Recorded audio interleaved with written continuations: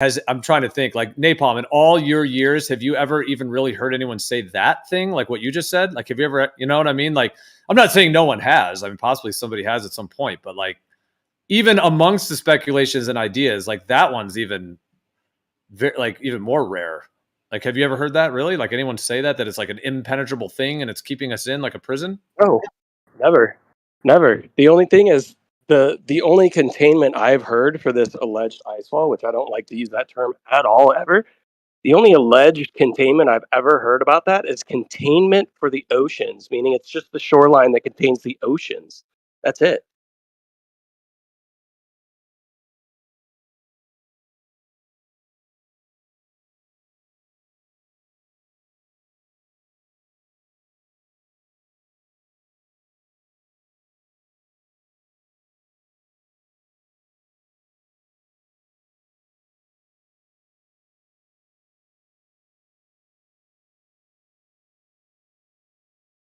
Yeah, I'm tentative if I should say this or not because I don't want to. I mean, he's not in the room, and I mean, I don't necessarily think this is talking poorly about him. It's kind of an observation, but it almost reminds me of somebody that has like a I'll just say a dislike for people's ideas, and they kind of like lump them all in together, almost like the way like a bigot will do, like racists and bigots do that. I'm not calling him those things. I'm not trying. I'm just saying that type of attitude where it's like all you guys just say this thing, and like in his mind, like we're all just that thing he said. Like we're not actually individual people with actual respect and different viewpoints and like honoring and respecting each of us for what we say. It's the opposite of that. It's more of a thing of like, oh, you all think this, and that's tends to be what bigoted approaches, or when people have hate or negativity or condescension for people that either think differently or have a different skin color, things like that. I'm not calling them those things, but hope I worded that in a way that kind of elucidates what I was saying. It's just sort of this blanket thing where you're not really respecting each individual person. You're just trying to kind of do a blanket ridicule based upon what you somehow have collected in your mind of something that, you know, you're picking out to do that with. Yeah, which is probably why he made such it's a stereotype fallacy. Oh man, yeah. Well, it's a good example, Gio. I mean, I pretty much agree with you, and that's the reason why I think he made that blanket straw man claim, because I think he looks down at people on the other side so much that he literally doesn't want to listen to anything that anybody has to say, because there's nothing that he could learn from anybody in this conversation. So he just automatically keeps and retains these ridiculous ideas about the things that we say and believe, because he doesn't listen to anything that we actually say. Has he really been coming here for like 7 years doing this thing? Like, I don't get that psychology. Yeah, it's a fallacy attempt. He said we have not the courage to assume an hypothetical claim, but at last we have the courage to say the Earth is flat, you know? So it's pathetic argumentation.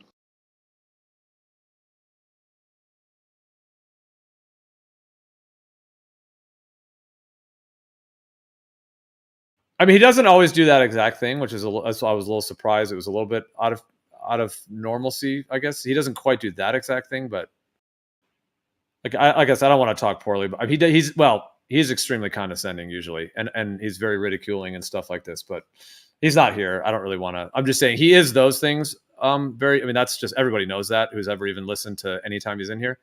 And you just search his name in the text chat, you'll see what he texts too. So that stuff's normal, but what he just did this time was different a bit. Like that was a little more egregious, or something that was kind of a different tact for him, I guess. Or at least a little bit more. Oh, good. I'm glad I missed it. Yeah, that was intense. Who was it real quick? Just who was it? That's all. Well, I came in partway through it. It sounded like J-Ace was trying to make this blanket statement that he tried saying that he named me and Witsit. And then he said all these other people too had made this claim that there's an ice wall and it's impenetrable. And that's, you know, proof that we can't get past the ice wall or something like that. And then he was trying to say that we all make this claim. And then everyone was like, no, like we're, you know, it's not the case. Like, yeah, maybe we speculated different ideas. And people were saying that, that myself and Witsit had not said that. And then he was just doubling down and saying that we don't have the courage to back our claim because now he's pointed out that it's a ridiculous claim. So he was trying to do this whole tactic, like now he's high and mighty that he's pointing out the claim. And now that we're saying it's not the case, that we're just denying it because he just exposed that it's a ridiculous claim. Some kind of really twisted. Wow. What I heard. Well, Yeah. This is why you're on the server, because you can keep all that shit together in your head. There's no way I could have done that. But yeah, okay. Thanks for the update. Yeah, I get it. Oh, then Napalm nailed it, bro. Like I am very fascinated with psychology as a whole, with not even individuals, but like they have to create this caricature of flat earthers. Can you guys hear me? Yes. What? Yeah. Yeah, we hear you over talking with it. Specifically said that Hold on. Just go ahead, Witsit. I muted him. He's all delayed. Go ahead. So they have to kind of create this caricature of flat earthers in their mind so they can remain in the mindset that it's just ridiculous. So I try not to hold it against them personally, honestly. It's kind of like a cognitive thing. Yep. I hear you, man. It's like the fish out of water, and struggling. It's like, well, I could either cook you and eat you, or I could help you back in the water. So You're saying like a purpose. That's interesting. You're saying like a purposeful straw man. Now I'm not necessarily even referring to Jace. We're off of Jace. We're just talking about in general. You're saying that some individuals might come up with a purposeful straw man. Maybe it is something they heard someone say. Maybe not. Maybe there's some flat earth society claim, whatever it is, that they then, as part of like a cognitive dissonance process, that they hold that as a thing in their mind to convince them it's ridiculous, to convince themselves or something to that effect. Is that kind of... Yeah. It's like and I'm not even going to say that it's actually particularly intentional. Like I said, I think it's actually cognitive. So, like, if you think about it, okay, let's use religion as an example. So, like, a lot of people got beef with the scriptures, right? So it's really easy to group all people that believe in the Bible under, like, the Catholic umbrella, right? Because Catholicism has been responsible for such egregious things. They make such ridiculous claims, and they claim you're literally eating flesh and blood and when you're doing a communion, all this weirdo stuff, right? If you can just say that everyone that believes in the Bible, if you can just go against the Catholic Church as a method to discredit anyone that believes in the Bible, it's much easier to attack their position that way. So, like, if in your mind the Bible is just stupid and it's been used for control and all this stuff, and that is true, it has been used for control and murder and stuff, right? You just keep the Catholic umbrella. It may not even be particularly intentional or like malicious. I think that this happens in this conversation a lot. Like, basically, they hear other people kind of represent flat earthers, and they, for whatever reason, they take a non-flat earthers representation as more accurate than the actual flat earthers. And that's because when they received that information, they were in a receptive mindset. But when they're talking to flat earthers themselves, they're not in a receptive state of mind. So all that remains is that straw man version that allows them to truly believe that flat earth is ridiculous. I hope that was coherent. Oh, well said, dude. No, it's very well said. That was, yeah, absolutely. And it just reminds me of all the times we've heard, oh, you guys believe Antarctica doesn't exist, or you think there's an ice wall, or you think you'll fall off the edge. Yeah, exactly, dude. That's very well said the way you said it. Maybe when they first looked into it or heard it, they were a bit receptive. It did trigger in their mind, whether it's real information, whether it's flat earth society, false information, whatever it is. But if it is an absurd claim or something they think is false, yeah, to then kind of put that on their mind. And then when they're in kind of a debate forum or when they're trolling or ridiculing or whatever, that is then the ammo. We've seen it a million times where some of these folks will just repeat that stuff over and over. I won't say the person's name, but there's someone with the Southern Stars where, just out of respect for them, I won't say their name, but I will, but they come in and they say, you guys believe the stars don't exist. You think the stars are fake. And they'll just keep doing it over and over. And it's like, it's wild because to even get into a conversation, you have to be like, okay, wait a minute. I didn't say the stars were fake. If someone else did, maybe they did. I don't know, but you know what I mean? So yeah, just those like egregious straw mans that are just used in repeated cycle. But it's interesting the way you said it. Like, could that actually be part of a cognitive dissonance process? And I'm not saying that to criticize anyone, because it's cognitive dissonance is a real thing when someone has a different viewpoint than yours. So yeah, could that be almost like the way that their mind is sort of sorting it or in some way categorizing it to then use it as ammo in a sense, and maybe even trying to convince themselves that it's ridiculous so that they don't think there's more validity, then they won't listen to the actual points you're saying, because they have to be convinced that they think that these people they're talking to think Australia doesn't exist or whatever. So yeah. And then it doesn't help that there's a decent amount of fence sitter, flip flopper, actor types that just want to come in and play both sides and then make ridiculous claims as if they're on one specific side, so that people think that we are making some of these ridiculous claims, right? Just go in and throw out just random ridiculous things, and then eventually, 2 years down the road, they're like, I've gone away from flat Earth and now I'm a baller, right? I've gone back, right? And there's so many of these characters around also that just muddy the waters as well. So that doesn't help with their cognitive. I said, think about this. Think about, say, MC Tune's doing a stream, right? You got a few hundred people in there. Now, I actually don't encourage you to do this, but I've done it before. Like, just read the chat, bro. Okay? And that's when that's when those people are receptive to the flat Earth subject. They're engaged. They're directly engaged. And that is the summation of flat Earth for them.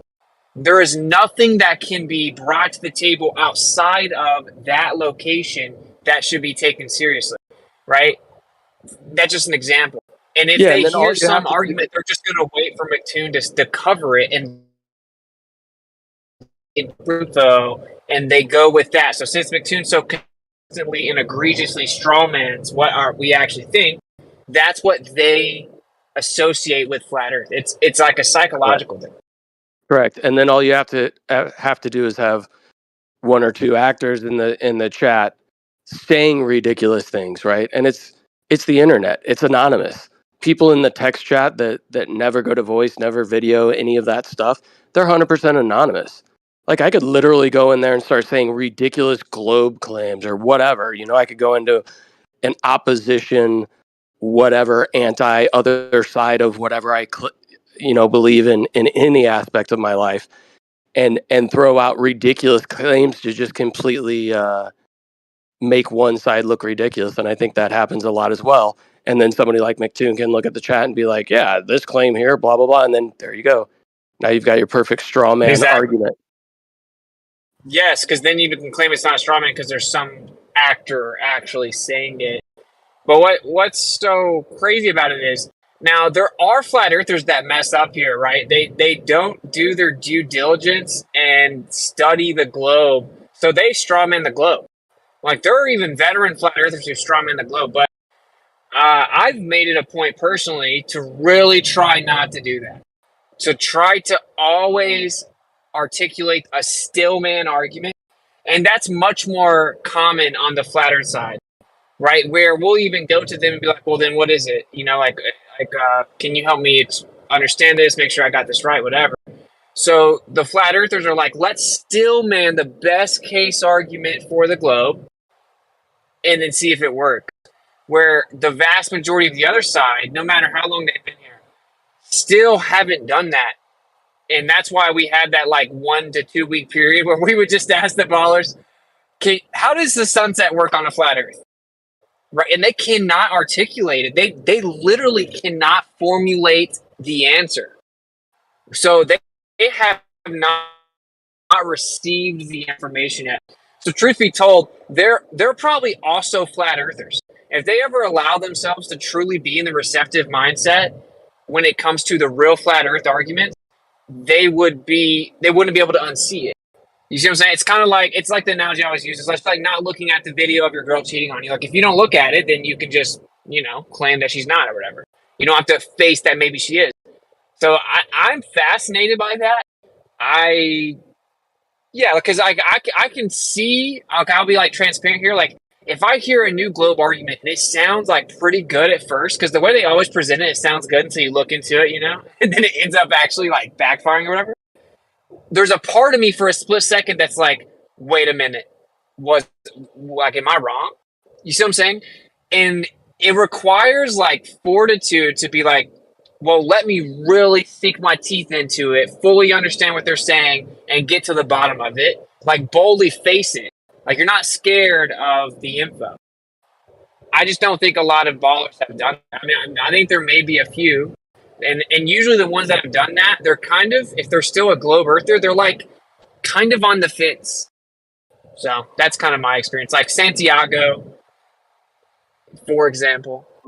I become a flat earther by trying to debunk flat earth. So, well, that's what we all did, brother.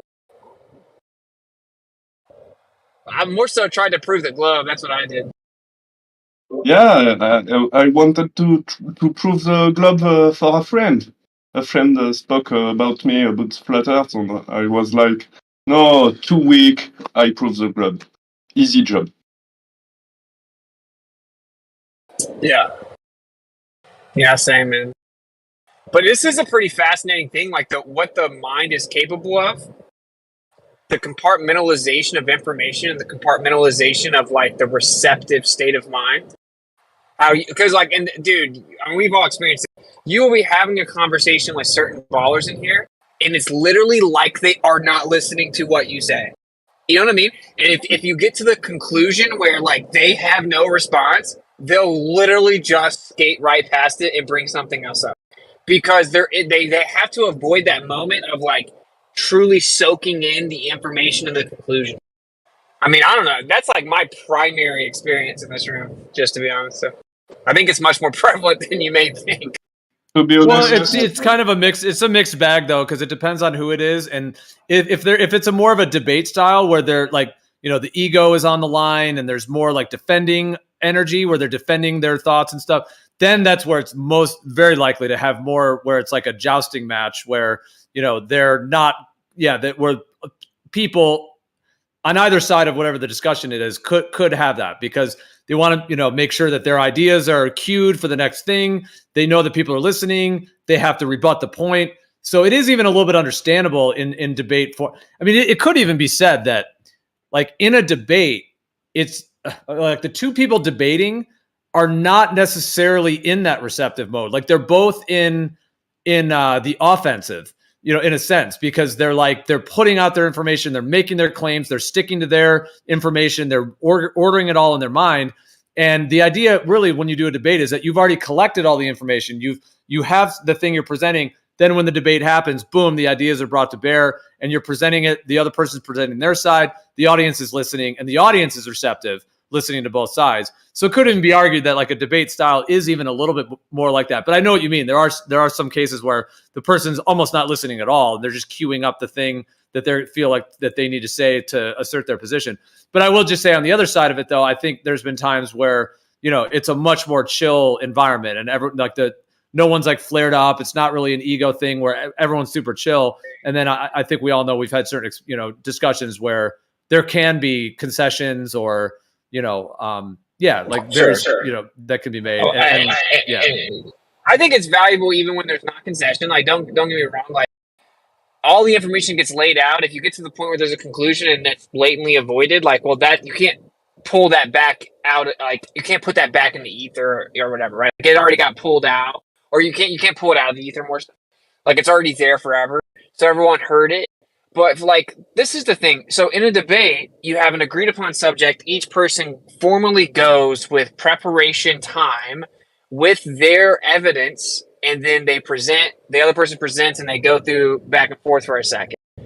In this room, when it's in quote unquote debate mode, the vast majority of the time, it's someone is bringing up a subject to someone else that is not particularly familiar with it. And then they talk through it. That's the vast majority of the quote unquote debates in here, is bringing up a subject that some people aren't particularly familiar with. That happens probably 70% of the time, I think. And in that scenario, although it's a debate in the sense that one person is defending one idea and the other person is defending the other, if it gets to the point where the logical connections have been made and the point's been laid out, and it's like it's your turn to respond to the other person, intellectual honesty demands that you respond. Like, honestly, even in a formal debate, imagine if I went to like a formal debate. Like, I have a few that are in the works of getting set up right now, and we go back and forth, and then we have our presentation, then they make their argument, and so we're going back and forth, and then he makes like he lays out a logical postulation, and then I'm supposed to respond, and I just blatantly ignored it. You know, like I would never hear the end of it if I did that. But it's for some reason on the globe side, it's permitted. Like you get an endless amount of like just blatantly ignore the point. And I guess my point with that is just that's kind of evidence for the fact that there's something going on psychologically when they start to kind of feel that the conclusion refutes their position, so they just avoid it.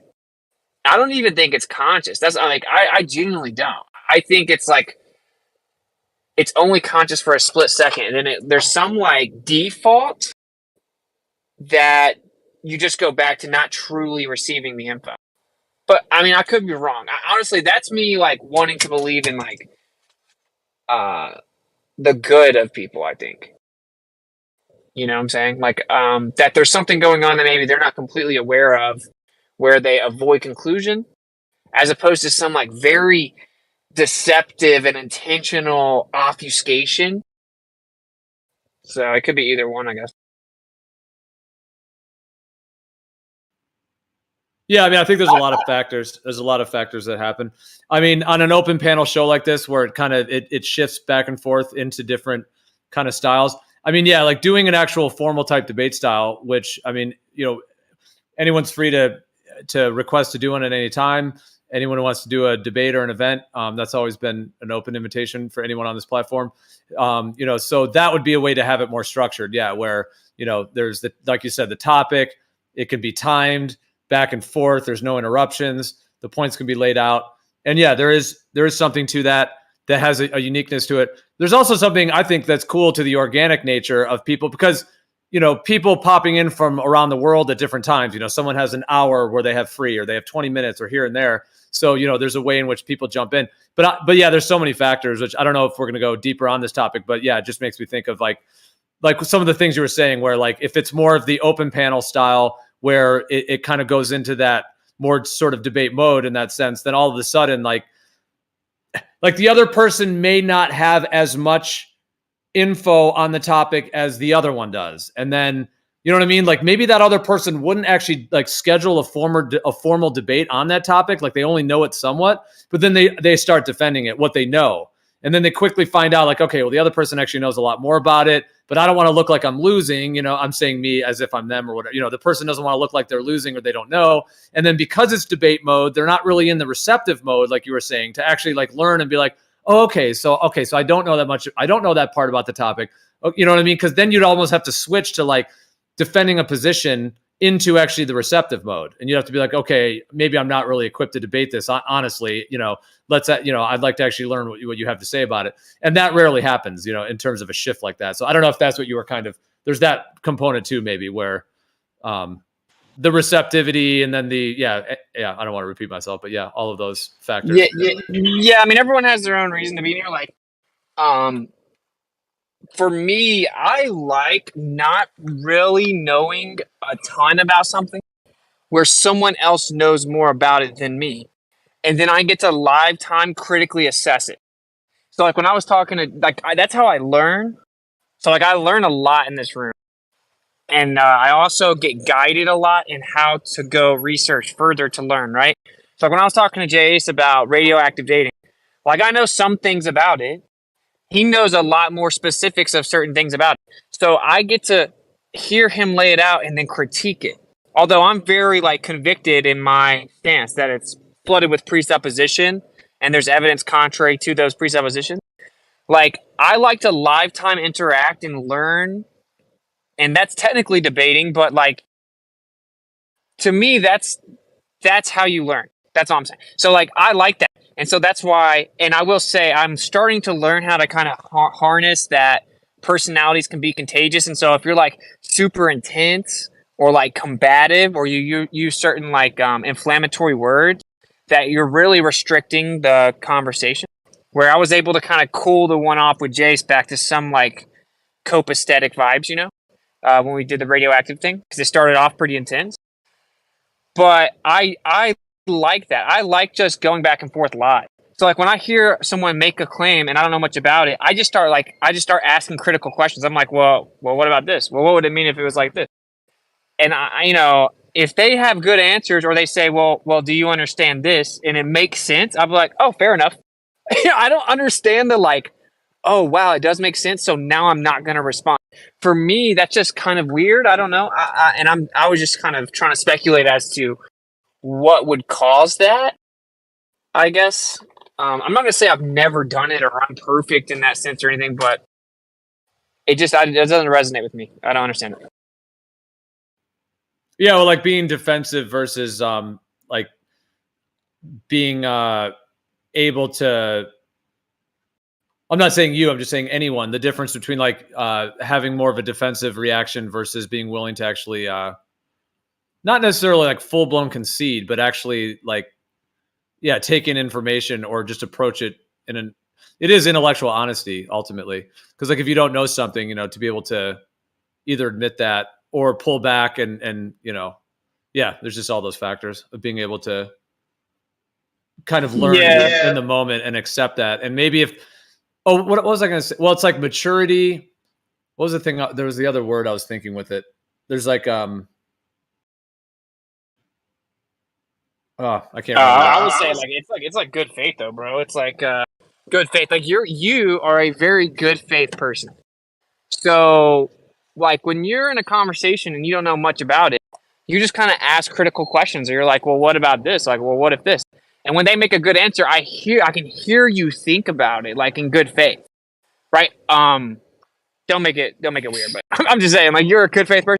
So like if a flat earther is straw manning what a glober said, you'll be like, well, that's not really what he's saying, or you'll jump in and say, yeah, I mean, to be fair, that does make sense from the globe perspective, right? That's good faith. I think that's what it is, but I don't want to actually I don't want to toss the accusation of intentional bad faith on like majority of these people, honestly, because the vast majority of people do blatantly ignore the conclusions. So I'm thinking that there's just something else there, right? I'm thinking that for you, you're very content in what you think about the Earth. It's a realm, it's a plane, and you're not really scared of any information. I think that a lot of ballers cannot truly say the same. So we end up we experience conclusions differently. I'm trying to assume good faith on behalf of everyone as the default there, where there's something psychological to. Yeah, and I think we nailed it earlier. It's somewhere I'm being redundant. Like we nailed it earlier, just like with the Catholic analogy. It's like it's easier to hold your position against an idea if you keep the caricature of the idea. Therefore, you never receive the true position. You know, so that's pretty. I think we nailed it psychologically. I mean, the other one is kind of ugly and bad faith, and who knows. They are afraid. My wife just cried when she realized space is fake. She cried like a child. She was afraid of this truth.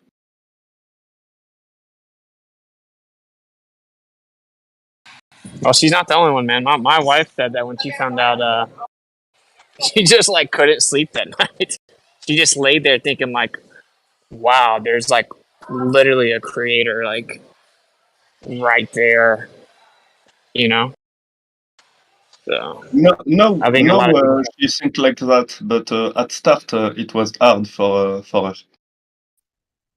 Hello. Yeah, because it's like a massive lie. I mean, it's like sad actually. Hello, Richard. Hello. How do you explain non-magnetic compasses? How do I explain them? Yeah. What do I need to explain? How do they work on a flat Earth? Well, This how do dude's they not work on a platter? this dude's generally terrible and not worth engagement. Yeah, I don't know if we're just. I mean, it's a little bit of a bait that he's throwing out, but maybe he just wanted to debate that topic or whatever. But Oh, I'm good. I'm going to score anyway. If you want to lay out some argument for everyone to hear about why they don't work on a flat Earth, I'm sure everyone would be cool with that. We were kind of talking about like psychology, but whatever. Oh, sorry, I just popped in. I was just thinking about 15 degrees per hour. Hey, Gyro compass. You just walk around thinking about that. Gyro hey, compass. Yeah, I got each their own. globes on my Hey, mind, man. Before we go past the psychology aspect, I wanted to mention that, in my opinion, it's truly some kind of awakening. If you have a spiritual experience to where it interrupts you, you say, because your honest reaction to it is, "Wow, what if I've been lied to?" Right? That's the honest reaction, and then yeah, it might keep you up nights. You might cry. You might, anyway, I won't tell you all the things that I thought about and went through in my mind. Like, mostly it was, holy fuck, I got to tell everyone, everyone's getting lied to. Oh my God. But that's neither here nor there. My point I'm trying to make is that if it's genuine, it affects you genuinely. You don't just start mocking it and say, oh, it couldn't be true. Stupid flag. Science deniers. They think they know the method.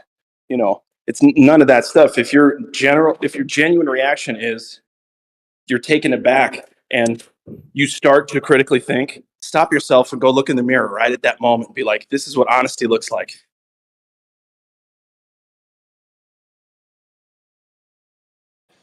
Yeah, well, I've never. I mean, everyone's different. I mean, everyone's. I could never, for years, be involved with the convo if I truly believed it to be ridiculous. But everyone's different, I guess. Well, it makes me think of, like, we were talking about cognitive dissonance, which is pretty interesting, like how that plays out, where somebody has a particular belief or a feeling or an idea, whatever it may be, on something related to their life, and it could stretch out into multiple areas. And then once they hear something that goes against that, there's like an imbalance in their mind, and there's like this often like a discomfort that arises that is then activated by the fact that what they currently think is clashing with this new information that is being said to them. And then all of the components that come from that, and like the justifications and dealing with the stress of that, rationalization, and possibly even like tactics, or even like interrupting, or some of the things that people may do in relation to that, and how the ego is linked in that as well. But I wanted to see what you guys think on this, though. Often cognitive dissonance, people use it like, oh, you're in cognitive dissonance, you got to wake up out of it, kind of thing. But what about the idea, like, what do you guys think about, is cognitive dissonance, like, is it always conscious or unconscious? Meaning, if, like the idea of an unconscious response where, is this a good, like, if you like walk up behind someone and like scare them and they're like, whoa, and they kind of, almost like that, where it's like just an unconscious reaction.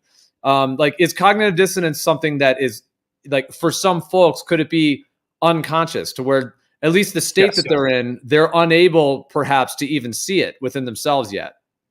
I think so. I think it can be both. Yeah. Because how we define cognitive dissonance, right? When you receive evidence contrary to your current belief, or when your mind is attempting to hold two contradictory beliefs simultaneously. And I think that it can come in all forms, right? Like, it can be conscious, unconscious, whatever. Well, I'm saying, the one we were saying earlier, could one of those be unconscious to the point to where somebody is kind of curious about, like, flat Earth, as it were, they look into it, they search that term, they look into that, they maybe see somewhere that someone says, like I said, the one before, like, oh, flat Earthers say Australia doesn't exist, or one of these just absurd things, or, falling off the edge, or, even like a blanket claim like gravity doesn't exist. Well, of course, I mean, gravity means weightedness. So yes, that exists. Weight exists. It's the theories of gravity and what causes that are obviously in contention. But I'm just saying, some of these things, like, could someone, be in an unconscious state to where They actually are interested in it, but the idea of flat Earth is so contradictory to what their whole globe belief that they're going to have that cognitive dissonance. And then is, like the one you said earlier, like that one where could they be like unconsciously, attaching to one idea that they heard that is absurd. And instead of actually asking other people, like, do you really think this? Or, okay, you don't think that. Okay, then what do you think? Like, instead of that, just like the cognitive dissonance process, like they're almost just unconsciously stuck in it and then just go on the internet trolling, like, you think this, over and over to people, which is kind of what almost happened earlier, which is surprising the individual that happened with, because he's been in this for years. But I'm just saying, like, could that be unconscious to that level? And on the other side of it, we might be thinking, like, why is this person doing this tactic purposefully? But now they might be doing it purposely, but in some of those cases, could that actually just be their cognitive dissonance that they're unconscious of? And it's almost like a tic, or like having Tourette's or something. It's like to that level where it's just like a reaction that is almost of unconscious. Like they may not even have the emotional capacity to, I don't think anyone's completely out of control of themselves. That's a whole nother philosophy too. Like whether someone is totally unconscious or not, but that gets into, like you were saying, the psychology of it and how that actually comes through, like that reactive quality, versus actually understanding or unraveling what's causing that uncomfortable psychological state. I think we make conscious decisions to invoke defense mechanisms that then can alter us into an unconscious state. Like in defense, like fight or flight, like as a defense mechanism, you can switch over where you've consciously clicked so that you can defend yourself. And now you're compartmentalizing and you're not consciously taking certain things in. Right. And I think that's kind of what it is for them. It's a defense mechanism. The idea of flat Earth alone scares them. But that's just hey, Witsit, I know I've introduced you to Model Builder, who's in here.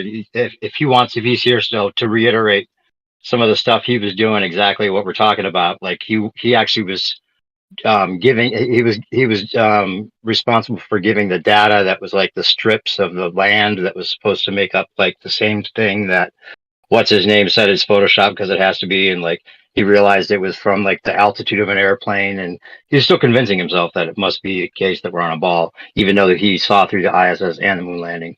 Model Builder, I don't know if you want to reiterate any of that yourself, but yeah, but we could switch. The psychological stuff is very interesting, but yeah, we've been on it for a minute, so we could switch.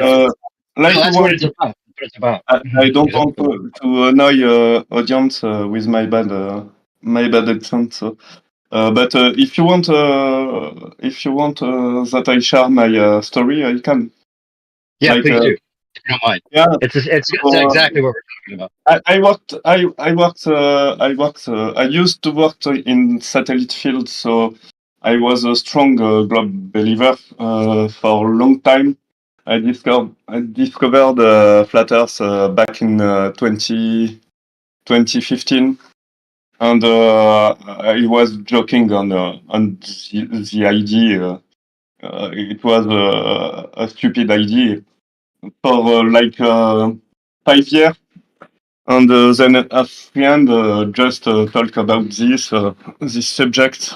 So like I said, I just wanted to prove him the globes. But back to the Cogdis, I was like, I knew that we don't send people to the moon. I knew that the ISS was a scam back in the day, but I was making up excuses. Like it's just because we can go in space. In fact, maybe 0G is not suitable for human, And what keeping me on the globe? It was a GPS satellite, and it was a Sagnac effect that just free me the satellite idea. In fact. I don't know if it was clear. I am little sleepy. It was good. But what was keeping you on wasn't the Sagnac. What actually made you realize it wasn't true was the Sagnac, right? It was the opposite kind. Exactly. Yeah. It's what because GPS and Doppler effect was a strong Dunning-Kruger effect on me. Has anybody here laid at the beach on their back and then watched the sunset at the beach from their back? Didn't you also compile a bunch of like GPS data of your own volition into your own compilation to determine that the speeds that they tell them are flying are actually different from the Yeah, south? exactly. Man. On the long flight path, like I shown yesterday, I think. I don't remember. There is a huge disparity between the speed given by Flight Radar 24 and the speed I compute by the GPS dot on time of reception. So it's like there is plane that is shown to be at like 9,000 kilometer hours. And when I compute the speed, it's like 900 kilometer hours, and when I compute speed, it's like 1,300 kilometers. I will write the numbers because maybe you misunderstand me.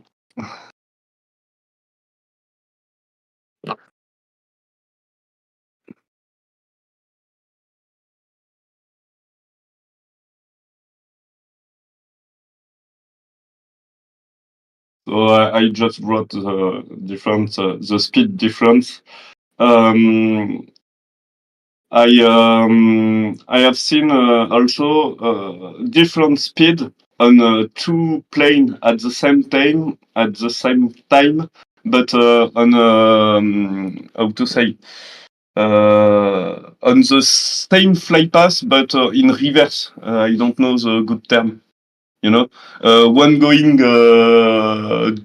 due west was like 200 kilometers speeder than the other in the direction east. That's quite a discrepancy, man. So they're literally lying about 200 to 300 miles per hour. It looks like, right? Yeah, it's a huge disparity. It's like in the northern hemisphere, I never have those disparity. And as we go south on huge flight paths, I will have some disparity. Little, like 100 kilometers. But on those long south flight paths, there is huge disparity. Only on those flight paths. Those famous flat Earth debunker flight paths. So I think that's awesome. Have you since found out that GPS actually debunks the globe? Yeah. For me, it debunks the globe a lot. I cannot. It's just my interpretation from the data for now, because I need to be to have a stronger filtering and so on to be sure I am not misled by maybe an error I have done. I have checked this a lot of time, but I want to be sure before making any claim about that, because I am not a glober. You know. I hear you, bro. GPS debunks the globe in lots of ways. Yeah, exactly. I have seen the presentation done by Alan, and he gave me a personal presentation too. So it was a huge work, beautiful work. Yeah. Nice.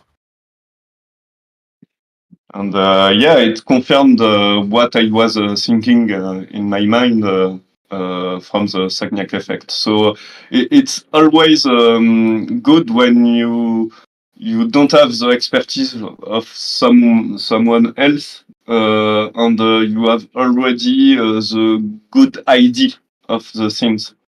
You know.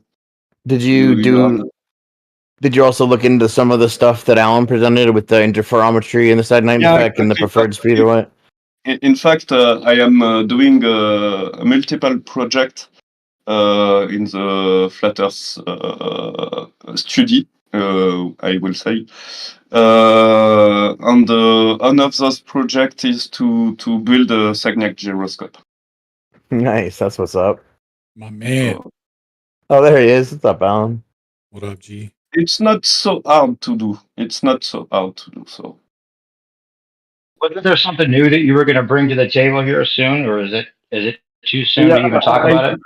I did not have the time to do my summary of the subject. You speak about the damage control from NASA.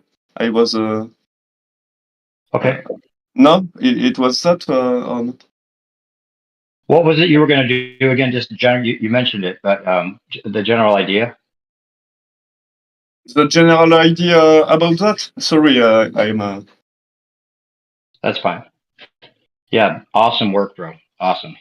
Yeah, if you want to speak about this damage control, I don't want because, I really don't want having my proof memory hold from internet. So I want to have everything archived before speaking about that. Okay, no problem. If it was after, I can speak about maybe the diamond pattern I have shared yesterday, but I have not new information about that. So Gotcha. He's saying that he's got something regarding like NASA damage control, but prior to him speaking about it, he wants to thoroughly research and get all the evidence.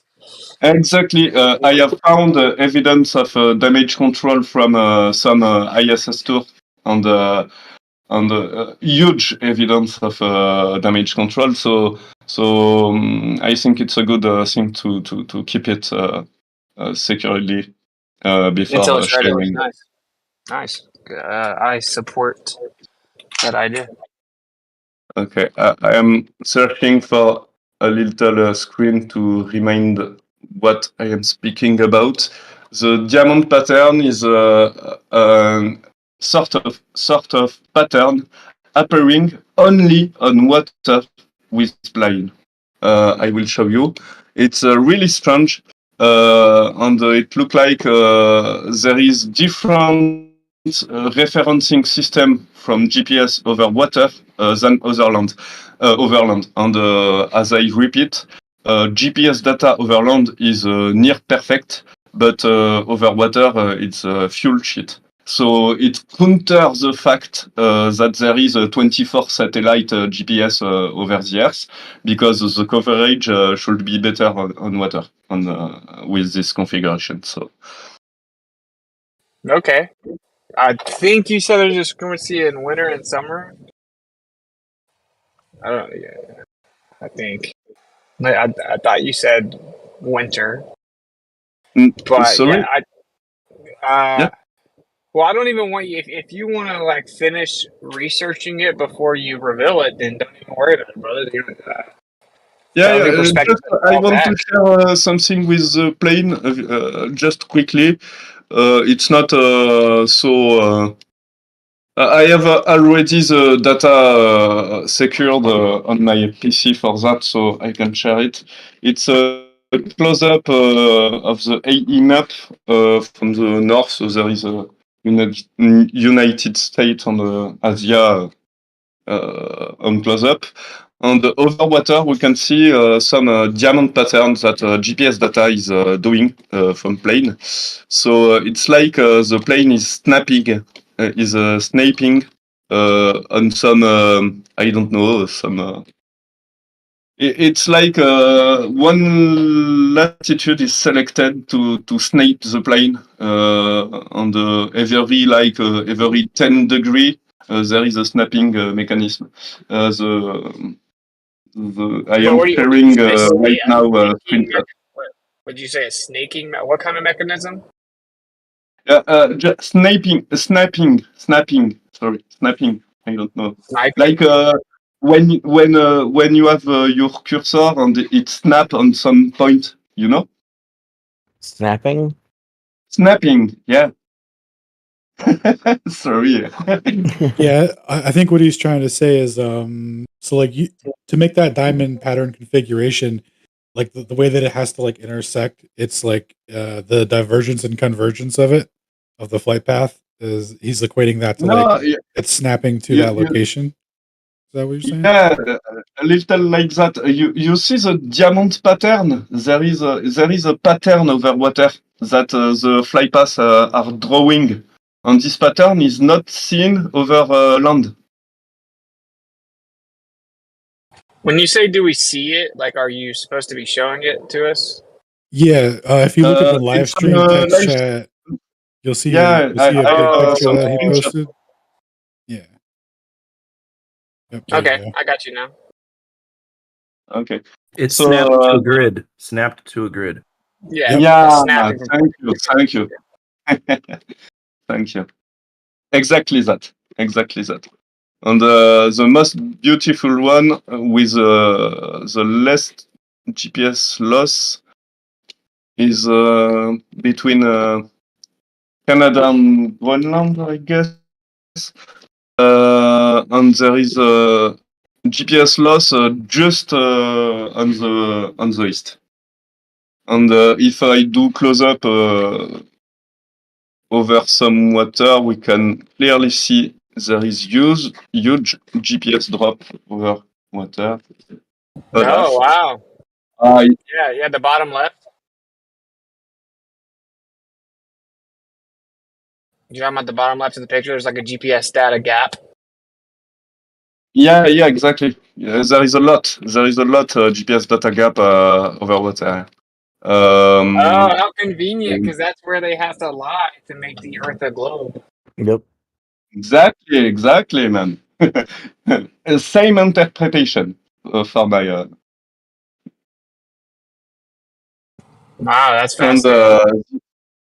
the overall map, just for you to know, the original map is like 38K resolution, so I cannot share it at huge scale on Discord, only on 3% ratio. So see that gap over the North Pole, and not only. On the top of the map, there is a lot of loss. I don't know how to call top of map on AE map.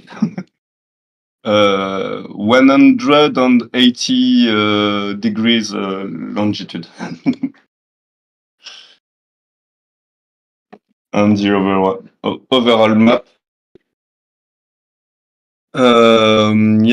What I can share. Another things. I don't know. I think I have done a lot of. I don't know if I forgot something. If you have any question, don't hesitate.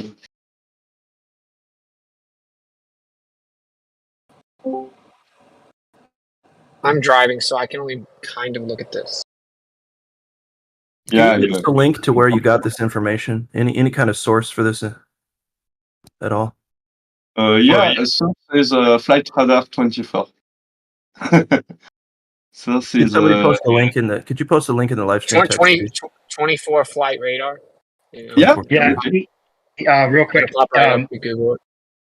For people that don't know, he was able to download like 5 million flight data GPS ping points, and then they cut off access to him and anyone else after he was doing it for like a couple weeks. Wow. And not only that, I have not checked if the data is up again, but apparently, when I have checked, it was true. I don't know if it's always true, but the south flight path that debunk the flat Earth, we have not access to speed anymore.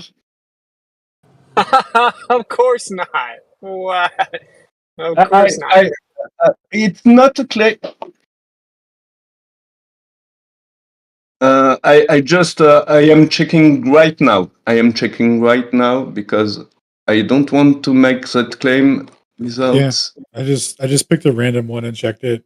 True airspeed not available in the south. Of course it's not. That's, Though. Of course. yeah, that's exactly what happened on Globebusters on one of the episodes where you guys subscribe to what is it, Flight Plan or Flight Aware or whatever, that app, and it says if you Yeah, we subscribe literally to us, paid for like a super yeah, high subscription. yep, Yeah, we'll give you all the I have data, and then they no, don't no. do it. Like, I need to back up this claim because I have found one, and I know it's one of those flights, and I have the ground speed available, but I don't have the true airspeed, and I don't have. I have only the ground speed. yeah, And well, the ground speed just going to be based on the globe model, though, right? Like, yeah, so it's they're just going to take the assumed distance, and they're just exactly. going to tell you what the ground speed was over a certain amount of time. Exactly, but this is why my comparison with GPS data is interesting, because there should be no disparity between the ground speed and my computation of GPS data, because Yeah, that's true. it should be the same. There is something strange. There is the ground speed and the true airspeed. It's not strange. The true airspeed is the speed relative to the wind, if there is wind or not. But the true airspeed should how to say? Sorry, I am finding my word. It's normal to have disparity with the true airspeed, but not with the ground speed. And the data I have is ground speed. So Okay, so are you saying that the GPS data there's a discrepancy between the GPS data and the ground speed data that yeah, 24/7 gives you? All right. And so when you did the math, you got 200 to 300 mile per hour difference. Wow.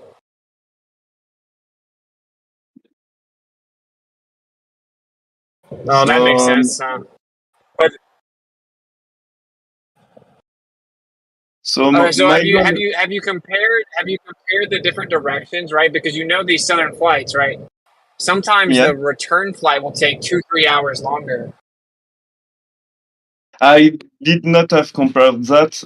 I have only harvested 44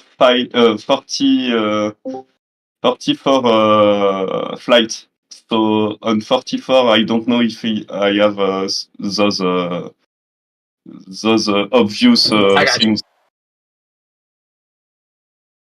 What is interesting with it is like on 5 million flight pass, I have only 44 flight pass for those South flight pass. Yeah. Oh man. So just to clarify, you're saying you can't still pull the data now? Yeah, I don't understand. You asking me Are you saying the that you can no longer? Are you saying you can no longer pull the data? Yeah, but it's not really a problem because I can use a VPN and so on. So I just does not have taken the time to do that. I need just to change my IP. In fact, my IP is banned. Wait. So only you can't download the data? Is that what you're saying? No, only me. I cannot download the data, but for a moment, there is ground speed not available to on-flight radar. But this is not the case anymore. So it's not a true thing. So yeah, but nobody has access anymore. I think he said. Yeah, but it's not true. No, it's not true. It was the case like 1 week ago or something like that. But now we have access to the ground speed data. So, like, I use VPN. I wonder if they doctored it, dude.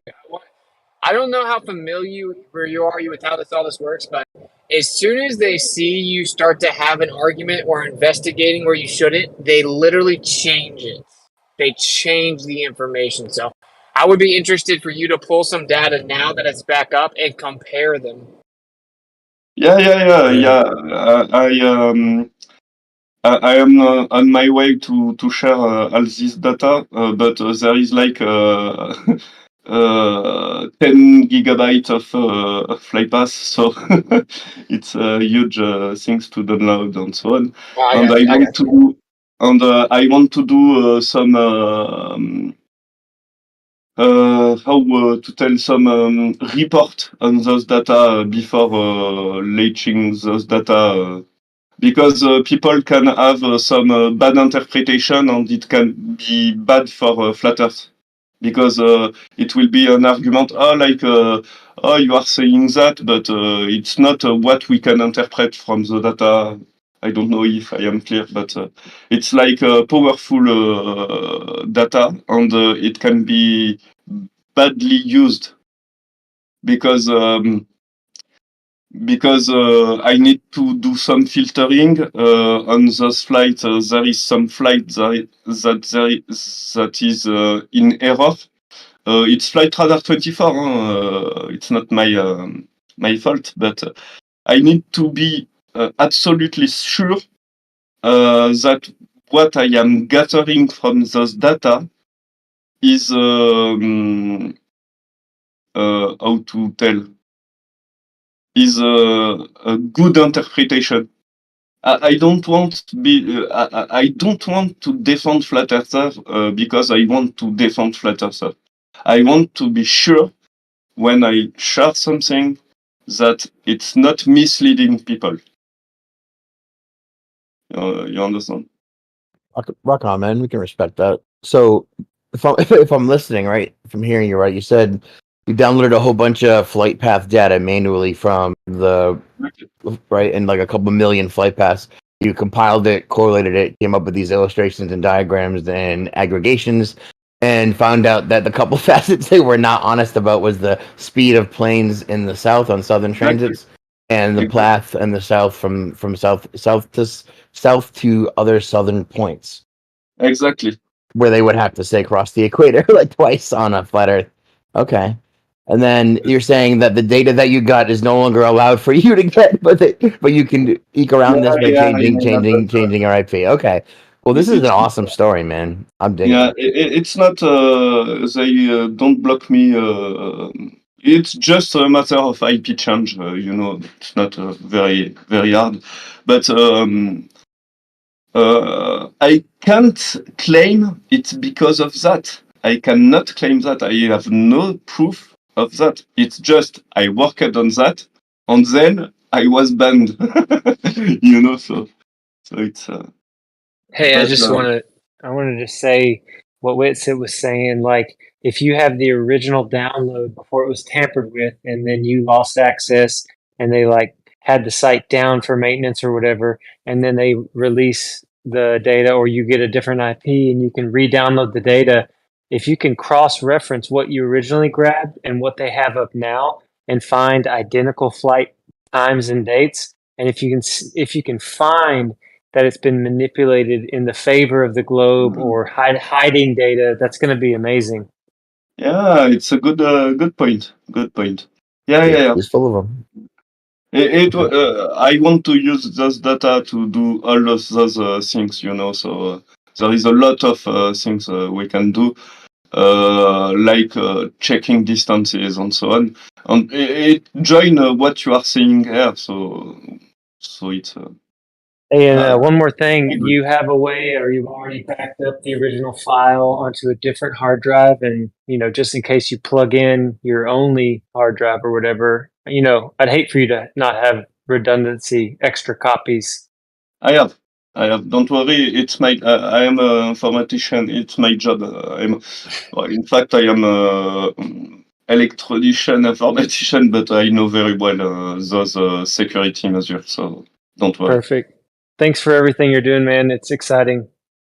Yeah, I have done I have learned this software to debunk flat Earth. Oh my Nice. god. That's how it Oh goes. my god. It's hard.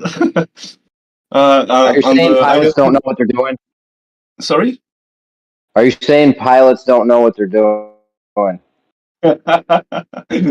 It's a joke from yesterday, no? What?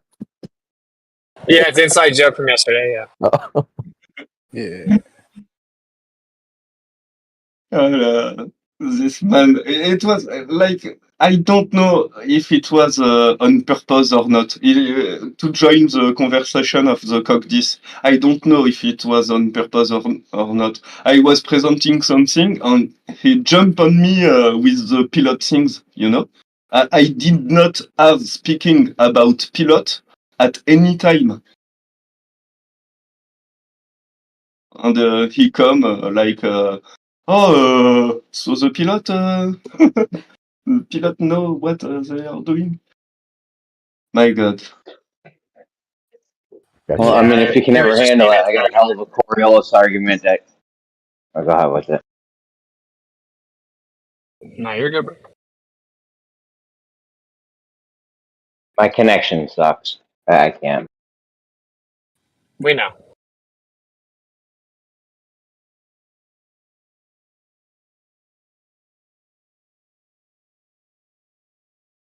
Brother, go ahead. Go ahead. Say, you got it.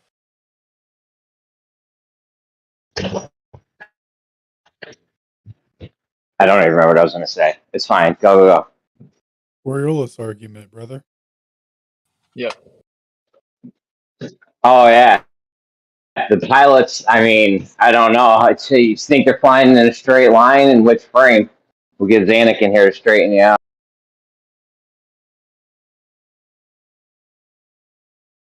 Well, my thoughts are if they're looking at instruments and they're looking at data and points, on the computer screen or whatever they're trained to do, This is what they do. if the deception is blended into their profession and they don't know that they're being tricked by the numbers that they're seeing, it would be just like the NASA, astronauts that they don't know if it's a simulation or real, and they're like, "Hey, you did it! You went to the moon," and they're like, "What?" Or the people watching. So they could be duped and be like, no, the numbers look straight up. But if they had a different way of measuring speed or direction or angles, then they could nail them. But nobody in the profession is going to be like, well, why would I hunt this hard at this? Because it's a globe. Like if they're deceived, like we're talking about that cog disc, it's such a tricky, funny thing that we're in. Yeah, I don't know if New Perspective can share it with you because it will be better for your here to. But I have a little story with a pilot.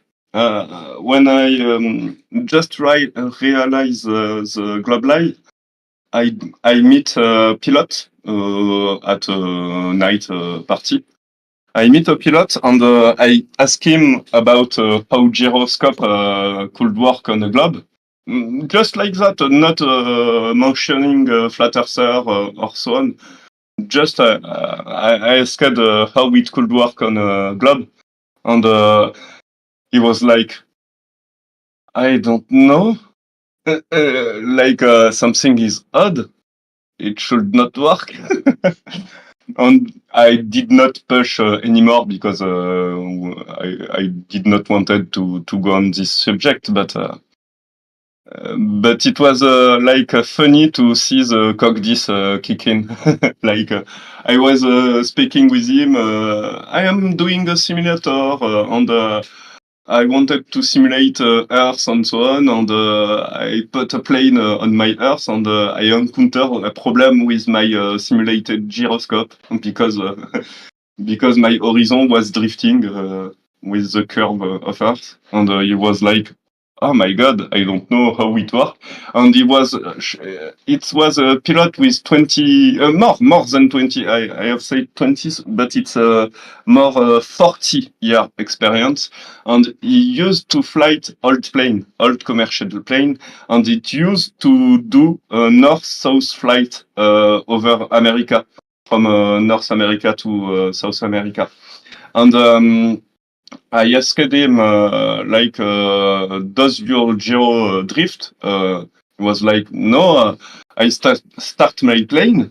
I wait a little that the motor is full throttle or correct throttle or whatever. I start my gyro. I wait that the turning mass is full speed, and I reset my horizon. And after that, I don't touch anything, and the horizon is perfectly level among the full flight.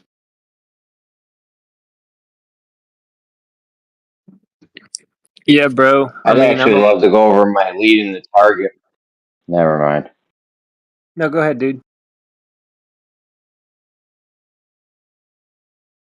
I don't know. I wasn't going to respond to that. So if you were, go ahead. I mean, I couldn't. Oh, all Go ahead. I was gonna say on it was, I'm newer to the game and I'm learning about all this stuff. But in my mind, when a gyro, and I don't want to get into all the different gyros, but in my mind, when a gyro is spun up at level at the airport or whatever before they take off, it's rigid or it's stuck. Like gravity doesn't affect it in my mind. And when the plane changes angles, it shows you exactly nose down, left, right when it banks. It shows you the difference that the plane is totally going to be wrong. experiencing. It's not in your mind. It's not in your mind. A gyro is rigidity in space.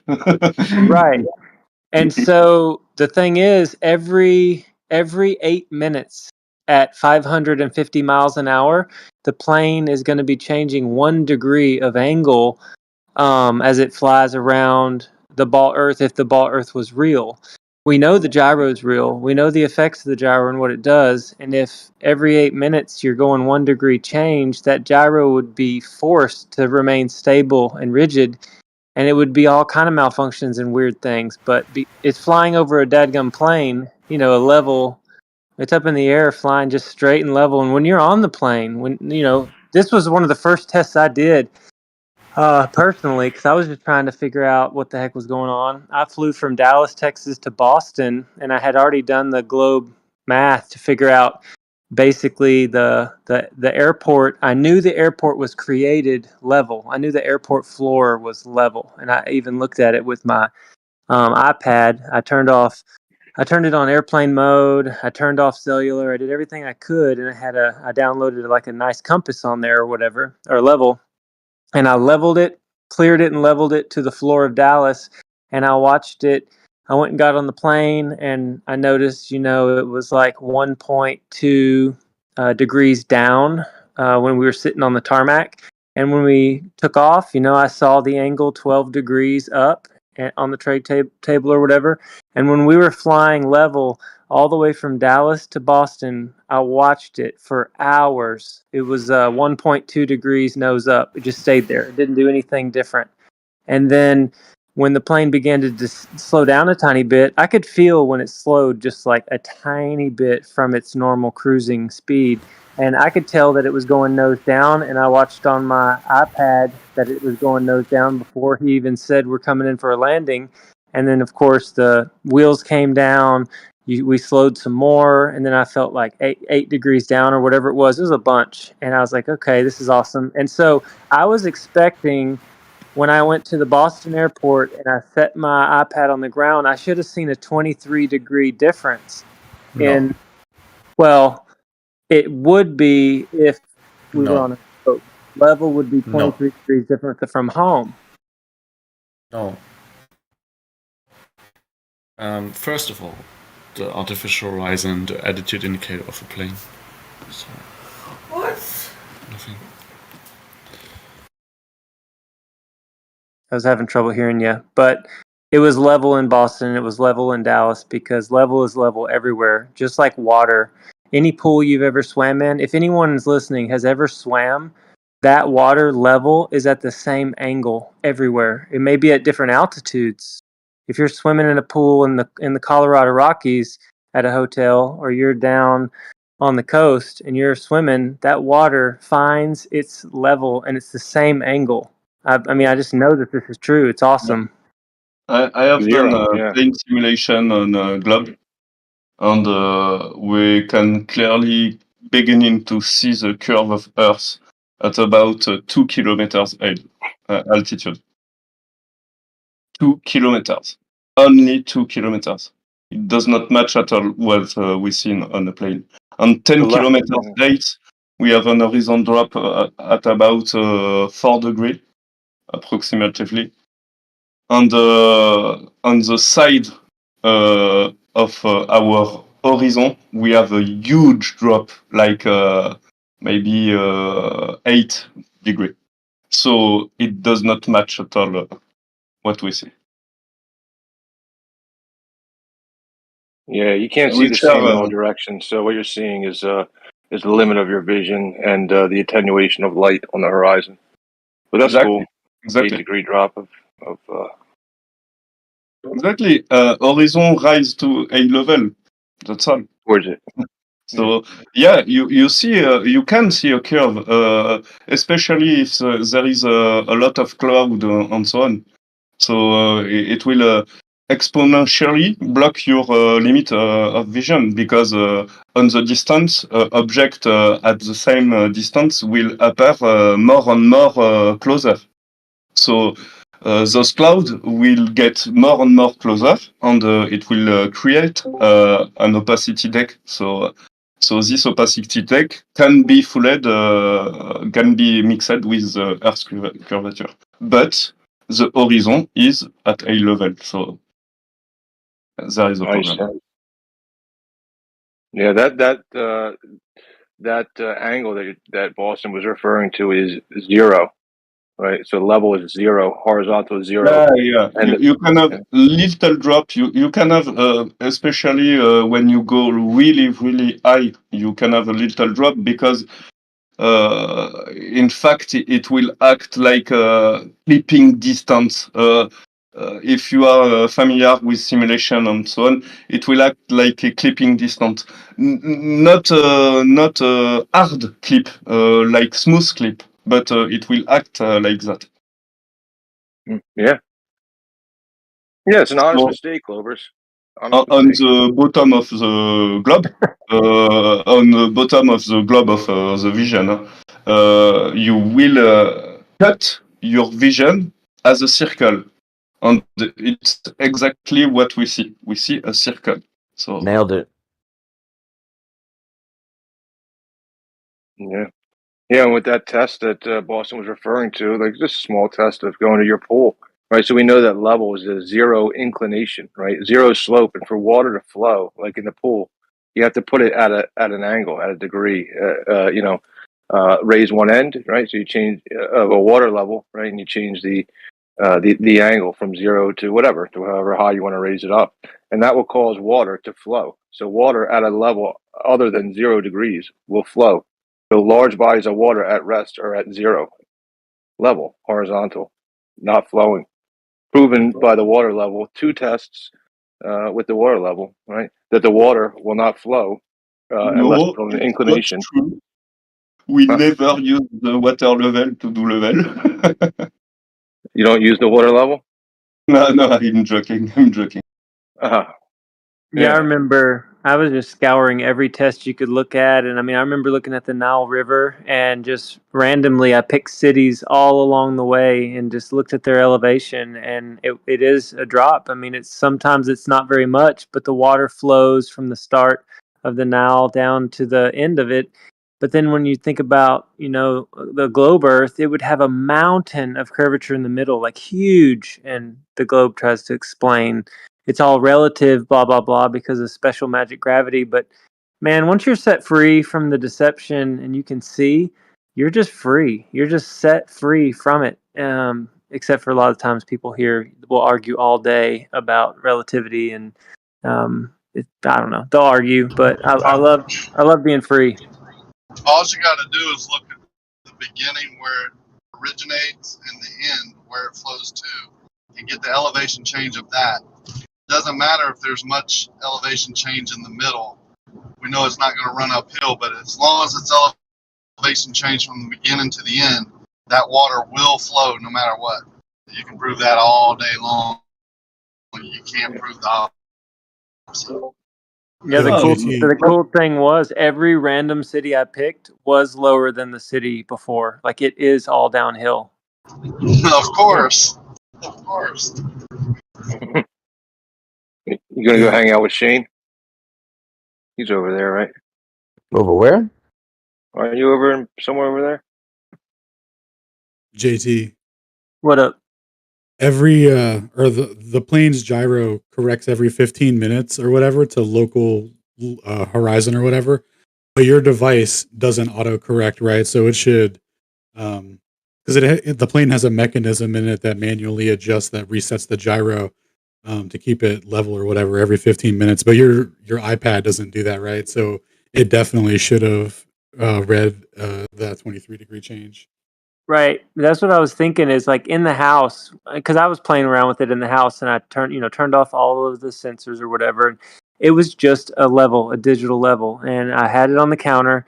And if I went to the wall and I wanted to hang a picture at a 45-degree angle, I definitely could. I just would have to do when you turn it anywhere around in your house, it says, hey, you're at different angle. This is totally, and just because I hopped in a plane and took a measurement, so one thing was I watched it the whole time I flew, you know what I mean? And then it just wasn't.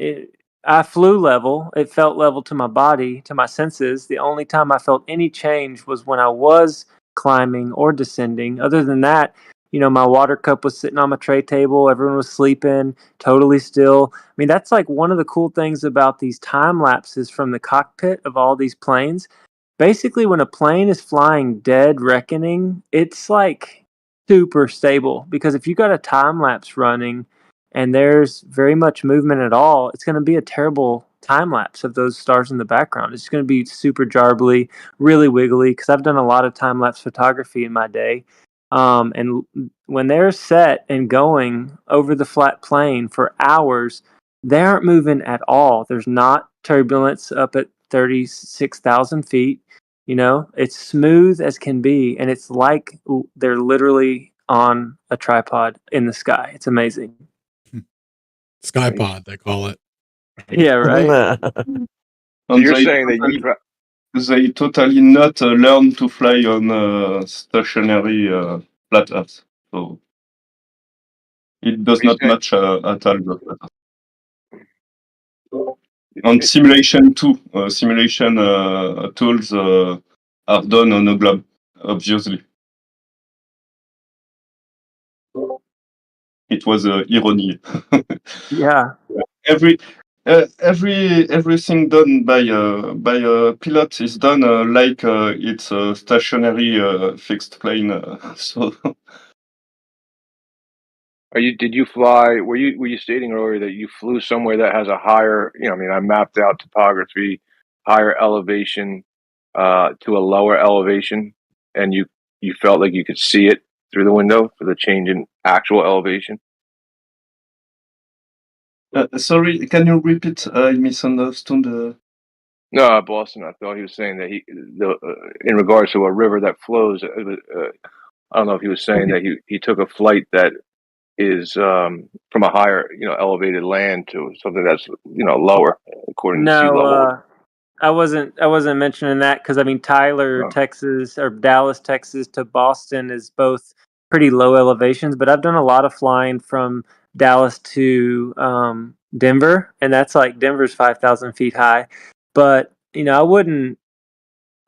think that a plane could shift from a lower elevation, like 1,000-foot elevation, up to 5,000 feet without really feeling it. They would just be smooth. Like I think they could set it, like the computer could just say, okay, we're going from here to here, keep it at the same height over the land or whatever. I don't know. You know what I'm saying? I don't think you could see it, but I don't think it's a problem to fly up to higher elevations.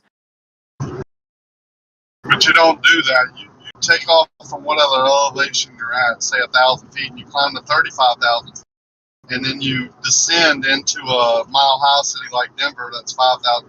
So you don't have to. You only go down, 30,000 feet. You're not going to be able to notice, the difference that you didn't go down all the way down to 1,000. But If you fly from Vail, Colorado down to Denver, you take off and you're basically descending the whole time. You understand what I'm saying? Like that, Yeah. those cities are way drastically different in elevation. So you take off from Denver and go to Vail, you're climbing the whole time. Then you level off and land in the mountain. I mean, you know, you can tell when elevation changes are happening. Yeah, thanks for lining that out. I kind of like my brain was getting scrambled, but yeah, when you climb to cruising altitude, it's way higher than the city you're going to be coming into, and then you descend Exactly. to whatever elevation that city is, and that's like, okay, we're coming in for a landing. That's awesome. That's why you have to adjust your altimeter. It's based on barometric pressure of whatever airport you're flying into and flew out of, and every airport in between, just in case you got to make an emergency landing. So you're constantly, when you're flying, adjusting the altimeter. So it'll tell you what altitude you're at in that particular area. And the reason they do it airport to airport is if you have to make an emergency landing, your altimeter is right. You're not 4 or 5 or 6 feet, 15 feet off or 6 inches off. You're right on whatever the barometric pressure is at that airport. Let me ask you this. Isn't it pretty automated? Like when they take off from Dallas and land in Denver, they know exactly the elevation that the landing strip is in Denver. And do the pilots do anything as they're coming into a landing, or is everything smooth as can be because they know? Yeah, They know the differences. all the modern passenger airlines are automated, but your Cessnas or your twin engines or whatever, you're as a pilot or a co-pilot, you're adjusting your altimeter. It actually has a stem that comes out of it that they'll tell you your altimeter should be set to this, and you have to adjust that, and it'll actually adjust your altitude either up or down based on the barometric pressure in that area. Actually, I don't know if it's pertinent because I misunderstood some word, but as I remember, pilot only flight straight with a 3-degree upward, like above troposphere or something like that.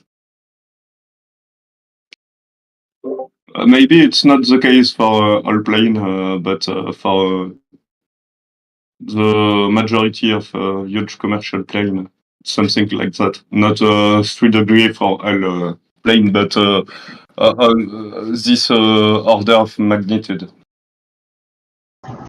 They never adjust. No, they're not adjusting for that. We never do.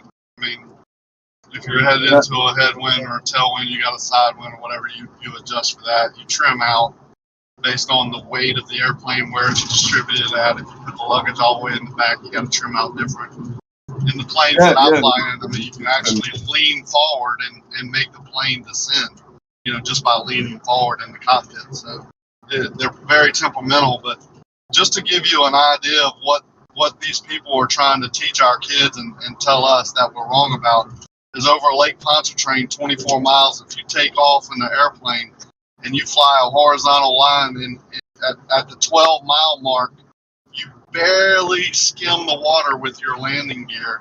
By the time you reach 12 miles, the 12-mile shoreline on the North Shore or whatever, if you took off from the south, you're going to be 100 feet above the shoreline. Now just think about that. There's a 90-foot hump at the 12-mile mark, and if you skim it and you keep flying straight and level, but in actuality, you'll have these Glover pilots tell you that you get into a pressurized pocket of air where it'll pull you around the curve. Now, I don't know about you, but if powered flight is overcoming gravity, is definitely overcoming any type of air pressure, that if you skim the water at the 12-mile mark, it's going to pull you down to the water to follow whatever curve they've come up with, which in that case is 90 feet. It's craziness.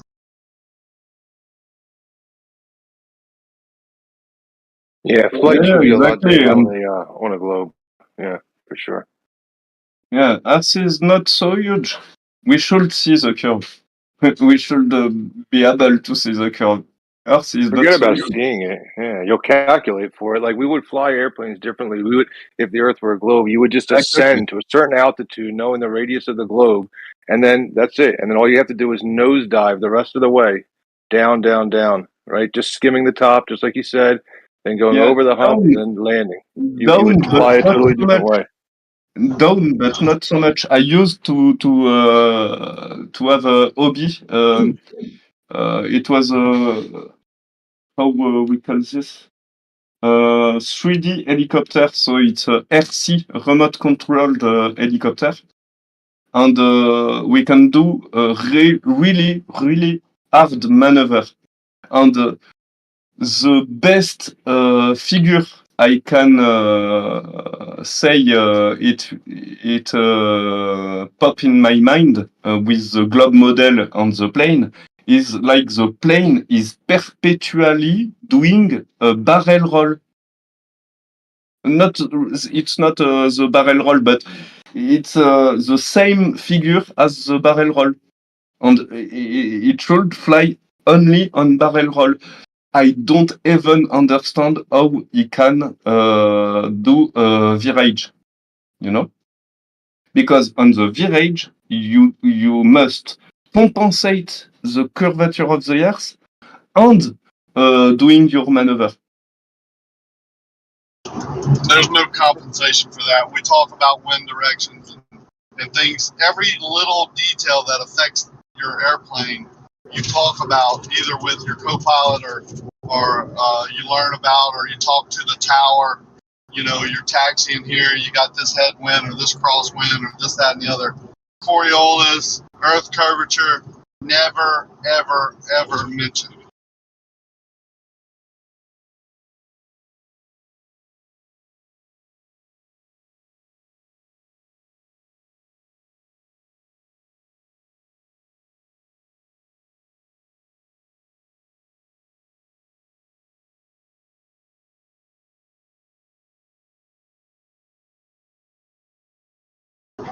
This is another thing I just thought about with the Coriolis over Lake Pontchartrain. You have people like Zanuck and others telling you that if you shot an artillery shell, you would have to lead the building by whatever, hundreds of feet or whatever.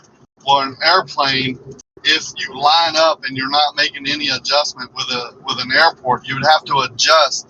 You would have to lead the airport with your plane, because once you got there to that point, the airport would have moved. So you have to lead it to be able to land on it. It's really actually childish and ridiculous.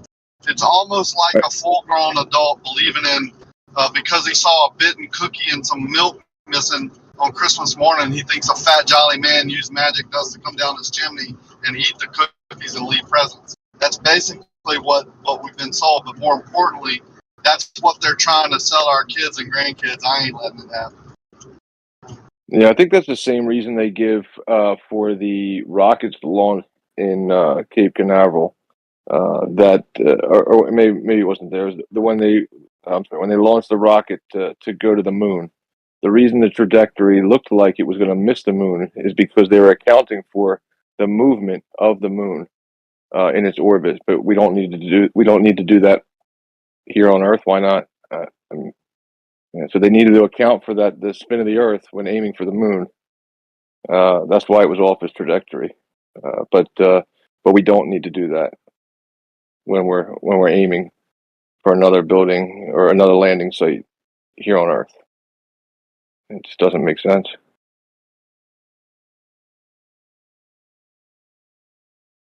So like either the atmosphere is moving with you or it's not. You can't have it both ways when you want it to fit your story. Another thing. Sorry, go ahead.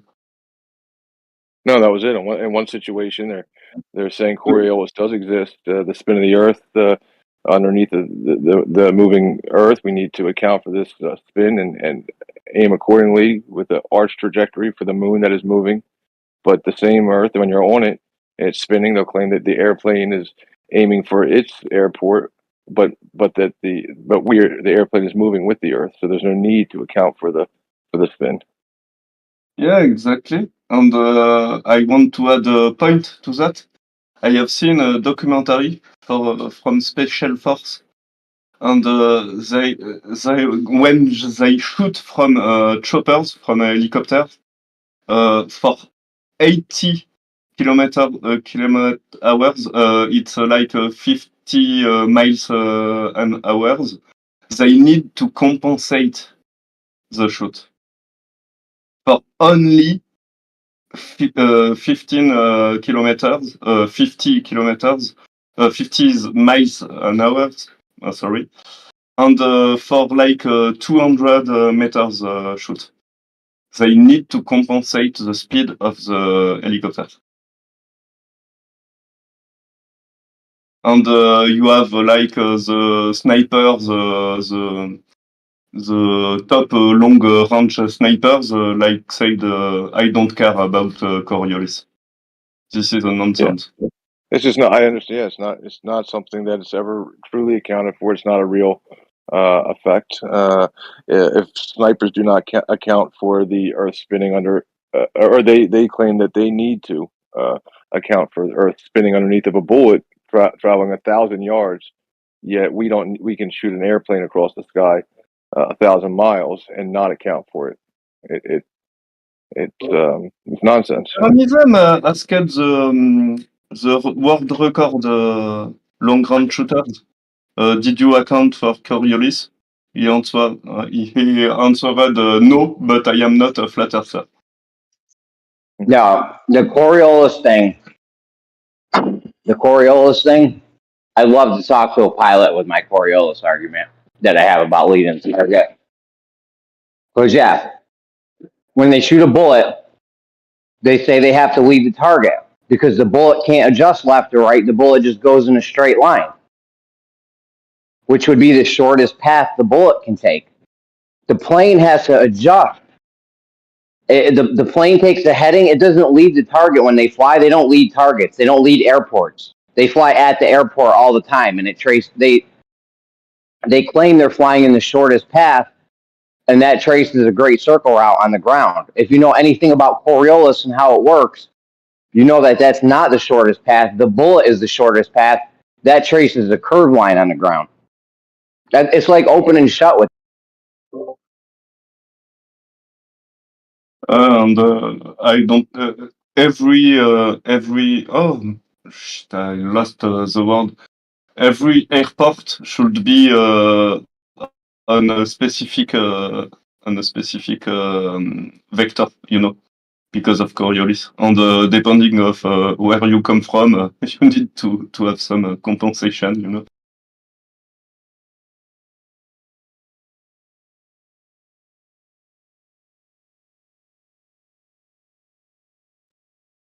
Like, there's no shorter path the bullet can go, right? It just goes in a straight line. There is no shorter path for the bullet.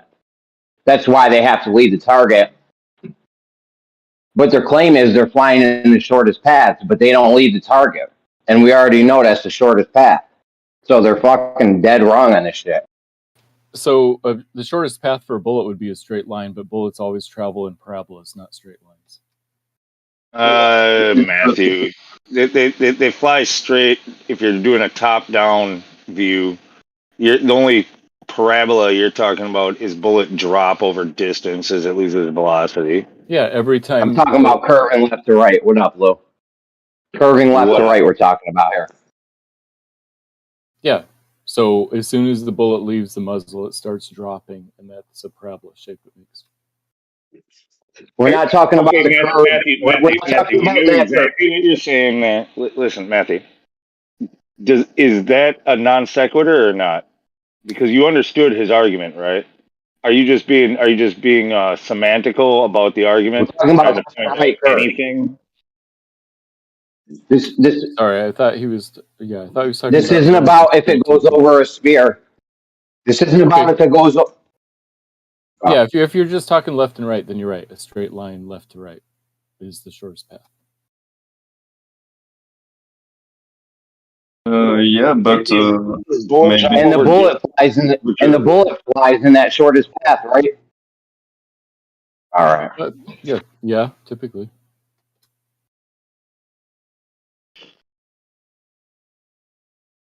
Yeah, and we know that the map is not correct, so we cannot ensure the directional path by plotting it on a map. Hold on, can you guys hear me? Yep. Matthew, we know that the bullet is the shortest path, right? Because it's not curving left to right. It's just going in a straight line, so that's the shortest path you could take, right? Right.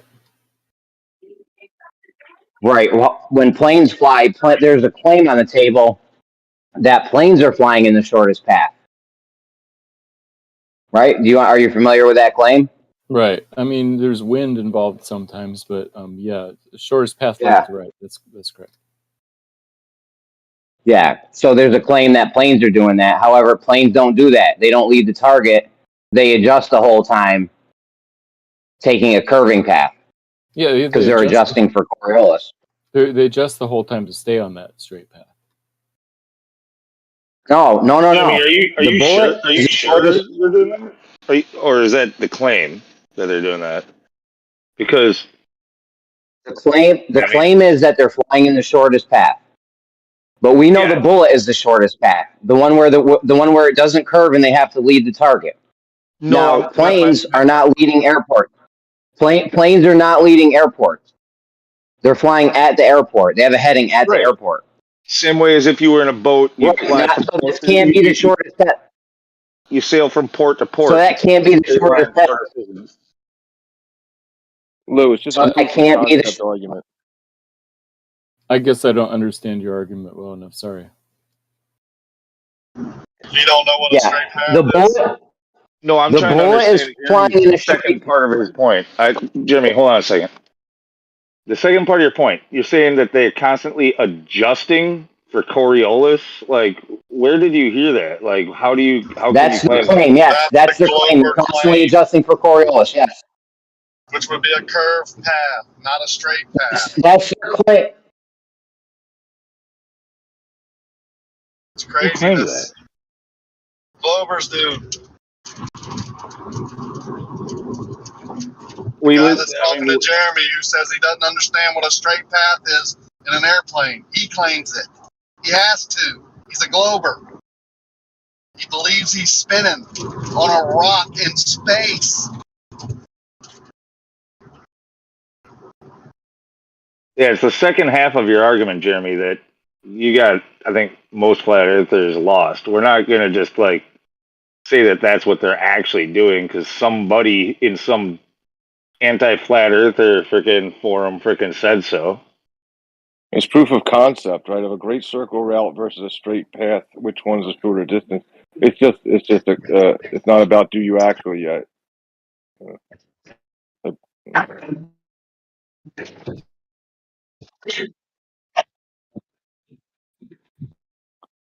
cares what we say? Who gives a fuck what we say? It's what this is all their claims. All right, go ahead.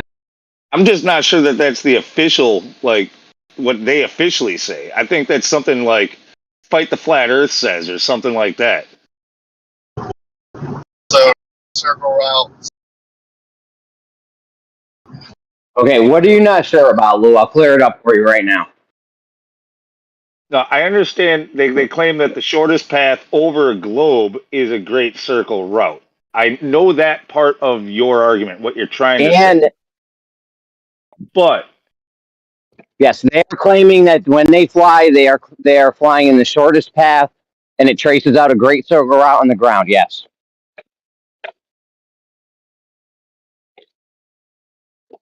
Now, what's the part you don't understand?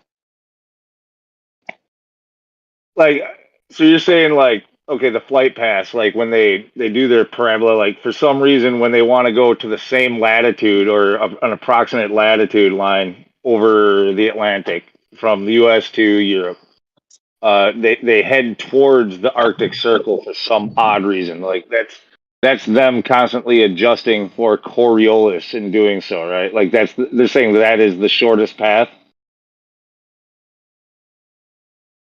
They're saying that they're adjusting for the Coriolis. No, listen. Hold on, you even confused me. What? No, dude, you know what I'm talking about, right? Like, you've seen the flight paths, right? When say I'm at 45 Yes, degrees they in no. in the United States, and I want to go to Low, low, 45 low. degrees in Europe. You're uninterruptible. Low. They claim they're flying in great circle routes, and it's the shortest path. I thought you understood that part, or is not clear? Or No, it's not clear how making a parabola becomes the shortest path if you're trying to stay like I'm just looking at their maps, at their globe, at their maps, and all kinds of things. Like I don't just agree with them because that's what they claim. Like you know, like the straightest path is the fastest path, unless like Matthew said, like if you're dealing with the wind and you want to get on a jet stream or something like that, that would maybe explain it. But aiming it north would be that in order to go east would be is never the freaking straight path. they're claiming this is all within their globe model. Obviously, they're claiming we're on a globe, and the fastest way to travel on a stationary globe would be a great circle route. When you introduce Coriolis effect into it and start rotating the globe that you're on, that's no longer the shortest path. The shortest path is the bullet path because that actually goes in a straight line because you have to leave the target. It doesn't adjust the whole time like they do with when they fly. When you go on a plane and you fly, they don't leave the target and fly where the airport's gonna be. They just keep heading for the airport the whole time.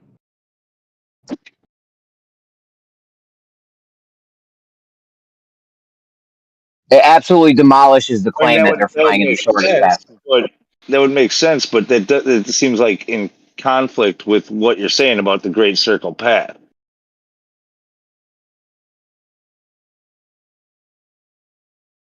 Bro, on a ball, a great circle route is the shortest path you can travel in. Do you understand that?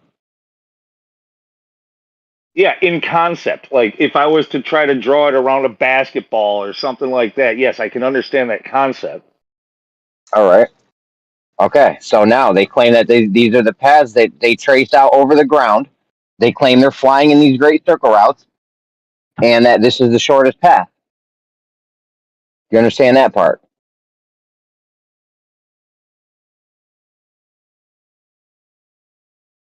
Yeah, I disagree with it. I understand I understand that I've heard that claimed.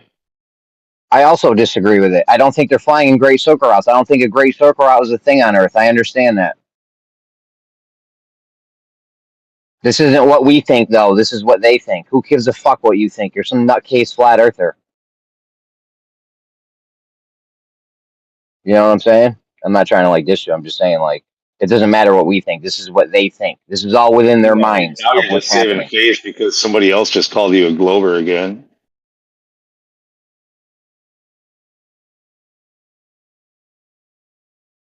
Did they? I mean, no, dude. I wasn't trying to insult you. I'm just saying it doesn't matter what we think. It doesn't matter what we think. It's what they think. Right, but don't They go think they're on a globe. you don't need to go like stating what they say as though it's truth either if you don't believe in it. Well, I'm using it to debunk their model. You have to use their model to debunk their claim of what's going on in their model. You want to have some goofy ass But Bob and Alice shit? that's literally not a part of their model. It's just one of their stories. That's not a part of any model. In fact, I dare you to find me their model. What is their model? Anyone found it this whole time since 2016, 2015? They keep talking about a model. Nobody's ever seen it. What model? They don't agree. They don't agree with each other. Nonetheless, of course, not us. But the only time they agree with each other is when they're in disagreement with us. Well, nonetheless, they're making claims that their model debunks. What model? The globe Earth model. Globe Earth. I've never seen it. Is it a scientific model? We could go through all that if you wanted to with them, but I'm not the one for that. No, it's the story. It's the globe Earth story, or as we like to say, their religion. That's what it is. It's a faith that they all have, and none of them are sure of exactly how it works. They just agree that they love balls. They do love some balls. Matthew, did you get the point about the bullet and the plane, though? Yeah, I think so. So I would say that if you're going to plan a map between two cities, you would find the Great Circle route and then aim the plane along that line and then just keep adjusting to stay on that line. No. You agree the bullet is the shortest path? The path the bullet takes? Let's say there's no wind and the bullet just does go in a straight line, but it has a parabola downward. That would be the straightest path you can get to on a globe, right? Yeah, I think so. Yes. Okay. Do you know what path that will absolutely not trace out on the ground? A curve? It will absolutely not trace out a great circle route. You know why? Because it would trace out a path that's curving left or right. The bullet will. I mean, slightly, like maybe 1 or 2 inches per 1,000 yards, so you could ignore it. Yes, but it will be curving. It will absolutely not be a great circle route. If you were to shoot that bullet for 1,000 miles, it'd be more than a little curve. It'd be a lot of curve. You get it? Yeah, I see what you're saying. Uh-huh. Yes, and that's the shortest path because the bullet's actually going in a straight line. So do you see how this debunks the notion that planes are flying in the shortest path? Yeah, so it's going in a straight line from the reference frame of the original where the gun is. And the question is it tracing a straight path on the reference frame of the ground underneath it? And that's the whole idea of Coriolis is there's 2 different reference frames, so it depends on which one you're looking at. Yeah, if there's Coriolis, a straight path in one and a curved path in another. Yeah, but we know the bullet is the shortest path. You can't take a shorter path than that. In which reference frame? In the reference frame of the gun or the target? The bullet. The bullet's traveling. It can't take the bullet's not curving. It's going in a straight line. Can the bullet take a shorter path than a straight line? No. Okay, so we know that is the shortest path, the path the bullet takes. Right. Right. So planes now, on the other hand, don't do that. They're flying towards the target all the time. Well, so is a bullet. You point it at the target, it goes towards the target in a straight path. I think that's the hang up that I was having with you. Yeah, but if in the air long enough, the target moves out of the way, man. They're telling you the target's on a spinning Earth. He just walked through this. It would be for both. It would be for both. So and I think that's Jeremy's point. So, but I mean, the only difference I see is like a plane can counter steer, whereas a bullet cannot. Yeah, but if a plane That's is his steering point, like though. that, They it's not don't do going in the that. shortest path. Why wouldn't it go in the shortest path? If it's going His to point is airport X, hang on. If it's going to airport X, it takes off from airport A, and X is going to be at 230 degrees after 3 hours of flight. It's not going to fly at 180 degrees. It's going to fly at 230. But it doesn't. It flies at wherever the airport is at that moment. Yeah, it just puts its heading on the destination and goes straight that way. He's saying that it doesn't adjust. That's his entire point. Like, pilots don't adjust. No, what? No, they're saying the pilots are saying they do adjust, though. No, they put their heading on the destination and go straight to it. What are you talking about? Especially on international flights, they literally just throw it into autopilot and take a nap and bang the freaking stewardess. Their autopilot puts heading on the destination. Yeah, so they're constantly flying at the airport. They're always aiming at the airport. So therefore, since the bullet didn't do that, the bullet had to leave the target, and we know the bullet was the shortest path. The planes can't be flying the shortest path because they're not going in a straight line. They're going at the target the whole time. Yeah, they would be flying a curved, longer path, which is stupid. They would never do that. Correct, because it would cost. It would eventually cost them billions of dollars. Exactly. What does Matthew think?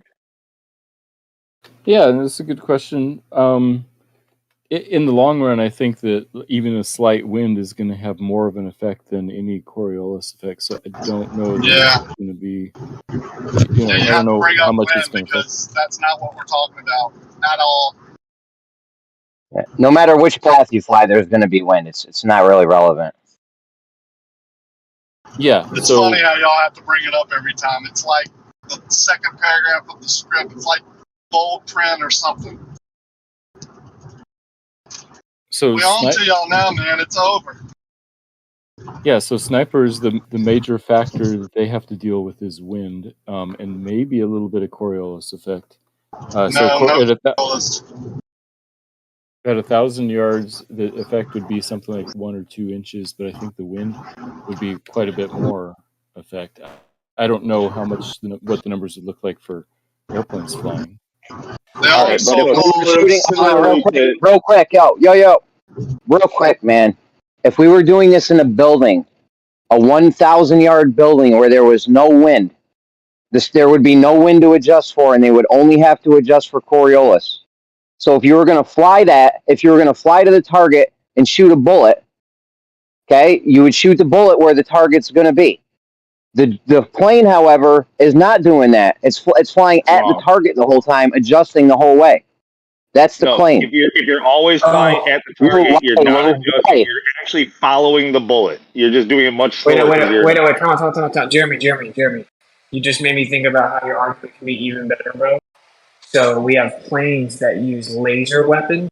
So imagine the plane is flying on the spinning ball, and then it's going to shoot. It can shoot over 60 miles and hit a target with a laser and make it explode. Wouldn't it have to lead the target with the laser? Yes. They definitely don't do that. They literally target acquirement, instantaneously shoot the laser and hit the target. They do not lead it at all. Pretty solid. What's Apply. What's the laser? Say it again. Okay, apply your argument. In the globe model, if it was real, they would have to lead their target, their city. We have actual fighter jets that shoot laser weapons over 60 miles and disintegrate the target physically. If they were going to shoot the laser at the object 60 miles away, they would have to lead the target based on the spin of the Earth. Yeah, no one ever does that. The only Coriolis we've ever encountered while shooting is if you're in a moving object or you're shooting at a moving object. But I think what they're talking about, like if you're shooting out of a helicopter at a stationary object, you have to lead them a certain way because once the bullet leaves that moving object, it's going to go on a curved path. That's the only thing I can ever think of like that even resembles Coriolis. Wait, I just want to point out that, Jeremy, just think about what we're saying here, right? So if they're flying to a target, they have to lead it, but they claim, it's just magically compensated for. Trust me, when they shoot a laser, right, at a stationary target, they would actually have to lead it and compensate for the amount of the distance the laser is going to go, right? They would have to lead the target based on Coriolis. Can anyone show me a document showing me directed energy weapon Coriolis? Yeah, but that is almost instant. Hold on, Wickley. You're gonna be hard pressed to find any information about do weapons. Period. But no, I have some documents. Yeah, you've got that plane with the laser, but I mean, they don't admit to having with these so-called directed energy weapons. Oh yes, they do. They admit to having them in 2 locations in the United States, Nevada and Maui. I'll show you the official webpage where they talk about laser weapons, direct energy weapons coming from planes. So that's interesting. It's pretty crazy. Yeah, what a coincidence. Huh?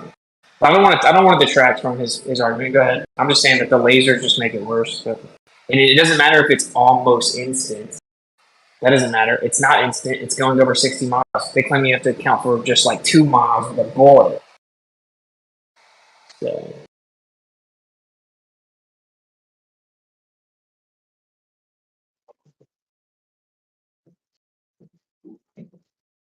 Well, the point is, if you were in a building with no wind and you had this 1,000-yard, can you guys hear me? Yeah. Are you gonna repeat the Glober argument again? But yeah, Yeah, Lou, I think because we're I'm looking using for the an Glover answer argument from Matthew. to debunk their other argument. Uh,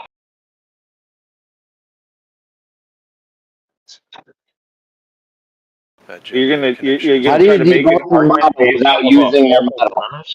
How do you debunk their model without using their model, Lou? You don't have to use a faulty premise to make a good argument. In fact, you would never do that. Well, I don't know what to tell you. They're making claims in their model, and there's a debunk for it. So I don't know if you don't like it. I mean, you don't have to use it. I mean, it's good to point out ridiculousness, I suppose, but don't use it like it's a real argument. Like, Yeah, Jeremy, go away. It is a real argument. It's a real argument. They're making a claim. I have a debunk for their claim, a very good one. It's a great argument. This is the best Coriolis argument you've ever fucking heard in your life. I've never heard one. What are you talking about? There is none. Like, Earth-based Coriolis, you're saying? Like, never seen one. Never heard a good argument there. Well, I just have made one, so I don't know if you were listening or not. But Maybe, I mean, you think it's better than it is. It debunks their claim that they're flying the shortest paths.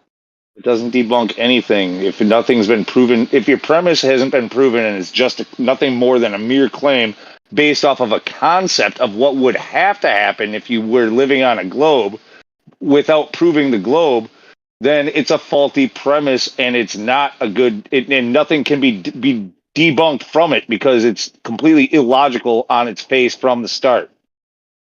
Yes, I debunked the claim that they're flying the shortest paths with this argument. Yeah, they draw them on It a totally, map. 100% debunks it. They draw it on a map, and then they say, "Look, we flew the shortest path." I mean, they put it into practice. Here, look, this you can look them up, Drawing it on the map is putting it into practice. and then they put it into practice. And then Hey they Lou, show I'm you about the to drop coordinates. these. I'm going to drop these articles, and I don't want to hear you spreading any more misinformation, please.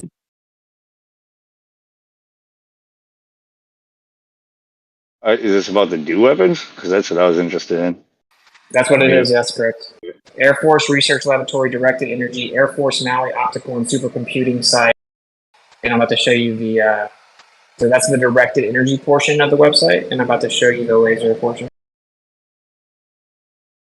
Yeah, I have a feeling that there probably is information. It would be again kind of like about words, like the way that we can use We have something. unprecedented power to direct energy in a way that serves, protects, and champions freedom. From powerful electromagnetics to electro-optics, we're always exploring new ways to give our warfighters the upper hand. Yeah, I mean it's one. So yeah, I don't doubt that there's some documents that at least point or support it, but you actually are saying that it's using DEW. Like, I would have suspected that they probably would call it something else, and it would be similar to how we said, people like us said chemtrails for so long, and now they just say, Lou, you no, gotta it's just geoengineering. It's you gotta different, learn it, and we're just dude. started it It's now. real. Hold on, it's real. It's directed energy weapons. Just read the freaking chat, man. Yeah. There's nothing in the chat. Geo posted. Check the chat, Lou. Oh, I dropped in the wrong place. Yeah.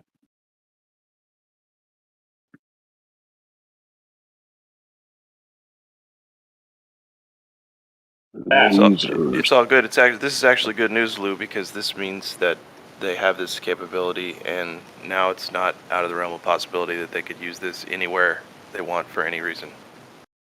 So now it's going to be taken seriously.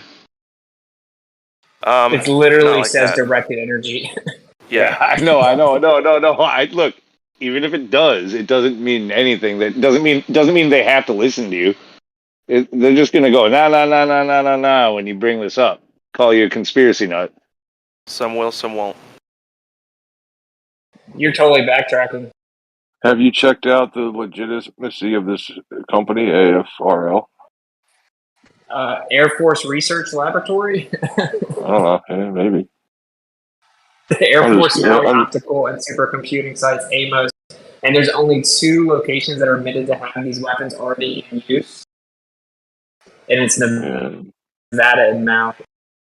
How about the owner? Just read it. It says high-power microwaves offer the warfighter innovative technologies that enable a variety of low-collateral damage military applications that will allow the warfighter to achieve counter-electronic effects, counter-improvised explosive devices, and counter-weapons of mass destruction.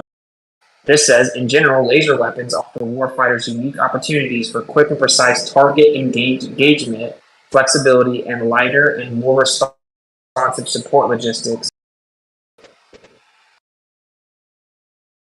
I'm not doubting you yet. I'm just saying, have you checked the legitimacy of this site? Who owns it, etc.? Yeah, I'm actually was kind of curious about the same thing. Like, who are these? This AFRL? Just because it's got an official sounding name doesn't necessarily mean that it is. I'm just asking. I don't know.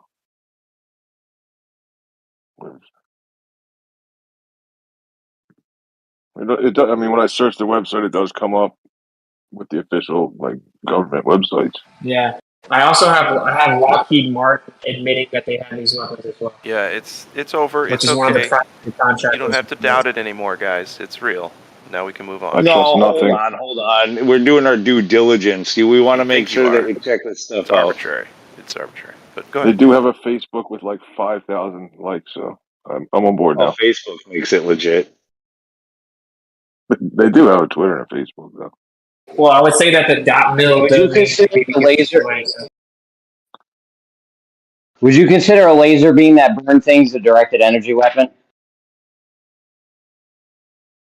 You know, funny enough, Jeremy, If utilized that way, Twitter yes. page, it's showing a parabolic circle route with their first picture.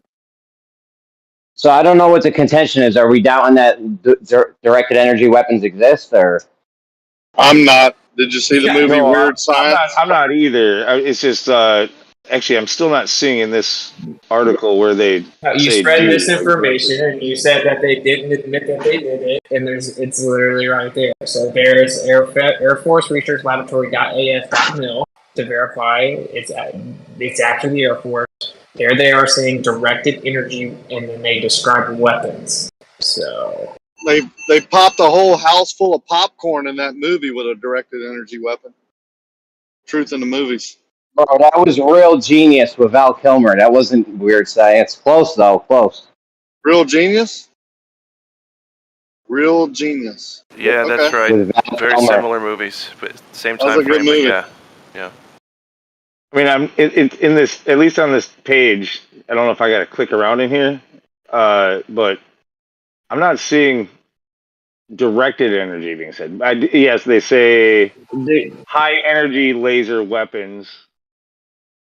Hey, Lou, do you direct? It literally do you direct says directed hold on. energy. Yeah, Lockheed Martin says directed energy as well, right there. So, but when you use a laser, do you direct it places or not? No, listen, I understand. Again, this. Okay. Look, he's only brought it up and tried to say it. Didn't want me. I think he might have been being a little bit facetious. It's just, I don't think if you were to go and literally ask, does the government use directed energy weapons? I don't think they would say yes. They don't think they officially say. They would that say yes. They would say depends on the application. They'd have to look at all this information that's out there already. I'm just dropping the military saying that they use it. I mean, I guess. Dude, why would Lockheed Martin post on their website anything stupid like that unless they were actually doing it? There's a PDF from Lockheed Martin describing the laser weapon systems. Yeah. Right, but no, and that's what I was actually saying is it's they'll use other verbiage. They'll state it slightly different. Yes, what they say probably specifically describes what we call do weapons, right? But if you were to ask them specifically about do weapons, they'd be like, That's a conspiracy theory. You're just making shit up, man. You sound kind of strange. They're using the exact word, direct energy weapon. I clicked his link. This what is it? This AF This one's rough for you right here. So this is the stop. Here's a government website. The screenshot right there. Lou, you got to keep up with the chat, bro. Yeah, U.S. Government Accountability Office, the technology. What is it? Directed energy weapons, or DO, use concentrated electromagnetic energy to combat enemy forces and assets. These weapons include high-energy lasers and other high-power electromagnetics, such as millimeter wave and high-power microwave weapons.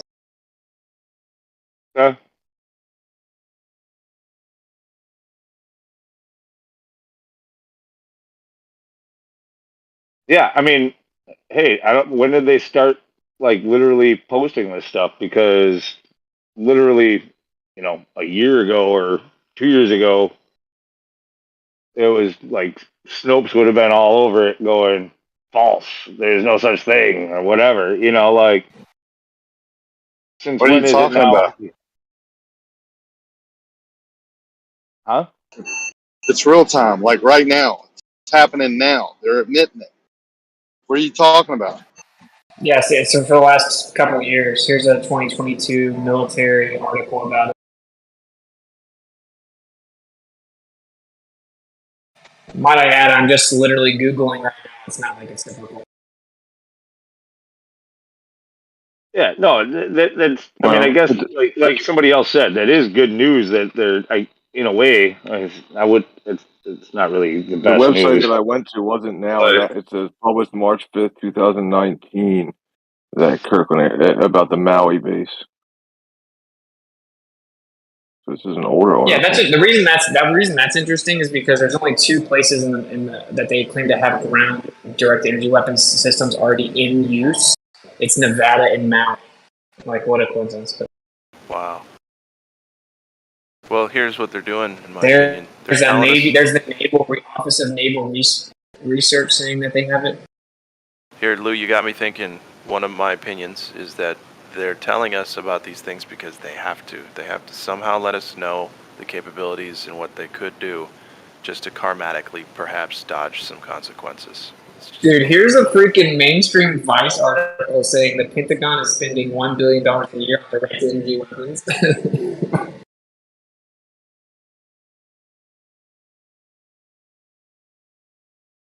Yeah, I mean, I guess it's just pretty crazy that they're being forthcoming about this information now, while they're especially under the most scrutiny of ever about the stuff. Well, wouldn't it's just Like let's check it out. Let me answer that. Issue, is that what you were saying? Like, well, let me respond to that really quick. It's a hidden in plain sight kind of deal. It's the same thing. Like, right as things are starting to heat up, and people are questioning directed energy weapons, and things might look like it's going on in the world, is the same time that they're talking the most about it. It's like, well, we weren't hiding it. It was there the whole time. Exactly. It's so that they can say, obviously, they're not using it on their own people, or they wouldn't be so forthcoming about how they are investing in the technology right now. Right. He used heat up. You see what he did where they there? don't remember. Where they don't remember, like 3 years ago, when they said like that was a conspiracy theory and they don't exist and that they can't exist and blah blah blah blah blah. Or even if they did exist, like it would be too expensive and too, like, or whatever excuse they might give. Like this was all of the, anytime anybody talked about DO weapons, which they've been doing since like probably 2010ish. Especially like regarding 9/11, Okay. it was so far out there, so far gone, and then they're just like, dude.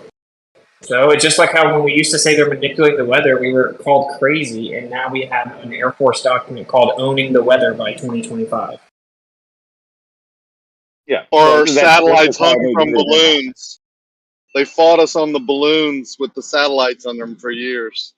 Now it's like, oh yeah, they've had those forever. So you'll come across normies that are still like they're like on their own script, but who cares about that? But dude, I hope people are kind of saving some of this stuff. 'Cause I'm dropping some fire documents right now.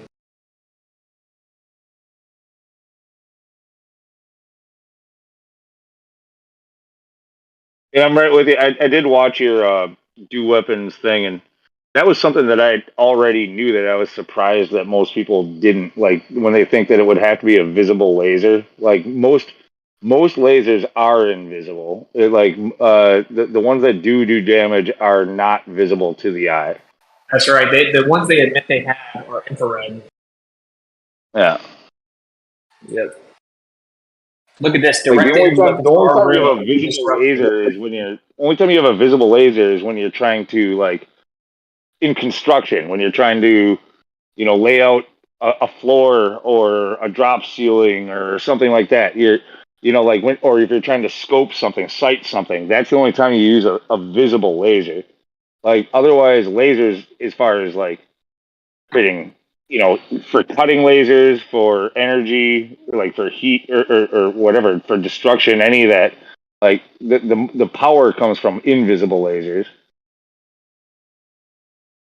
Okay. Shout out red dot scopes. But these are the kind of people we're talking about, like the normies. These are the kind of people you'll tell them, yeah, I mean, the government manipulates the weather, admittedly, and they'll say you're lying, and then you'll show them a declassified document from the military from the 1940s called Project Storm Fury, where they admit to actually altering hurricanes and guiding it and accidentally, quote unquote, running it into Savannah, Georgia, declassified, and they'll still deny it. So, like, who cares what those people think? Yeah, Project Popeye, right, where they declassified that they manipulated the weather in Vietnam to make it rain for 60 days or something. Yeah. Their coincidence there. What are direct energy weapons? According to DoD's joint publication 3-13 Electronic Warfare Directed Energy, which I will be looking up in just a second, is described as an umbrella term covering technologies that produce a beam of concentrated electromagnetic energy or atomic or subatomic particles. A directed energy weapon is a system using directed energy primarily as a direct means to disable, damage, or destroy adversary equipment, facilities, and personnel. DE warfare is military action involving the use of directed energy weapons, devices, and countermeasures to either cause direct damage or destruction of adversary equipment, facilities, and personnel, or to determine, exploit, reduce, or prevent hostile use of the electromagnetic spectrum through damage, destruction, and disruption.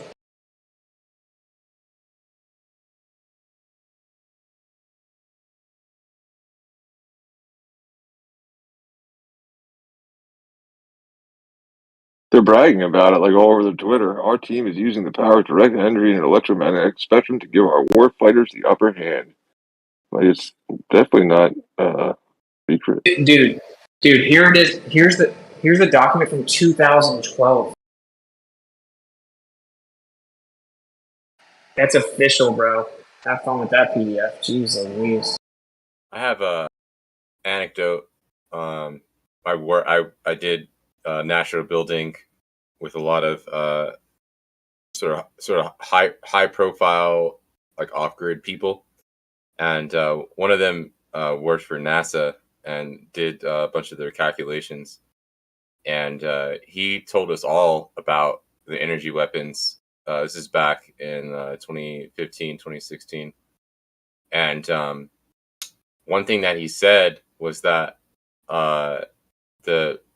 the capability that they have for energy weapons is very similar to what you would see in sci-fi, but you just don't. You can't. It's hard to translate because there's so much fantasy in sci-fi. But everything related to frequencies, so they can emit frequencies, they can absorb frequencies, they can create shields, they can direct energy, they can redirect energy. There's a bunch of stuff that they can do, and supposedly, according to this particular figure who self-proclaimed worked for NASA, we've actually had this particular technology since the 60s, if not earlier than that. And yeah, that's what it's actually being used right now. Again, according to this man, it's being used right now by the wealthy. so it's in the public sector, and it's out of the military, and it's actually being used by those who have power and that are wealthy. And I don't know if you guys have noticed, but most of the stuff going on is kind of like a land grab, and it's like kind of businessy stuff. So I got a couple things. I mean, obviously, one that I'm sure everybody's pretty much heard, like Reagan when he talked about the Star Wars program that he wanted to do, space-based, laser, and people thought that was crazy because, like, whoa, that I don't know. It wasn't crazy because the laser technology isn't there, because it's not possible that way. It's crazy because doing it from space, like controlling like satellites and the globe Earth. That's what makes that crazy. But that was what in the late 70s, early 80s, like that was proposed by the president, and yet still, here we were up until what, a couple of years ago. You're nuts if you think that these things exist. Yeah, it's just no. Yeah, that type of laser technology is possible now. Of course, yeah, given the kind of budget the military has, they've weaponized it. They might not have it from so-called outer space, but within our space, within in the air, from balloons, from planes, from everything else, yeah, guaranteed. They freaking went ahead and with that program. Essentially, it's just been a dark program. Like it was announced and then never talked about again until now. Oh my gosh, people, I just found 1994. It's called Command and Control Warfare. And if you look at the sections,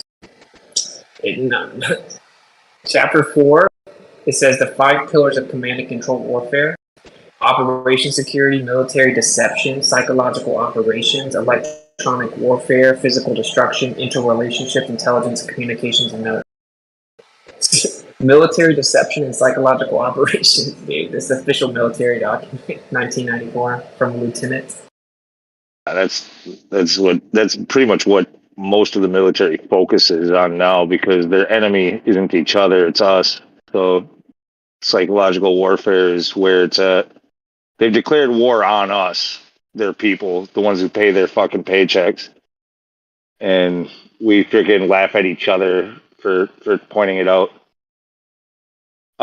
As far as DEW weapons also, I think another reason why people why it's a little bit touchy is like, what is a DEW weapon, is because it's a classification of it's a very vague classification, like directed energy. Like there's a lot of types of energy, but you guys know those like sound weapons where they can direct high frequency sound to break up crowds of people and riots and shit like that. They like show that stuff off. That would be classified under directed energy, like in my opinion anyway, right? Like that's another type of directed energy weapon, not a laser. Correct. But yeah, right? a directed kinetic energy. We've had that for a long time. Yeah. Yeah, we also have lasers that burn stuff. So here is the Government Accountability Office Science and Tech Spotlight Direct Energy Weapons, May 25th, 2023. Direct energy weapons such as lasers use energy fired at the speed of light. These weapons can produce force that ranges from deterrent to damaging to destructive. Many countries, including the U.S., are researching their use. Because they use energy instead of bullets or missiles, direct energy weapons could be less expensive per shot and have virtually unlimited firing power. Yeah. What the fuck? I want one of those guns. I have the right to bear arms. Give me a laser gun. They'll My be shield. in Walmart pretty soon. Hope so. The laser in Weird Science shot a perfect hole through the statue. Like that movie. That's cool. Dude, all jokes aside, since we're looking on the barrel of a potential zombie apocalypse, we actually should all figure out how to make laser weapons. Because then we don't have to worry about ammo. Yeah. other than power, you know. Yeah, the energy is the just do problem. what I they have a did. feeling those things take large amounts of energy, and the conspiracy theorist in me would think that maybe the reason why they are trying to get us to be so fiscal with our energy usage, switching us to, you know, LED bulbs and everything else is, you know, like everybody's gets charged the same or more every single year, but they use less and less and less energy. Well, we're still producing more and more of it. So who's got it? They do, not us. I don't know if anyone in here is familiar with Dan Winter or Theoria Apophysis, but they're both independent scientists. But this is a really perfect forum if you guys want to think about like doing crowdfunded science with your own labs, because it's going to be necessary going forward.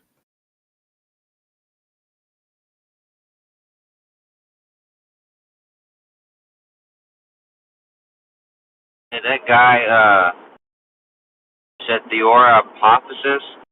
Does he have any relationship to magnetic Uncle Fester? Jeremy, your mic is shit. Oh, No, sorry, my bad, dude. That's My bad, Kosho. dude. Yeah, that sounded so bad. I was Not sure it only was that, Kosho. it's that's the person you're thinking of. Yes, Kosho, to only cast aspersions and not do anything or say anything productive.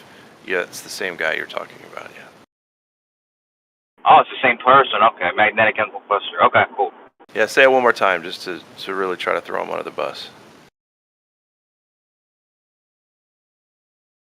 So anyway, now We're actually gonna talking about how the now we're government gonna that the let's check this out. military used to work with Hold are on. using their directed Now we're energy gonna weapons post on his other people. channel, Kosho, because you were talking shit. So we're gonna promote him. Oops. Thank you. We're just talking about the military that you used to work for, including the Navy, all investing heavily in incredibly dangerous and efficient directed energy weapons. And I just dropped maybe 30 official military and government documents about it. Actually, I have a huge one from the DoD. I was actually looking for it to show my girlfriend the other day, but I can't. It's probably in my computer somewhere. But yeah, I seen one of those documents. And it's actually titled that they're directed energy weapons. I think the one I saw was talking about like microwave, some sort of microwave technology, but I don't remember exactly the details. Yo, just keep it chat, dude. I just found it. This is a military report from 2007. It's literally titled "Defense Science Board Task Force on Directed Energy Weapons." We've covered. They have admittedly had an incredibly powerful laser weapon, visible and non-visible spectrum. Yeah, the only reason I said what I said earlier is it's not that I doubt that they exist. It's that I'm astounded that they're just being so forthcoming with it now, when only a short time ago it was like impossible to find anything about it. The reason why is because the aircraft carrier has become totally vulnerable, so they have to build up this and the 747 defense, laser defense as the primary deterrent, because the carrier is vulnerable now.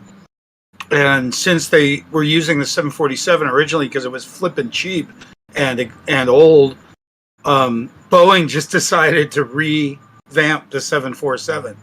Since the military is still using them and they're going to be using them, they're bringing the 747 back into service. They're going to put carbon fiber wings on it. All this being the case, then, if they were hiding the stuff a few years ago and now they're telling you all this stuff, is the information we're being given now like reliable in any way, or is it probably a red herring meant to distract? It's a good point. This is simple technology, dude. Tesla talked about it a century ago. Maybe they just want to roll out laser weapons with the aliens. So they want everyone familiar with it. Yeah. that actually, Star that's Trek. actually a good point. Right in time for the alien invasion. Yeah. And I've said this before, if aliens supposedly come and they start shooting lasers and you can see them, just know that it's clearly a fake alien invasion, similar to Project Bluebeam, where they're making sure you see the lasers, because that's the least efficient lasers. The most destructive are infrared. If you see right here, the ground-based laser system homed in on the red drone flying by, shooting a high-energy beam invisible to the naked eye. This is the Navy conducts historic test of new laser weapon systems. This is the military press office. So I looked into this a few days ago. And, like, the most powerful ones are infrared. So like if you see lasers, they want you to see them. Well, also But there are lasers.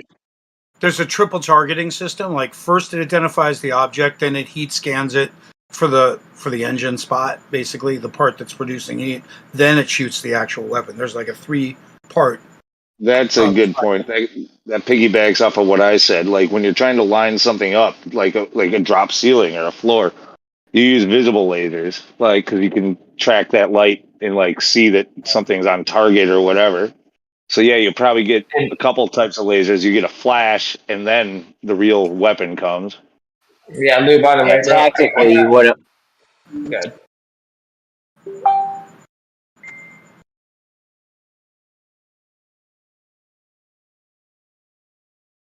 Okay. Lou, your mic is terrible.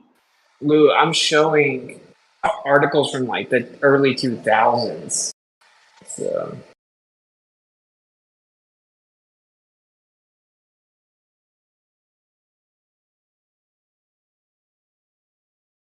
Yeah, it was a secret when the shit didn't work well. Oh, I think that the trick is people started figuring out about it the last few years. So now they're coming out and admitting it, but claiming that they're still just researching and working on it, and that it's in an infant stage, so that everyone doesn't realize they've been using them for a long time. Well, that fits the script for so many things. Chemtrails and all geoengineering was already mentioned, or possibly even, how the algorithms were pushing flat Earth. Like when they know they've lost already, when they know like the truth is going to come out, they want to quickly head it off by like pretending like they never hit it in the first place. Like, oh, here Exactly, it is. and then telling you that they're just now looking into it, and then like tell you that it's really in its infancy, and that they're not sure how good it'll work, so that you don't know how advanced the technology actually is and how long it's already been used. That's why they're coming out in 2022 and 2023 with all these official documents, in my opinion. And so people think, oh, well, they're just now looking into it, so they couldn't have started the fire in 2021. So. Well, it's also military use, so you don't want your enemies to know what you have weapon-wise. But now that it's out in the bag, you might as well come out and show what force you have. Dude, the amount of documents I just effortlessly found is insane. So like they're not hiding in that. I mean, Lockheed Martin has a video. They have like a video on YouTube that's like a freaking video game. Oh, look how fun it is to kill people. About laser weapons. Laser weapons. So, little side topic, just real quick, not to like go on it, but I saw that Bill Gates gif with the pie in the face, and it reminded me. So Bill Gates just bought $95 million worth of stock in Budweiser.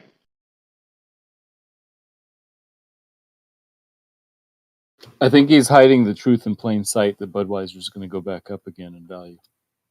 Oh, like it's already so low, it has nowhere to go but up, right? Wise fucking decision.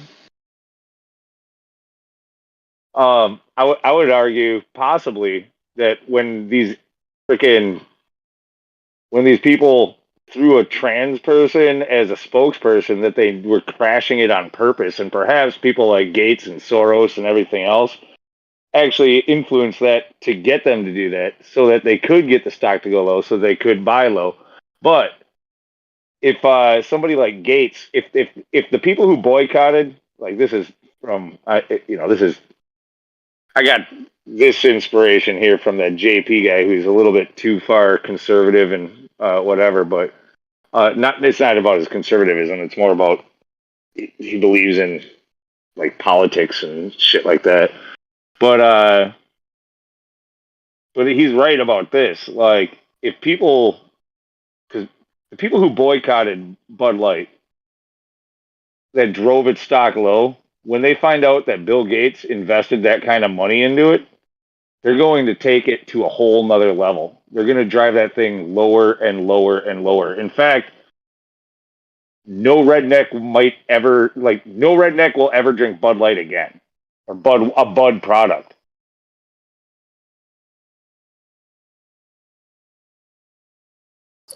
But Bill Gates turned Apple around back in the day, so maybe he's going to try to turn Budweiser around. He got his shares for half price, basically.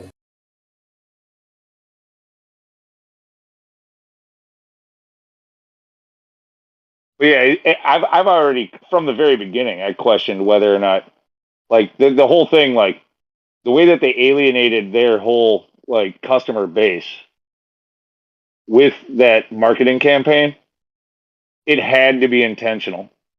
They were intentionally dropping the price of their stock, and now Bill Gates comes in to buy up. Dude, I'm impressed. Speaking how of quickly you turned this intentional, into a full-blown. yeah, I was gaming gonna convo. say. Speaking of intentional. I thought you said you weren't gonna change the topic when you brought up. Oh no, I just Bill wanted to bring Gates it up trying. quickly. I wanted to bring it. Yeah. No, we can go back. I just wanted to bring it up as a side thing. But yeah, people all of a sudden Yeah, had. no, guys, yeah. Let's just I talk was about almost Trump next. Yeah. Yeah. I'd almost finished. I did like the Duke conversation. I was like hanging on that Bill Gates meme for like the last 10 minutes. I wanted to say something, and I just wanted to throw it in there quickly. But yeah, of course, it's never going to be something that just goes quickly. No, yeah. Please. Do you have any more NPC talking points on your list you would like to bring up? I even pointed out that it was kind of an NPC talking point before I even really got it out. It's just, I just really do hope. No, don't egg me on. Fuck off. Talk about dues. He's starting to go right back into it, dude. I've talked a lot about the dude, man. I'm pretty good. I dropped a lot of documents. I'm packing for my move tomorrow.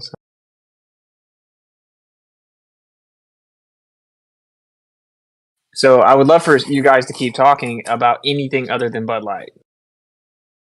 Yeah, no, I didn't want to make that a long conversation. I just wanted to it would be really funny if they completely crashed. Like everybody, fuck Bill Gates. I will say this though. You know how everyone's like, "Why is Bill?" I'll say this. I'll try to salvage this dude's name and not make it so saturated with the vibe of NPC talking. So everyone's like, Bill Gates. Who is he to tell us about medicine? Right? It's a computer software. He's exactly the expert. He is the field subject expert. That of course it's Bill Gates. It's a Microsoft computer program. I mean, why would he not be in charge? It's a computer software. Well, for him, it's not just computers. He's invested in all of the things that he has no expertise or knowledge about. He's always invested in all of the shit that our enemies are pushing on us. Isn't he the fake meat guy? Isn't he the fake meat guy? Bro. Guys, I'm making a pretty profound point.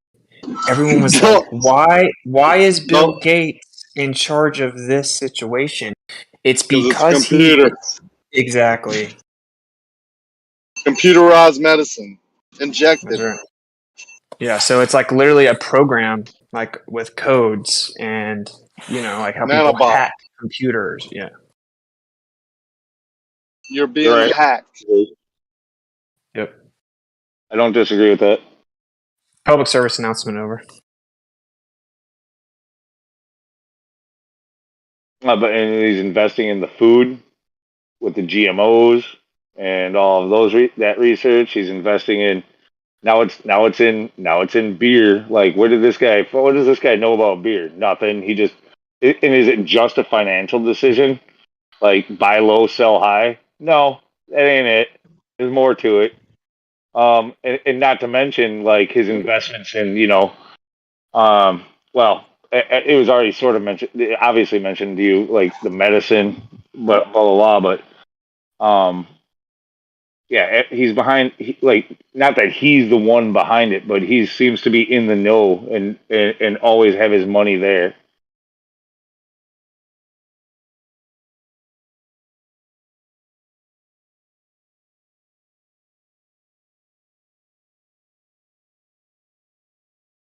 Yeah, because he has to get his computer program in everywhere.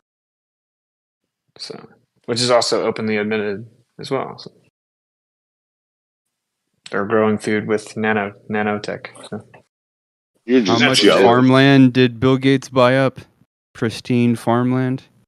Yeah, I don't know farmland. exactly by acreage, but It's spelled PHARM. He is a farmer. Well, I'm waiting for the medical nanobots to come out. That'll be interesting. you know, that's actually interesting when you say that farm, PHARM, farmland. Like, that was quite a while ago now, that Bayer aspirin. I thought it was so strange when, when Bayer aspirin friggin' bought Monsanto, the GMO friggin' crop company. Like, what do they want with our crops and farmland? Glyphosate, which is probably one of the most toxic chemicals known to man. Correct. It's Therefore, everywhere. It's persistent in the soil. It's persistent in the soil for over 20 years, I believe. Yeah, glyphosate's bad, dude. And they get you to come to them on the other end. So, same reason that the same people that own Big Pharma own the rap music. There's no money in people being healthy. Yeah, so they want to glorify opioids and cough syrup and Percocets. They want you to eat food that makes you sick, and they're on the other end just waiting for you with their pharmakia.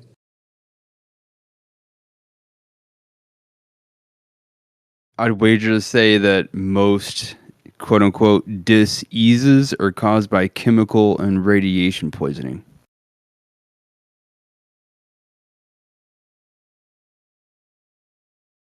And I would say copper deficiency. I talked about this earlier, but most of the times in the scriptures that it says like iron or steel, it's actually copper. It's mistranslated on purpose, in my opinion. And they started pulling copper out of the food in like the 40s, and they started really pushing iron and actually mixed synthetic iron. And in your body, iron is blue, right? If you ever heard of like blue bloods, like they know the importance of the copper. And like basically when you're in like a state of fear or anxiety, it actually decreases your copper level. And whenever you take things like absorbic acid, which is why they're perfectly fine with you taking that, they're not attacking that at all. It's synthetic and lacks the natural copper content, so it strips it from your body. But then they pump you with tons and tons of this iron. And that's why women are typically healthier than men, because they bleed, right, like once a month. So they get a lot of that like excess synthetic mixed iron out of their body. But once they have menopause, that's when they start having serious illness. So I think that's a big part of it as well. And where you get some of the crucial bioavailable copper from grass-fed animal fat. So they want you to be vegan. They want you to eat animals that eat grain, unclean animals that eat grain. Yeah, so I think that's like one of the not spoken of aspects a lot is like the copper deception, which is very fascinating. I know most people probably wouldn't be interested, but I'd like to hear a little bit more. Copper, for some reason, not just, I don't know really what it does in the body, and I'm more interested to hear more about that.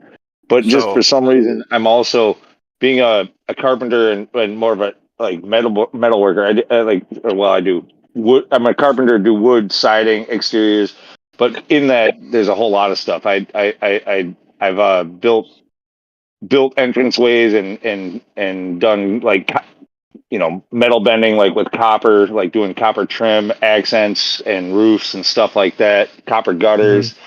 Like copper is a great material. So copper's in copper. It's a great material to work with, and it's beautiful. It's absolutely with stunning. all these elements, there's a difference in oxidized, so like oxidation, and the bioavailable version of it. right? Like that's why when they give you all of these oxidized minerals, like when you take the iron pills from the store, like your body, it just gets trapped in your body. It's not even bioavailable.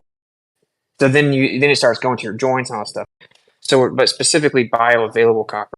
Although I think copper in general is incredible. If you ever looked into electroculture and you put like little copper coils in your garden, your plants will grow way faster and way bigger, and they'll keep the bugs away naturally.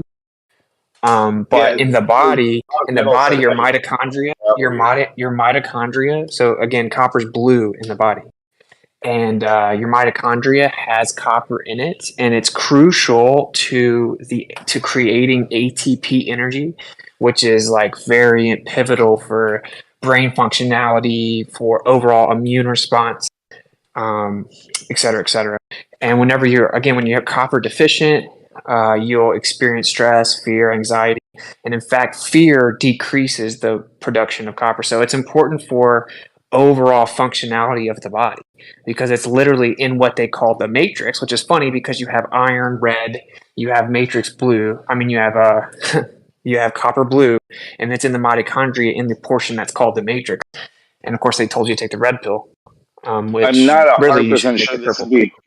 this would be my like jump in logic, but the reason I would speculate that it's blue in the body is because if you know about like the properties of copper as it ages, like since I do build and work with it from time to time, and I'm always just stunned by the old buildings that have like old copper, but like it's shiny and crisp and beautiful at first, but it only takes a matter of like a day or two, and all of a sudden it starts to tarnish. It goes from like that orangey, like shimmery, to like a brown, and then after like as it oxidizes, as it becomes more more,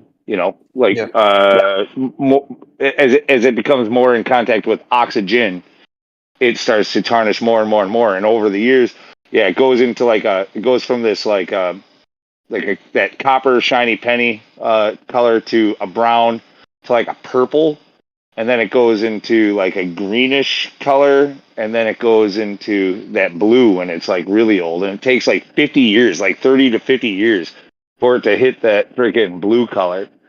But it's so amazing when it has it, and that's like it, if you can build with it, like knowing that, like things that can accent all of those things, and just it has a life of its own, and the building itself will like have new characteristics as it grows. You know what I mean? As it ages, like it's really really amazing that way. But yeah, so that in the blood though, I would say it's in the body. The reason it's blue is because it's broken down so small molecularly and exposed to the oxygen that's in your blood. So it's oxidized. But again, there's a difference in like the oxidized version of copper, right? So there are minerals in the earth, and then the plants have minerals. Then the animals eat it, and they're designed to actually digest and break down the copper in such a way that once you consume it, it's bioavailable. It's different than like the rust on a bridge, and it's not really that. By the way, it's not that iron's bad for you. It's that we have been given way too much iron, and that it's not bioavailable iron. So you need iron and copper; they work in tandem. But copper's way more important. They started pulling copper out of food, and they put this synthetic mixed iron in everything. If you take like an off-the-shelf cereal and you crush it up, you can put a magnet beside it, and all the cereal will immediately attract to the You'll magnet. follow it. It's gross. Yeah, it's crazy. So check this bro. out. So check like, this out. I wear 2 copper bracelets usually, and I have carpal tunnel. I had carpal tunnel developing. I had a quote unquote diagnosis, whatever. And the doctor was like, "Well, you can either have surgery or not, and treat it other ways." I said, "Well, I'll do physical therapy and such." And what I did was I bought 2 copper bracelets because I heard it might help, and I just wore it on that right side for about 3-4 months, just every day. And over time, I don't have carpal tunnel anymore. I don't even have to do the exercises that I used to do because these bracelets have some magnets in them. And so if I start to feel a little tightness in the wrist, I'll just put both bracelets on that wrist for the day, and it's fine at the end of the night. So whatever that it whatever that's doing, it's helping the blood flow in that area to the point where it's relaxing the tightened up carpal, the tunnel there, and it's doing something that has prevented me from having to get surgery. So Yeah, that's pretty awesome, bro. fucking And great. there's probably the conductivity, right? Like that's why it's Yeah. so good at electroculture. I think it's basically like the conduit for your body, and that's why they're trying to pull it out. And this is interesting. Not everyone's big on the Bible, but my headphones died. But this is interesting, right? So there's a part of the scriptures where Moses is told to make like a statue of a snake, and it's mistranslated. It says in Hebrew of copper, and that when these people get bit by snake venom or by a snake, so they have venom, they get healed when they go behold that statue. But the word "behold," as if look at, is also mistranslated. Not the point. So when you look at the medical symbol, what do they have? Well, again, Moses. So obviously everyone's heard of the staff, right, of Moses. So the medical symbol is literally the staff with snakes going around it. And they pulled the copper out, and that's like their official medical advice now. To the point they've actually changed. If you look at medical dictionaries from like the mid 1900s, they're entirely different than now. They don't even talk about the importance of copper anymore. And then what's also interesting is so as they create this copper deficiency, people realize that in the last few years when they were looking at people's blood and looking at certain medicines people were taking, they found peptides. And that's where that whole like, oh, snake venom, oh, maybe it's in the water, et cetera, et cetera. Well, it's synthetic peptides. But it is interesting that there's a doctor who said he's been successfully detoxing people from certain nanotech with copper treatment, and that you actually have to be very careful because people have such an excess of mixed synthetic iron now, and such a deficiency in copper that you have to slowly integrate into the body because it will start to detox you so effectively that if you have lots of toxins, especially like nanotech, you'll feel terrible because all those toxins will rush out of you. So you have to like slowly introduce the copper back into their diet, and he's successfully detoxing these people from the whoop-de-whoop. So I find it pretty fascinating with some parallels. I've been taking supplements. I've got a zinc one that says it's also infused with. It's got copper in it. Now the question is it like actual copper? Is it good copper? You know, I don't know. How do I know? It's not. If it's in a supplement, it's not. But I'm just gonna be real with you. Like the way you need to be real with you, bro. The way you need to get your copper is like eating grass-fed animals' liver. And actually, just grass-fed animals are twice as rich in copper as they are in iron. So this is kind of one of those scenarios that coincidentally the scriptures were right again, where it literally Genesis properly interpreted tells you to eat the animals that eat the grass. Now I know everyone doesn't agree. It's whatever. If you don't want to eat animals, I don't care. I'm just letting you guys know that liver is God's multivitamin. It's the best like vitamin in the world. So people should consider it if they don't have some type of, strict dietary confliction with it. Clean grass-fed animals, you're going to get a lot of like bioavailable copper because that animal fat allows it to be bioavailable. And that's the most important part. Like a lot of people get caught up in what the plants have, but certain plants, the state of their minerals, like magnesium is really rich in certain vegetables, but the magnesium is not bioavailable. So it's important to kind of learn about that, like bioavailability. That, of course, means your body can actually integrate it. So anyway, that would be my advice for whatever it's worth. I was under the impression that was the job of the plant, right? It takes the micro and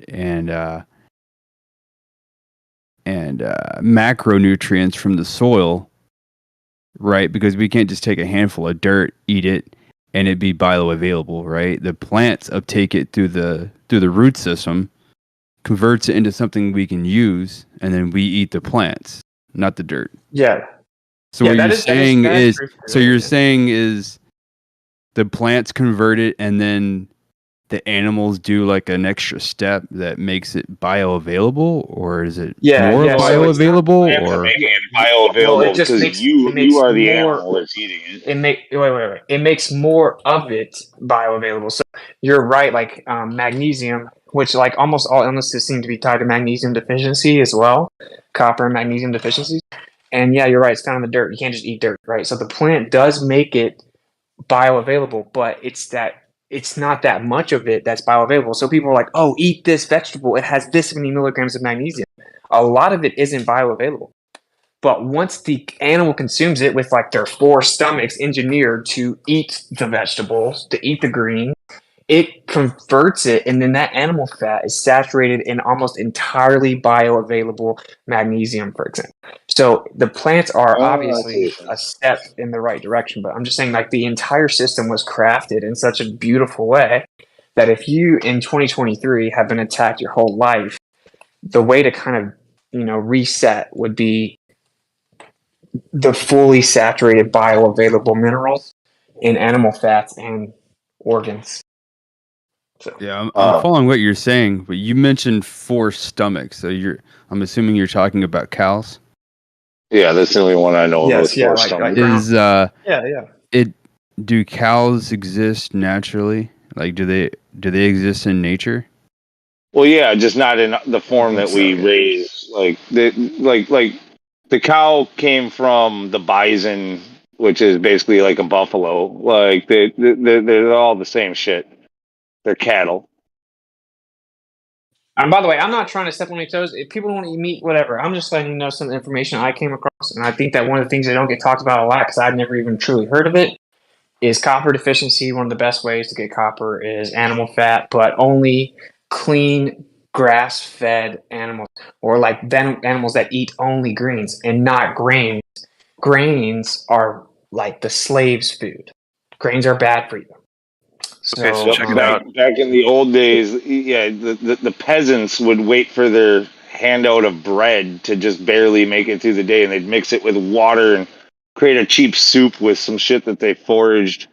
Like, but that little bit of bread, even though, like, you're gonna read all kinds of things. Like, bread is like it's what like a sustenance. It's got all kinds of like allegorical sounding things like that make it like where they prop it up, where they're saying, like this is the bread of whatever. But literally, that's because it's all they had. It's all they were given.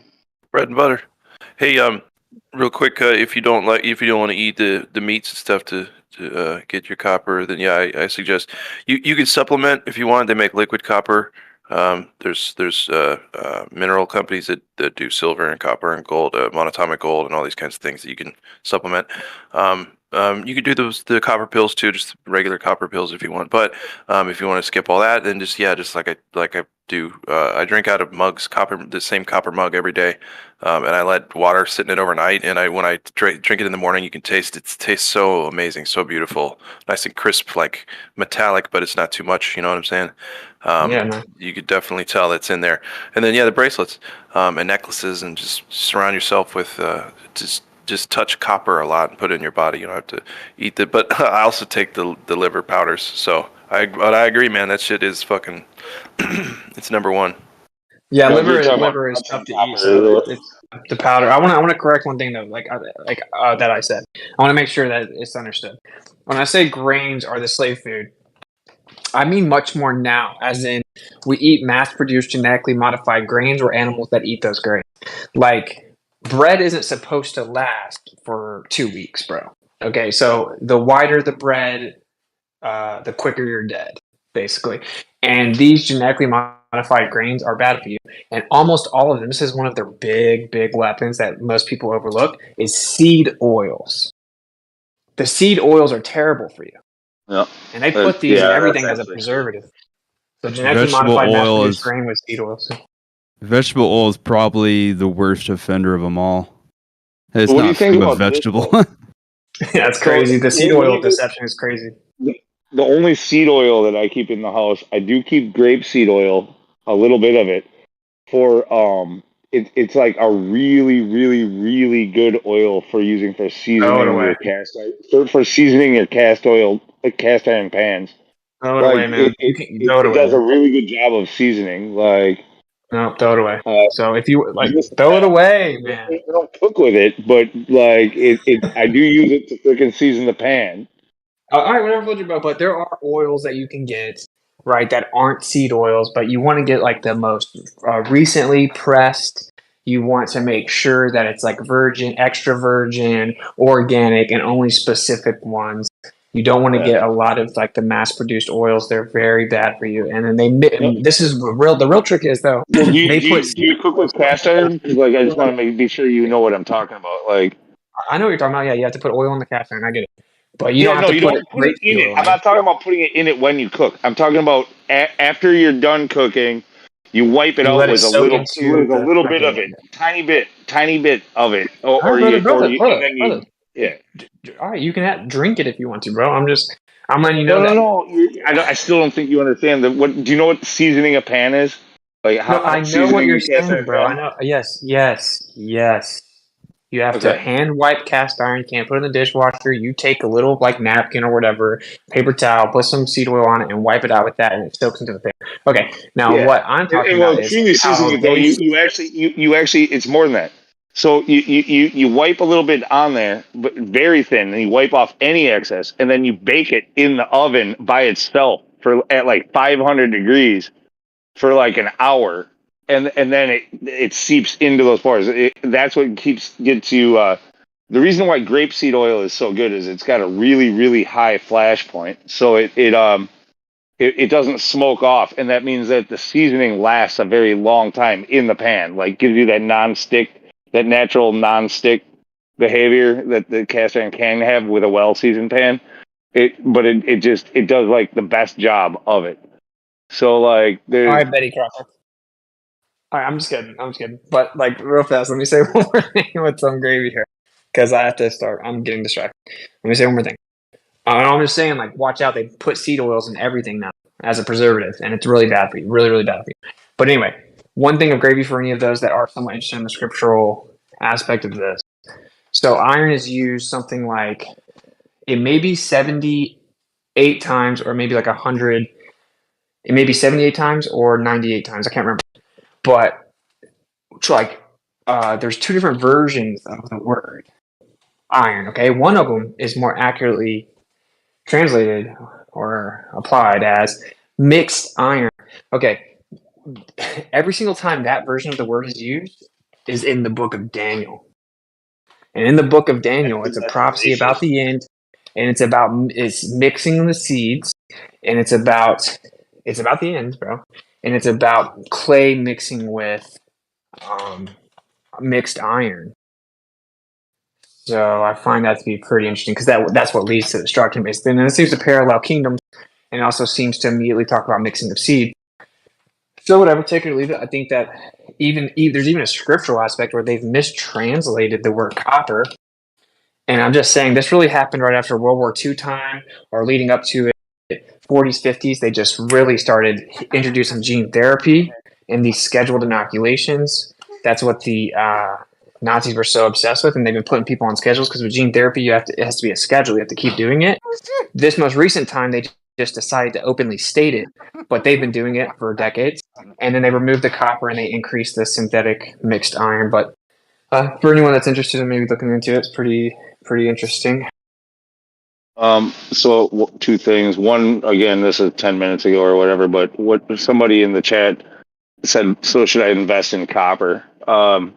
I wouldn't say that investing in copper would be like the best investment. Like you're not going to necessarily get like a huge gain, but like overall, it is a precious metal. Like it's something that if you look at trends over time, gold, silver, copper, like they become more and more valuable and less like available, like supply and demand.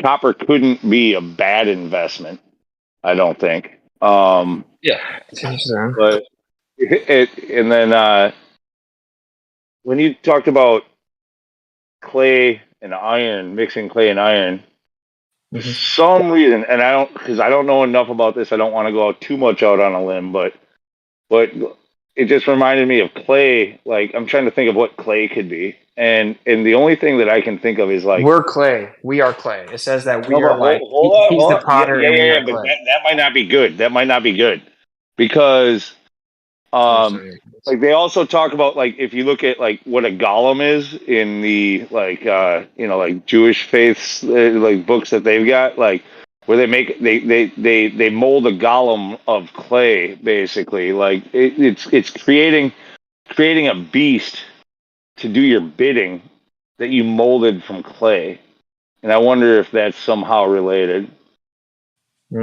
Or like bastardization of the analogy in the scriptures that he's the potter with the clay. I mean, we're talking about Lord of the Rings. No, I'm not talking about Lord of the Rings. I'm talking about like I think it's the Torah or something like that. Like it's freaking like maybe it's the Talmud. I don't know, but it's one of these like Jewish books. Like I don't know, bro. I always say where does Gollum. I'm not talking about Gollum, the freaking guy from Lord of the Rings. I'm talking about Arwen. Golem. Maybe Golem is the right way to say it. Do you know what a Golem is? Golem. Yeah. No. You've never heard of this? Sounds very Talmudic. Yeah, it's probably from the Talmud. No, bro. I'm just letting you know. It says that we are like he's the potter, we're the clay, and so it does have some scriptural backing when it says mixing seeds to potentially interpret it as that when it comes to gene therapy, you're removing because you actually need like large amounts of synthetic mixed iron for the nanotech to work. That's what actually increases the efficacy of the computer programs that is nanotech. So I don't know if I didn't already say that. That's maybe it wasn't like clicking for everyone, but that's why they're doing it. Copper helps you detox from it. Iron helps it facilitate its programming. So.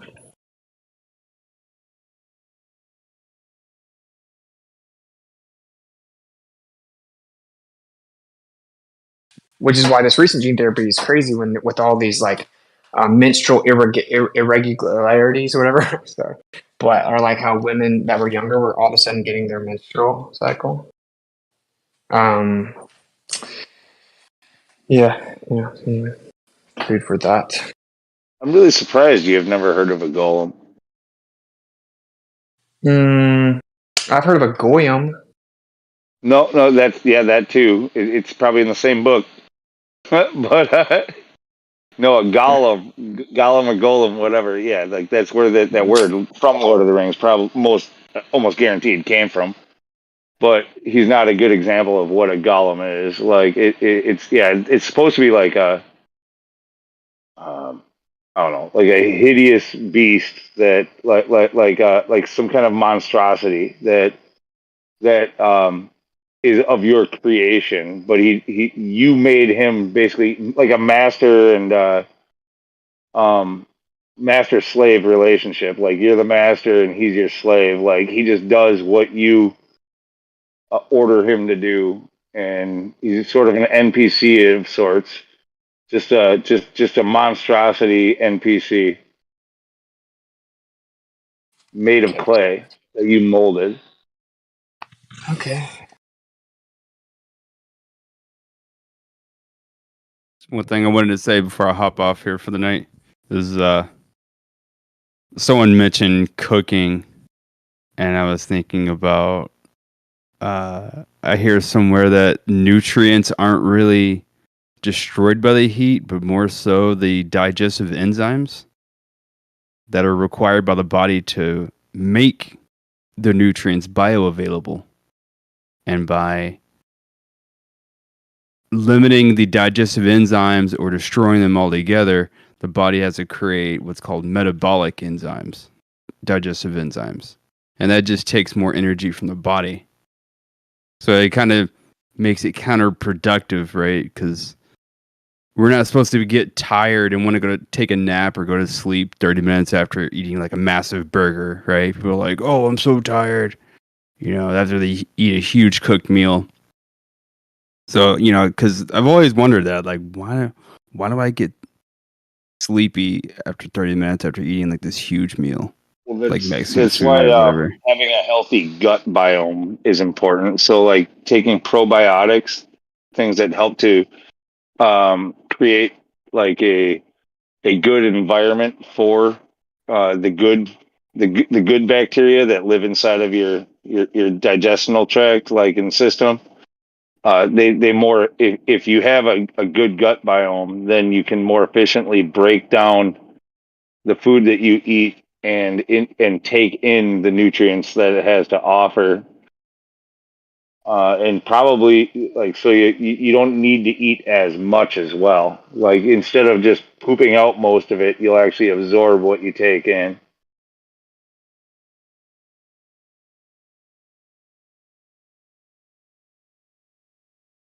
So like probiotics, like taking nutritional yeast is good.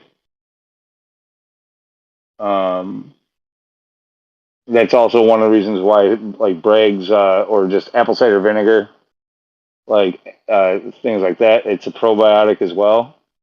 It's like good for your insides. You know, you're healthy on the inside. Right. I get Yeah. what you're saying, but as soon as I heard vinegar, like that's pretty acidic. Right.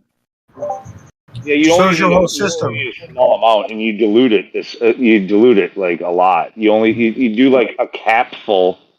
For like what I do in the morning, first thing in the morning is I get a pint glass of water, and I fill the cap from the apple cider vinegar, fill it up, and I dump it in, and that's the first thing I do in the morning is I drink that.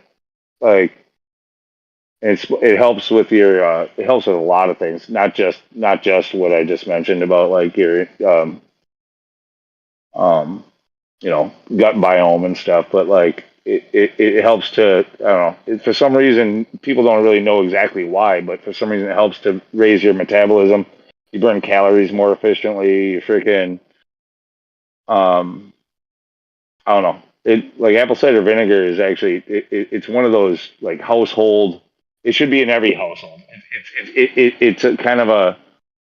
It's got like a 1,001 uses. I have balsamic vinegar with my food. It's very tasty. It's very good for you.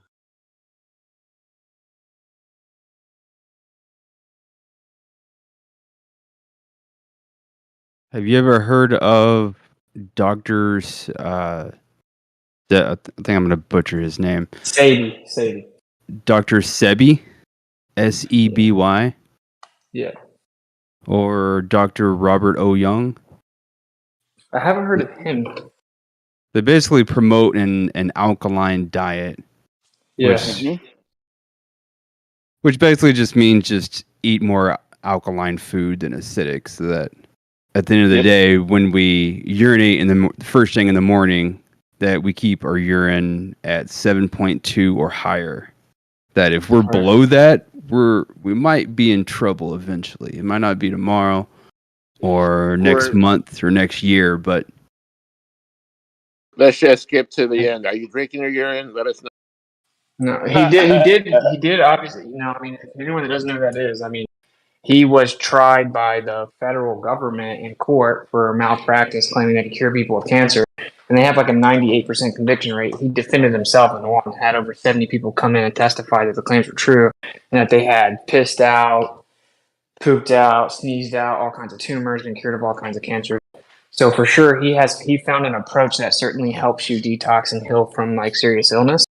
And it's like a high alkalinity based diet, alkaline water, alkaline vegetables, like sea moss is one of the things he really raved on. So it's an interesting study. I mean, food is such a rabbit hole, man. Like, I'm not even going to claim that I know the answer, but I will say I am just now I'm trying an animal based diet to see what happens. But I did go down the Dr. Sadie rabbit hole. And I think he proved pretty unequivocally that if you have some type of serious illness, that if you apply his approach, you can detox effectively. Now, whether or not that is sustainable long term, that's where the debate comes in. And I'm not going to claim to know the answer because there's a lot of conflicting studies and medical journals and information and blah blah blah. People will tell you completely opposite things, but that's the debate. Is it like long-term optimal. Like it's the longevity argument aspect of it. So I don't really know. I mean, I'm not gonna claim to know. So They check killed this that out. man, Like, though. yeah, I'll tell you that much. They killed that I dude. mean, what yes. resonated with me is how he was talking about the pH level on the earth, not just humans, not just the interstitial fluid, which is the fancy words for the fluid that surrounds our cells. That's not our blood, right? Which is, I would say, the majority of the fluid in our body, right? And that should be maintained supposedly at 8.4, and then blood between 7.365 and 7.4. It's like a very, very narrow window. If the blood is off by 0.2, he was saying we're in big trouble. So like the body will do everything that it can to maintain this essentially it's just fancy pH and all this other garbage. It's just another way of saying keep the body in balance. Because I looked at it like a swimming pool, for That's what instance, I was right? saying. That's what I was saying. So like when you're worried about the vinegar and it being acidic, like it's already diluted in the bottle. It's 5%, I believe. 5%. It's diluted down to 5% acidity. Okay, and then what I do is I put just a capful in a pint glass, right? And with the water. By the way, the house that I moved into this spring that I bought, right across the street, it's literally I can walk there in 40 seconds or less. There's a natural spring. It's some of the best drinking water in the world, actually. Like, I live in in the Great Lakes region and like near Milwaukee. But so in these pictures I just posted, there's a picture of me filling my jugs. I've got a water cooler, and next to it on the left, that's actually like the water. That's this spring. That's like all of the stuff that's in the water. This is like what the test like was.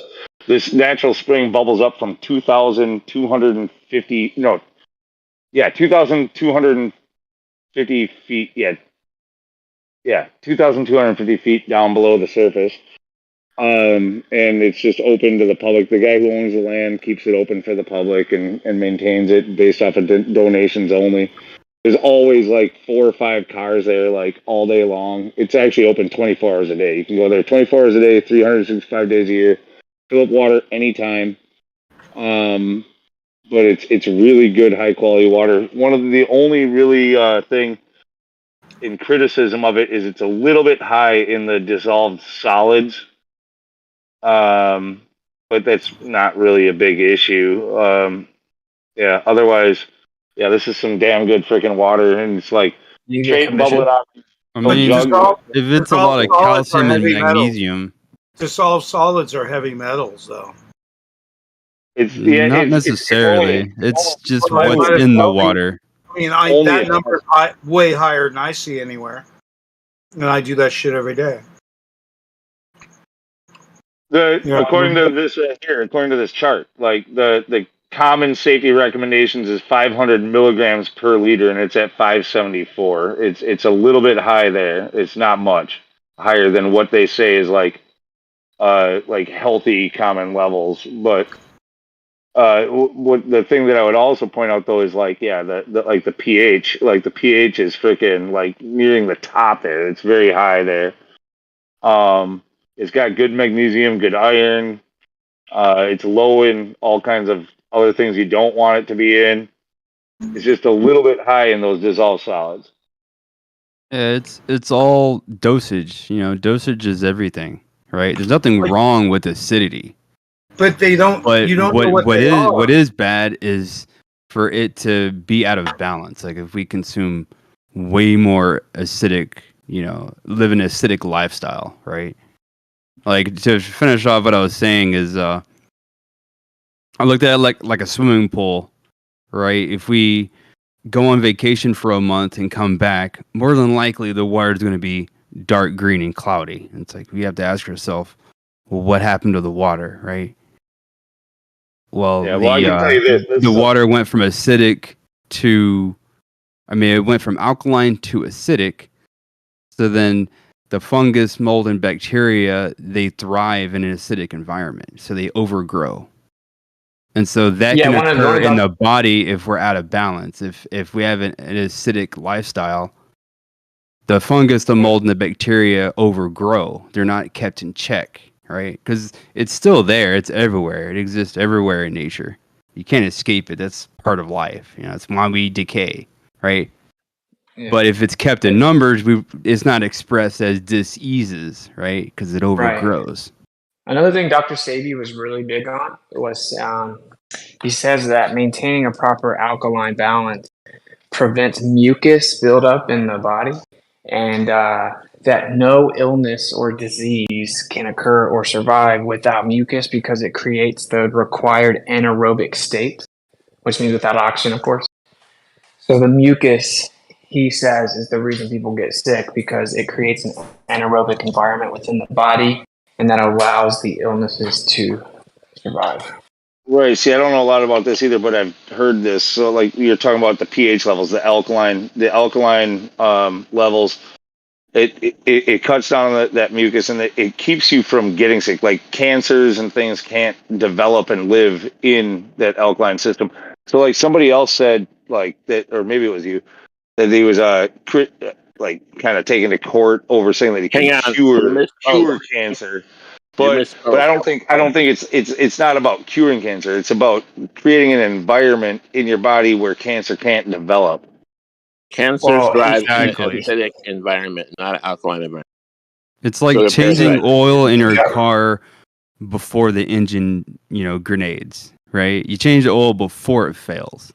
If someone, the Preventative point is that if maintenance. someone has, in the eyes of the federal government, if someone had cancer, they went to Dr. Sabi as a doctor, and then they no longer had cancer after they consumed what he told them to, then they sued him or they tried to criminally charge him for malpractice.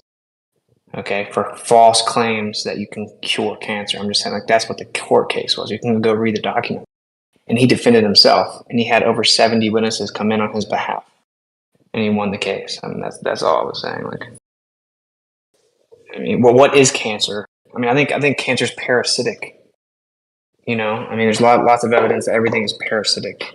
So, What I will say is, Jung mentioned that all the cancer patients that he's cured them of. Well, he didn't cure them. He gave them knowledge and let them cure themselves. He let them become their own doctors. He even says, I'm not a doctor, right? Like, you are your own doctor, right?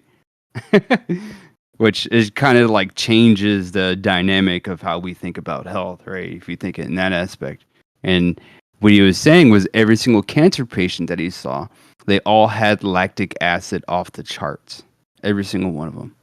And that's interesting because when we over-exercise, well, just using our muscles normally, they produce lactic acid. But it's not a big deal, right? Your body just eliminates it. But over-exercising, obviously, too much of anything is bad, right? You drink too much water, and that's horrible. Well, I mean, you can. It's very hard to drink too much water, but you can. It is possible to do that. Like this water, though. By the way, the spring water. Like I went down there. Like I've been living here for a few months and not gone down there. I didn't even know what people were doing. I was always wondering why they were parked down there. I saw there's like a little pond back there. I assumed they were like people going fishing or something. But like it's not the pond. They're at the spring. It's a separate thing, and they're down there filling their water jugs nonstop, all day, every day, day and night. Friggin' people are driving in from quite a ways to come and get the stuff. And I just heard from somebody else, like they were telling me, they mentioned it. I was like, is that what they're doing down there? Oh, I thought they were like fishing or something. He's like, no, they're filling water jugs. It's good water. It's really good water. And anyway, it was just like last weekend. I was on in chat and chill chat over in 24/7, and somebody was they were talking about water, and I mentioned how I just happened to be right by the spring, And I was like, you know what? I haven't even gone down there and tried it yet. I like literally like on the mic went and just grabbed a glass and walked down there and filled up a glass, and like it really is. It's like good, crisp, like no bad, like really good tasting and no bad smell and freaking and then I went and looked up the test results for it and talked to some people who were down there, and like they were raving about it. So I actually went to the extent then I was like, damn, like why would I, even though I've got well water right next to the spring, so my well water is probably really good too, but it's nowhere near as deep as where the spring water is coming from, and it goes through water treatment. Like I got a water softener and shit. I don't need that for my drinking water. I might as well like drink the spring water that's right next to my fucking house. I went to Home Depot, I bought a water cooler and some jugs, and yeah, I'm filling that stuff up, and I'm really liking it. It's good.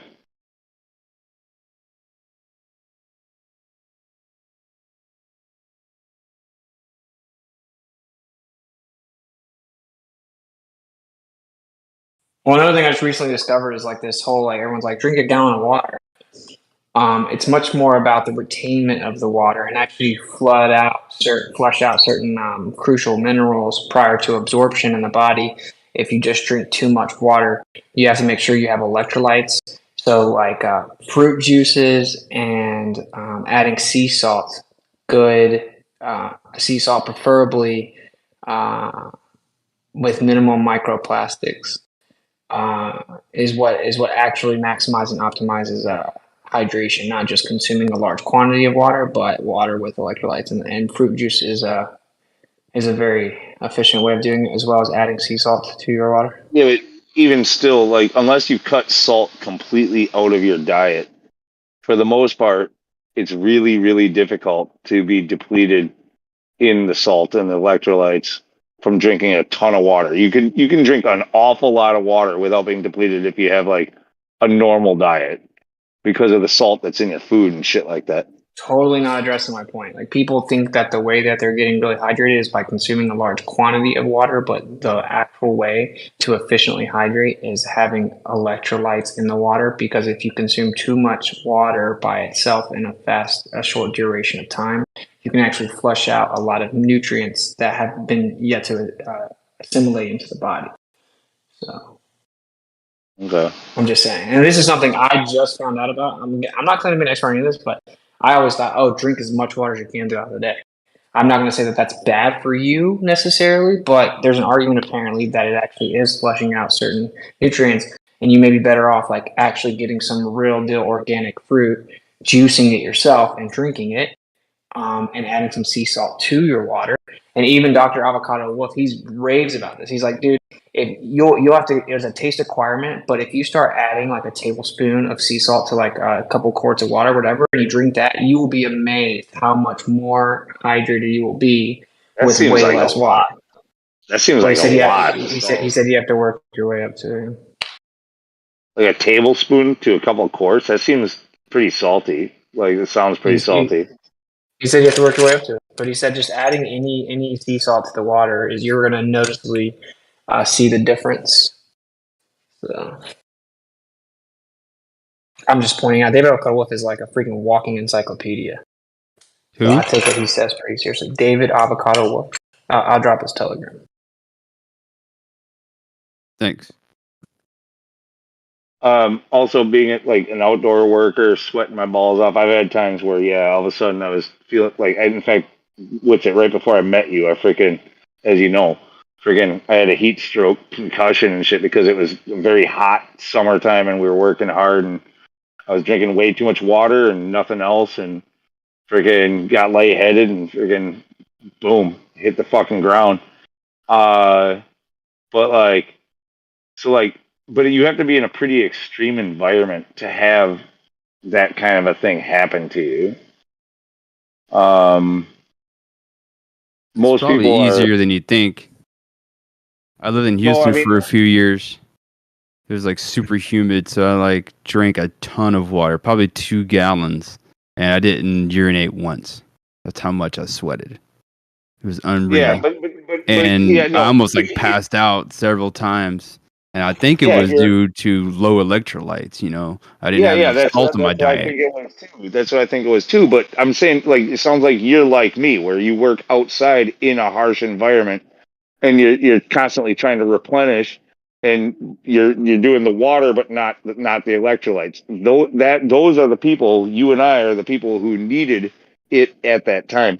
Most people who are sitting around in an air-conditioned home drinking a lot of water don't need to be adding salt to their shit too often, or not very much of it. Okay, says Lou. Dude, it's because you're sweating the stuff out that you need to replenish it. There's no way you can have too much sea salt in your diet, dude. Yeah, your kidneys are just gonna flush it out if you have too much. Correct. So it's better to Salt is a consume. good thing. They're the CDC and whatever other agencies or organizations or whatever you want to call them. They claim your daily allowable allowance of sodium is between 4 and 8 grams. That's not much. Yeah, but 4 grams, doesn't that's more salt, nothing. even if it's sea salt, doesn't more salt like do a less job of quenching your thirst? It doesn't dehydrate you more, especially if it's in high salinity, like if you're doing a lot of it. No. What are you talking about? Well, water does Electrolytes? You have tell me salt doesn't dehydrate? water No, does have an dude. affinity for salt. You know what I mean? Like it's driven towards it. But yeah, I get what you're saying. Like if you consume a lot of salt, you get thirsty. Well, you just drink more water. That's because the water is drawn to the salt, which is why it's important to have the electrolytes. It assimilates the water into your body. Yeah, you get thirsty, you drink water. It's simple. Yeah, and like fruit juice is a pretty good little middle ground because it's like incredibly tasty, right? I mean, fruit juice has a lot of electrolytes. Like you can drink watermelon juice, you can drink just many different. Most fruit juices are really good for hydration. I've got instead of doing the Gatorade thing too, so I bought. It's way too freaking expensive, honestly, for most people probably, but it's like $50 for this little canister of freaking powder, electrolyte powder from Dr. Berg's. Dr. Berg's electrolyte powder, all natural shit. Like, but that's yeah. You just take one little scoop and put it in like a 20-ounce bottle and shake it up, dissolve it in, or whatever. Oh, drop a link. Like, Drop a link. that's what I'm using. That's what I'm using instead of drinking Gatorades and stuff like that. Drop a link. I want to know how all natural is. You know, one of the because like I think if anyone that makes intention with their diet, like they're in the right direction. You know what I'm saying? But like it's so hard to figure out what's going on. Like right now, I'm just now starting like an animal based diet, so it's like predominantly grass fed beef, but just like red meat and organs and raw milk, raw cheese, raw butter, honey, and fruit. And I'm just gonna see how it goes. You know, I mean, I'm very fascinated with a lot of the information I've learned. But I think same like a lot of people that they are vegan or vegetarian or whatever, they start feeling way better. Well, it's because you stopped eating so much processed food, right? Like anyone that cuts out processed food is going to feel better. So like the first step for everyone and I'm not claiming to be some expert, but I'm just saying is to like kind of get used to looking at the back of the label. If there's a lot of stuff on that label, set it back down. There shouldn't be much on there. And one more thing. Thank you, bro. One more thing. A thing that I kind of found out was, and this reminded me of it, there was a liquid IV that we used to drink that was supposedly good. And well, the whole B12 thing, right? Like if you don't eat meat, like where's your B12 coming from? Well, they add the B12 to a lot of stuff. Well, if you look into it, you know what they use for the B12 supplement, or like any supplementation of B12? It's actually a derivative of cyanide. So look at the back of your stuff, and you'll see it may say B12 in parentheses or in cyanidin. It may just say that word, but you can tell because it has cyanide. It might be cyan. I think it's cyanobin or nobin or something like that. I'll look it up. But anyway, look for that word because that's literally a derivative of cyanide. I mean, obviously we've all heard of cyanide poisoning, right? And to me, that was like, whoa, dude. Isn't that what You'd be Hitler? amazed, dude. They mix that in everything, bro. Everything, dude. And you should just watch out. Like anything that's claiming to hydrate you or to be a healthy drink, it'll be like pretty good on the back, and then you'll find that word that is bad. Like, so I think everyone's gonna feel way better if they get in the sun more and they stop eating processed foods and then drinking like electrolyte water. Yeah. Outside of So that, I'm experimenting myself. So. this stuff, if you clicked it, Dr. Berg, he does a lot of keto stuff. I'm not doing a full keto diet or anything, but took inspiration from it. And this just seemed like a healthier alternative to doing and cheaper in the long run, because it's just literally this. Even though it seems like a lot for this little bottle, I'm going to get way more bottles of water out of this than bottles of Gatorade for the price. You know what I mean? Gatorade's terrible for you, bro. Yeah, exactly. So yeah, if you go to if you click that and go to like the second or third tab or whatever, it'll show you what's on the back.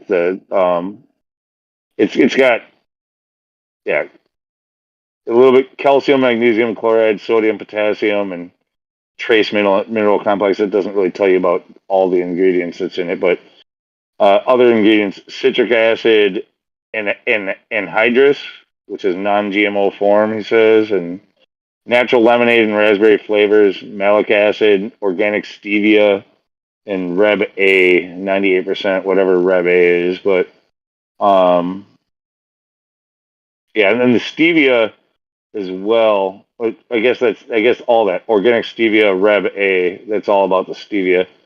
Yeah, the stevia I've heard recently in these forums is that it's lowering testosterone levels in some people or something like that, or it's being linked to Trace that. minerals is good. I mean, Yeah. this doesn't look terrible. I mean, I don't.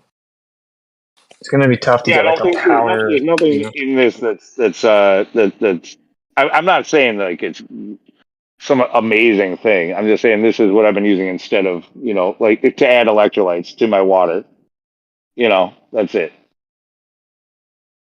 I had a dentist tell me one time. He said, he asked me what my diet was because he looked at my teeth. It's pretty bad, and he was like, "My advice is stay away from food that comes from a package," and that really resonated with me because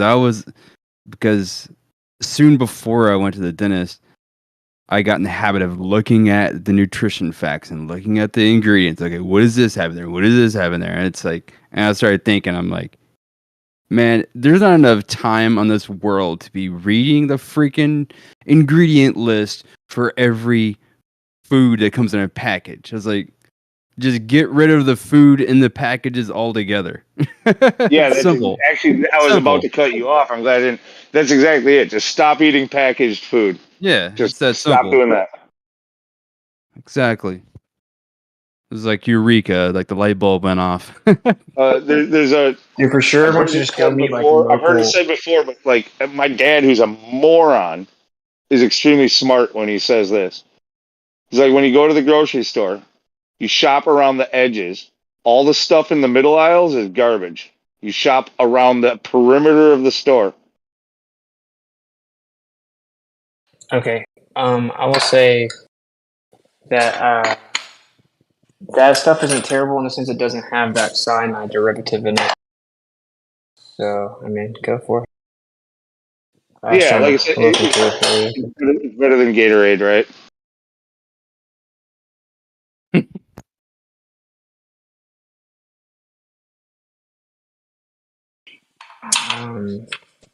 But Yeah, I yeah, was about no, to say something else. think about the thing about shopping the perimeter of the store. If you haven't heard that before, I mean, everything that's in the middle aisles is all prepackaged food. It's all filled with chemicals and shit that you don't want to put in you. It's when you go to the deli that you get like fresh cut meat. It's when you go to the freaking, I don't know, whatever. Whatever they Oh, got. Everything I around the remember. outside is the better quality food. Everything on the in the middle of the store is trash. When you're weaving up I and down the gotta. middle and never touching the outside, you're eating nothing but trash. It's all the cookies, it's all the crackers, it's all the chips, it's all the frickin' and that's all the stuff down the middle. Crypto said, get an app called Chemical Maze, which will really help deciphering those additives on the label. That's what's up, because the names are just like, what the hell is that? And then also search snake juice recipe on YouTube for electrolytes. That's super cool. I was gonna say, like, what we need to do, obviously, is just go find local supplies of food, dude. And like build a relationship with people locally. We have like a natural farms place down the street. We're about to move, and the first thing we're gonna do when we move down to Florida is find like local supply of raw milk, etc. But whatever it is, if you can like actually build a relationship with someone locally, then you can really find out what they do to their stuff, whether it's animals, plants, whatever you eat, right? I think that's like a big step in the right 100%. direction. Yeah, getting good friends with your farmer or whatever, and not your doctor, right? It's like Yeah, exactly. again, like flipping everything around, like change how we think about things. Right, and like my vision right now is to eventually get land there and create like a food forest, and then you're the doctor. You know what I'm saying? Like then you can help Exactly. heal your friends. Right. It's all about that preventative maintenance. You look at so many people, they care a lot about their car, so they get the best oil, they get the best transmission fluid and the best filters. But then they go home and eat Jack in the Box. It's like, hold up. Yeah, like it's crazy to me that people still eat like McDonald's and like, I mean, McDonald's fries are a perfect example. Like they want that specific type of potato. I forgot what it's called, but it's just really long, so they want to be able to pop all the way out of that little red box they have. So they only want those, but they don't like blemishes, and those potatoes are prone to blemishes. So they spray this incredibly poisonous chemical on it to make sure that they just stay completely white. It's so poisonous that the farmers won't go out in the crops for like 3 to 5 days after they spray them, and they have to leave them on the shelf to air out and dry for like 3 weeks after they harvest. And that's just like McDonald's most famous thing, their fries. So that's what's really crazy to me. People don't even like, they don't even look into any of this. They just eat whatever they can drive through and grab. Right. But then they're like, oh, I have this problem. It's like, yeah, bro, like you're not even giving yourself a chance. I think literally there's a huge debate about what the most optimal diet is. But for sure, the answer is removing processed foods. Like that's for sure the first answer, Can't agree more with that. Yeah, like, and in fact, I don't think there is an optimal diet that you can just like write down that works good canned for everybody. Some people might require more a vegetarian-based diet, and some people might require more of a carnivore kind of a diet. Like some people might have ill effects from having any meat. Some people might have, you know what I mean? Like I don't know. Yeah, I I don't can't know. say because I'm not them. Maybe. I can't say. I You know think what I people mean? have a problem with processed food and they have a problem with how do you say it? Glyphosate? I always mispronounce it, but it's like, can you someone say it? Glyphosate? Well, Dude, you got me mixed up now. Yeah, I think it's glyphosate. glyphosate. Yeah. Yeah. So like, cause like honey is really good, right? And it doesn't perish. Like honey is a really good thing to consume in my opinion. And like, so you don't need any of these sweeteners. Like use honey, bro. Like we have natural sweeteners. We have maple, we have honey, like, but the problem with honey is you can get like, so I used to always eat Manuka honey. I was told that that's really good honey. Well, actually, it comes from one place, and it's flooded and known for spraying that chemical everywhere. Yeah, no, Glyphosate. if you're gonna have honey, like the best thing is to have local honey. Like so, like whatever's closest to you, wherever you can get honey that is from close to where you live, or as Yeah, wait, close it's to where you not. live It's as not that simple. possible? It's not that simple. That's what I'm trying to explain. It's not that simple because, dude, it depends on where they're spraying glyphosate, bro. Because, for one, it can carry over into other fields, and so actually, anything with elevation is ideal because mountains that don't spray can kind of stay away from that. But you also have to worry about the bees getting pollen off of things that have had that chemical, fly over on it. Dude, they're even I get messing up honey. it So it's too. like, That's a it's tough, bro. You gotta really look Yeah, into. You but I gotta mean, okay, research your if honey. you didn't have the glyphosate problem either way, like if you were just talking about honey itself, you want the Yeah, local local's honey, right? always That's better. close to you. Local's better in every scenario. Yeah. You want, Yeah. but it's better because, so like for your environment, like, you're exposed to different plants and different animals in a different climate and a different environment than somebody else you're talking to online. The bees, however, are local to you. They are like your bees. They're interacting with all that shit. They're bringing all of that pollen and all that goodness, all the stuff from your environment that they're creating those antioxidants like specifically for you. Like essentially, like Yeah, I it's got for you. you and your community. Yeah, bees are freaking fascinating, bro. Have you guys heard about all the therapies they do with bees? There's a bed you can sleep on, but it's over a beehive, and it's known to like cure all kinds of diseases. And then there's like a mask where you breathe in the oxygen that's funneling from a beehive, and it's known to cure all kinds of diseases. Beekeepers have like some of the longest life expectancies, and obviously like honey is known to be like extremely beneficial to you. My It's pretty sister, fascinating. It's really sad. It's really sad that like we're going, and I'm not. It's so I hate to ever say anything that's so mainstream, but it's really sad that they're killing the bees, bro. And it's really sad that I can't even like just go buy honey. I have to like in depth research like how close it is to someone spraying this deadly chemical beside it. Whatever. I'm not 100% sure how convinced I'm not completely convinced that the bees are dying like they say they are. Maybe in certain regions, but we're not really noticing it around here. Like my brother-in-law, he's got 3 beehives that he keeps in his yard. He also raises quail, and he's been buying sides of beef and pork or whatever. I know you'll say your thing about the pork, but it's like literally just instead of going to the store and buying pork, he's like knows the farmer who's like raising the pig and freaking just buying like a whole pig or a half a pig or whatever it is and like keeping it in the freezer. So that's like you said about sourcing your food. He's doing that, and That's cool, man. yeah, That's the like, but yeah, dude, the bee thing, like he literally tried to kill off his hives intentionally because he wants to, he wanted to, like, he's doing some changing of the yard back there, and like they're just, in the way essentially. So he like tried to get them to die off. He thought they were dead, they were gone. Well, one of his hives, which all 3 of his hives were dead. All of a sudden, Well, yeah, maybe it's a psyop, man. one of them became active again on its own without him doing anything. And so he was like, he tried to basically, he like split the hive, like kind of opened it up, whatever, and they spread out, and they ended up going into both of his other hives.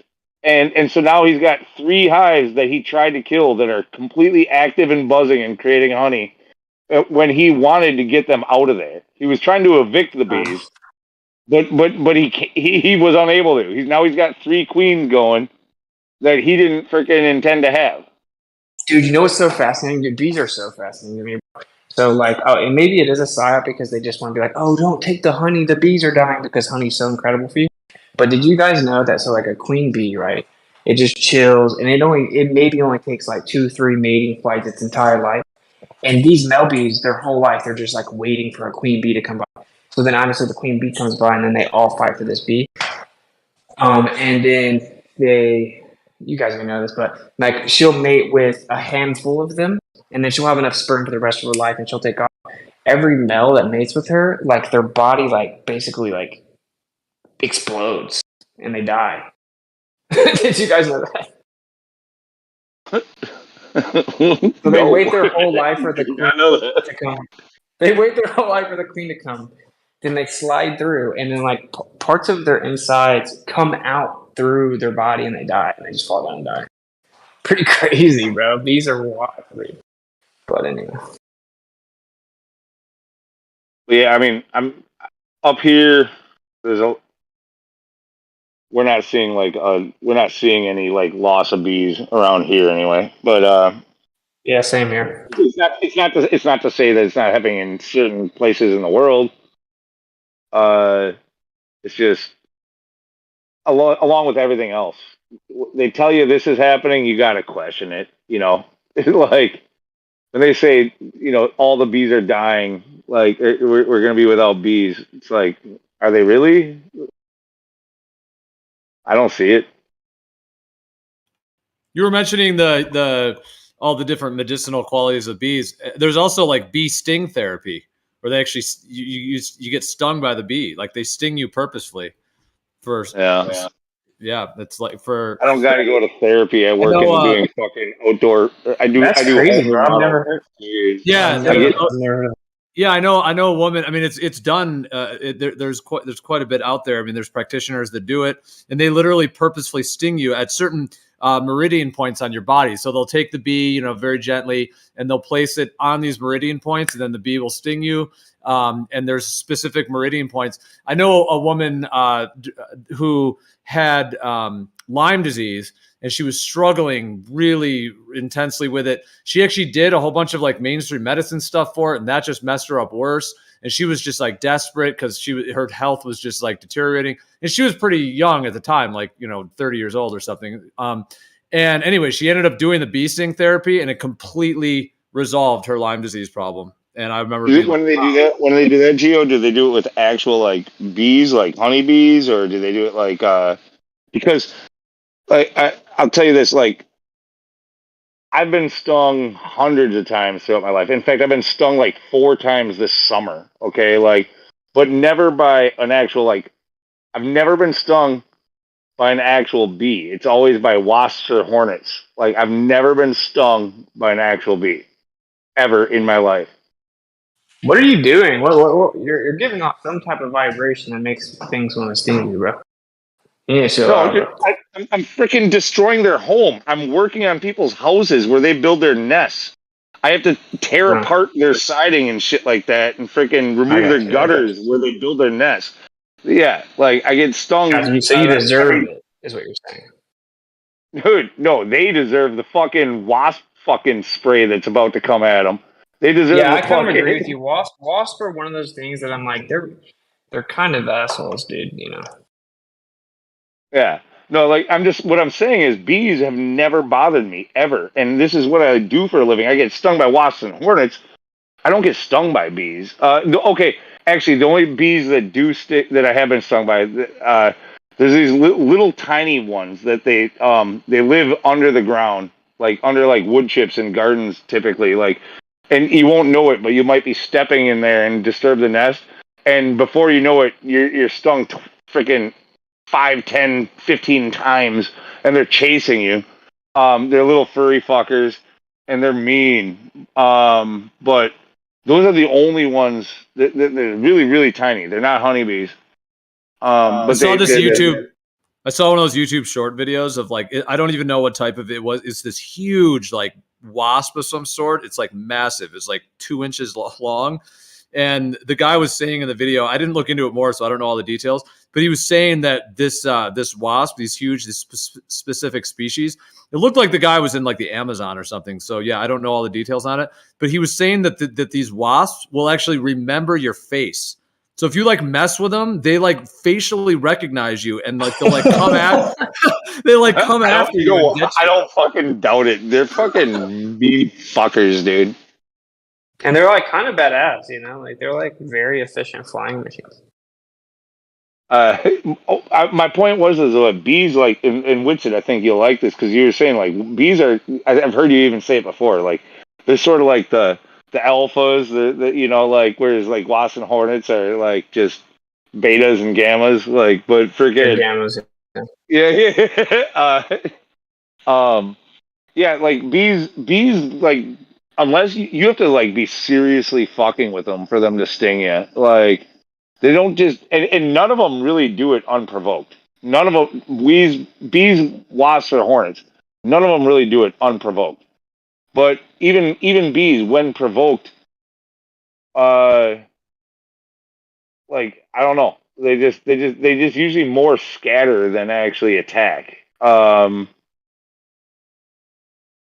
Whereas like the wasps and the hornets, like they're there protecting the nest. They're like you come near it, they're like dive bombing your ass.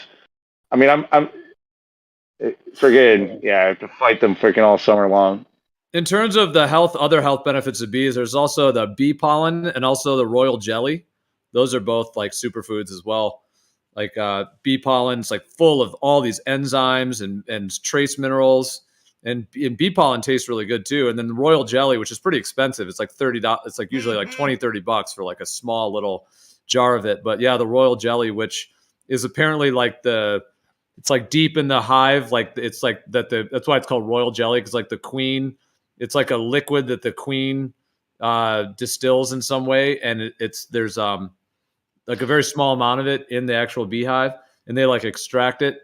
And that kind of tastes a little bit like honey, but that has a lot of health benefits. It's like very energizing as well.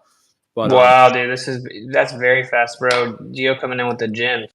Yeah, like honestly, honey is energizing in general. Like, so royal jelly and bee pollen, I have to look into that, bro. Because like, when I'm doing this animal-based diet, like, and I'm trying not to drink coffee either.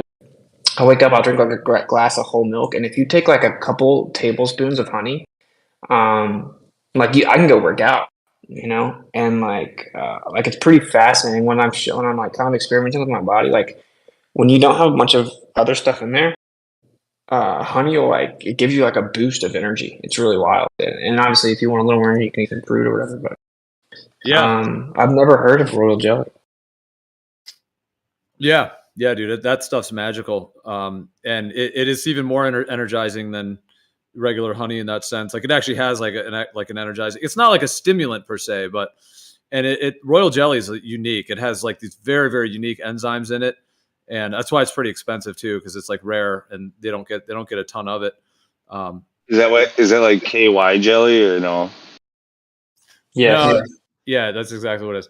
No, it's kind of like a yellow. It's like a yellow cream looking substance that tastes kind of like honey. Like it tastes pretty good. Like you can just eat it. I mean, you don't eat a lot of it. Just like a teaspoon at most, but even like a half a teaspoon. Some even recommend to start with less, but it tastes, both bee pollen and royal jelly tastes very good. And I like to even blend them all together. Do like raw honey, bee pollen, and royal jelly, like all like together. That's like the full bee. Yeah, that's so cool, bro. Like, dude, I'm gonna try to start my day with a combo. Yeah, it's a potent combo to mix them all. The bee pollen tastes amazing, dude. It's like these little nuggets, these like small little kind of multicolored little nuggets, and there's all kinds of different ones. Like they have different flavors depending, of course, on what the bees are consuming. But bee pollen's amazing. Like the royal jelly usually only have a little bit of it, but the bee pollen, I mean, you could have 2 tablespoons, 3 tablespoons. You can just eat it by the spoonful. It tastes amazing. It's got this like sweet. It's got all these different flavors. It's almost like fine wine. Like the different bee pollens have like, probably from what the types of pollen the bees are, creating it from and all that. So there's the different flavors, but it's like wine in that way. Like, oh, this one tastes a little chocolatey. You know what it really smells and tastes like is DMT. If you know what DMT smells like actual DMT, like bee pollen smells a lot like DMT, which is interesting. Dude, I don't know. Make an That is analogy. interesting, dude. Gio, when you make an analogy, make it something that most people have had. Well, if that's what it smells like, was he supposed to say something else? It's surprising. That is actually pretty fascinating. That seems like it could be profound, honestly, because like I'm just like bees in general are so fascinating. Like, did you guys probably did a study with bees? I've said it in here. I'm sure you guys heard it, but they did a study where they put a bunch of sweet liquid on flowers, and then a bunch of like really bitter liquid on flowers. And obviously the bees went to the sweet stuff. But then they manipulated the charge of the flowers, and the bees would go to the bitter fluid just based on the charge. They were actually choosing which flowers to go to based on the charge. And they do this thing called like non-contact pollen detachment, where they just hover over the flower and the pollen like levitates up and clings to their body. I mean, sometimes they like play in it and they roll around and stuff like that, but like they also can just levitate over it and it comes up. And you obviously know certain bees like can go through 60-mile-per-hour crosswinds and all this crazy stuff. Point is that they have this like very powerful resonance. Like they seem to be super close to like almost this perfect resonance. So it's actually just kind of fascinating to think about like what's it doing to the quote unquote molecular alignment of whatever it is we're consuming from them. Like is that why it's so good for us, you know? So then to think that it's could have some crossover to DMT is like it's pretty interesting, honestly. Yeah. Yeah, the electrical part of it, that is very interesting too. Yeah, like are the bees like charging it through the vibration or the electrical static field, like that whole conceptualization of it. And then like I mean it's amazing to think like how they know where to go get the pollen from and like these they all have different flavors. Like honeycomb as well. Like honeycomb will have natural the last superfood is from the bees is oh my gosh, what's the name of it?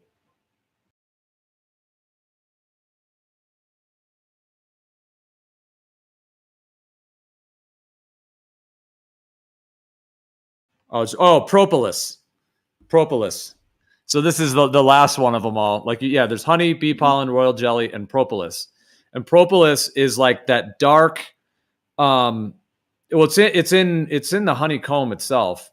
And propolis has like very, very potent like antibacterial and antifungal qualities to it. Like usually like raw honey will have propolis in it. Often they will. So the propolis is like, it can be in the raw honey.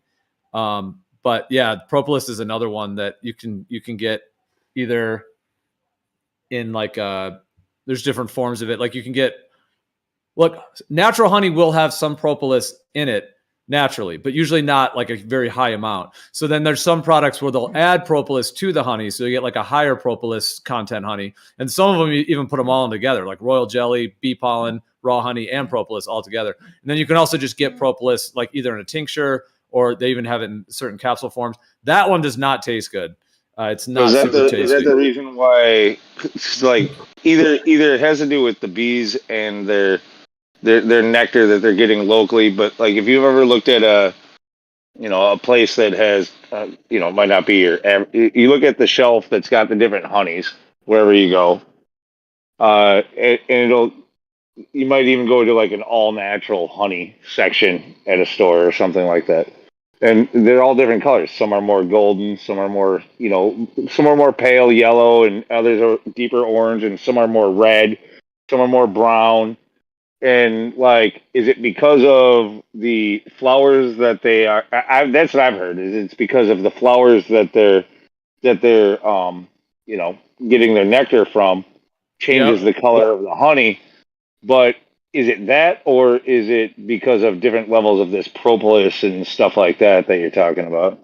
Yeah, I think it's both. I think it's like all of the above, because the propolis is found in plants in and of itself. Like there's like tree propolis and things like that. So what I'm referring to, I guess, would be bee propolis, which means it would be, in the bee products, as it were. But yeah, like essentially it's like this resin. It's like a resin that comes from the certain plants, like on the buds and the different parts of the plant. It's like this waxy kind of resin. So it's part of what the bees are. I don't know exactly whether they're picking it up.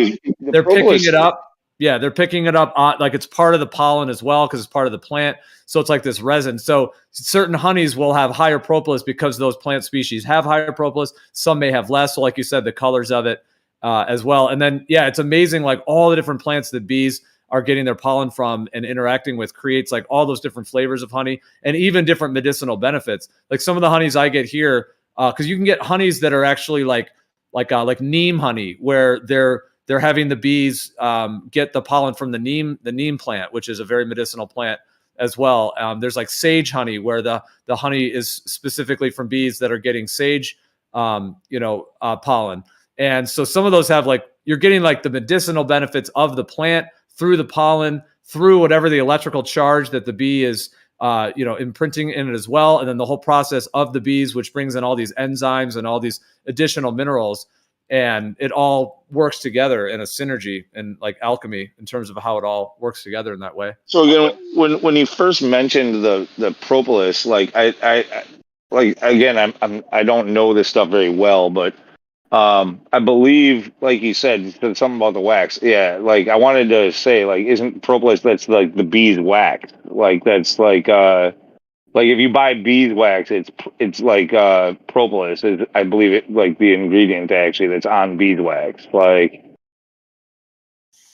well, I mean, the honeycomb has wax, so that you can make like the honeycomb. Like if you've ever, that's another really good thing with bees is to get like raw honeycomb. So like the honey when it's with the honeycomb, you can just eat it. Like you can just just bite off. So in that sense, you're getting the honey. yeah. Yeah, the fresh honey that's being like preserved in the honeycomb, and then you're getting the wax, which is beneficial as well.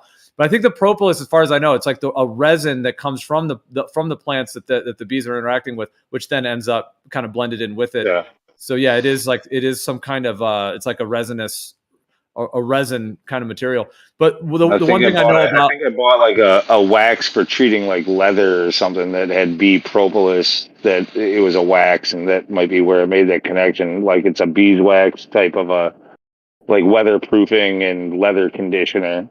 Yeah, like, it is waxy. I believe it's waxy because it's like a resinous, and then it's like a resin. But then when it ends up in the end product of the bees, it may even kind of have more of a waxiness compared to like regular propolis from a tree or something. But yeah, it's very interesting. And the thing about propolis that is really outstanding about it is it's like it has these very potent like antimicrobial, antifungal, antibacterial qualities to where like certain people have had, getting a good proper doses of it, like very powerful resolution of various illnesses caused by like, not just like, yes, people do use it for like respiratory tract infections or a common cold or even infections. Like they'll put it on the wound, things like this, or even like for burns as well and other things on the skin.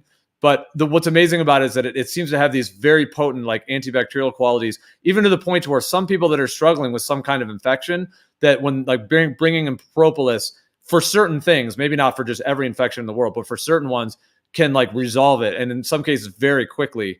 And of course, without the pharmaceutical antibiotics. Like this is basically one of nature's antibiotics. There's many of them. This is one of them. You'll like this one. I'm pretty sure another one, Gio. Back in the day, when I was growing dreadlocks and shit. Yeah, I did that. I was a tree hugger, sort of. I was one of them, like almost like a wannabe tree hugger. I wasn't really. I was more of a metalhead trying to grow freaking, dreadlocks.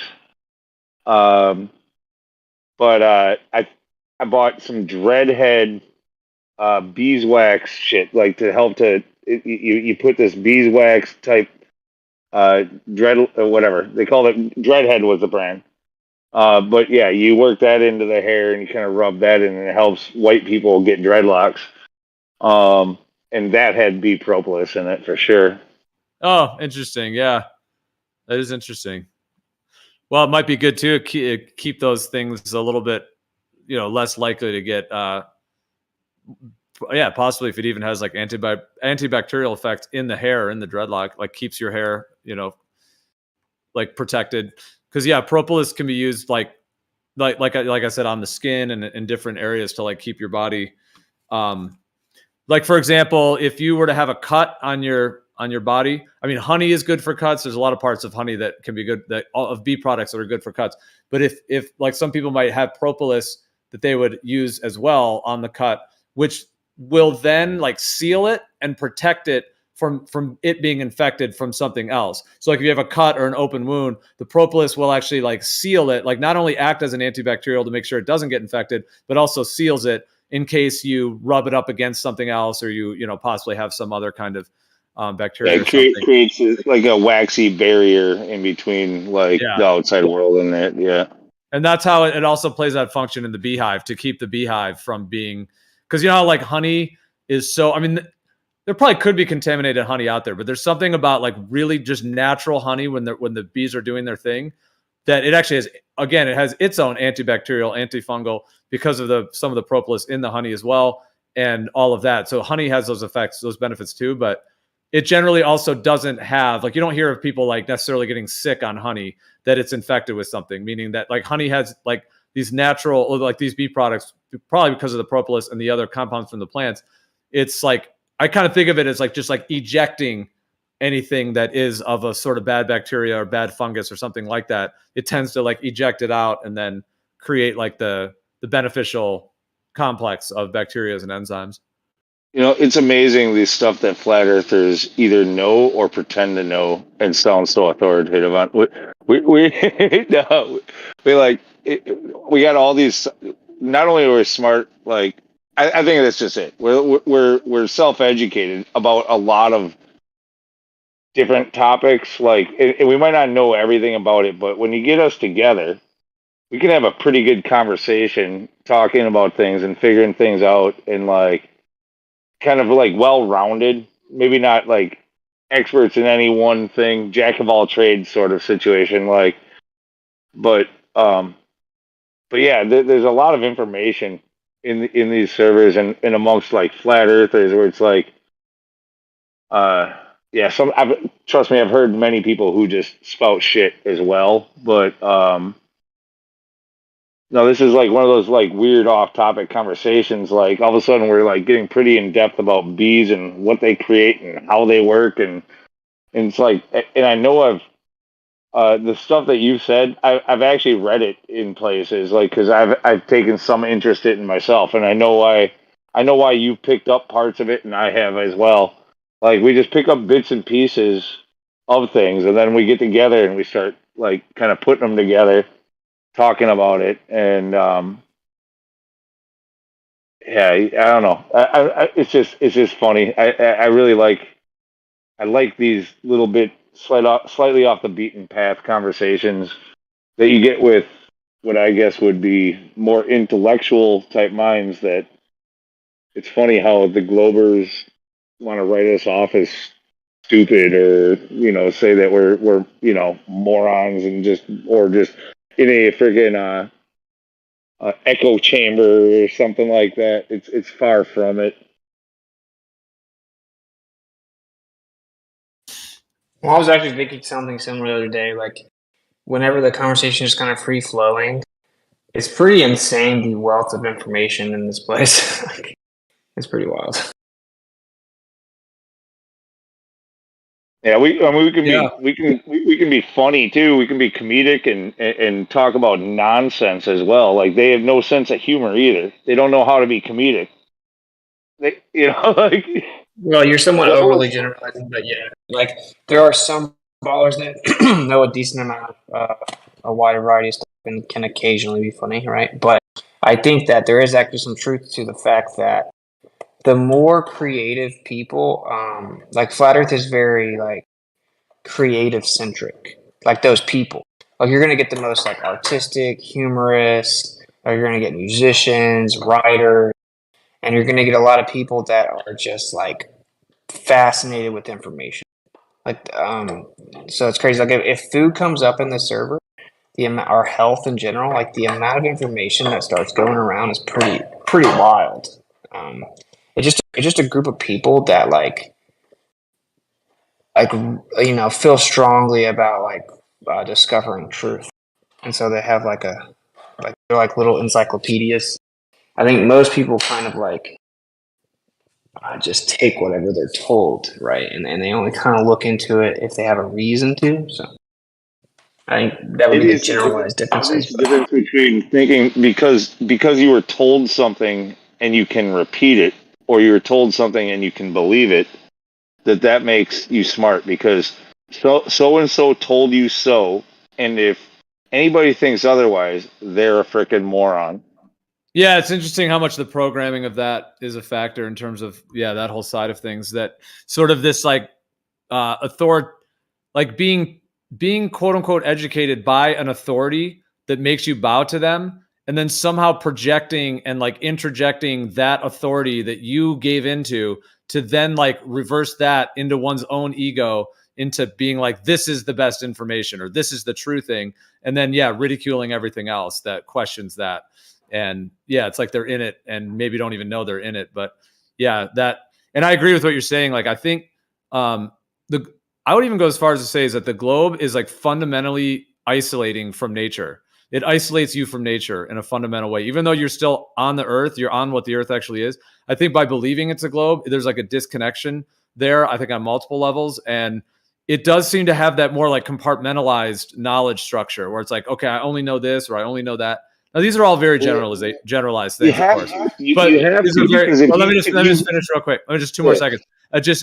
As all very generalized, but just lastly, I was going to say, I do think for many that I've met as well in real life and on the internet as well, is that like questioning the earth or even coming to the realization the earth isn't a globe and like what nature actually is. I think it spiritually and energetically actually grounds you and levels you and actually brings you more into your center and even more of that positive, like childlike wonder to actually be like, oh, I want to learn more. What else could be possible? And that's what's so exciting, especially about the cosmology type communities that we're discussing all of this, like within this realm of the earth, and specifically it not being a globe, but also being stationary and at rest.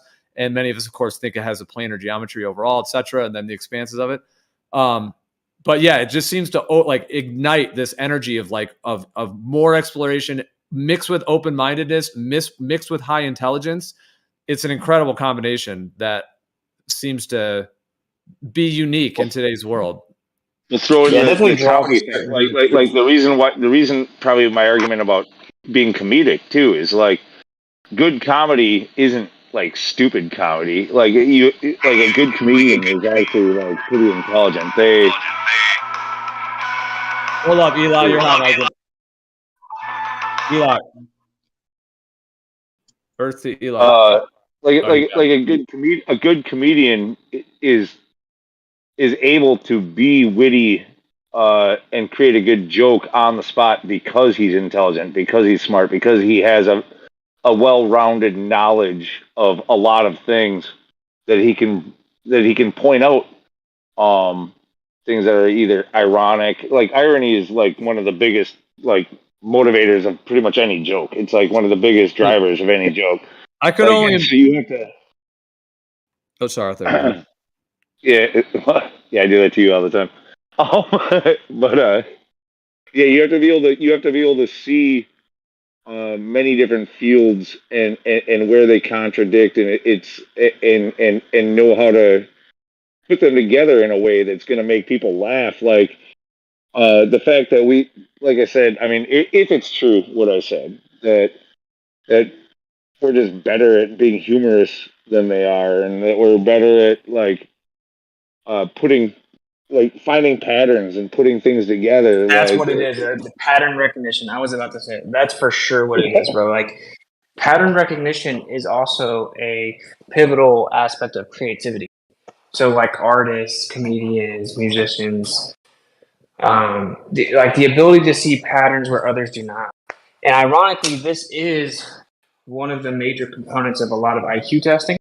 So it would be very fascinating to see pattern recognition, IQ testing of flat earthers, because that's why we see through deceptions, because we start to see a pattern build, and that's how we hone in our search, right? And so I think that's a big component of it is like pattern recognition. Absolutely. Absolutely. Yeah, and even like, discernment and resonance with that as well, being able to actually discern that accurately. I was going to say, like, I've been to several flat earth type meetups with people in real life. The one that I went to, which was called Flat Camp, and it was a group, kind of a local group where they do this. It's basically just like a chill camping event. Like pretty much anyone's welcome to come. Like he had a small Facebook group. I don't think he's done it in a couple of years, but he had done a couple of them. And he's a really cool guy. I met him in person a few times, the guy who ran it. That was when I met ODD.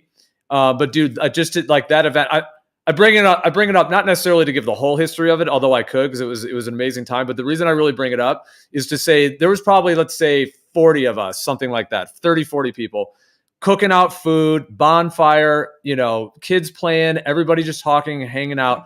And it was just absolutely amazing. Like in that environment where, cause I've been to other meetups that were like either in like, the one I went to in a park was pretty chill because we could actually all hang out pretty freely. And then we went to one at a bar as well. That one's a little different because you're in like a public place. But the flat camp one was the one time where it's like you had 30, 40 people, pretty much all of them flat earthers, like knew about this. And just the conversations, like I had the most, I stayed there all night. Like I didn't sleep there, but I stayed there till the sun came up. But we just raged it all night.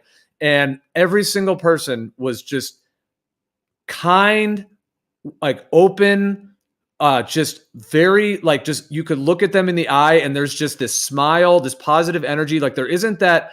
I do think the globe does create like an isolation, kind of a fear-based, like evolution, kind of dinosaurs, whatever that whole thing is, it like really impacts someone and their vibe. Now, some people can break through it more and they can get out of that, perhaps. But the actual cosmological shift of realizing the Earth isn't a globe, I think seems to have some effect where people are just more like in the wonder of life, the potentials, and every conversation I had with everyone there was like, oh, what do you know about this? What do you know about that? And like you were saying, it was like the pattern recognition, the truth discussions. There wasn't any like debating or fighting at all. Like it was just amazing. That's when I met ODD, and because everyone wanted, was having like one-on-ones with him and talking with him and stuff. And then at one point I'm sitting by the bonfire and he comes up right next to me. He's like, what's up, man? And we just ended up talking for hours. Like we probably went just him and I just for hours, like solo, just him and I, like looking up at the moon with the bonfire. I'm just saying, like, I could only imagine having, just to use the term flat earther, like many, many flat earthers, either like living together on a huge property with a bunch of us where we could have like creative areas and music and stuff. I think the internet part of this, like the debate thing, there are some like shady people and there's like some people that are like, pose and liars and they got tactics and they're abusing people and being toxic. It's all kinds of weird stuff online. But in person, when I've had these meetups and with real people in that sense, it's, in my experience, and I've been in many different communities, many different realms within this world, and the flat earther community, there's something of such like a high vibrational energy there that is unique. And I could only imagine if like a lot of us were like together. I know there's those conferences, which I've never been to one of those big conferences, but that's a lot. That's got to be an amazing energy. Dude, it's so crazy, bro. You can like feel it, bro. Yeah, dude. Like, because you know how like during the pandemic, like the vibration of the world sucked. Like every public place you went, it was just such a like fear-based, low vibration. Like people weren't sharing any type of like resonance. There was no facial expressions, no connections. Like no one was really making eye contact. It was just this weird low vibration. And then whenever I went to that conference, bro, it's like you could like pulling into the place, you could like feel it was like a different world. And instantly I'm like, oh, this is why flat earth is censored. Like it resonated with me on such a deep level. I'm like, they have to keep this under wraps because what was in that room of like 400 people, there was obviously not one mask in sight. You know what I mean? Like it was such a high vibration. If you walk around, it's just children playing everywhere, entire stands of just gravy, just like a whole lobby of just gravy, incredible like supplements and food everywhere. And then every time you walk up to a group, it's just like an incredibly profound conversation everywhere, handing out information, talking. No one wants to leave. And I've been to a lot, right? Because I went around the United States, so I would meet up with like quote unquote flat earthers everywhere. Like I met Lou, I met a lot of people. Yeah, man. And the only bad vibrations I got in person were literally ballers, bro. It was literally the baller would come and would just be mad and like just toxic and like oh, dude, you got hit by crazy. Tim Osmond, dude. You got hit by Timmy. Well, and I would say when you were here, it was during the height of all that stuff for the most part, wasn't? What year? That was good 2 years ago or more. It was in the middle of it, yeah. So like, did you notice how like in the city of Milwaukee, like there was a good amount of mask wearing, but it wasn't like crazy. It wasn't like a lot of what we hear. Like you saw some mask wearing, but it wasn't everybody by any means, and not even close. Yeah, it had kind of chilled out at that time, right? Because did we hang out? We hung out during the finals, right? When I was there. For the finals. The NBA finals with. There was like not one mask inside at the finals, pretty much. I mean, it had kind of wore down at that point. I feel like because Yeah, but what I'm Well, like getting to it's is really did shown. you go to the did you go to the outskirts more? Because if you notice, like around here, even though it wasn't crazy with the mask wearing in the city, but there was masks, right? As soon as you get outside of the city, like nobody wears one. And if you do happen to fucking see a random person wearing one, like they cannot give you contact. They will Well, be looking down. They are ashamed. They show you that they are ashamed to be wearing it. I mean, perhaps They're they're not. doing what they think there is best for their health for whatever reason they think that. But I mean, I kind of was gonna go. I was gonna just go back. I don't know about going into the whole. If we want to go to the mask thing, but I feel like we're on a kind of cool combo. But Witsit, would you say the difference? Because I'm thinking I watched pretty much all your streams when you were on that. Because every time one would come up, oh, Witsit's on, I'm popping on and listen, watch them all. So I saw a lot of those live. And dude, I'm thinking like, would you say this overall? Because the way you said that, I was thinking like. Regular people that came up to you were probably a mixed bag, I'm imagining. Some were nice, some were a little sketchy, whatever it is. When an actual flat earther, when you met with flat earthers, would it be correct to say that they were like the most positive, open-minded, like just there's excitement there and all of that? And then you were confronted by, that guy Tim Osmond. Well, that's what he called himself. Some people call him Timmy, and he's like one of the original kind of trolls from the early days. He used to go on the Bro Sanchez back, before Discord was even a thing, and he would be sniping them, like him and P Mars and all that stuff. They'd be sniping and shutting down their streams and doing all the shenanigans. That guy confronted you in you'd have to remind me which city. And when he confronted you, dude, like you're like talking to people, you're like, oh yeah, you're like there was like a drum circle and there was like good vibes. That was a good vibe one, it seemed like. And you were talking to new people and stuff. And then he comes up to you and basically starts debating you, almost like if you're in Gem Panda's room or something. Like he starts kind of debating you. And you're like, bro, like I hear you. Like you were responding to him a bit. You could tell that he was just like troubled and conflicted and he had kind of a negative vibe. And he kept like being super fixated on you. He's like, what's it? I got more questions for you. And you're like, bro, I don't really want to debate. You're like, I want to actually talk to new people, man. He's like, I want to like actually have like lit conversations with people. And he kept following you around and like demanding your time. There was him. And then the other guy who like, that's M Stone. M Stone. Yeah, exactly. There was that whole interaction. So like you had like, all these like awesome flat earther people, you had people in the middle, and then you had these like glow people that were the ones that were the most like threatening, like, threatening, like the way M Stone, wasn't really threatening to hit you, but yeah, like he was always trying to fight you. And you're like, yeah, throw the punch, bro. And then it was cool that you guys ended up just actually debating and he was lost. All right, I've been talking too long. My bad. Go ahead. Yeah, no, but dude, I'll say, there was also the other, so that was Dallas and Salt Lake. And actually Salt Lake started as a pretty bad vibe because this like this girl like assaulted us with an aluminum baseball bat and like that one was bad. That one was bad. Yeah. No, that's not the one. I like, was thinking of the other one. Yeah, a different one. Well, I think he came after that. I think he came late because we were like, we're still gonna do the stream. We restarted one, and then he came in Salt Lake. I think it's hard to remember, but I think there was another guy who came in Houston, and it wasn't someone any of us would know. At least I don't think so. But he brought his mom out there, and it also just for them to come out there is weird anyway. But I didn't have one baller, bro. Not one. Come have a decent vibe. There was one guy in Austin, right? And they're just, I'm just like, I don't want to be ugly. I'm generalizing, but like, they actually aren't very in touch with intuition. So this guy tried to come to my stream and blend in with the crowd in Austin, Texas, and then come up and win the $100, right? And I could tell instantly, bro, when he was just standing in the crowd that he like knew me. So when he came up and he tried to act like some random person, I hit him with the first question, how many times does Earth spin every day? And then I knew to hit him like with a couple curveball questions because I knew it, right? And he couldn't get them. And I got him to admit that he watched my stuff. So just that acting of itself is a bad vibration, right? Like to kind of try to deceptively take the 100 when you've been watching me ask the same questions all around the country, or whatever. But he was the most like somewhat normal looking dude. And I'm like, oh, there are normal ballers that keep up with fighters. But then he started like being physically aggressive and making threats and talking about how he wanted to fight. I was just ignoring him. There's like hundreds of people there. I didn't have one interaction with a baller that wasn't super toxic. Kosho said Kosho was supposed to come meet me in Dallas, and he didn't. And I was like, to this day, I give Kosho credit, assuming he was telling the truth and he just didn't make it in time. Because I'm like, okay, well, that kind of says a bit about you. Kosho wasn't going to come and like try to fight me, you know?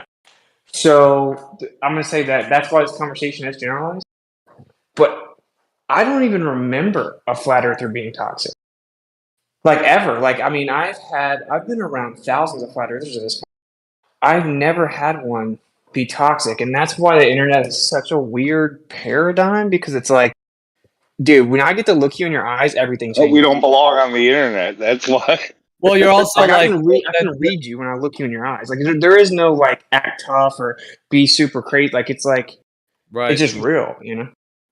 Exactly, and also the people you're meeting in person, in terms of using the term flat earthers, they are like likely to be real ones, you know, and even if they're on the fence a little bit, but they're likely to be authentic, because if they've looked into it enough, all of this, to where they actually want to meet other people in person, they're willing to show their face, show their name, everything, actually show up and be a real person, then yeah, it shows that they're not like just trying to be shady on the internet and trolling and all the other stuff that some of these people might be doing, you know, and some of these people online, you know, they're not actually even real with it, or they're, you know, purposefully being deceptive, whatever it may be. Like it's a different type of arena. So yeah, that's interesting. This is the same with me, dude. I mean, every in person at every flat earth meetup or flat earth type gathering I've done, absolutely, dude. It seemed like, this is going to be somewhat generalized, but it virtually seemed like everybody was authentic, and some seemed like they were a little on the fence. You know what I mean? They're like, yeah, like my friend's into it, or he brought me, or like my girlfriend's into it, or my boyfriend's in, you know, something like that, where like, so there was that. And those people usually were actually not as like talkative, and they were more kind of a little like on the sketch. Like they were the ones that were, and then there were actually some Globers that, dude, the one flat earth meetup I went to at the bar in Sacramento, our whole group was fine. Everything was chill. We were great to the bar. They loved us. We tipped them well. It was all smiles and laughing. Karen B was doing a live stream. Jaron was there. Jaron was on he like held the phone and like, you know, was on his live stream. Jaron handed it to me. It was the first time I ever met Karen B, like on video and all of that. And because it was her live stream, and we were just like, it was the most positive time. We were just live streaming, enjoying our time. One guy though that came kind of for the flat earth meetup, I guess he was a Glober, although I think he was like a friend of someone. So he was like someone's like Glober friend, basically. Dude, he got wasted, got in a fight with the bartenders, these huge dudes. And I'm not joking. This was at the end of we were all outside and people were smoking, like whatever. It was just chilling outside and having a great time outside. And we see this guy getting thrown out, and I mean literally thrown, like not pushed out, thrown. He's getting blasted out the front door of the bar by these two huge bartenders. His glasses fell off and smashed on the ground. Poor guy, he got like punched and stuff. But dude, he was the Glober, and he literally started a fight with the bartenders and created like the only drama that our group was even involved in was, somebody brought like their Glober friend who ended up getting super wasted and getting in a fight with the bar. So it's like, it kind of makes sense though. Think about even in here, right? Like if you're like a baller that frequents this place, and I'm generalizing, just frequents flat earth places on the internet, like you're really just kind of trying to rain on their parade, right? Like if there's no baller, what happens? Just incredible gravy starts flowing, like literally every time, like crazy conversations, just like, and then like propose solutions and how do we network, and just like these positive, it's like this is a group of people that have awakened, that care about their fellow man, that they want to just figure out, they're just like kind of childlike in the sense that they're they have this new excitement about discovering the world around them and stuff. When they come just to kind of rain on their parade, so it doesn't really, that's all they're just trying to tell you, oh, this new discovery you think you have that you're so excited about and you guys are having so much fun with, it's wrong and you're stupid. So of course if they come in person, right, it's going to be the same thing. But I'm talking about not even flat earthers that plan to come out there, like just like I was in Monica Pier or whatever when I was in Cali, and it was at St. Monica Pier. I can't remember what it's called, but anyway, a dude walked up to me and he was like, "What's it?" And I'm like, "Yeah." He's like, "Oh, I've seen you on Modern Day Debate." and him and his friend were just like super cool. Chris and I talked to him for a minute. When the cameras come off, we talked to him. They were, of course, breathing oxygen, right? It's just like flat earthers in general are just cooler people. I hate to say it like that, but that's definitely been my experience. Yeah, I wish we did more actually, like than we did just getting a burger and a beer, and that what the place we went to was sort of uppity and all that. Like, dude, we could have done more, but I know you had a schedule. You were trying to get down to the finals, which, by the way, you got. I think that night it was right after I met you. That's one of the best clips ever in Flat Earth. Is remember the short flat, short, fat black girl that had the Looney Tunes shirt. It was like, you said, you know that one. Yeah, she goes, the Earth is, it's what? And you go, the Earth's flat. Like she's like, and she went running off. The Earth's flat. The Earth's Yeah, that was epic. dude. That is freaking epic. that was the best clip. That was literally like an hour and a half after I was there eating dinner with you. In the future, like for future humanity, there's going to be like compilations of this whole thing, like the globe and the globe unraveling. That's going to be like on like the top 100. You know what I mean? Like if somebody like in the future, they just want to watch like a 2-hour thing of this whole, of everything, like that's going to be in there. You know what I mean? It's going to make the cut. Maybe it's even top 50, top 30 of like all little, it's one of the best. Yeah, it was like it was scripted or something, bro. It was so, and this is what makes it so funny, bro. It's the content for me. It makes it so funny is so they had just won the championship, right? So they were playing like Post Malone and all these different songs. And so I was kind of far away from the song, but you could hear it. And I was like freestyling over it. I was freestyling about like, flat earth and stuff like that. And so that group of people, they like resonated with me because they saw me like having rhythm and stuff. And they were like, I just saw them watching me, like basically like what's like this white kid is I just got to correct. I don't think we won that night. I think we actually lost. I think we lost that night. We won the next game over in. No, this is the night. I think this is the night the championship was won. No, dude. I'm pretty sure we lost that night. But either way, you were there before the game actually started. Oh yeah, maybe that's true.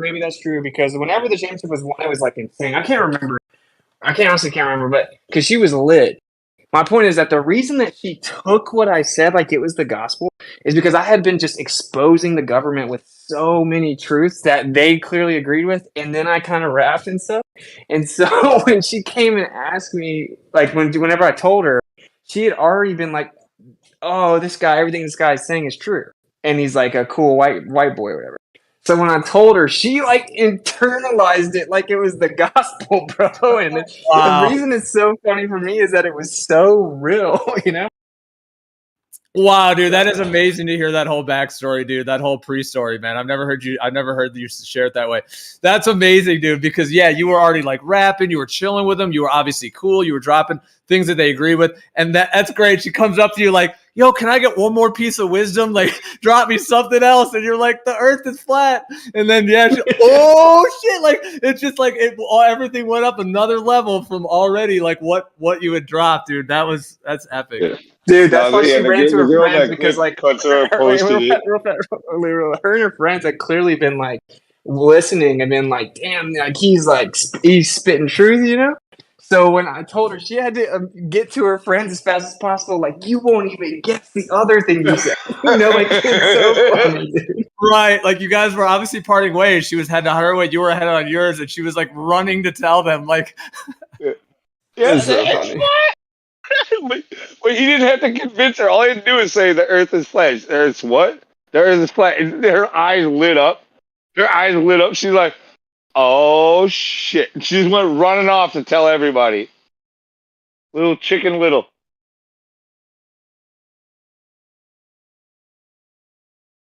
No, I just watched it again. It's so funny. So she like this freaking revelation. She was like, "Nobody's ever said that before." Oh my god, I think he's right. And she asked it back, right? She's like, "The earth is flat." I was like, "Oh yeah." And then she's like, "Oh, it must be true."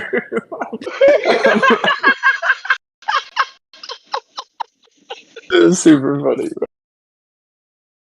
It's the best clip ever. I swear. I wish And what's I wish funny I is would we have had gone with so you many. We down there, had man. so I many. wish I would have We gone don't have down anything there like with you.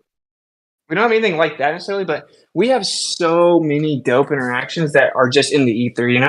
Like, because Chris and I, dude, when we would walk anywhere, we were true smacking people. And a lot of it was like pandemic smacking, but like just in general. I hate the word that smack sounds so aggressive. Like when we were walking through the streets, Chris would walk like 5 feet in front of me with the speaker we had at first was like it was like a suitcase, like it rolled. So he would just carry it behind him. I would have the mic like 5 to 10 feet behind him, and we would just casually like and just like talking like this volume, just talk to everyone around us. And we had some crazy hilarious moments that no one got to see. It's really kind of it's sad that it would have been cool, although it seems gay. Like if there was a crew there the whole time, because there was so many things that you guys didn't get to see. It's kind of sad. Like even most of like the pandemic stuff, I couldn't stream it, So like only Chris and I will really know how epic that tour was. I know, bro. So I think the creator just seems to make it that way for certain things. They're just like in time with those memories for or just those individuals. Because another one of those, the one that I went to, so I had never met any flat earthers for years. Like I already knew this for years. And then finally, what was it, in 2017? Is that when the filming for the Netflix, the thing that ended up in the Beyond the Curve Netflix thing? So I had never met any flat earthers in person yet, even though I knew about it and had been connecting online. Well, at that time, it was even before Discord. But I was already in the community, of course, in terms of all the different channels and YouTube chats and stuff, because that's what it was back then. But anyways, so and Jaron just said on his channel, like, yeah, that he's going to do this laser test at this canal. Like anyone who wants to come, here's the time, here's the address. And I lived within a few hours drive, so I was like, all right, I'll go. And he did say that there might have been I think he said there was, but it was like the day before. He was like, oh, and there's going to be a film crew there, so be aware that you'll probably end up on a documentary if you come. So I was like, yeah, I kind of remember thinking about that, like, do I still want to do it? And I'm like, yep, let's go. So anyways, when I went there, that was the first time I'd ever actually met another flat earther in person, a real one, not in that sense. And just one at all as well. And so yeah, and everybody there. Oh, I was going to say the thing about the filming thing is that, the whole thing that they said they were going to film. Well, okay, they had the film crew there, or the guy he had a whole camera setup. He apparently had said he would give all the footage to Jaron, but they refused to. After it got sold to Netflix, for legal reasons, they claimed that they couldn't. So, but the thing is, dude, I was there the whole time. I was right up there with Jaron. We were like working together to get the laser fixed, and it was a pretty intimate group, those of us, and all of us that were flat earthers were just in the best vibes. Like it was like we were family. You know what I mean? Like just smiling, laughing, like, oh, what was your journey? What was your journey? It was amazing. We were like huddled. It was cold. We were all like huddled together, right there looking down the pipe of the laser. I'm right there with Jaron next to him, like trying to help him get it like on there. And because I ended up kind of like being the one that kind of stepped up and worked with him, and him and I had a good rapport like right off the bat. And anyway, so what I'm saying, all the footage of that whole thing, also, there's no footage of it. Like I had my phone on me. I totally could have just held it and cameraed the whole time, but I didn't. It's not really my style. I like to just live life rather than film it, ultimately. So it's not really my style to be like flashing cameras all over the place. Yeah, but I'm just saying, yeah. But like all that footage is just, we'll never see it probably. It's just lost in time. And then I'm just the last part because it linked in what I was saying before because I was going to bring this up. But I'm just saying the only Globers there were the three people that were for the documentary film, and they were the ones that were they were the only bad energies. They weren't like bad, but they were just like cold and not like enthusiastic and like a bit, they weren't like good vibes. I'm saying. I mean, they were fine. Like there was no like tension in that way. But I'm just saying another experience where the flat earthers were just like totally lit and amazing and positive. Now, in those cases, those globe earthers didn't do anything negative to us other than film the stuff and then make a whole hit piece actually based on it. So they did do something even more corrupt, like on that level. They didn't like get in a fight. They just did the film and then hacked it up and did a deceptive, hit piece on it. So they even did like a darker kind of move. But I'm just saying, even there, when we were there, they were the only ones that were like, that had like some kind of unhealthy vibes going on. Yeah, man, that's what's gonna happen. So like, what the conferences where like McToon maybe showed up and Danny Faulkner and just bad vibes, like there's Flattober Fest in Vegas.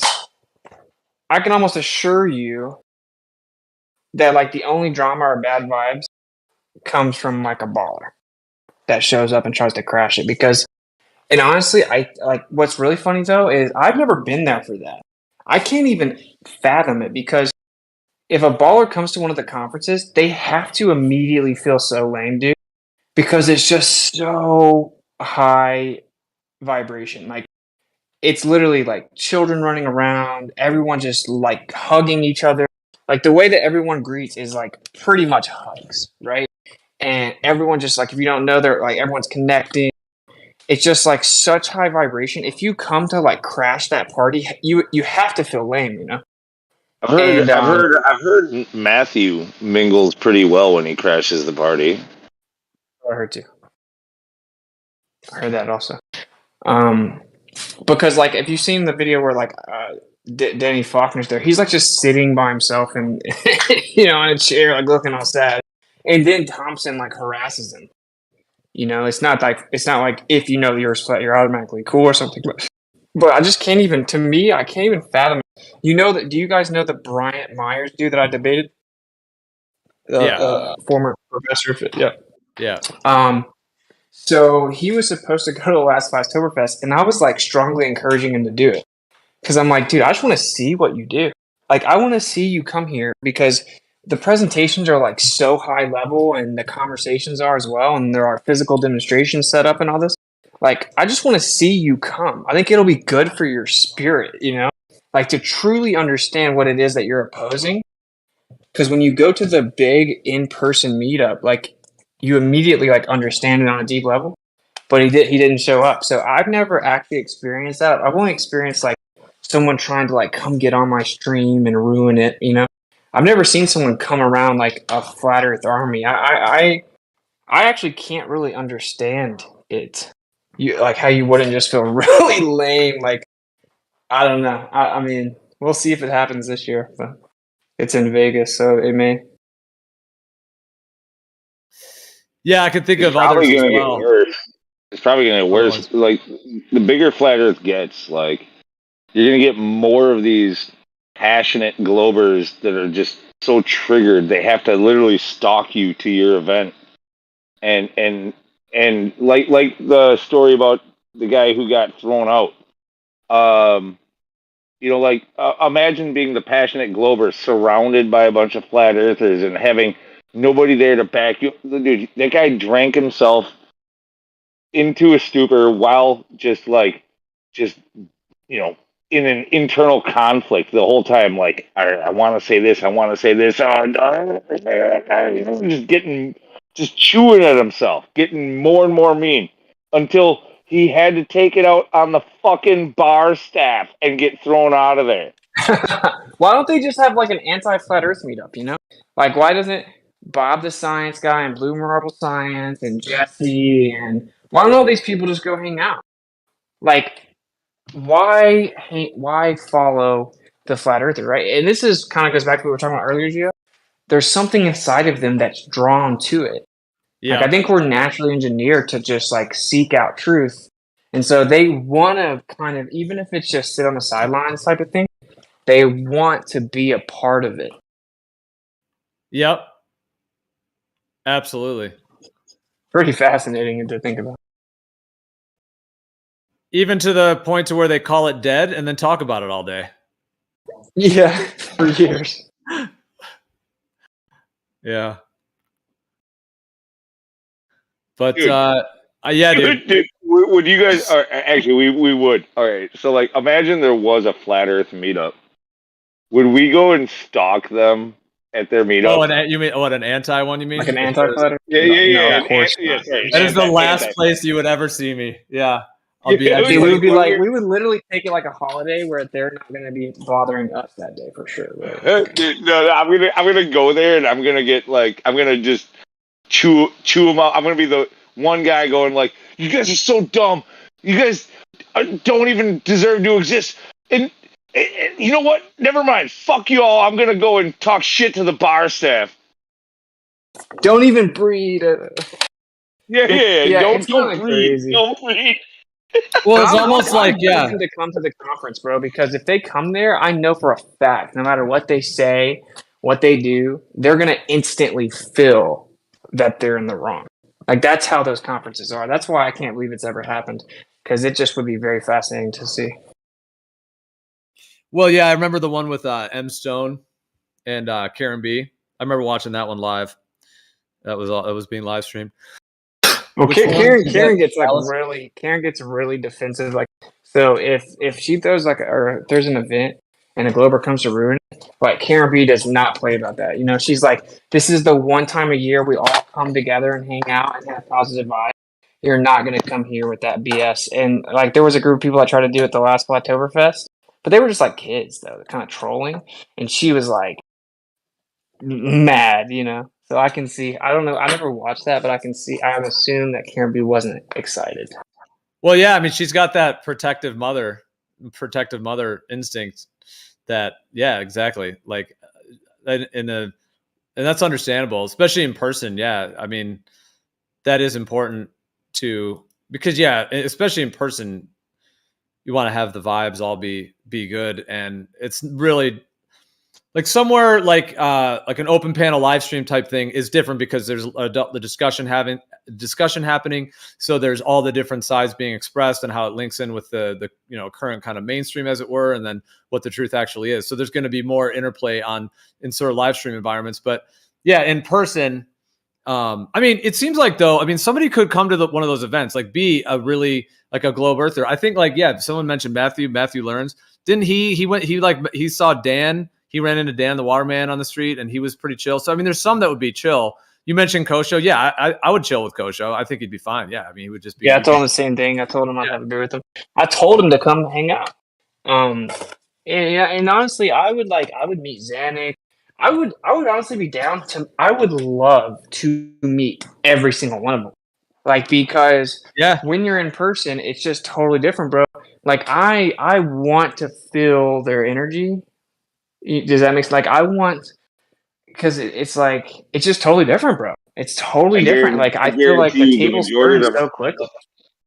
Unless they're complete psychopaths, stalkers, whatever, I guarantee you, the ones who talk real big in here, you go and meet up with them, they'll probably be really actually cool. Like they'll probably like I know they'll chill be the really fuck. nice and stuff. No, that's what I'm saying. Yeah. Yeah, but I mean, there are a lot. There's people out there that do have some other kind of things going on to where, yeah, like yeah, like if they want to become aggressive or something like that. I mean, like I said, that one that I was at, yeah, that guy got in a fight with a bartender, got kicked out, but that wasn't with But they always it wasn't with they us. have to It get was with him. drunk, bro. They have to get drunk Yeah. too. Like M Stone was clearly intoxicated. I'm sure he was when he did the thing with Cameron. That dude was hammered. It's like people drink to kind of like feel comfortable. Like, some people don't open up socially until they're drunk, and it's like they have to kind of get drunk to deal with the feeling, I guess, because it seems to be a common theme, right? Yeah, because dude, nothing can bypass the actual state of the ether in that area. Like when you have people who know what the earth is, just putting it that simply, or at least knowing what it's not, or at least having much more of an understanding, like even just knowing it's stationary, that alone, whatever the like larger kind of topography is, or that's the whole thing. But even just being like not spinning, yeah, there is like. Oh, what I was trying to say is like I would like especially with that many, because I've been in these ether, like an ether space, I'm saying, which is like the actual vicinity of these people. So like when we were doing that laser test thing, we were all, like I said, especially when the night went on, we were like huddled and kind of right by the car. We were all kind of doing that, and then the other guys were on the other side. Some of the other meetups and things I've been to, yeah, like the flat camp one, and then some of the other meetups were just super chill, hanging out. But I guess just what I'm saying is that, like the actual ether, the environment right there is being charged, in my perspective, is actually being charged by the actual consciousness frequency and nature, and being connected to nature and what nature is. And that's going to create, like, I even think like a protective bubble as well. you know, like even a protective level. And like you were saying, with it, like you see why they're censoring it, why they've lied about the globe. Because yeah, like how could you control that group of people? Never going to happen. You know, like, and so, and the ether, the charge of it. So it just makes me think of like, if a globe earther comes, like there's that was my main point at the beginning. Like there's nothing they can do to not be in that field because they're physically there. So they're swimming in it. Yeah. Like they're actually there and it's real. Yeah, I agree. I agree with that. But Gio, I just kind of want to question, like pick at it a little bit.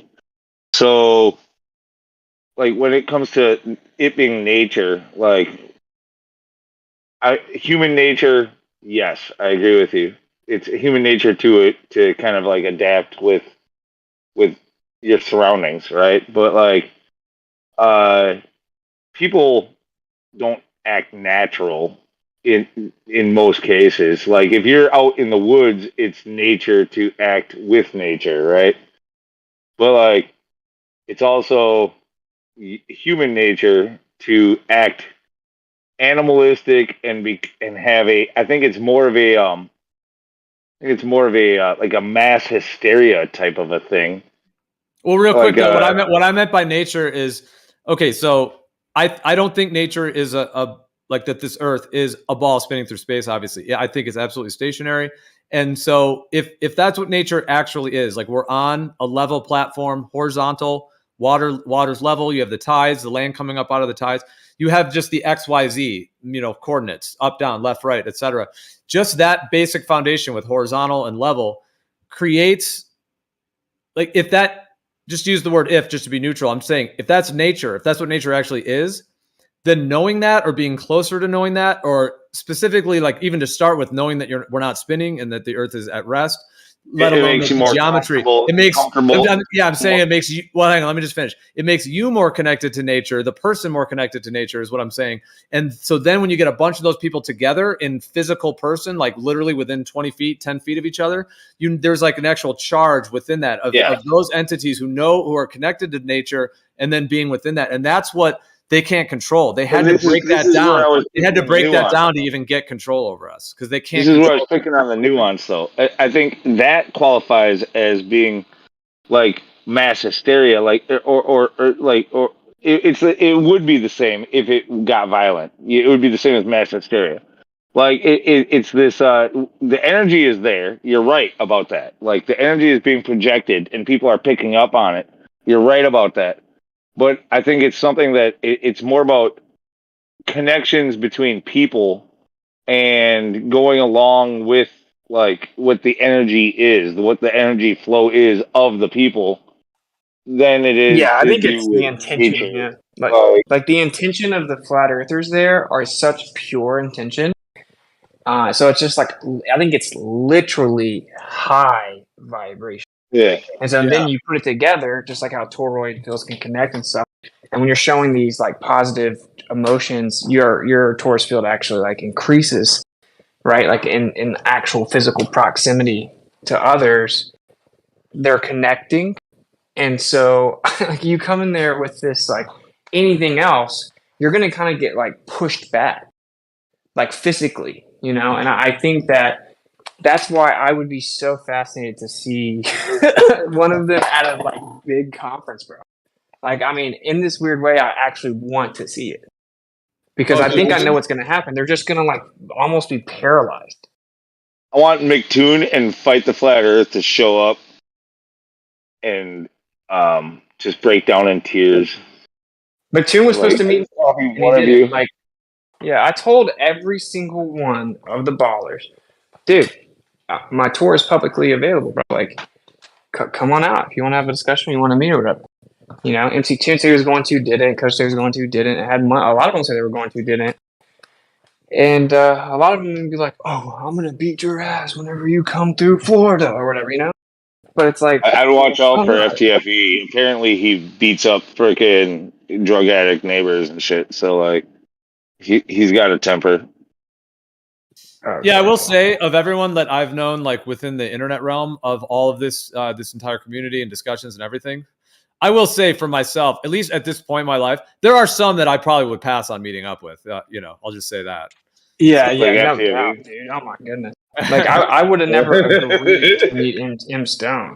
Like, bro, like I didn't even know who that was, though. To be honest, I didn't But know if you're in Tim public, then yeah, all bets are, anyone could come. If it's a public event type thing, yeah. Then, Yeah. but then Yeah. but you just have that's its own thing. But and if I mean I wouldn't necessarily rule that out. Like I'm not saying I wouldn't be in something like that just because one of them may show up. But I'm saying the idea of like meeting up to hang out with them or going out of my way or like going one on one or something like that. Yeah, there's some that I would maybe pass on chilling with or meeting up with. Here's the question.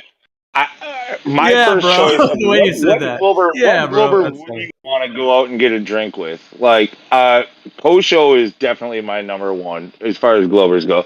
Like, I think Posho sounds like he would probably be a blast to go out and get a fucking drink with and have a conversation with. Yeah. Like, I could probably, like, Veach hasn't been active for a while, but, like, I think I could probably talk to Veach. Like, Jesse Gordon, he's a little bit of a fucking, almost too dweeby for me, but he seems, like, agreeable. Like, I could go and at least meet up with him. You know, I couldn't like, do Jesse. I don't think I could do the Jesse. I mean, I could do almost all of them, but like, I mean, if we're gonna make a list, my goodness, bro. Like, I don't want to say negative things about people. I guess I'm just giving my Maybe list. You two don't that have to just take didn't. it. I would put Kosho and Zanuck on there, but you're talking about Veach and I don't know much about Veach, I guess, but no, I'm just throwing different people. Did you say it's your list? It's your I'm list, giving Lou. you Lou, you have levels your of list, bro. You make your list. Hold it tight, dude.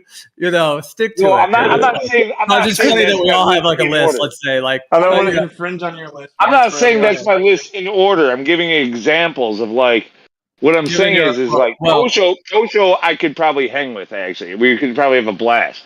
But like then going down the list, like if I were to go down a few levels, like Veach is somebody that I could probably have a conversation with and it would be respectable, but we wouldn't like have it like probably a great time. You know what I mean? Like Gordon, like well, let's not like talk poorly about anyone who's not here. I mean, if we're talking positive, if we're talking positive, that's cool. But let's not like throw shade on people. It's a fun convo, but I'm just saying come on, it's a great combo. I want to hear like. Yeah, but just to be respectful, right. They're not here as well. Just don't throw shade. That's all I'm saying. I'm not throwing shade. I don't mean to anyway. I'm just saying, like. I'm saying if you're gonna go through your whole list, if any of us went through our list, Lou, if any of us went through our list, there's going to be tremendous shade because let's be honest, there are some individuals that are harboring shade, and it's just what I'm getting to is what was said. It's like what I'm getting to is literally based off of what you said. Is there are people that you would skip? Like you would be like, I would not meet with that person. Yeah, just that's taking a pass. That's a big statement, though. Yeah. It's just a pass because if I was in like some public event type arena and they were there, then yeah, they're a human. I'm in public. That's how, especially like if they have access to come up to me, unless it's some type thing where you're on a stage, you're on a separate in that way because there's that involvement. Let's make a list and let's go the other way. Let's go up the list. Who would you skip first? Like it's crazy that those like musicians that play like Madison Square Garden, things like that, like huge concerts. It's crazy to think that those guys like they're on their own private buses, they're in the private back rooms, they have all their crew to make it so they can be as private as they want. They can go from just chilling in their big luxury bus to just walking on stage, play a whole concert, not even interact with anyone actually, just literally be in their own like position on stage, just playing their guitar, their drums, whatever, rocking out. And then go off stage and go right back to your private thing. It's wild to think that you're that much of a public figure, but you're really not even interacting with anyone other than through the music, of course, like directly through the music and just the energy of seeing the crowd and them all cheering and stuff too. But it's just wild to think of because we're talking about like being in public, but like not even like having an engagement. I was just thinking that like where you're in some kind of setup where they can't necessarily just approach you, but they're there. And that if you're going to be in that environment, then of course anyone could be there. All right. So the crux of my thing I was kind of getting to is like those that I would throw shade at. FTFE and McToon, neither one of those could I ever hang out with. I would obviously skip on both of them. Like the most outspoken anti-flat earthers out there. Like I would have predicted that, Lou, because you. What about PhD Tony? Who? You don't know PhD? You don't remember PhD Tony? No, never, dude. I don't pay attention to most of them.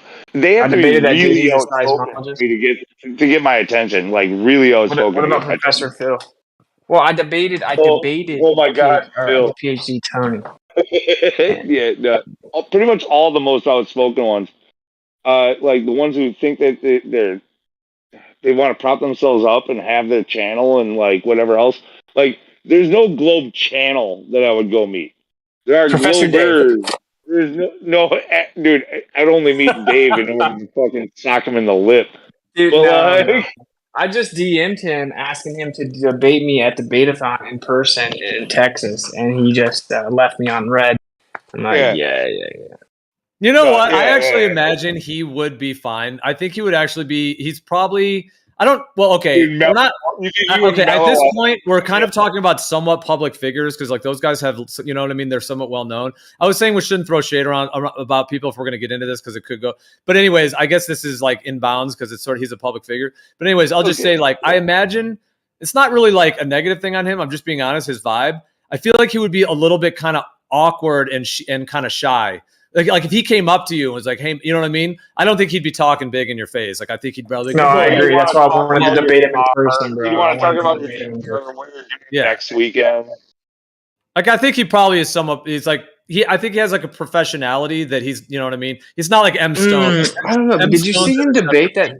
Did you see him debate that dude about biology? I only saw like small portions of it. I actually did not really. I'm not really a fan of him, so like I'm not a fan of even like listening to him. But I know that was talked about quite a bit. I think I have it pulled up or I haven't. It was so bad. I actually don't encourage you to watch it because I can know, only that watch was four my vibe portions on of it. But he was like incredibly derogatory to the entire audience. He was literally putting That's what down I the heard, yeah. audience, bro. He's like, as if any of you in here are actually intelligent enough to understand any of this. He literally said that. That's the lowest, dude. That's another level of low. Like if someone's up on stage and they're doing that to their kind of opponent all right, you know, okay. It's like, well, not okay. I mean, that's problematic, but I'm saying at least but dude, they start going at the audience, then the whole vibe is bad. Like everyone's like, this guy's Isn't that so toxic? You could do that. You could do that as like that's just another comedy level. routine. Another level. You could get away with that. You could get away with that if that's like a comedy routine, like just belittling your Dude, entire audience. It's supposed to be a professional debate. Yeah. Well, then why do you think he's not going to do that to you? And do you? Because, dude, I got to say, I mean, it's up to you. Like, obviously, who and what you want to engage with. But see, my viewpoint on it, like, if I like, I'm not saying I'm even interested in talking with him at all. But I'm saying for myself, just trying to think about it. Like, if I was to discuss with him, or ever talk with him, it would have to be in an environment that all of that toxicity is not. Like in court, for example, like you can't do that in court. You know, like you can't just start insulting people and doing that. And that's why the court allows for that. So I'm not saying it has to be total court style, but if it's like a professional style debate, because in my viewpoint, if they're able to do that stuff, then even though you could one could, I'm not saying you, it could be me, whoever, even though you could compose yourself like Jesus or Buddha or all these different terms, like to be able to actually just completely be like at peace and love and just like putting out the information. You could do that. One could do that with those guys. But the thing is that because they're able to do that, it's sort of like they're just throwing like tomatoes in your face. And that's how I think about it. Like throwing pies in your face. Like even though you're just being super chill, you're still getting pie in the face. Not even because his insults even matter, because they don't, but he's trying to sway an audience. And you know what I'm saying? So like he's putting that kind of whatever that energy onto you, and like because you know what happens. It can be slander. It can be it could be egregious slander. It could be egregious like defamation and all the stuff that they can do with those tactics. So it's interesting to consider, and a lot of factors. Well, I guess that's kind of why I want to do it. Like it's like a take one for the team type of thing. So when I think I would thoroughly expect. I mean, this is why he just read it and kept it pushing, bro. Like. He would never stand in the same room as me and debate me about fighters. You guys should do it here, and we'll mod him as we do, and see if he can actually agree. Because, I mean, if he's really that dude, okay. Here's the thing: the ad homs are such like a low level thing. Like, if that's really his tactic, like he's got to be willing at some point to actually, or he's just out of this thing, because I think those guys are just not going to make it, dude. Ultimately, the ones that continue in that, like I'm saying, as it unfolds moving forward, because the way I kind of see it, it's like, yeah, like let's say you are having a debate, an in-person debate, and there's no pies being thrown and it's legit. Well, but if another dude is literally hurling pies in your face, then there's like, and it's not even that his insults matter, like I said, but there's just an energy to that. And it's such like, it creates this, it's interesting, the clown that comes from Freemasonry and like what that's the troll, the clown, and how that's connected to Freemasonry. So if someone's like clowning on you in that way, they're being like a jester, yeah, all those archetypes, but they're doing it in like a dark way. And so there is something to that. Anyway, so yeah, I mean, I could understand if you decided to do it, because yeah, it could still be what it is. But I'm just saying, like, it throws such a different vibe in it that I would imagine if someone were to talk to him and be like, bro, come on, like, let's have a real discussion here, man. Like, all that stuff is just non-productive, et cetera. And would he be willing to do that? Because I've seen a lot of globe earthers go from being very, very toxic to actually being like able to not be that way, and actually have the real conversation. Because that's when you would, I think, be in the fully winning position. Because if you have the truth and you have the composure and all of that, like, and if he's not able to do that stuff, oh my gosh, that's when it's just like, that could That's be. what I'm saying. Like, think about the scenario that I was able to stay super calm. Even if he interrupted me, I just like yielded the floor. After he got it all out, I would just very calmly be like, well, clearly that's just all ad homs or whatever. And like, if I stayed super chill and just like destroyed him on every point while he was just being like below the belt, like just nonsense the whole time, I think it would be like really good for platters. You know what I'm saying? Like, I just think that it would be largely viewed. And there are so many people, bro, that message me or comment on my stuff, and they're like, why are you scared to debate Professor Dave? Professor Dave would embarrass this clown, blah, blah, blah. My point is, they actually think that, bro. So his like little charade has convinced a decent amount of people. He's able to really convey this illusory confidence from behind a screen. And he actually did it pretty well in person as well, like to come off confident. I just thought it would be like epic to expose that, because he would full on implode. I think he knows, though, that he can't actually go debate me. The reason I wanted to do it is because the guy that did it, he started losing his control. Like, he started like yelling back and like getting real worked up and talking super fast, like mad. So he didn't take advantage of the opportunity, that he could have just like. I think that people that operate on behalf of like such like frankly evil, like, should be exposed. So anyway, that was kind of my thought process, is the idea that I would go in there and like just fully maintain my cool, because I know how it is in person, bro. It's totally different. Like, I think that in-person debates is actually productive. I think it could change the world, right? I think that it's so easy to talk crazy on the internet, bro. Especially when people are Googling and they have people in the chat giving them answers and scripts, and they interrupt a lot and stuff like that. And they can act all tough and they can kind of keep their confidence. When you're in person, bro, it's a totally different ballgame. Like, Jared and I are talking about setting this up, because I think that's kind of what we're missing, is like structured in-person debates. Yeah, I mean, that's the real way to exchange knowledge and information. That's the most ancient way since the dawn of time. Men have, gathered together under a bonfire, under the stars, whatever it may be, and just, like, drop knowledge and worked things out and advanced knowledge. Yeah, or they would have debates in the public square, Like, debates are as old as time itself, basically. And people used to go to the public square. That's where this idea originated from, and they would, like, go back and forth, and then a group of people would sit around, they'd hear both people's position, and then they would make up their own mind, or they would learn something. But it was just intellectualism, right? And now society is like losing that, where I now can't even have debates with people because it's just fallacies. Like, it's like people don't even know what debate is anymore. People don't even know what logical fallacies are. I'm going to teach my daughter logical fallacies at a young age, and she's going to be more equipped with logic than like 99% of the world. Like, that's how bad it is. You know what I mean? So I think if we kind of like our idea is to set up something that pays people to do the debate. And we have, even if it's Jaren, like Jaren as the moderator, and like really structured, just like they had these huge screens behind them, and they were in like a university classroom. They had these huge screens that were connected to their computers. They were both sharing, and they had their points they sent to the other person, and they had their agreed upon terms and blah blah blah. And then they had the big audience to watch it. I think that's fire, bro. I think that could like really be productive. I mean, maybe it's a pipe dream, though. I don't know. Oh no, it'll happen. It'll happen for sure, dude. No, that's absolutely amazing.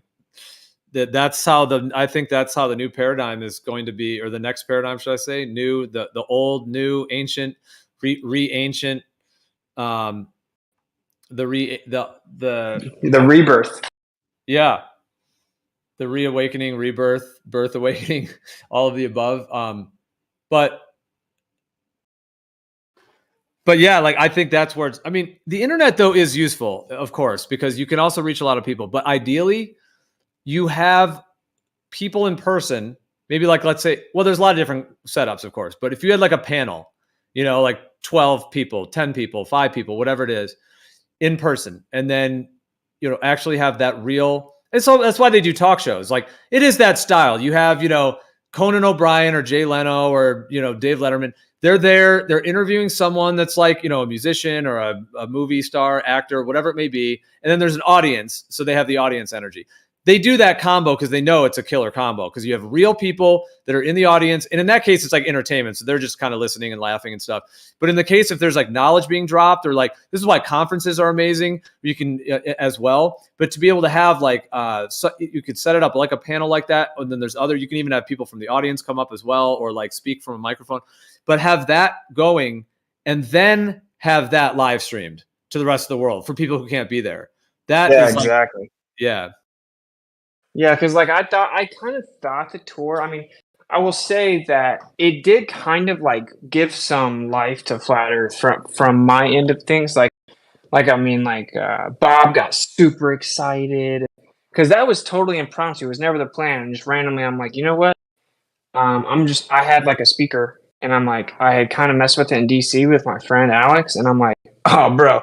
Then I went and just talked in front of the White House like impromptu, and it did seem to get people like really kind of like excited because they felt like something was being done, like in the real world, like ripples were being made, as opposed to just this like internet thing, And although in the grand scheme of things, I'm talking to random people, it's not like it wasn't all that, but like stamping in person interaction into the ether, I think is like super impactful, right? Like, because when they watch it virtually, they're watching something that actually took place, like in real physical presence of one another.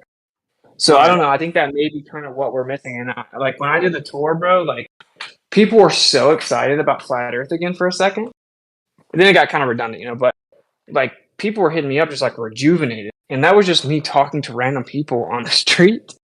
So yeah, I think that I think the conferences are good, but I'm talking about like in-person debates. I think if we really structure those to be dope and set up an entire like channel, and not just about Flat Earth, like Robert St. Genis can debate someone like a astrophysicist about geocentrism. This guy can debate about evolution. This guy can debate about dinosaurs. Whatever it is, people can just start debating. Like professional, respectful, structured debates, where if someone like Professor Dave comes in and he's not professional, everyone's just like, this guy sucks, right? And if we can kind of create the norm of that, where Flat Earth is amongst the list of topics, and that's kind of what Debateathon is. You know what Debateathon is? Like modern day debate has like an in-person event. And so this year Flat Earth will be there because I'm going to be debating there. I think that's the next step, is all I'm saying, is the normalization of this conversation, alternative cosmology, within like professional debate settings, is really how we win, probably, right? Like to normalize it to the extent that we stand side by side with all the other debates. Absolutely, man. I'm all for all of the above, dude. Absolutely. Like radio shows, shows like a Joe Rogan type show. I just mean that, yeah, like where you have 1 or 2 or 3 or however many people that are in person. You've got a big projector screen and all that. That's incredible because, like you said, dude, it really is like you said. I think you said stamping the ether. That's amazing, bro. Akashic records. Well, that term, the Akashic records, but the word Akasha actually means ether. It's translated as like sky, ether in Sanskrit. So the word Akasha is essentially ether in Sanskrit.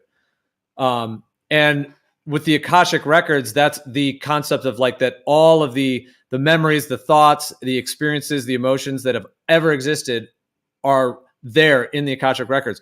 But that word Akasha and then ether being connected to ether in Sanskrit, if you're in person, and I think it still happens even when we're online, like it's happening right now.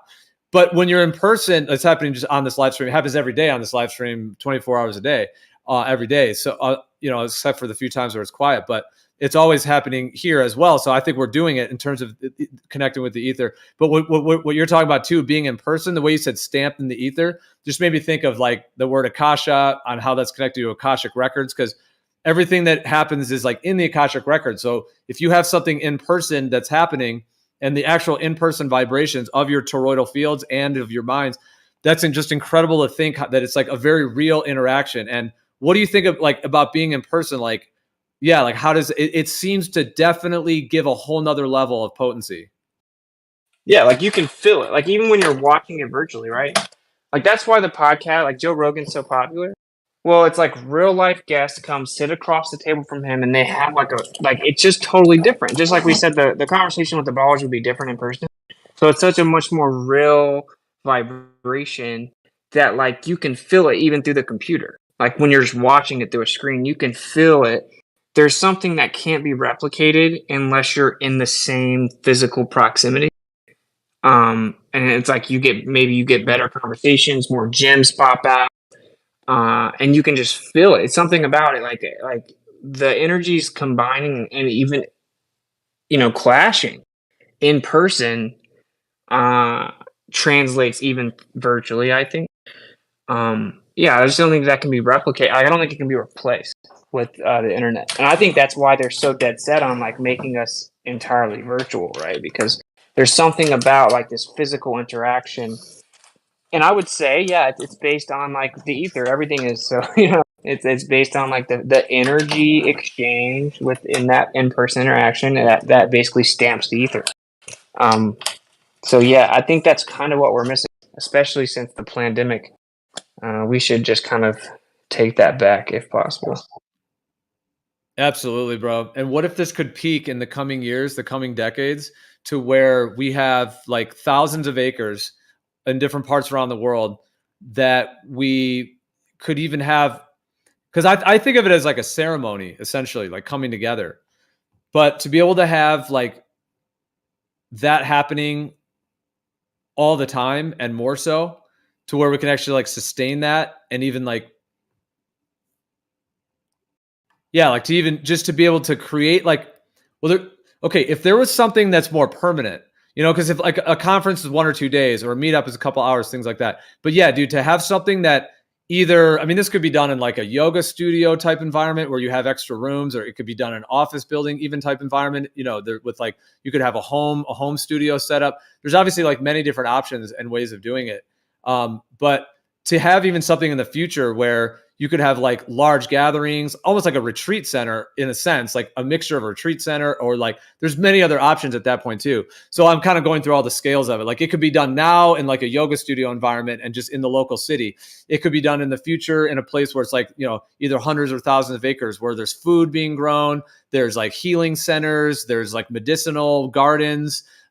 There's like animals and food all growing on the land. There's creativity, live music. Everybody, like that's like the spirit of Burning Man, where there's no money exchanged. Everybody just gives everything for free to each other. Burning Man, dude, dude, Geo's yard is gonna be the fucking Burning Man, 24/7, 365. Dude, well, no, Burning Man's kind of wild. It's its own thing. Geo's yard. Geo gets like 10 acres or whatever the fuck he wants, and it's gonna be freaking nothing but freaking drum circles and freaking like weed stock and freaking like You know, like just free trade of DMT. Friggin' like if you want to go to Geo's yard, it's gonna be a blast. Like for anybody who wants to go to fucking Burning Man every day of the year. You know, Gio, I was actually, I don't know if I told you this, but I actually plan on kind of doing like a Rogan type podcast.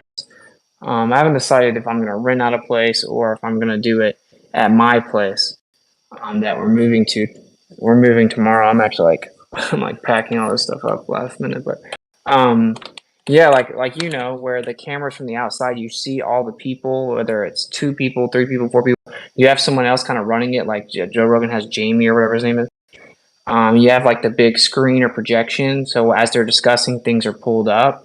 Oh, you gotta have a And you couple. have like, You gotta have a couple Jamies for sure. yeah, you got to have a Jamie, man. And then you Little. have like the mics all around, blah blah blah. So I think that's one thing that Flat Earth is missing as well. We don't even you can't even name a show like that. Flat Earth doesn't even have one show like that. Like how insane is that? You know, I think we're just kind of missing the mark on that end. You know, like I think that the internet interaction is very important, and it's you know kind of the lifeblood of Flat Earth so far. But I think we just kind of have to take the next step. Yeah, dude, there's so many ways I could play out. I mean, I got pretty wild there when I was laying it out because I was saying, like, what could it be in the future? Like thousands of acres, gardens, you know, music.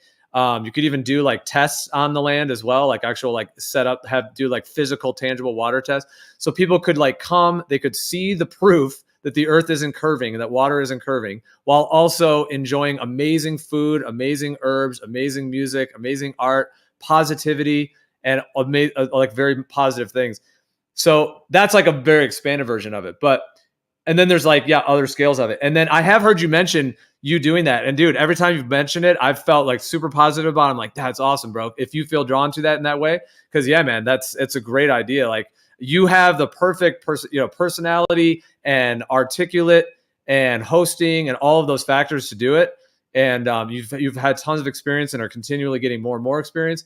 So yeah, I mean, if that's like the format you feel drawn to, dude, I am fully in support of it in any way I can be in support in the future as well. Because absolutely, dude. I mean, it's already a model. Joe Rogan was kind of a trailblazer. Like, let's give him some props where it's due. Or I'm not saying you have to. I'm just saying I not let's meaning you. I'm just saying I give him props where it's due.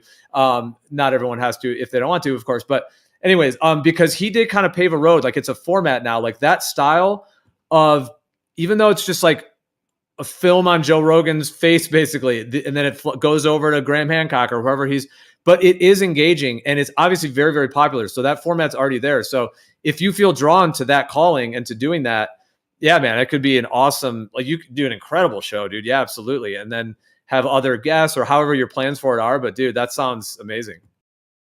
No, yeah, cool. Like that's the idea, just to have a bunch of different guests on. And it doesn't just have to be about Flat Earth. Like I said, I think the big thing is normalizing Flat Earth, right? So it's like real Flat people, Earther real people talking. Yeah, real people talking man. in person. Yeah, bro. And like I have a few connects because Flat Earth will connect you with people. Like it's really crazy. It's one of those things where like I know some, I guess, quote unquote famous people, because of Flat Earth. And it would be cool to just like have them on, because if you can make the show kind of start buzzing, where I'll be honest, like Joe Rogan's show to this day, I'll occasionally watch like a 4 or 5 minute clip of Joe Rogan, and it will be interesting. You know, he has interesting people on to this day. So, yeah, I think that if we can do that, but the host be a Flat Earther, that would be really good for us. I mean, like it is like the future. It is. You don't need the news. You don't need any of that, right? You just have podcasts. And it just when it hit me, and this was a few months ago, that not one Flat Earth podcast like that exists. I'm like, oh man, like why hasn't Flat Earth taken over yet? We're not even like catering to the current trend of media, right? Like almost every Flat Earth video is someone just sitting right in front of their camera, or someone like with poor quality or poorly edited videos or whatever. Like we got to step our game up, right? We got to craft the media for the times. That's why the people that are on TikTok go super viral, because that's like that's what's currently accepted as a form of media. I think that this podcast type of format, it's like the future, especially if I can do my show in the field. That same like idea with like physicists and stuff like that coming on and having conversations.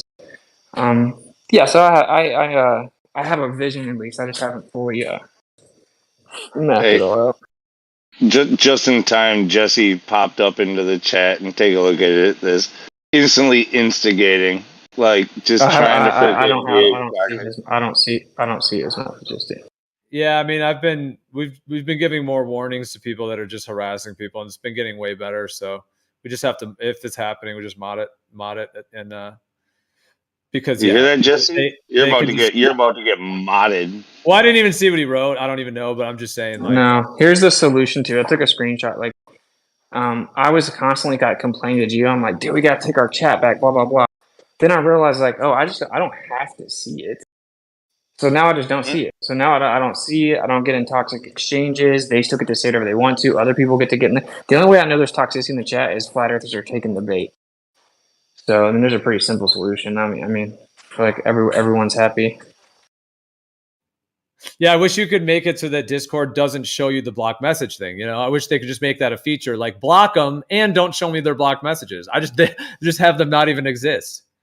Yeah. You know, but it Yeah, still shows the blocked messages. maybe you want like the option to like show that one's blocked or choose to never see. Like show me that it's been blocked or never see. Like Yeah, you can make arguments for both sides. You're like, you would want to know they're in your presence, I guess, maybe, but really I don't. Like yeah, I'm super used to it now. It's been like a week and I love it. Because that way, like, I don't have to constantly be like, the chat sucks. It's like, no, the chat's awesome. Like, I love the chat. Now I just see like a bunch of information being shared. block message. Yeah. Yeah, it's a lot. Yeah, but who cares? Well, it's been getting a lot better. It's been taking every day. It's a process that, and the warning system, even though like I'm not a big fan of even kind of, you know, like policing or handing out warnings. I'm really not a fan of that. But the thing is, like with a platform like this, there's really no choice. It's either free for all and it's absolutely just chaos, or you have moderation. And then if you're going to moderate it, how are you going to do it? And the level of that. And yeah, I mean, there are people that still kind of do. The thing is it's like, well, there's a lot more to it. Yeah. But the warning system is a way that kind of like, it's like a natural filter. And I don't say that in a negative way. What I mean is that if someone is just at like a certain level of toxicity, they're just not going to make it through that. And we can adjust that filter as we need to as well, to the point to where when that filter is like in a good place, the vibes can just be totally positive. You know, just everyone's in good vibes, information being shared, which everyone's happier that way. You know, everyone's in better vibe. Like sometimes if I'm away for a while to the server and I come back, I look at the text chat and it's haywire. It's like, it's all tense in there. And if I don't even like even doing this, but sometimes I will just have to like time people out for like 10 minutes, just like break up the fight.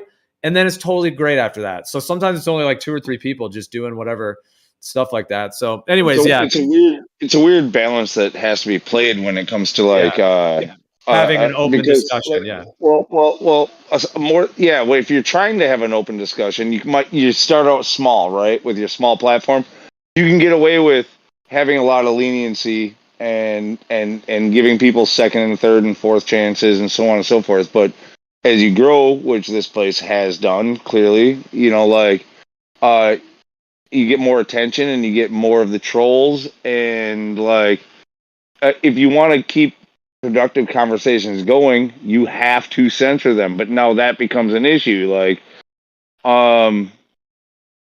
right. Well, see, the way that the server's set up, though.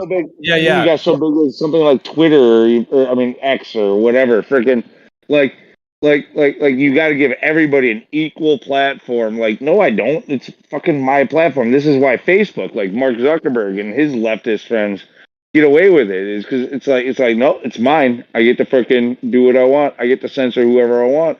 Well, see, it's interesting though, because I feel like there's a fine line with that. There's like a dark and a light side of that, because you could easily get into like totalitarianism or, you know, racism, transhumanism on the darker side. Like if you went extreme with that, like this is our thing, we own it, and the rest of you are under us or whatever. But the thing is, I hear what you're saying though in another way when it comes to a platform like this, because you can select, like you could like seeing it as like you're curating content.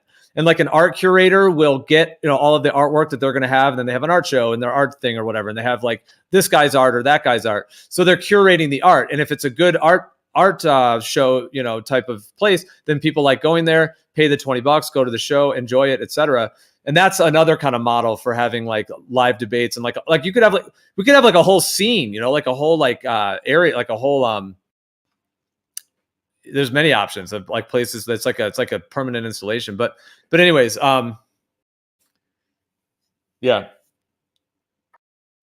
What was I saying? Well, on those, I'll just for anyone that doesn't. I mean, Geo, your hands might be kind of tied, right? But for me, like this has just been a game changer because I don't have to step on their toes.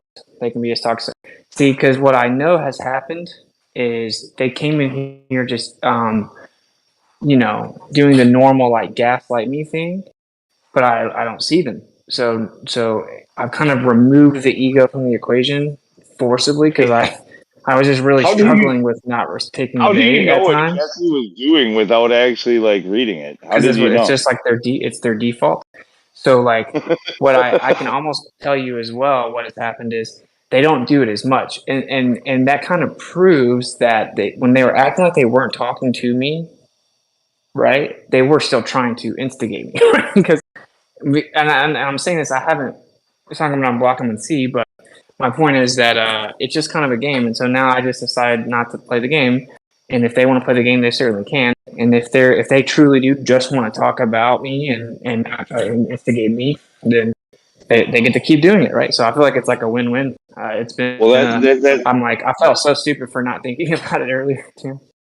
Well, that's the thing with trolls. With trolls is like literally like they exist because you give them your energy, you give them your attention. So like if you don't see their bullshit and don't respond to it, then that's right. You're gonna that's how you discourage them. That's how you discourage them from doing it. So like exactly. But hey, real fast. So if I block them, they're not blocking the VC, right? So no, they're still trolling. If you block them, like if they talk to me in the VC, would I be able to hear them? Yes, if they're in a public VC but you could individually mute them though.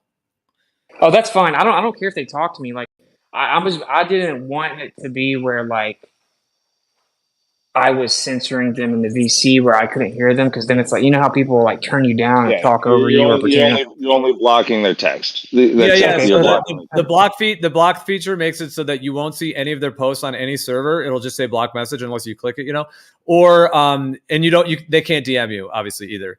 That's what the blocking does. But yeah, if they join a VC, you will hear their voice. And yeah, that's what's interesting about like with Discord, the way this is. There's the voice chat obviously, and then there's the text chat. And the thing is that with voice, like you said, you don't mind if they speak up, because there's always mods in here, and we mod voice pretty well. Like the egregious like ad homs, when people start doing all this shit show stuff, like that really doesn't have much in voice, and we're able to mod. And if we need to, just do a quick mute if someone's being really, really instigating or whatever that may be. So VC is easier. Text chat, yeah, like dude, to even like mod text chat, like sometimes when I'm doing it, like you have to literally sit there and do it. It's like a full-time job. So it's just terrible. There's so much, right? So it's just different text chat, but there's a whole thing I've noticed too, though, because let me just say the last thing, because I was going to say this too. I was just going to say, but I also hear like curating content. That's what I was saying, curating art and stuff versus being like a tyrannical leader. I'm just saying there's like the two sides of that. But the thing about curating is that, yeah, I could see it in that way too. Like you can curate who you want on your show or on your panel or whatever it may be. But then the way this platform is, because it has kind of a decentralized universality to it in terms of that everyone is welcome. And then we run it by the server guidelines, and the server guidelines are detailed enough that basically all those things listed in the server guidelines are all things that if someone starts behaving that way, it just makes bad vibes for people. There's fighting. It's negative vibes at the end of the day. Like, just to put it that simply, it's all stuff that, and people still do that stuff, obviously, to some degree, because we have to have some line of how we're modding it. But the thing is that we can continue to run this platform in integrity with the server guidelines in that way, to the point to where it seems like if people are not doing those tactics, then there's really no issues. You know what I mean? Because it's actually the information that they're sharing And then, you know what I'm saying? It's like it's only stuck to the actual just vibes of the information rather than all those other tactics. So it's interesting, and it seems to like have this potential to work as like this kind of cosmic filtering system where we can like, because a platform like this or just anything online, to be able to have like the most optimal meeting of the minds and all of these factors and be able to bring together like you were saying, Witsit, like just bringing our intelligence together, our research, solutions for the future, problem solving, because that's really like, that's what lights me up. Like that's what makes me excited. You know, all the kind of fighting and all this people attacking each other stuff is just a huge distraction. And the demons are on attack every day, basically. Like the demons are attacking this, you know, they're always attacking, trying to get people distracted into that, you know. So yeah, they're always going at it, and it just like sucks people's energy and then takes you into that whole thing. So like this is like it's like very like a cosmic journey we're on in terms of this this whole process. Hey guys, let's make it a wave. Let's make it a thing. Like I just was like, I mean, I've done this in the past, but since I leave and join, this stuff gets undone. But yeah, I just blocked Jesse and Ben because I know that both of them are instigators. Like that's all they're there for. They sit in mostly entirely in the text chat. Jesse does get on voice, but they are there to instigate and to just cause a ruckus. So just block them and ignore them and disencourage them. Let's get everybody to do it, and the trolls will be forced to go away. Yeah, I think it's some people seem to like it or whatever, but I actually don't. It's just when I have this issue when people say things about me. Sometimes I can't help but take the bait. Like when it sucks. So and I think that's ego, right? But it's like when I feel like someone's so like grossly misrepresenting me and on purpose, like I feel like I have to correct it. And they know that, and that's why they, in my opinion, intentionally misrepresent what I say. That way, they can get an interaction or whatever. And I think it's like borderline like gay. So, well, did you hear what happened? Oh, sorry. Go ahead. Finish. Sorry. Well, so that's why I always say like just jump in the VC. I don't have time to do the text where you're talking past me and then just misrepresenting what I said on purpose, and it's just a waste of time. Just come in VC. So this was a perfect solution for me because like. They can still come in VC. This will encourage them to actually engage in voice, where it's much harder to misrepresent someone. It's harder to just like be completely rude and gaslight them, right? So that's at least my thought process. And then they're doing this stuff. They're constantly posting links to try to siphon people to other servers. See, now Jesse's trying to tag you. They've been doing that tactic on here too. They've just been doing everything they can to desperately do that too. It's intense. No, but I hear you what you're saying. I like that they left.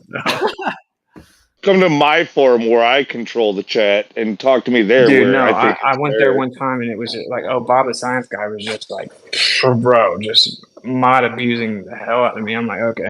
Like, this room was kind of dead one morning and I saw a bunch of people in there. I'm like, oh, never again. So I think it's cool. Like, to me, dude, the conversation has been so much more free flowing and so much information is covered without all of that. So I don't like it. I don't want an echo chamber. I encourage all of them to jump in VC. But that's about it for me. I don't really have time to do text. Text for me is like, hey, like earlier I dropped like 30 different military documents about direct energy weapons. Like that's what text is for, you know? Yeah, dude, I know exactly. And well, the thing is too, is that I hear what you're saying about like the text debating thing, because yeah, I hear you too.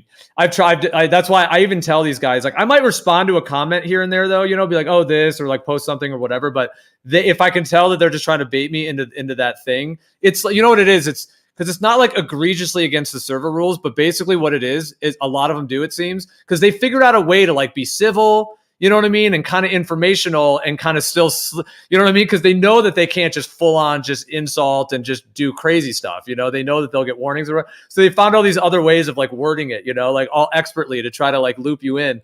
But a lot of it reminds me of like, it's like this combination of like sea lioning, where they're just asking you for something that they've already heard the answer to, and they're not even going to like register it. They're just doing it to like wind you up basically. And then they do this thing where they're like, it's like, I know you are, but what am I? Style of debating. Like, I know you are, but what am I? Like, but in debate form, you know, like, and they just keep doing it. And it's very insidious because it's like, yes, we could mod for that, but now we have to go like another level. We have to like analyze all their behavior and see if they're like subtly doing that. You know what I mean? It's not just simply looking at the chat and just doing a quick mod or whatever, you know? So it gets more like, so yeah, dude. And so it's like to have the open environment that is open to everybody. I mean, in the future, we'll have shows that are more podcast style where it's just like 5 of us or on a panel or event shows and things. But as it is now, I mean, there always will be an open public live streams with this platform and the platforms moving forward as well.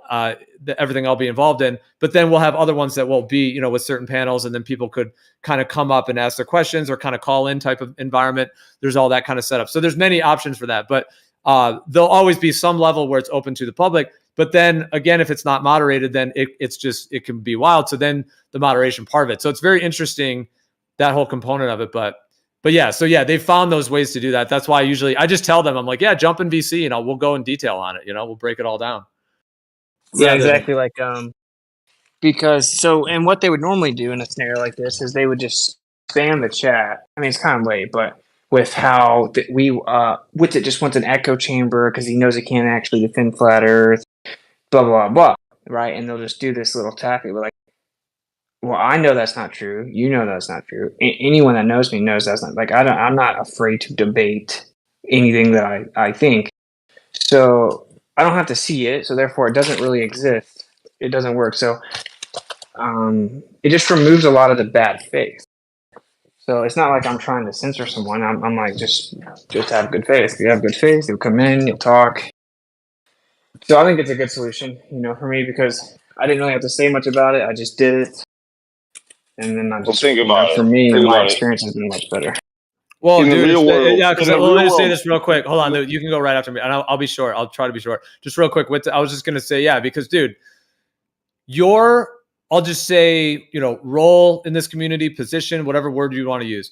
Like, when you come into the VC in this server, dude, yeah, like, especially in the past when it was really bad, but like, dude, there seems to be that there was probably, like, how many do you think? Like 80 or 100 people or more just lurking, listening on YouTube, waiting for you to hear your voice. And then they come in on their stock accounts and they come in and just start lambasting you with all kinds of like, you know, even though, like I said, it's not even like direct, like kind of breaking the server guidelines things, but it's like all these like insidious things. So yeah, dude, you were getting just like full on attacked, and then you're trying to like kind of debate them, like offer information. You know what I mean? So dude, like you are kind of rare in that way. Like, not everyone, like it's not okay. Other people get attacked, and I'm sure some are involved in it more than others. Like I actually like never get attacked, like almost never. But you get attacked tremendously, and it's like so like I'm just saying, like, we all have to consider like what is our actual experience in engagement. I guess because everyone knows who I am in this community, and then knowing that you know, I guess they just don't do that to me in whatever way that I can think of very much. But and some people probably have it like somewhat happen to them or whatever, but you seem to be on the spectrum where they really go after you. And maybe they don't with me just because maybe, I don't know whether it's just on this server because I have the owner account, or not that I necessarily even think that matters. I mean, I'm just sort of supporting the process here. It's not really being the owner matters. It's like Discord. So all I have is the account for the owner account on their thing, which is Discord.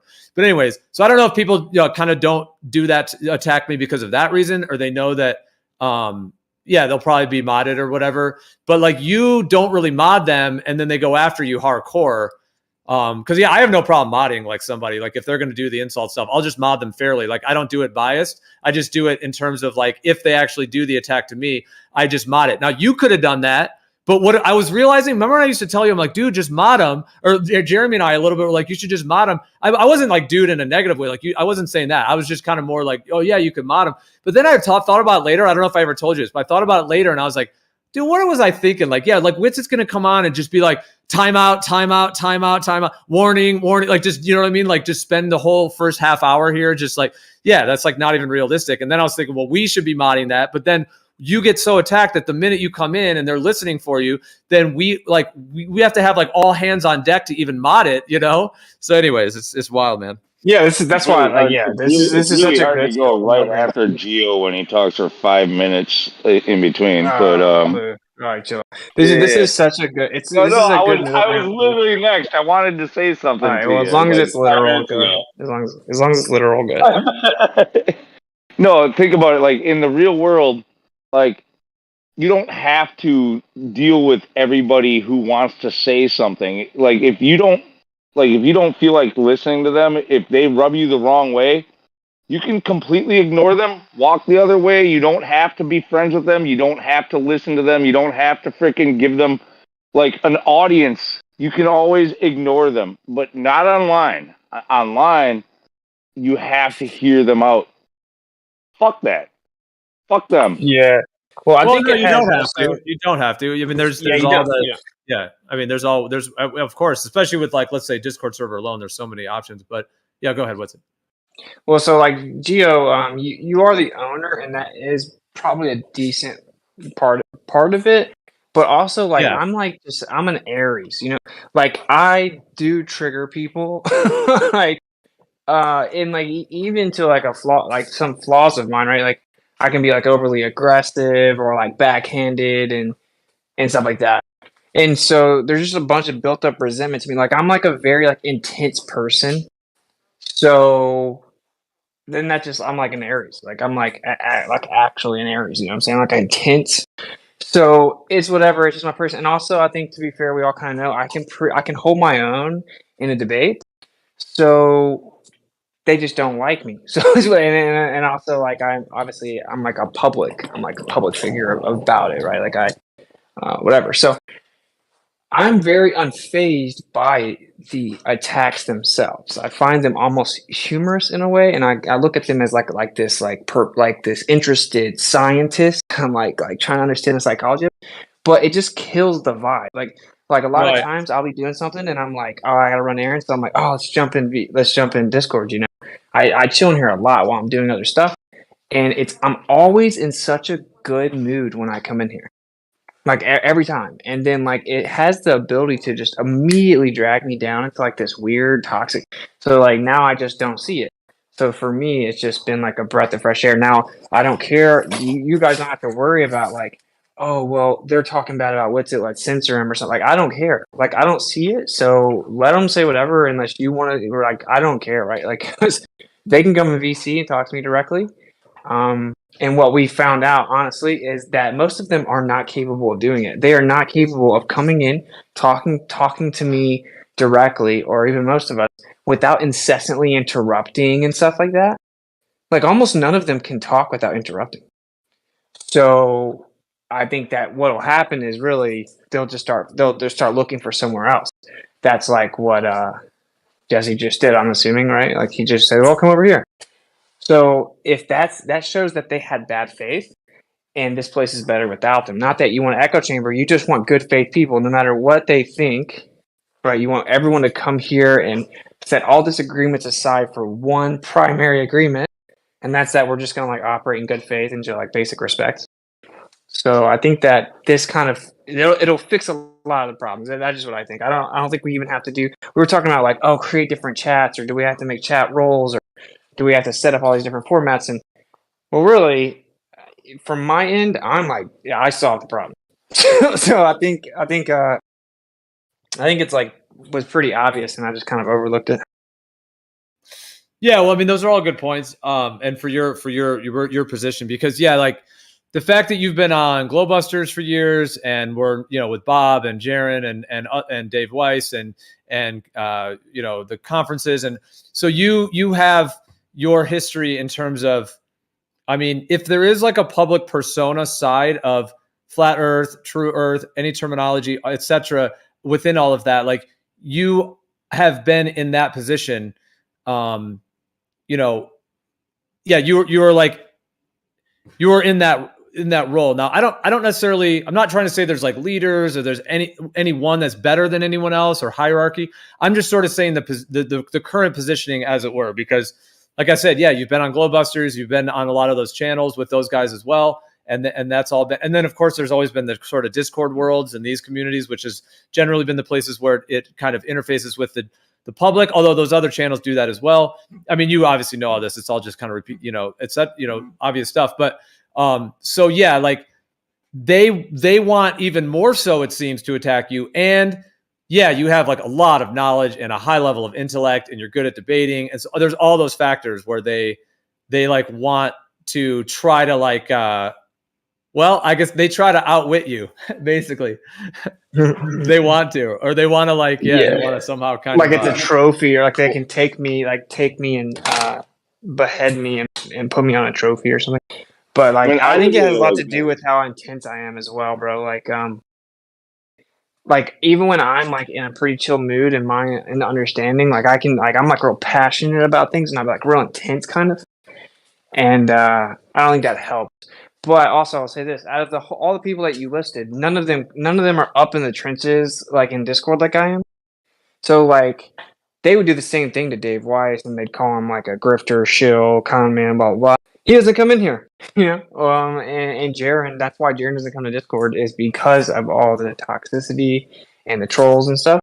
And so, yeah, they kind of take all their built-up aggression against the more public flat earthers and kind of pin it on me because I'm like much more accessible. So that's what I think it is. It's just like it's just I'm much more accessible. So it's like whatever. But that's why I don't understand. It's like I'm so accessible that you can literally just join the VC and just say something directly to me if you have beef with me or whatever. Like just talk to me, and then I'm cool with it. Right. And there's a whole thing with text, that text is very different. And yeah, they can plant little, just strange kind of vibes in there. So I know what you mean. Yeah. And I mean, the thing is, let me ask you this, like, so for your like ultimate vision, like if you were to have your own studio, like have your own show or be involved, whether it's your show or whether it's a show that's a collective, engagement with others, however that all pans out, like, do you ever even want to be doing stuff through text? Or do you want like that's what I'm saying. Like, do you want to because I know I would say for myself, like, vocal, and then using the text for actual info, like for actually the information, not necessarily for like circular debates with people that obviously have some kind of cog dis fixation on just, I know you are, but what am I style debating that just loops in circles. And just too time consuming, bro. And some of them start going the toxic route or whatever. Yeah, it's just very time consuming, you know what I'm saying? Like texting back and forth. It's not. I have a Telegram chat that has like just under 1,000 people maybe, and it's fire, bro. Like there's a lot of good information that's always exchanged in there. I barely ever type in there. I just like I don't have time to do that. Every time I'm in here, I'm doing something else. Like every single time, like every time. So I can't even really respond to comments like that. Like I just don't have time. I'm gonna have someone like try to help me go through my messages. I think that I'm gonna like try to have Kai like be a secretary. So I can't even go through my messages, much less like type a lot. So that's one of the main. I found out text is just super time consuming. It's just like allows an avenue of such bad faith. Even engaging with my comment section is a waste of time. When the people come in there and they act like they're going to make an argument that it's so easy to be dishonest in text. So they can be like, they can type this big long paragraph like they refuted my whole stream, but every single thing they said was a straw man. And even though the video is right above it of what I actually say, it can be convincing to like a third party. So then like, oh, now I have to correct it. Then I take the time to correct it, and they skate past all of it and strong me again.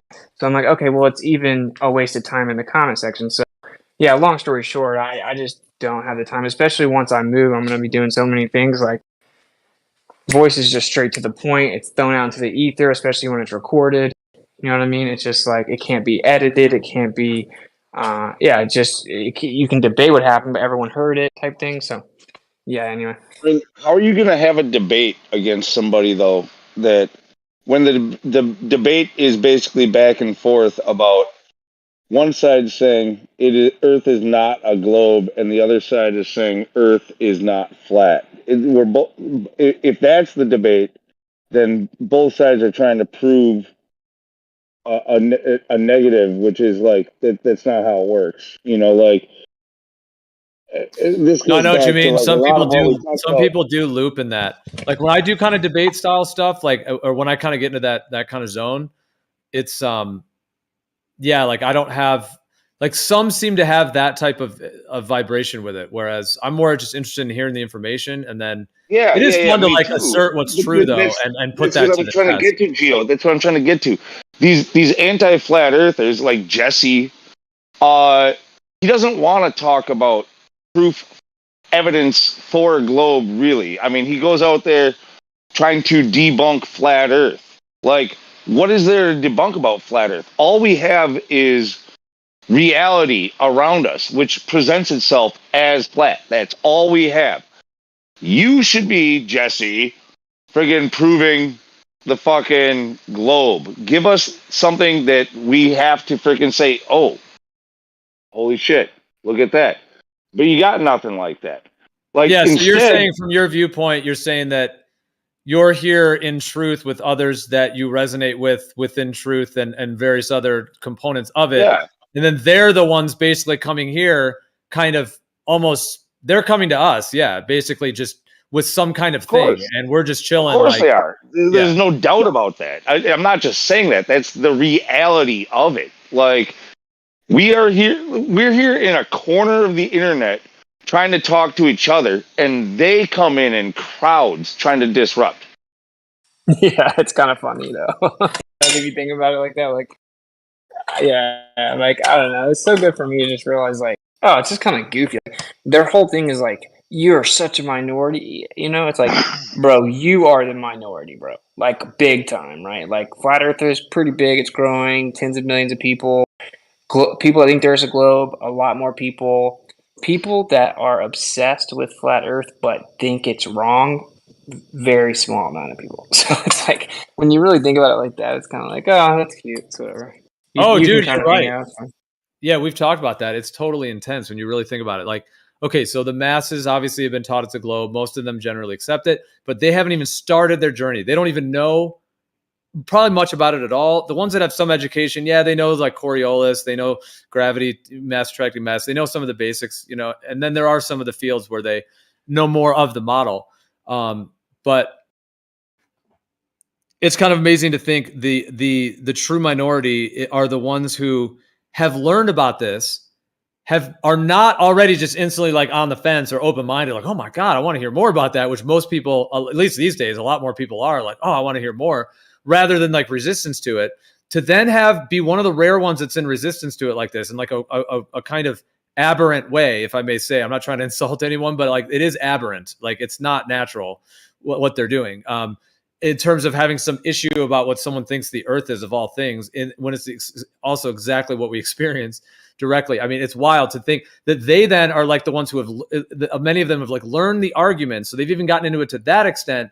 And then they've made it like almost like a full-time effort to just be in here baiting people, you know, trying to bait people, trying to do all these kind of things to like either prove their point or like convince themselves that they're not actually on the fence, basically. Well, that's the thing. They have no point to prove other than they have no point to prove other than you're wrong because everybody else says you're wrong.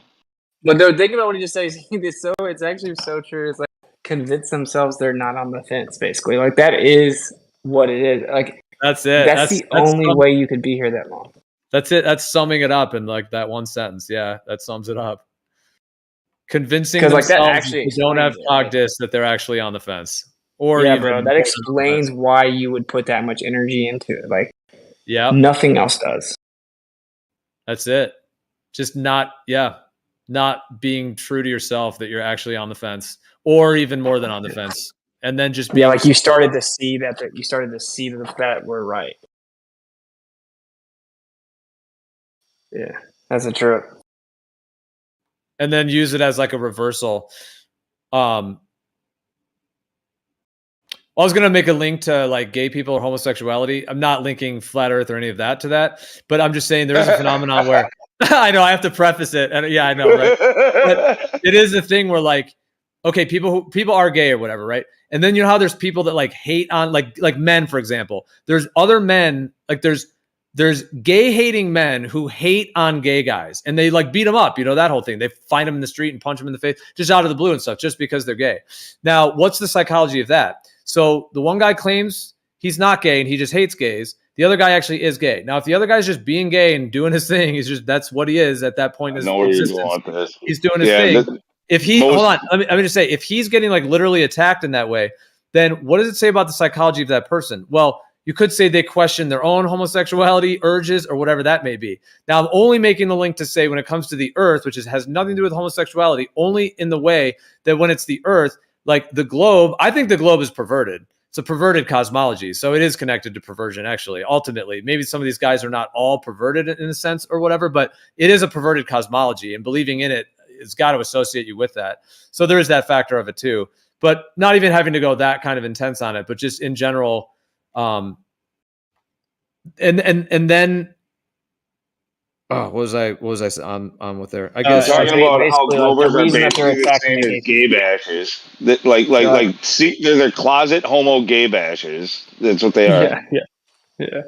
But it's like if the gay basher guy is the guy who's like questioning his own sexuality in some way for whatever reason, so I'm saying that's why he beats the guy up. So like if these guys are actually questioning the shape of the earth for real, I mean they are. I mean, come on, they're here, they're learning about it, 60 degrees per 1 degree per 60 nautical miles. I mean, they like know all these terms like sextants. I mean, they're obviously into it.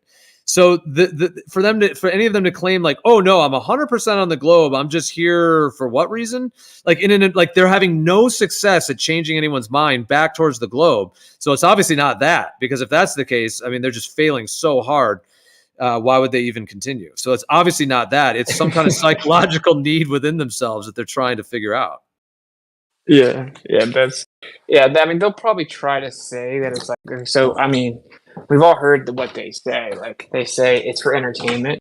It's like kind of like with your example, like, oh, yeah, I watch this gay YouTube couple's channel incessantly, even though I hate gay people, but it's just for entertainment. Like, you would be like, you're such a I'm just doing weirdo. research. I'm just trying to understand them. I'm just trying to figure out what they're thinking. You're like, bro, you're psycho, bro. Like, what are you talking about? Yeah, I'd be like, you need some hugs and healing and something. Wow. Yeah, that's... Yeah. And then I guess the other one I always hear is like, this is dangerous misinformation. It's like, wow, really? So, where are you when all the politicians lie incessantly? Like, where are you with all the other misinformation? Why is it just this like minority thing you claim is so insignificant and it's dying? What about the huge pieces of misinformation? Like, oh, I don't know, everything on the news, like all medical information almost nowadays, like all the dietary restrictions and misinformation, or like the things that like our children are being propagandized with. Like, where is all your passion regarding that misinformation? Why would you? So that answer doesn't work either. That even if you pretend like, oh, okay, what that actually is one, it's virtue signaling, as if there's some vigilante for truth, ironically, and they're coming in here to stop misinformation, protect society, and all. It's like this virtue signaling thing. But it also just doesn't check out, because there's way bigger. Say flat Earth was misinformation. There's way more like impactful misinformation, right? Like, what does flat Earth really do? Oh, and then it makes people think there's a God. Like, so I don't know. Like, that's the two main ones I get is like, it's just entertainment, or this is dangerous misinformation. And then the other one is another version of virtue signaling, which is like to stop people like you who are stealing gullible people's money because you're a con man, you know? So there's like more baseless virtue signaling kind of. Like, that's really the only three answers I ever get. I mean, and then you'll have like Kosho kind of say, well, some of us just are interested in these conversations. And that's a more honest answer. I think that's a more honest answer. Like, yeah, that's the some of only them will say possible that. Yeah. outcome. Yep. Even like I've heard Scott Veach say that. He said like, yeah, he just admits there's like amazing conversations. He learns tons of information. There's just such high level intelligence and exchanges and stuff he's never heard that he ends up going to research. Like that's how I've heard him describe it that way many times.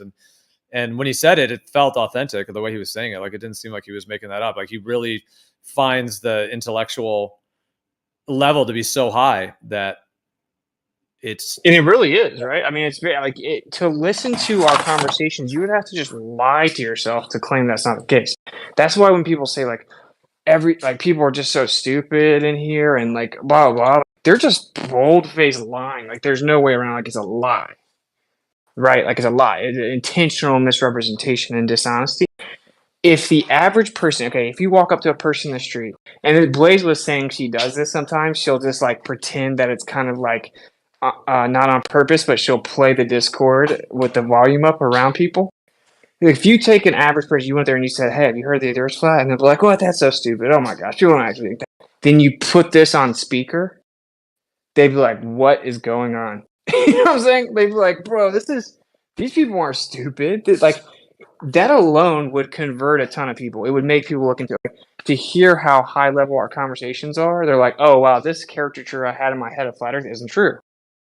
So that's another part that's perplexing to me. Like, why can't they just be honest about that? Like, some people are, right? Like, Kosho will say that, and you said Beach will say it, but most of them pretend that we're actually stupid. Like, bro, if you listen to 90% of the conversations in here, they're like incredibly informed, like high level, well articulated conversations. You know? Oh yeah, absolutely, dude. I would, yeah. It's like And kind of insane, actually. well, and then when you were talking about doing the in-person as well, like the in-person type of show or podcast as well,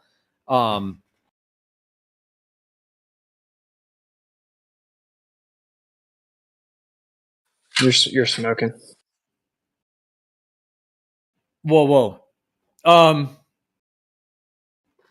was I going to say? Oh yeah. You're smoking for sure, dude. Oh no, yeah, no. This is, what? You gotta be smoking. No, I remember. All right, so if you do the in-person show type style,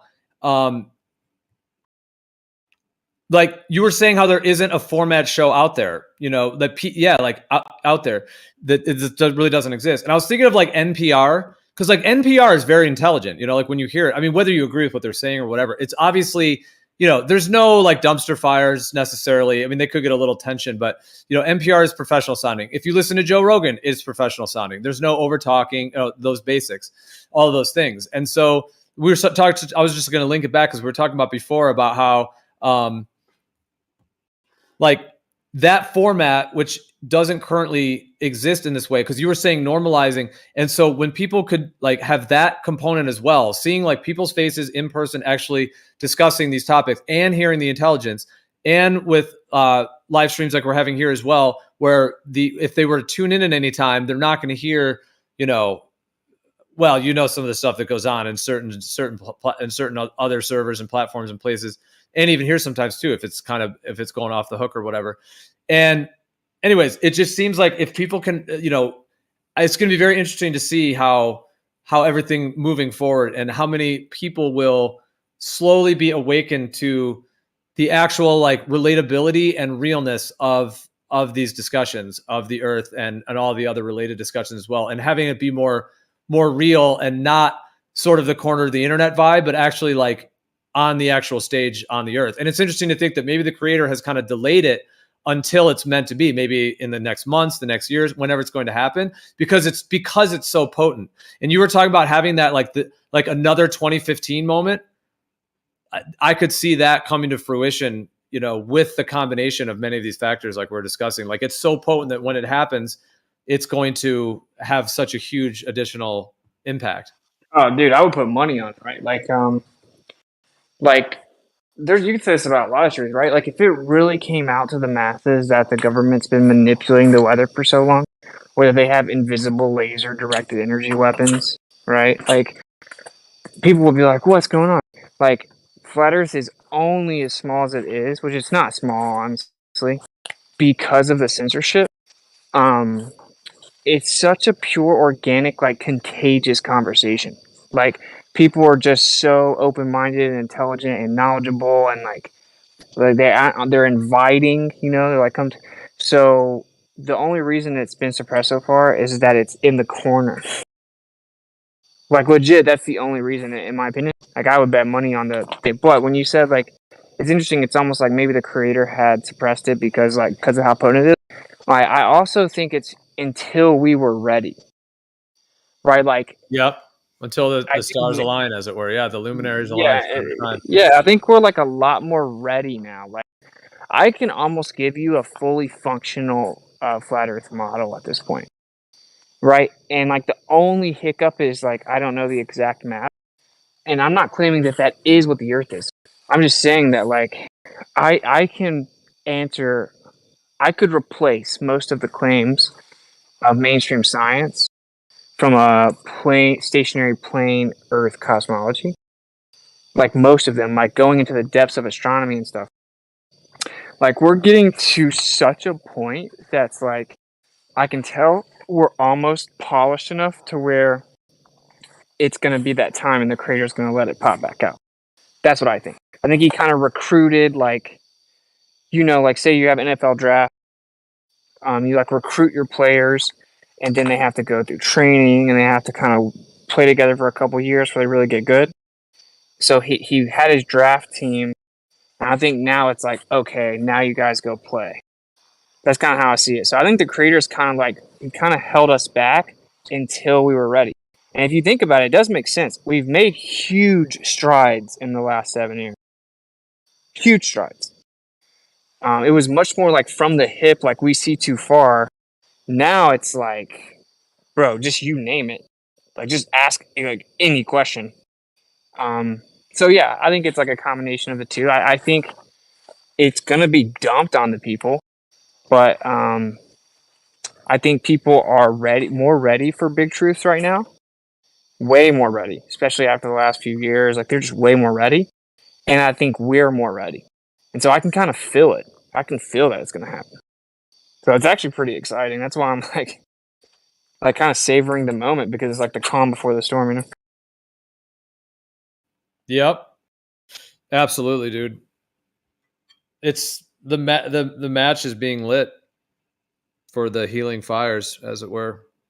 Now it's kind of an intense symbology I use there because obviously what they're actually doing with real fires, I was just using it symbolically because fire does have that ability to like transform the old and then extinguish the old and then the new. It's like going from like space. It's like going from space to counter space and then back again. It's replenished. Like the phoenix of flat Earth is about to rise. Yeah, the phoenix. Yeah. The forest replenishes through burning, but that's sort of like the mentality that they're using now with those fires is like in order to build a new, we have to burn everything else down. Well, they're doing the dark side of it, yeah. Instead of like the positive transformative fire in that way, or like the phoenix, also like Prometheus, like the fire of Prometheus, like the knowledge that liberates humanity, all of those kinds. But yeah, then there's the black magic side of it or the dark side of it where they're actually doing like directed energy weapon, actual fires and just doing land grabs. We're trying to like, in a way, like get the land back in a sense, or just get sovereignty back for humanity. So we can just live on the land without having to pay taxes and use money from some implemented system around us that they were able to capture through genocide, world wars, and I think even reset events and multiple things. But so we're going full circle here, like the do weapon fires, blah blah blah blah blah. Not saying that's not how they're doing it, but I don't know if it's necessary. Like, I mean, it might be for some of the pictures we're seeing. Like, obviously, like I'm not going to get too much into that, but I mean, you can start fires through much easier. No, chill out, bro. Dude, you said you watched my stream and you're still saying that out loud. Yeah, no, look. I've seen some of the, I've seen it not just in this latest Maui one, but like there's a lot of anomalies that do kind of point towards that do point towards something more going on. But like, I watched that stream too. Yeah, the one you did on the Maui dude, that was awesome. Yeah, I think I might have missed like the beginning or I missed part of it, but I came in and I even went back to the part that I missed. Anyways, but yeah, I heard like that was great, dude. That was on fire. I gotta do a 2.0 because I like found so much stuff. I found so much stuff afterwards and stuff I forgot to mention. But like the cars in that field and stuff like that, it's just so obvious. But I have found aerial footage of just like localized burn spots. The aerial footage of like this ring, this oval. and now I have all the directed energy weapon documents. So I'm doing a 2.0. And Which it's have gonna you just seen? be like you can't even finish it and walk away from it, you know? like it's like you'll have to turn it off if you want to maintain I, the sleep. Dude, a couple of fire. days ago, Bro. I saw apparently in Maui they like it's really funny how they didn't like come in to give the people any help for over a week pretty much. Like they really there was no help for them. Yeah, people I know. And then the help that they gave was very like lackluster. But within like a week and a half, there's now a big black fucking cloth fence all the way around the goddamn place, and Yep. nobody's allowed in, and you can't freaking fly drones over it, and there's freaking cops every 150 feet, like blocking you and making sure internet's don't fucking totally go in down. there. Yeah, internet down, cell power down, no water, and then FEMA's giving people water that got them sick. Dude, I know it's so intense. But before we could go into it all, They I know. Let me organize just the hold on. hell out Let of me go, keeping dude. people You just out. went. You just went. I waited. Let me just say real quick. What's it, dude? Have you with the cars? So those cars that you mentioned and the ones that in the video. Are you aware of Judy Wood? Yes, 9/11. Yeah. So one of the phenomenon that she had all the documentation for and documented in her book was what she called these toasted cars. And it's a specific effect of, that's why she called them toasted cars, meaning they do not show effects of normal fire. Even if it's very hot fire, not the case. There seems to be multiple effects. I mean, I won't go all into it because there's a lot of them, but there's a lot of it. It seems like the car is being like grounded into the earth and the metal is like melting in. It's like there seems to be some like severe way in which the metal is being like hyper grounded. That's just one part of it. And there's several other things. Well, that toasted car effect that Judy Wood, this is years ago, even before these other fires. And she just called them toasted cars like, many years ago. And because there's several of them around the 9/11 site, like all around this. And there's many other effects of directed energy weapon effects there. I'm 100%. We saw them in the I'm California 100% fires. We saw them in the Australia fires. We saw them. We've seen this like at least 3 times. Yeah, I'm 100% sure they used one at 9/11 because the thing is, those toasted cars, and like I said, they're different than regular burn cars, and we could go into all the talk about it more too because I'd love to hear what you guys know on it as well. But yeah, like those toasted cars is not an effect of forest fires or even very hot fire. There's several other components that, like several of the ones you were going through. And the thing is, those toasted cars are at the 9/11 site. They're actually also, they seem to use one at the Oklahoma City bombing. Like that was not like a truck bomb because there's actually the effect of the toasted cars there and directed energy weapons there. Seems like Oklahoma City was the first time they used it on a building like that, where they literally were trying to like dematerialize and do like a laser. Anyways, they have different ones, but they did it at Oklahoma City bombing. 9/11 has the toasted cars. Believe it or not, even Oklahoma City bombing around there in the parking lot, there's a bunch of toasted cars. And then the fires, like the Paradise and like you were saying, the Australian ones, all these fires. And then Maui, they're all characteristic. They're all unique. The toasted cars, and there's several components as to why the toasted cars are different than regular fires as well. And then there's so many other things as well. So, but the fact that those were at 9/11 and all of those sites, and they're at the Maui fires and everything else going on, to me, it's clear that that's an effect that at least one or more of their energy weapon things is able to do. All right. Well, so I haven't done like a deep analysis on this or anything, but have you compared it to like just when a car starts on fire? Because cars do, if a car does start on fire, they go very, very fast. Like firefighters will tell you, the police will tell you, like this happens on the freeways, on the highways, whatever. Like what does a car that just burns itself up look like after it's done burning itself up? I've watched one like very close, bro, and it doesn't liquefy metal, dude. It doesn't make like a stream of aluminum run down the street, dude. It just looks black.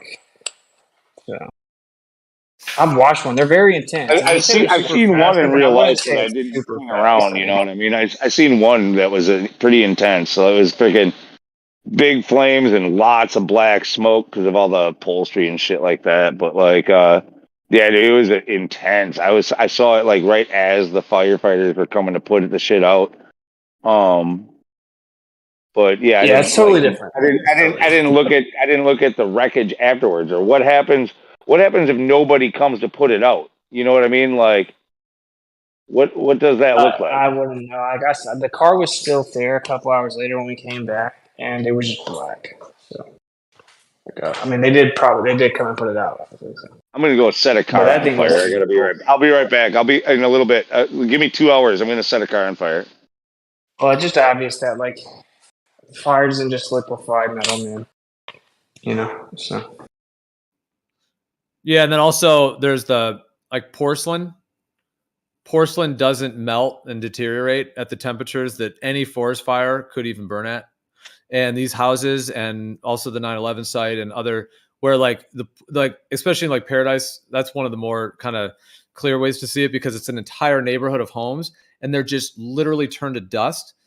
Even the toilets, the bathtubs, everything is absolutely annihilated.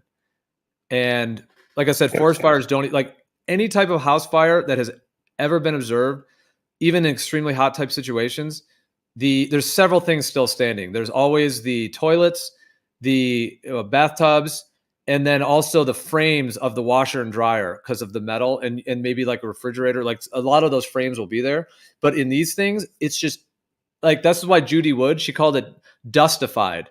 She like whatever this directed energy weapon seems to do, it seems to like turn matter, like maybe like deconstructs matter, maybe it breaks apart the electric bonds of the matter and dematerializes it and seems to turn it into like a dust of sorts, like an actual dust into the air, and that is intense. But it's like that's crazy. And that's why that she called her book "Where Did the Towers Go?" because there's not the amount of rubble at the base of those towers to equate as many floors as they were, meaning the actual material is gone. It's not there. Like mathematically, physically, the actual towers, that's why she called it "Where Did the Towers Go?"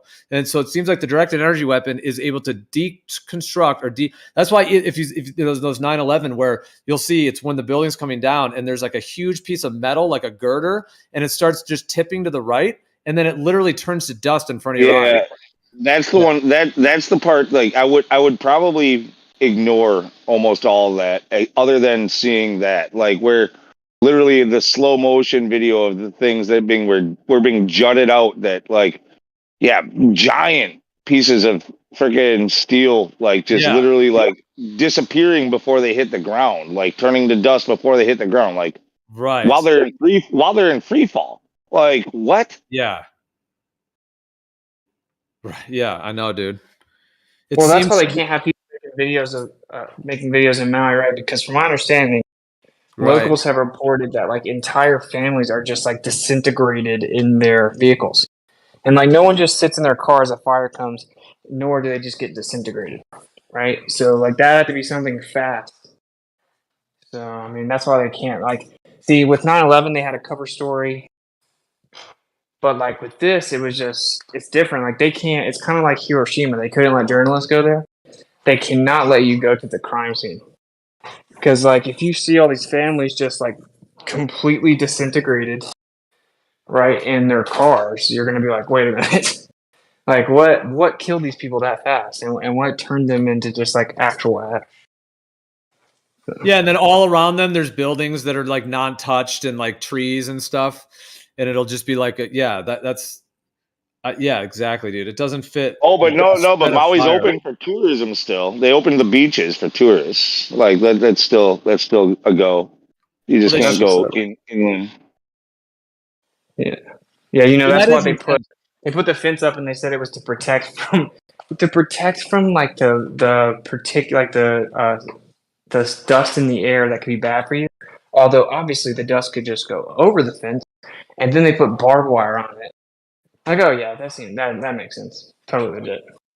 What, those little fiber black fences have barbed wire on them now too? Yeah, they added barbed wire now. Yeah.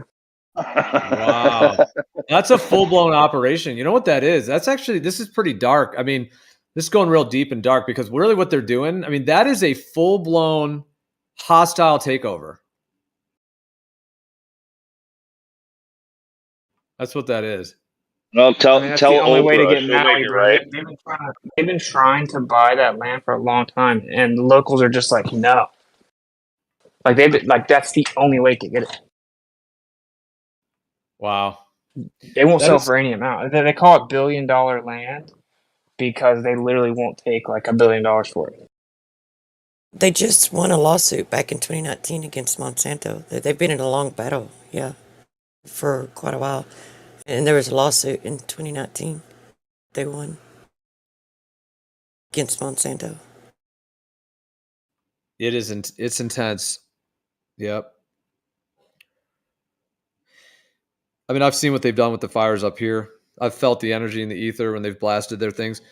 Well, some of the huge fires, the entire sky was a color I've never seen in my whole life.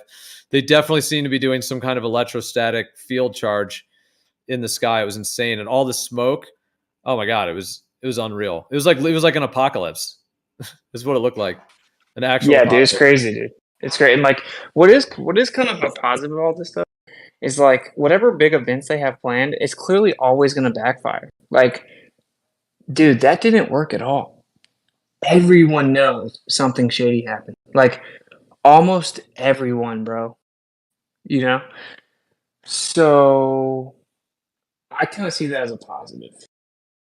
Where now, like, the normie, 7 whoop-de-whoops in, is like, yeah, it looks like the government did something shady in Maui. So, I think it's kind of backfiring on them. Well, I was saying that earlier, that what if okay, they pulled off a lot of things pretty well. If I had to sort of give them a ranking, and I'm not supporting the evil shit they did at all, of course, but I'm saying in terms of what it seems like what they wanted to pull off. Sinking the Titanic, JP Morgan was the financier to have the Titanic built and all that stuff going on. They sunk the Titanic. They were able to establish a Federal Reserve, and then they pulled off World War I. They pulled off Einstein and everything in the 20s. They pulled off the Great Depression, World War II. I won't even go over all the history, but so much. They did pull out all that off. And then you think of the JFK assassination. I don't even think that guy was shot that day. That's my ultimate conclusion on it. However, I think it was a huge psyop, but they pulled it off. I mean, they convinced most people, even though they threw all that conspiracy theory around it. When you think about it, if he wasn't shot at all, and then they knew that people would probably have some conspiracy because everyone was figuring out that they were sketchy. So then they made it seem like it was, that they planted the conspiracy to get everyone on the conspiracy thing. Meanwhile, having it be a psyop, to where the Kennedys are part of their royalty. They're not going to have their own guy get shot in public. So Exactly. yeah. But anyway, so that they had everyone, and then they pulled off 9/11. Like, I don't know if anyone would say they didn't. I mean, yeah, certainly mistakes were made, but I mean, they definitely pulled it off. Like it seemed to convince a lot of people. But then the pandemic thing, I don't know, man. It doesn't really seem like they pulled it off. Like in the end, like they did get a lot of people juiced up and excited. They got a lot of components like that. But they did all that. But I mean, it doesn't seem like they actually it wasn't a success. Like I would give them like a C- at best, maybe a D+. Not good. Did they then So then are the shorten his future legs ones, and are they going to Jimmy follow? Carter?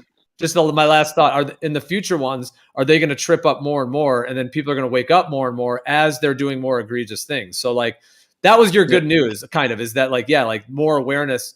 Hopefully it won't get too bad, basically. But there's probably still They didn't have TikTok during Titanic. You know what I'm saying? Like now it's just they're just screwed, bro. Like none of it's working.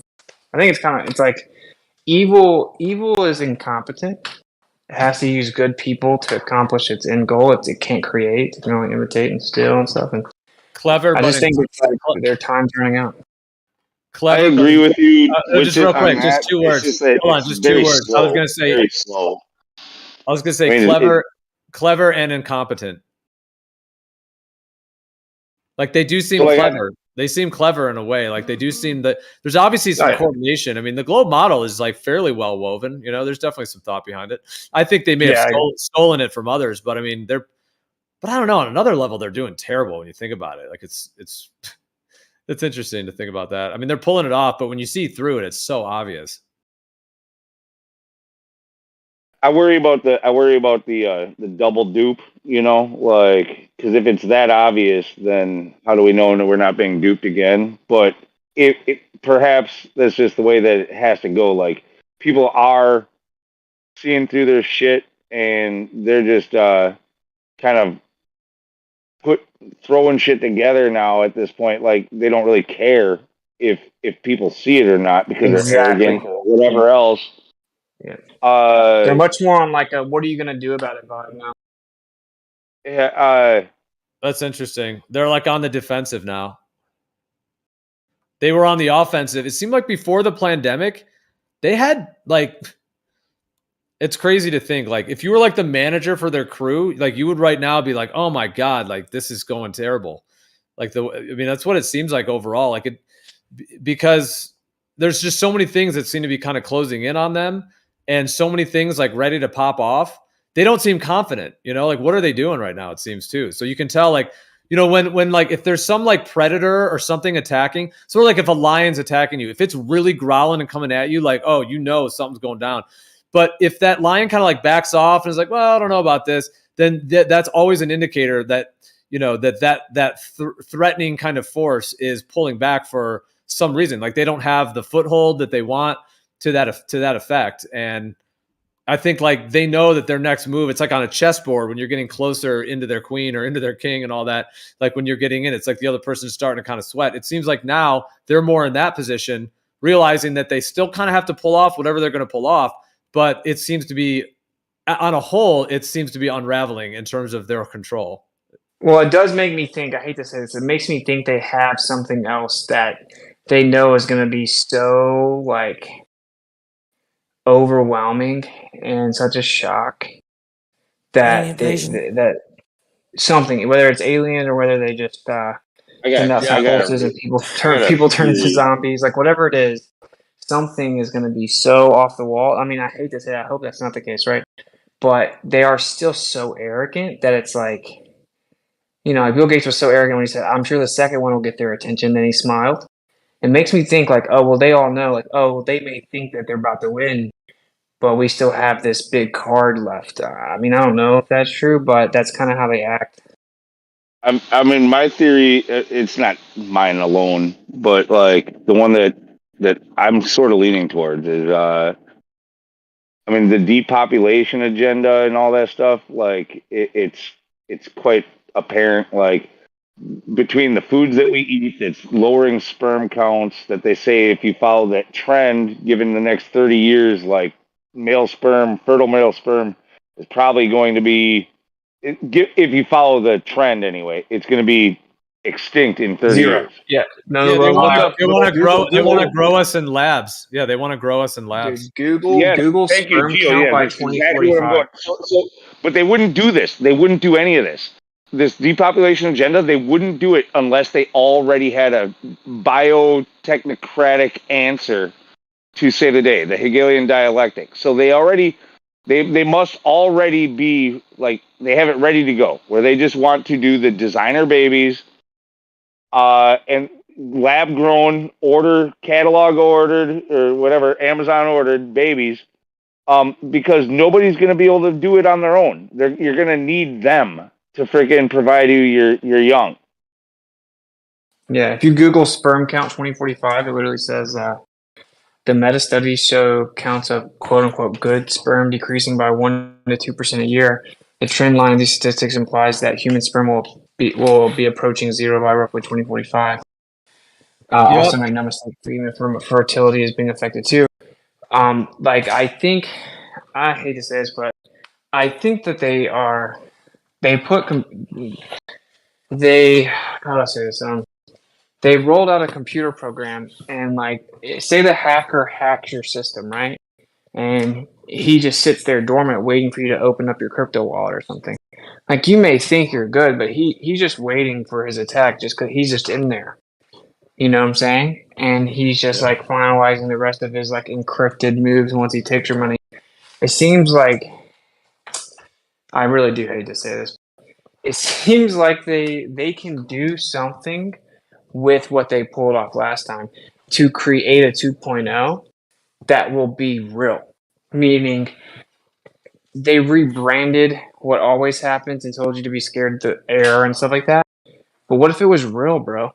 We saw how compliant people were when it wasn't real. So if they Well, can if they can put out 18 gigahertz or something, and then 3 1 I'll be minute very pulses, which have been done in tests, like who knows, bro? I'll be very careful Well, about how yeah. I say this, but the real one will be only because the people took the so-called fix Well, that's what I'm for saying. the That's what I'm fake saying. one. Right. And That's what I'm saying. that's been my thought of it. Yeah, that's exactly. We'll just kind of talk cryptically in a sense, but yeah, I mean that's been my thought on it as well. Is that the people who decided to dance with the devil are now connected to the network of the actual nanotech and the relationship of their body with the fields that they're able to interject. So, This no, is no, real science. It's been proven. Like I have all the papers and stuff, and so this is the part that never made sense to me. It's right. It's like, well, then it would be obvious to everyone, right? It'd be like, oh, you are the guys that blah blah blah. So you're still not gonna get the remaining group of what they say is like 30%. But I think I figured out how they would. Um, it would be so intense and so bad. And honestly, I've talked about it, but there's the 1p36 gene deletion, which basically makes you like a zombie, like literally a propensity to bite, all this great stuff. Anyway, if it was so crazy like that, even the people that didn't fall for the first situation, they can probably be tricked into running to safety, like a quarantine, like or just a camp to the military to keep them safe because it's so crazy. And that may be how they plan on getting their remainder, is like actually getting them to run to safety. That's the only thing, because for me, the hiccup was always like, okay, well, everyone's going to immediately be like, oh, it's because you guys fell for the first one. We're obviously not falling for anything now, and how would they get the remaining group? But I think that's how it would happen. It's like, it's real, so the people that didn't fall for the first one, there's a lot of people that didn't fall for the first one that are still like Trump-loving Republicans, America. They just noticed that, like, oh, this isn't adding up. The survival rate is so high and blah, blah, blah. They still believe it's a real thing. They believe there was a real new novel thing, and the survival rate was blah, blah, blah. And that's why they didn't do it. So when they see something real, a lot of those people will still do something, like will react. Does that make sense? I think that kind of checks all the boxes. This all makes sense. But I just want to add, don't even be surprised if it takes 3 or 4 times going through this before they do what you're talking about. So like the first one, like you said, not everybody went for it. Twice around, and especially given enough time, 20 years down the road, when our children are the ones that were born and young, they were young and they were raised in school during the time of the mandates and stuff like that. Like they're going to be way more susceptible to the second one or the third one or whatever else. It won't be. I think they'll probably hit us with another warm up once or twice more before the real thing happens. Well, we know how much they love their mandates. They love going on dates with men. So yeah. I think that's ironically an optimistic take from you, Lou. Yeah, I'll take it. Yeah, like I'll take any ounce of optimism coming from you right now, but I will just say, like, I think they've already hit the sweet spot where even the truthers have kind of forgot.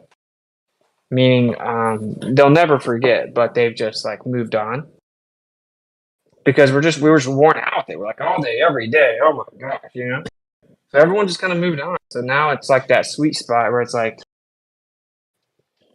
I'm just saying, I think they can send out some cute how you signals, man. guys think that was optimism. No, it was basically a black pill saying that we're still fucked. It's just going to take longer than you think. Dude got offended. We called him optimistic. It wasn't really though. Like optimism would be like, no, nothing. We're going to come through this. That would be optimism. Like that's not what I said. Like what I'm saying is like they're so patient. And they're willing to wait generations to get their agenda done. Yeah, so I mean, if they basically did the whole, thing that happened in the year of 20, as it were, and when that all started, and rolling that out to that degree, I don't think I would be hard pressed to find anyone. Well, maybe if people think it actually is what they say it is, then I guess they believe that. But anyone who's able to see through it at all, it was clear that it was a rollout to get people to, drink the Kool-Aid. So once people, the Kool-Aid man busted through their house, broke down their wall, and like a good amount of them drank it, and it seemed like that was the whole scam, like getting it was part of it, at least, to get as many people to drink that Kool-Aid.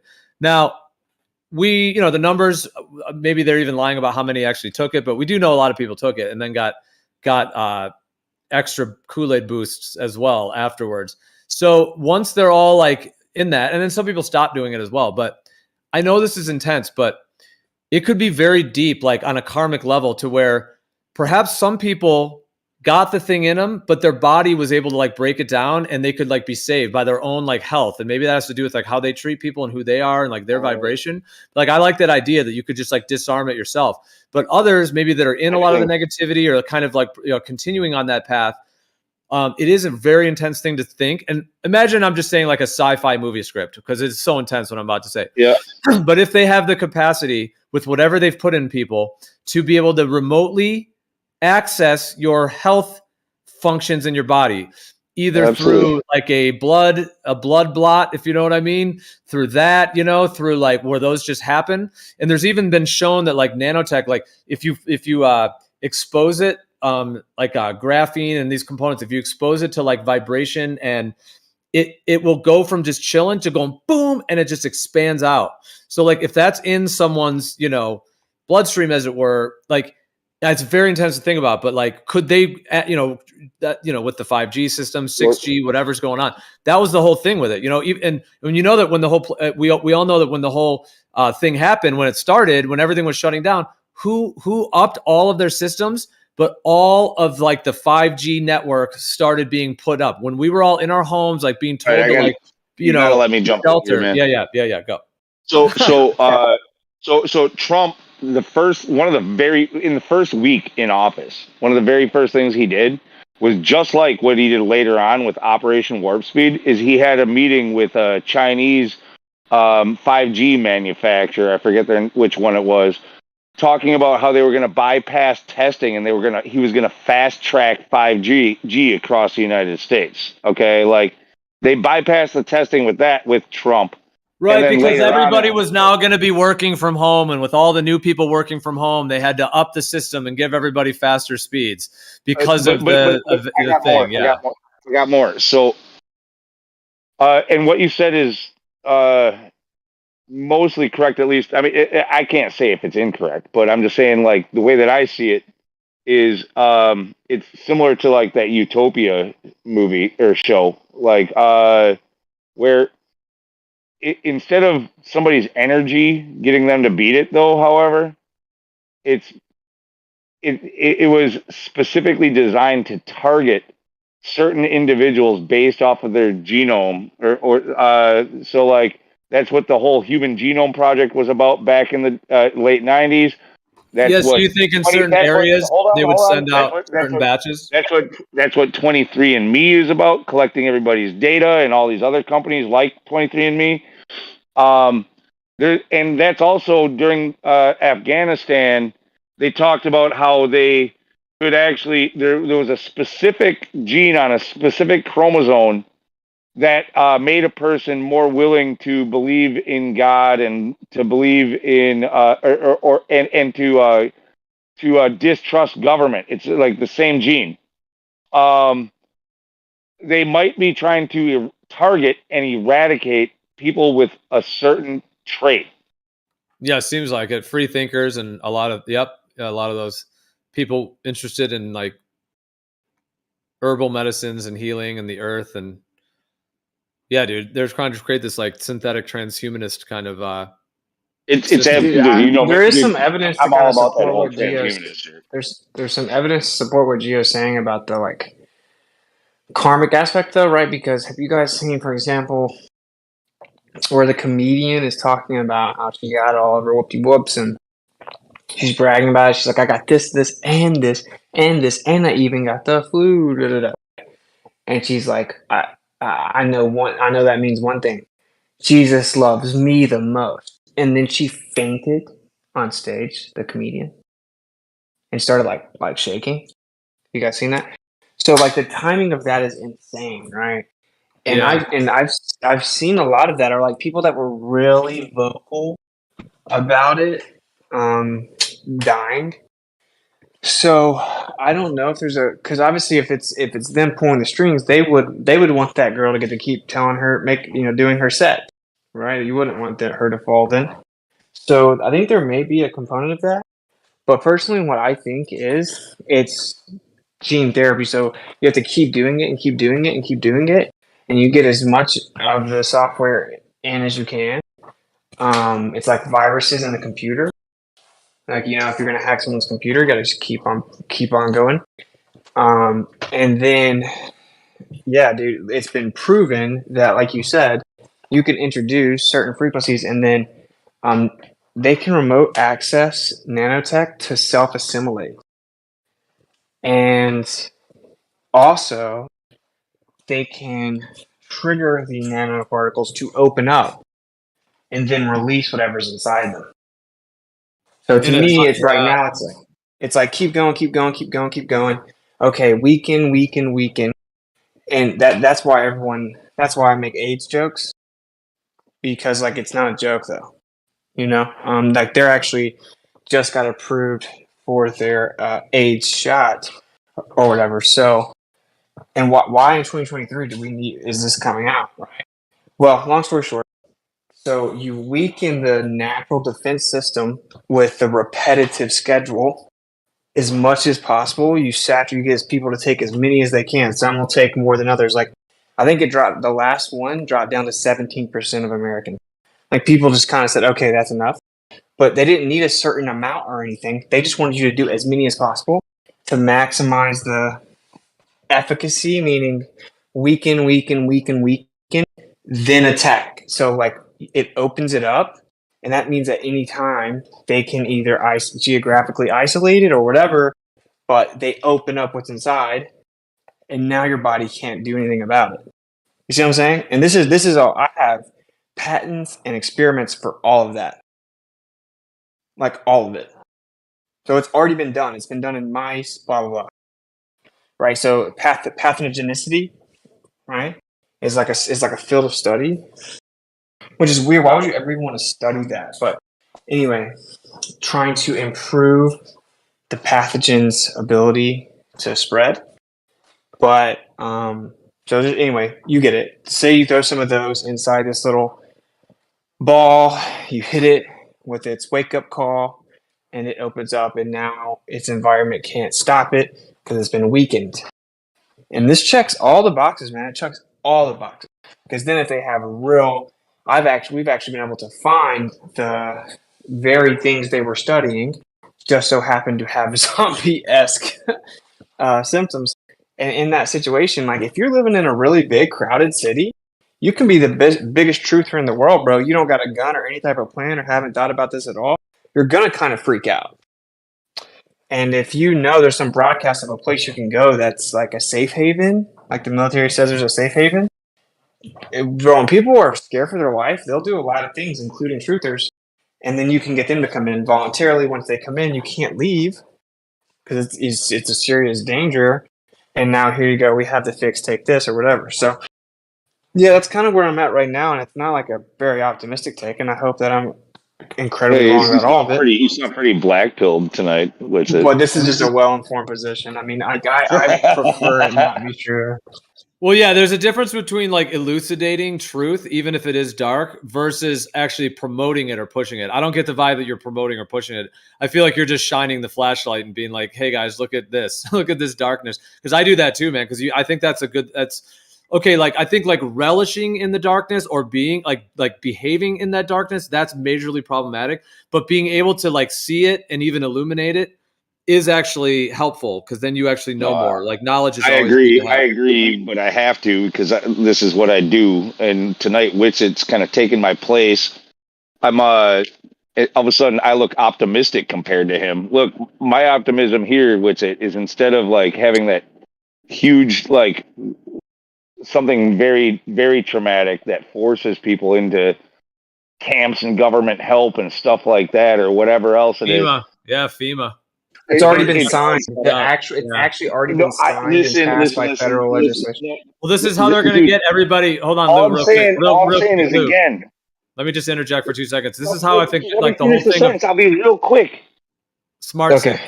Smart cities. That's how they're going to get. This is how they're going to funnel people into the 15-minute type smart cities, or I like to call them dumb cities. They're all deep underground. Bro, that's such a good point because that's where you can be safe, right? And so you don't even have to leave here. You'll have everything you need. You can be safe here. Yeah, this is what they would do. Yeah, it would be to funnel everyone into the smart cities. Exactly, that you're safe and protected there. Now, whether they do mixing that with an alien thing, meaning that like, oh, if you're outside of our thing, you might get hit by the aliens or whatever. But if you come in, you're safe. Whether they went that route with it, I don't know why anybody would run to the city because of a fucking traumatic event. They would run for the fucking hills. I just explained why. If you live in a major city or anything like that, an apartment complex, and you haven't got any plan of action or any way to defend yourself, and everyone around you is literally, dude, okay.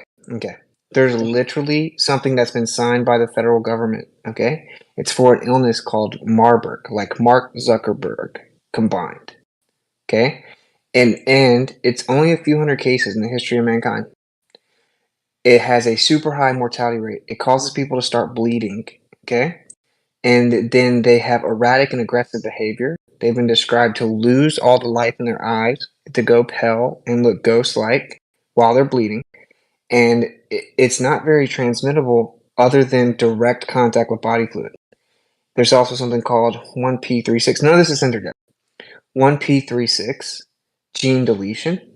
Okay, a certain company that paid out a lot in fines, most ever in the United States for medical crime.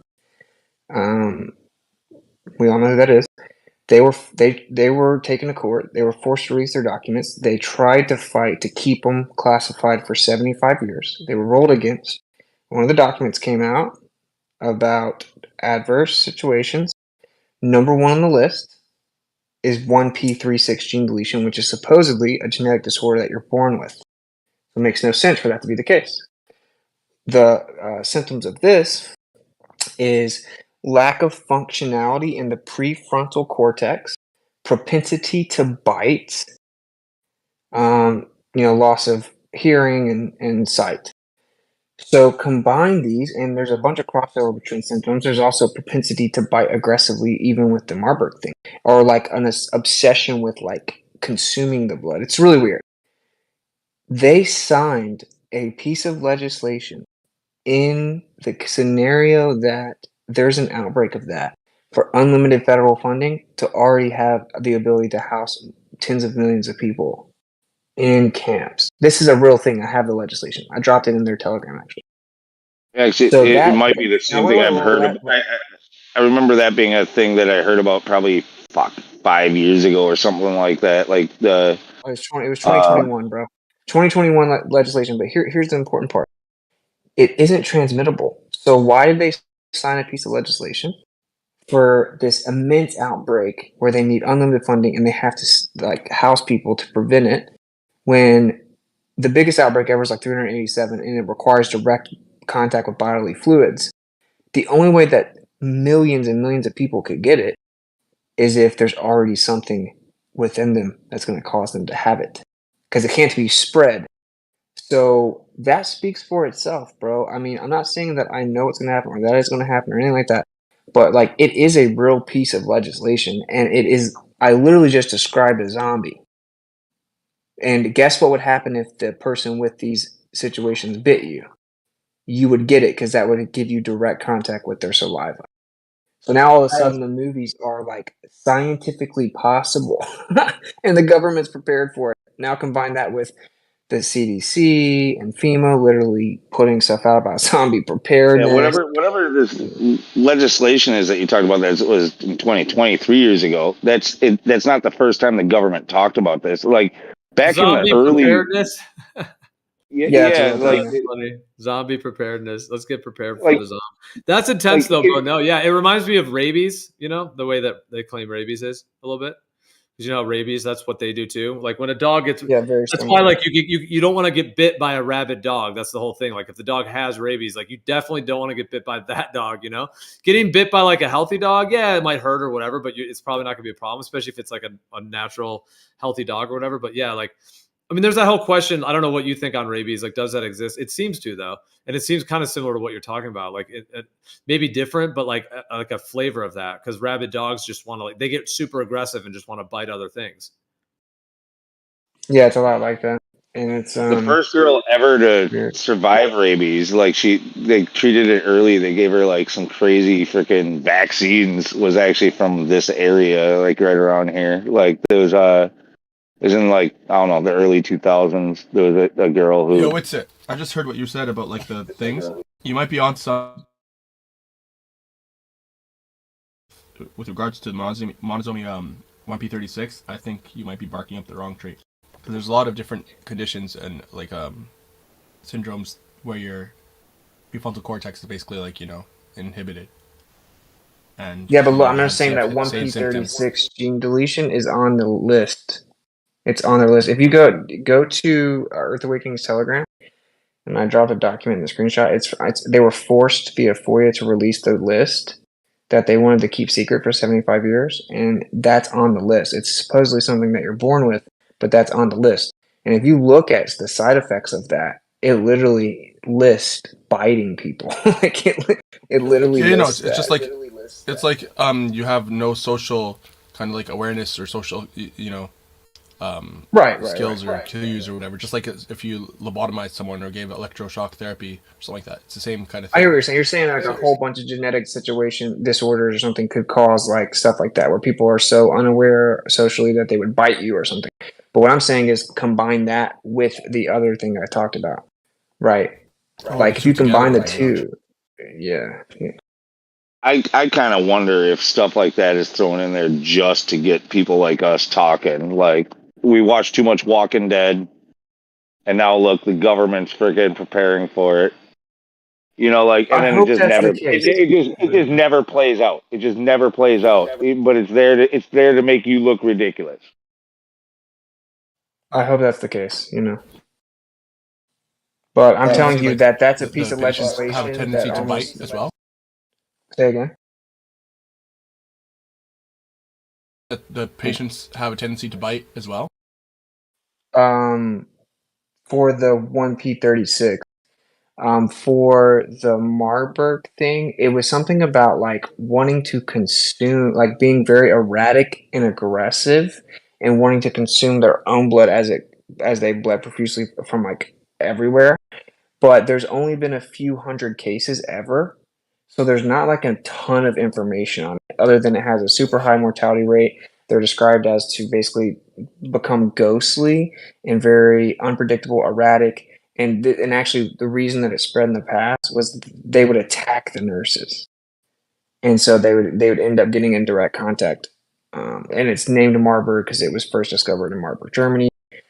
So I mean, erratic, aggressive, attacking nurses, consuming Like their own rabbits. blood, being ghostly, type of thing.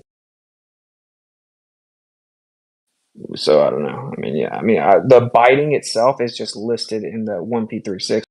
So I'm saying, well, you got therapy, gene therapy, and then you combine that with the potential to open up certain pathogens that are sitting dormant. You could. All I'm saying is, it's realistic that you could make a zombie. Someone that, for all intents and purposes, acts like a zombie, like tries to attack you, is erratic, doesn't have common sense, can't really see, is just like gone. Like, and that can make you have the same situation happen by biting you. I mean, I know it sounds ridiculous, but I've seen like it's a real thing. And also, I've seen where they have in mice put these nanoparticles in them, hit it with certain frequencies, and it opens up the nanoparticle to release certain pathogens to test them, and then even to control the mice's heart rate to heart. Like they can completely control the heart of the mouse with the nanoparticles and their movements and their brain activity.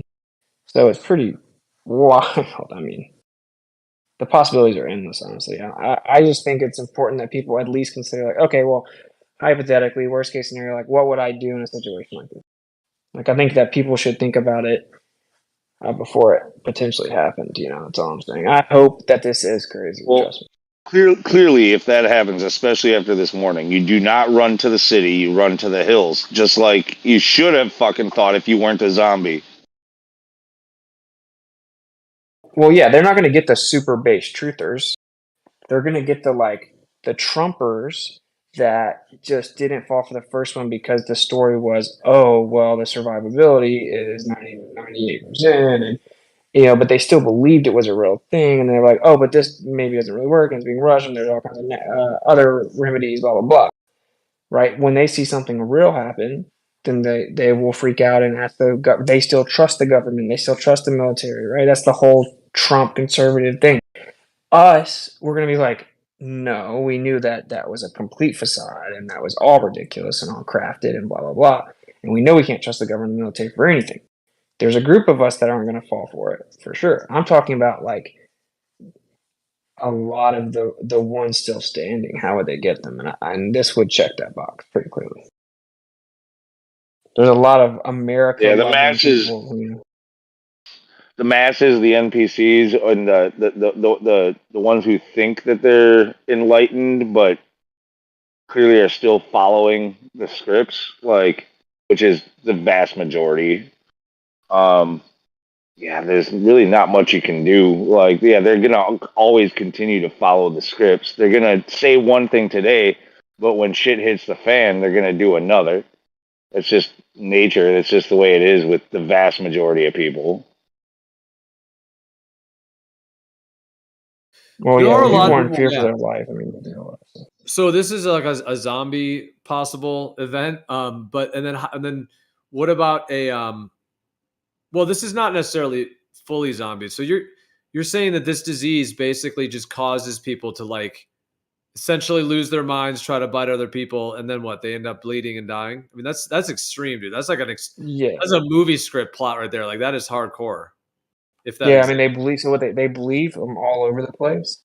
Oh, And it's like then they have like uncontrollable diarrhea, and like they just can't control their body fluids at all, and then their eyes and face lose color and become sunken in, and it's literally described on NIH and World Health Organization description of it as like ghostly features, and then become very erratic and aggressive and unpredictable. So yeah, dude, have you seen the movie just crazy. This Is the End? Have you seen This Is the End? That movie? Yeah, it's like a funny movie. Supposed to Yeah, be it's funny. like Seth Rogen and Jonah Hill and all those Yeah, guys. yeah. And they're kind of like playing themselves, but like LA like goes nuts. It's a full blown like demonic apocalypse where there's these huge, so they're like caught trapped in the house and all that stuff. Well, I saw that movie like years ago, but for whatever reason, the other day, like I flipped open Netflix and I was like eating some food. And I was like, I want to just kind of throw something on I've already seen, just watch something funny. And I was on my Netflix, so I just clicked it and I went to that scene. And dude, I'm not even joking. What you just said is what happens because I had forgotten. I hadn't seen the movie in years. But Joan, like they're like trapped in this house and there's fires out there and there's demons and they're just trying to like survive or whatever, staying in the house, and they're not going out there because there's crazy shit going on. But at one part, like Jonah Hill is like falling asleep, and this big demon comes and like basically, copulates with him, if you will. That's the obvious thing because there's like a shadow of him, and he like jumps on him, basically like rapes him, basically. And then afterwards, Jonah Hill's like weird the next day. He's kind of like twitching, and he's like just kind of losing it a little bit. He's just spacing out. And then like the next scene or whatever, Jonah Hill does exactly what you're saying, dude. He vomits out of his mouth and vomits all over the other guys. It's like ridiculous. It's like Seth Green and James Franco or whatever. It's all ridiculous. But dude, it's like Exorcist type thing. But basically what you just said is what happens. Like they lose the bodily fluids. So he like vomits all over him.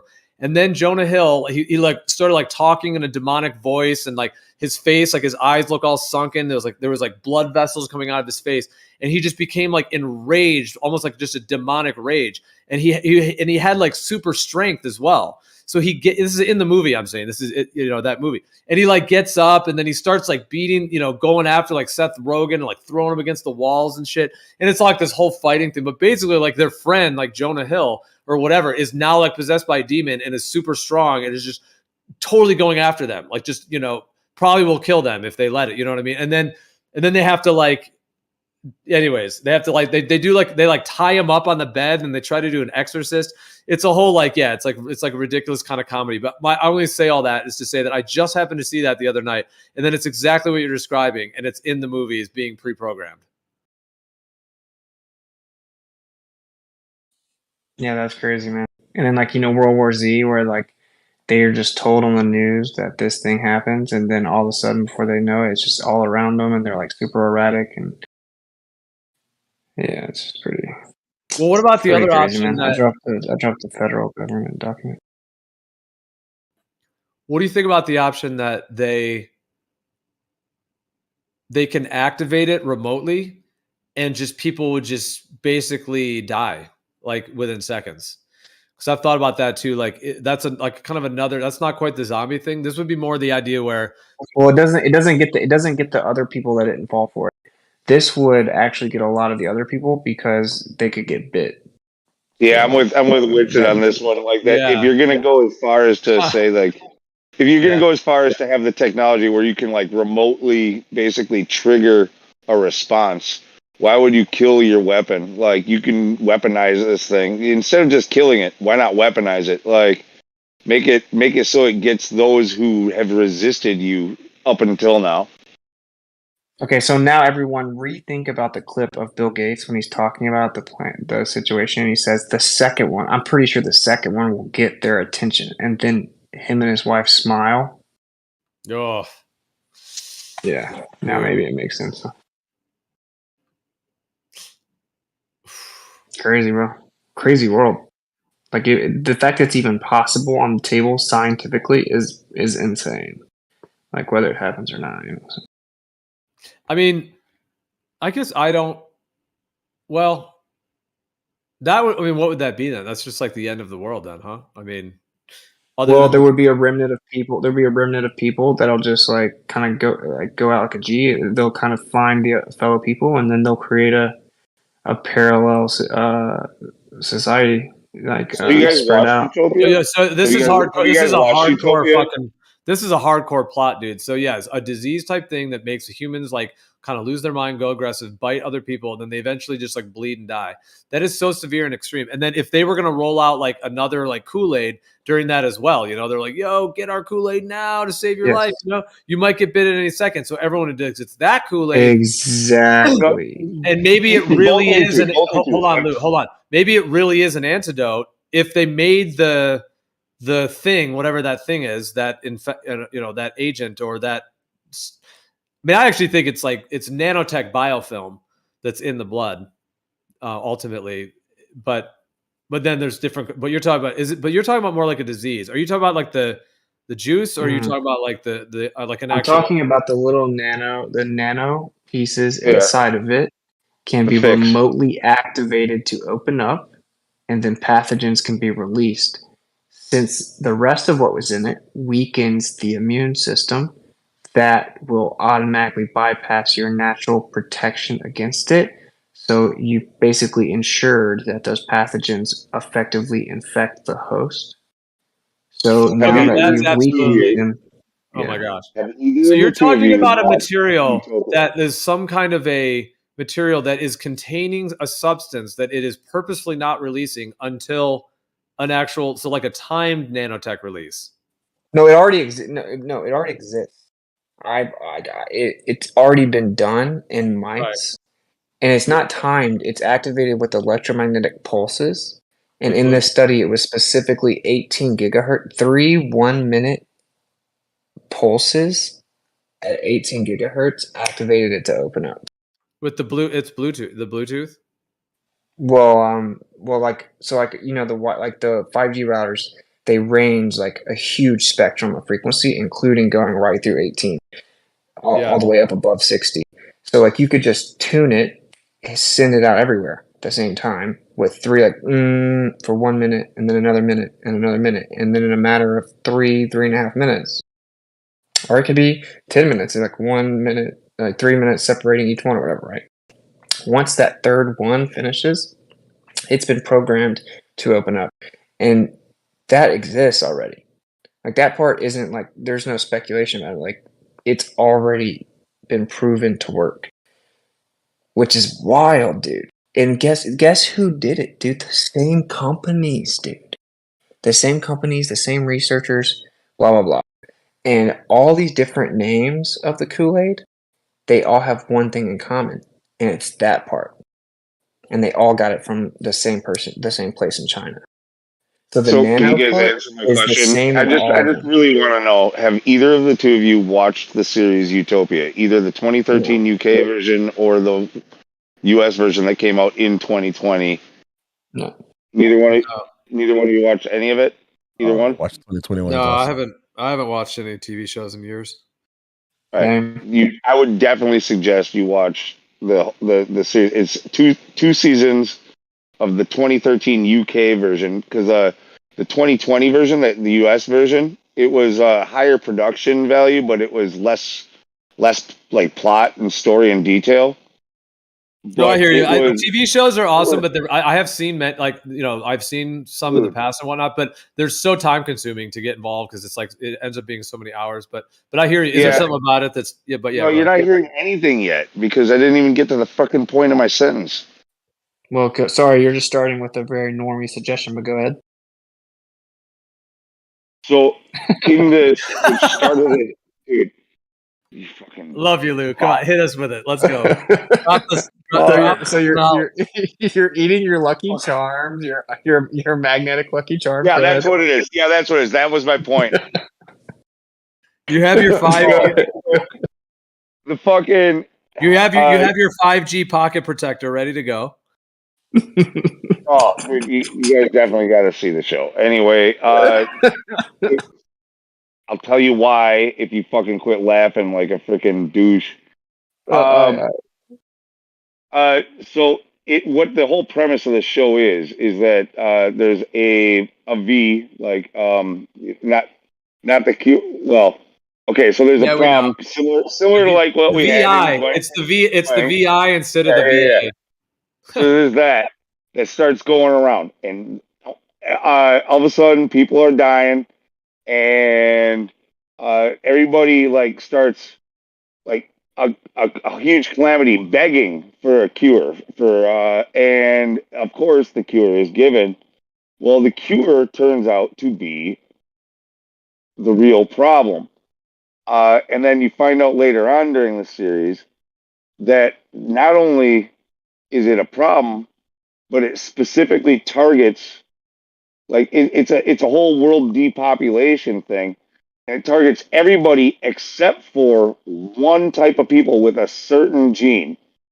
They're trying to eradicate everybody and start over anew from one certain gene class. Like, and yeah, there's just a lot of shit, especially considering that like the original came out in 2013, and there's just so much shit in that show that it was like if you watch that show and in 2020 it was like real world exercise going on in that show that was written and made in 2013. Yeah, dude, they've been programming it hard. Yeah, I don't doubt it. They've been, yeah. I mean, definitely been programming the zombie thing, bro. My goodness. So how would a zombie thing then? Okay, would this be like in your mind? Like is this linked with an alien invasion thing, or is this separate from that, or is this the whole deal, or like what? I don't even in this speculation. I don't think you need aliens in this scenario, right? Like, I don't even. It may just be a distraction. You could integrate it in there, right? Sure, maybe they come to save you from them or whatever. I don't know, but they're actually not needed at this point. I mean, it's not needed. I mean, that's a reset, bro. That's at least a minimum of a 70% reset. You're gonna get another like 15-20%, right? So I mean, that's a reset. One last thing about the series is, like I said, there was the UK version in 2013, but the US version came out in 2020 during the height of all that, like the very beginning of all that. They did one season. It's supposed to be 2 seasons. They canceled the second season because it was too close to real life events and it was traumatic for audiences. Oh yeah, they totally care about that.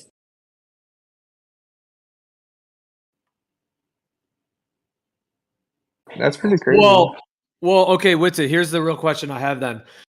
Here's the question I have then.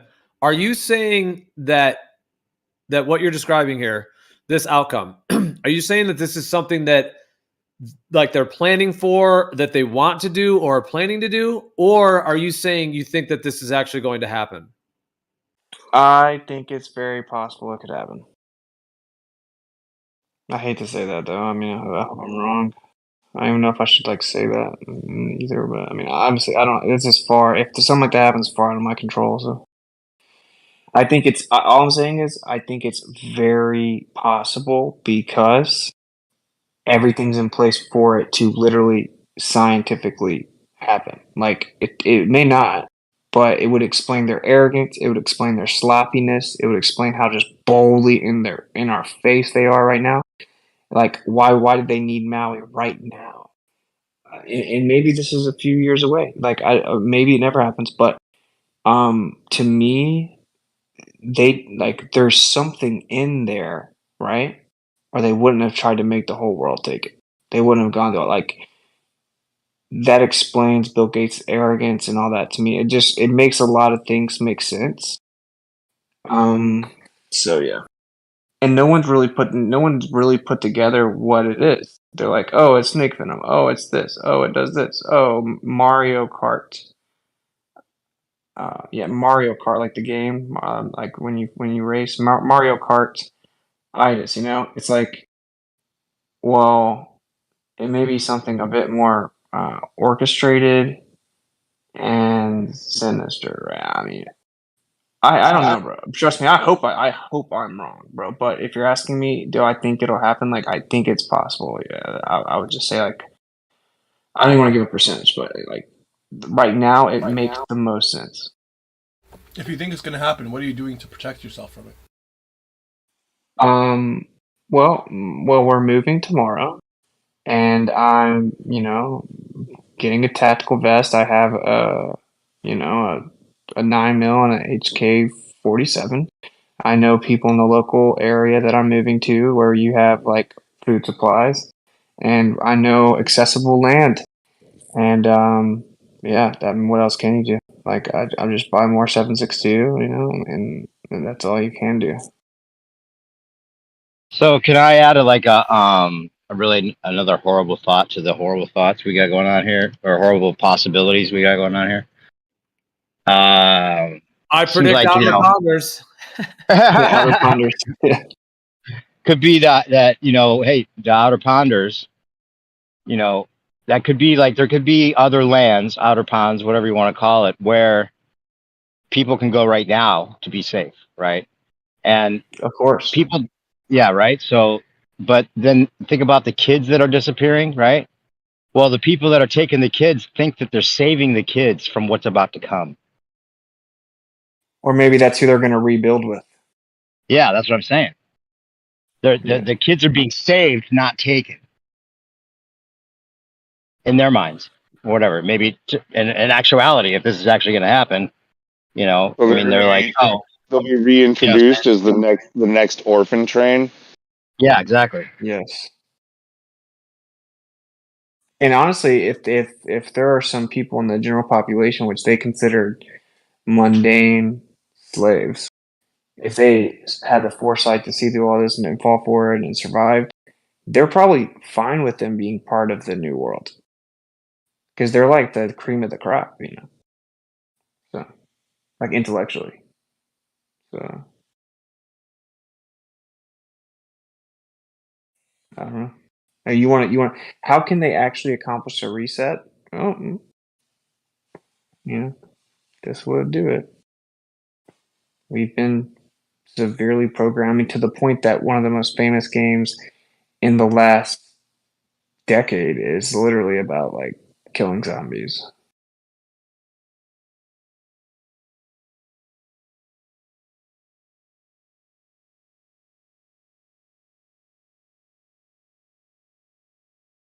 It's crazy, man, because it even fulfills scriptural prophecy. Like it literally says in the scriptures, like that he'll cause them to uh, eat the flesh of their sons and daughters, and that they'll be like basically walking dead. Like the scripture basically describes zombies. I know that doesn't mean much to some people, but like it is just very interesting. Um, I don't know.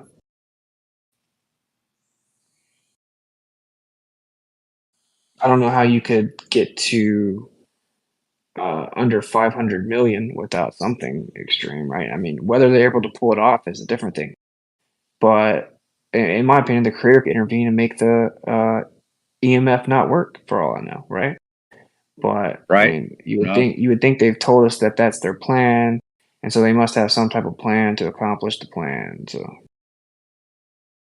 Well, if the financial situation is that it's just sort of like draining the swamp or whatever, like it just can't go on the way it's but I mean, business as usual would seem to be to their advantage because they've got it all set up where people are just like slaves, right? So they're just like giving their money over to the people, like not knowing all the rules and the way the game's being played without having any insider information.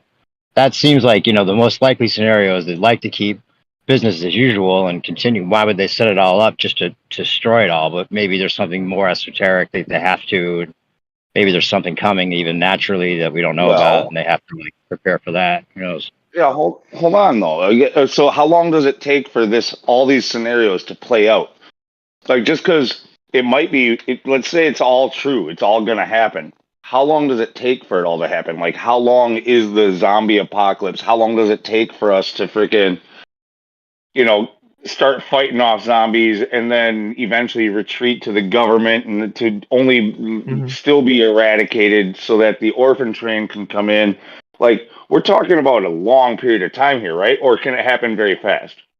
okay, well, so I actually think that it may not be like right around the corner. So some people suggest that it's going to be like this year or whatever, but I think they may keep on trying to usher in more and more whoopty-whoops because they want to really, really deplete the immune system of these people like entirely so that they know for sure it's going to work. Like they don't want to like rush it and then blow their chance. So that part of it might take a bit, but when it comes to actually like turning it on, if you will, I mean that would just be like in a matter of weeks, it would be insane. Right, but even once it's on, all you've done is like knocked over that first domino. Now shit goes crazy. But Well, how now you have to long go does clean up. it last? You just go, yeah, you have to go clean up. That's going to be probably intense. They'll use robots.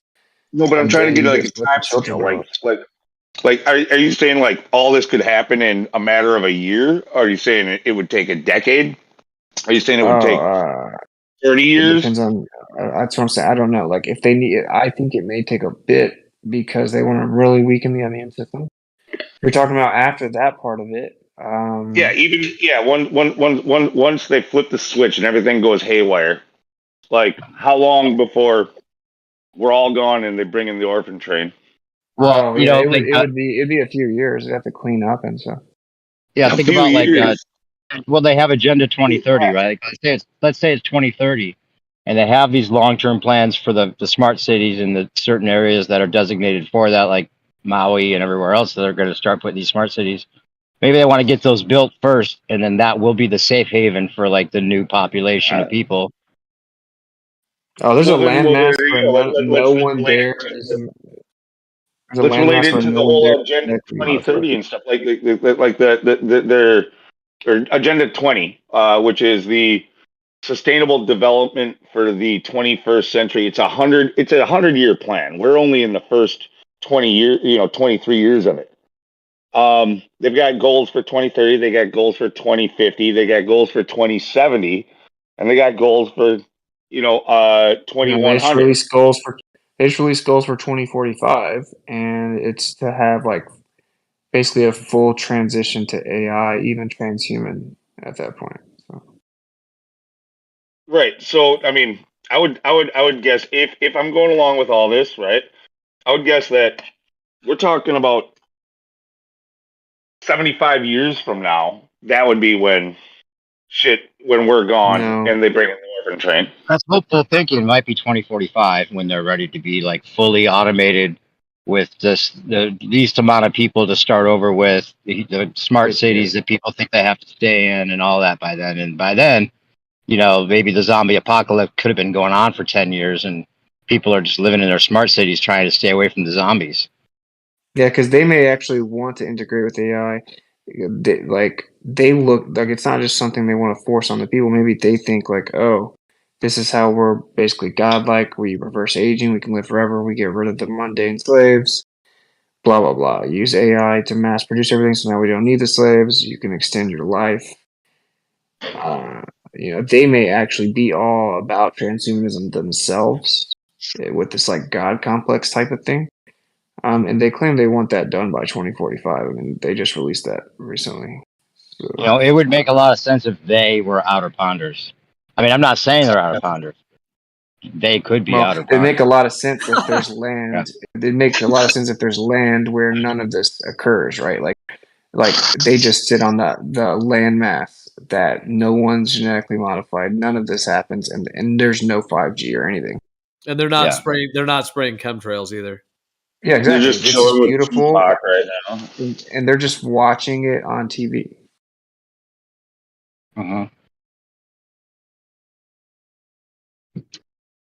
They got full on, like. So you're saying you're saying we got 20 years to get our act together. Yep, make some babies and get some self-sustainable networks. Yeah. It's really got to happen even more like within 5 to 10, the peak of it. I mean, in terms of Okay, so here's the big question: do you guys think the truth that the Earth isn't a globe is enough to basically save humanity from the zombie apocalypse? No, absolutely not. There's way too many flat earthers who are still retarded as shit. I do think I have found some evidence that you can detox these nano things from your body. Yeah, if you stop believing in the globe, does your body naturally just put a link for that? Put a link for that. No, it just flushes the Kool-Aid out of your body because you no longer are being deceived. That would be amazing.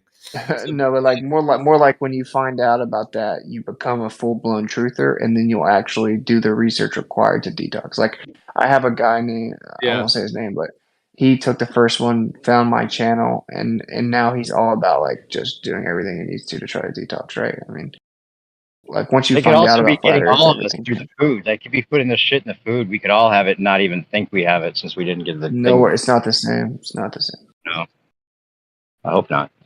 Well, they do give animals juices for sure. They do that. Yeah, they do that, and they put it in the plants now. And that's why you really have to stop eating the GMO grain and the grain-fed animals, blah blah. But it's just not the same as putting it directly in you. Like it's just not, because your body breaks it down. Like you ingest it, then it breaks it down. They're sticking it right in you, so it's totally different. In my opinion, I'm not a doctor.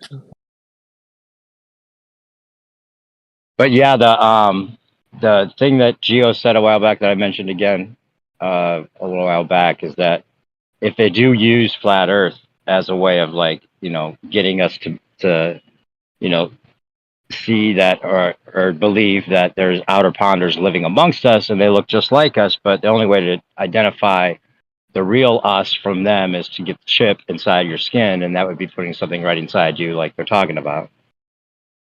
Yeah, that's another. Well, that's what you're saying, like an alien invasion where people are dropping dead, and then or something. You know, see, I've always thought I've always thought of it as like a nanotech biofilm, which essentially biofilms are these materials. They're totally genetically modified, and a lot of diseases actually persist in the body because of biofilms. They're basically these like matrices of material that I ultimately think has a nanotech component and it has an electrostatic component and how it interacts with the body. And these biofilms are able to like essentially envelop material and keep it like protected from the body breaking it down. Like it keeps it like protected and like in a bubble basically in the bloodstream. So once that biofilm, it's not only in the bloodstream, these other biofilms, see, basically parasites release biofilm. So some of these like nanotech parasites, they're able to basically generate biofilm, kind of like a spider can create, the silk. Well, these things can create biofilm. So they get in the body through various ways. And then once they get in there, they start manufacturing a biofilm to protect themselves. And then they make more of it and more of it. And they basically try to take over your body. So it's like the nanotech parasite is living within the biofilms and it's continuing to create more biofilm. So even if your body's trying to break down the biofilm or maybe, something like that, if you don't break it down fully and cleanse it out of your system, then it can just keep creating more and more biofilm. And then of course it can, some of these replicate. So then they start creating eggs and then the eggs protect themselves in biofilm. Some of them are even more advanced in that way, but that's why they're so hard to get rid of. So certain issues like, multiple sclerosis, Alzheimer's, cancers, a lot of these very deep issues that are like quote unquote incurable. Well, yeah, because it is very locked in there and they're not just easy to get rid of. Like you can't just, you have to, in some of these cases, and this gets deeper into how to actually cleanse them and purge them. But anyways, I kind of went on biofilms there, but originally I was saying, I think what the Kool-Aid is essentially a nanotech biofilm, which is some kind of it's like a microchip kind of device. Like it's like a film that functions as a chip, and then it can be accessed through, the frequencies like you were mentioning. Like they can actually like log into you. They can like log into your chip basically with a password and then access. And then from there, like, yeah, does it like release something like you said, or does it like interfere with other bodily processes? Or there's even the idea that it could be mind control. Like, could it like send electrical impulses to control your mind? Like, that's another possible one. Yeah, just it'd have to be completely hidden tech. Like from what I found out, the brain's neural pathways are so complicated that fully controlling them, I'm not saying they can't, but I haven't seen it anywhere. Well, I've you think seen what this. diseases though, because the rabies type disease, like you're saying that kind of makes people lose their minds. Yeah, but like they're not going to directly control their minds. They're just going to make them lose the ability to control their own mind and just be like erratic psychopaths that want to bite people. You know what I'm saying? Yeah, I don't think they can actually directly control your neural pathways. It's very complicated. But what about being able to, for example, create an instant blood clot remotely? Oh yeah.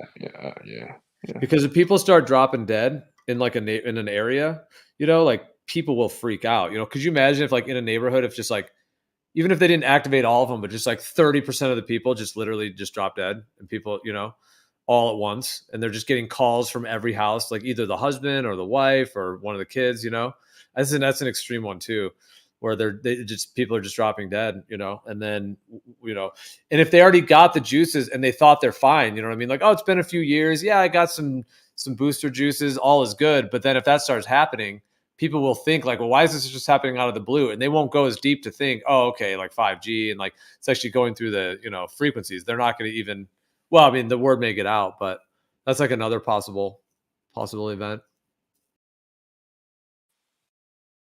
You know what? Yeah, I just realized tomorrow I should really buy a film for my Polaroid camera and maybe get some booster juice.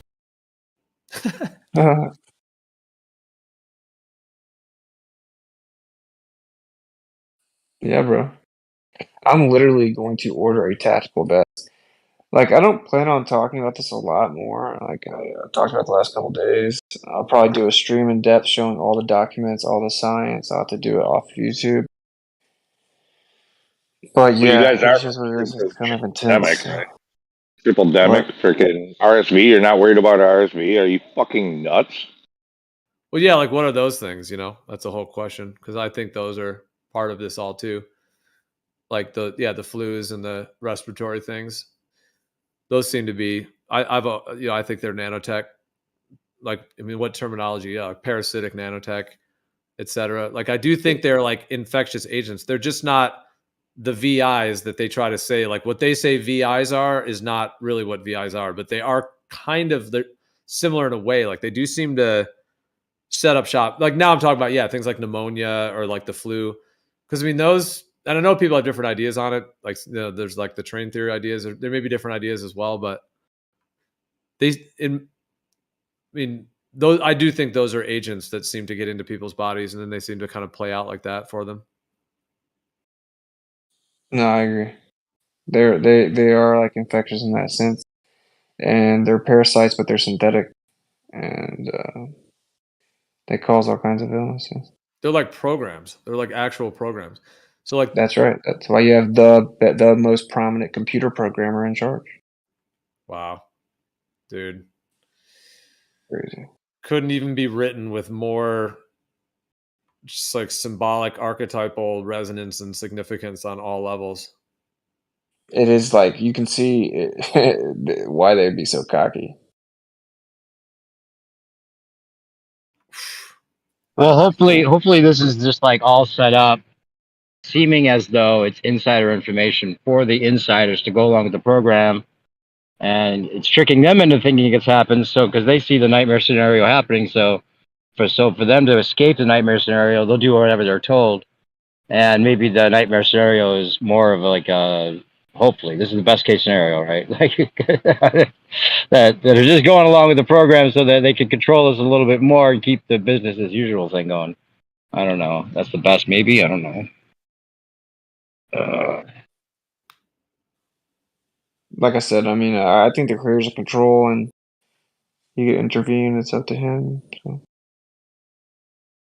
Well, they regardless, even if this complete nightmare doesn't happen, they are going to make things literally suck really bad, and then they're going to have like a seemingly retribution or some kind of like golden age type thing coming out of it to make people feel like they escaped like a nightmare. For the whether it I be feel like bad. I full like on hit nightmare. everyone's vibe. I put everyone in this like low vibration, but it's like, Yeah. I So mean, what's wouldn't the you rather positive? kind of hear about it though? What's the positive Can't outcome? ignore it. What's the positive potentials of it then? Meaning, like, how? Okay, here's my question: could it be possible that they could delay things because they're just kind of scrambling a little bit? They know that the next step might really either make it or break it for them. So, what if they like delay things and things kind of cook along? Do you guys think there's any chance? Let's just say within the next 3 to 10 years. So, starting in the next year or two, ramping up. But I'm talking about like, in terms of some real stuff happening. Like, do you guys think that? With whatever timeline you might consider, like, I guess I'm ultimately asking for a what positive outcome could occur, like what could happen that could, even if they're planning this, that where we could act, when I say we, just like people of the earth, etc., be able to actually, like, in some healthy way dissolve their power structure before they roll out something crazy. Well, see, that's what's so insidious about what I've been saying tonight is that I think they're so patient and they wait so long in between.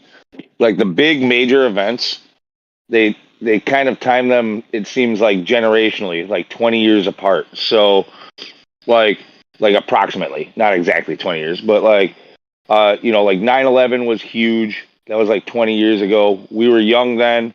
We're getting old now. Like our kids are now young. They don't remember the last one, or at least not. They only know it by tale, and so it's not real to them. Every single time they hit you big, it's new to the young generation, and the old can be discredited. That's also another reason why they're empowering the youth so much right now and discrediting the elders. I think that they're playing it generationally in gaps, and they have tons of patience.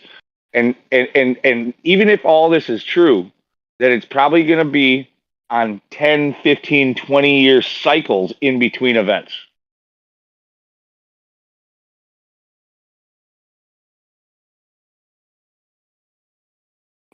All right, sorry to kill the vibe. I actually gotta go because I gotta wake up and maybe I should not be up. I just got caught up in the convo. I'll say the positive is maybe it doesn't work with the humans the way they thought it would. Maybe the creator intervenes.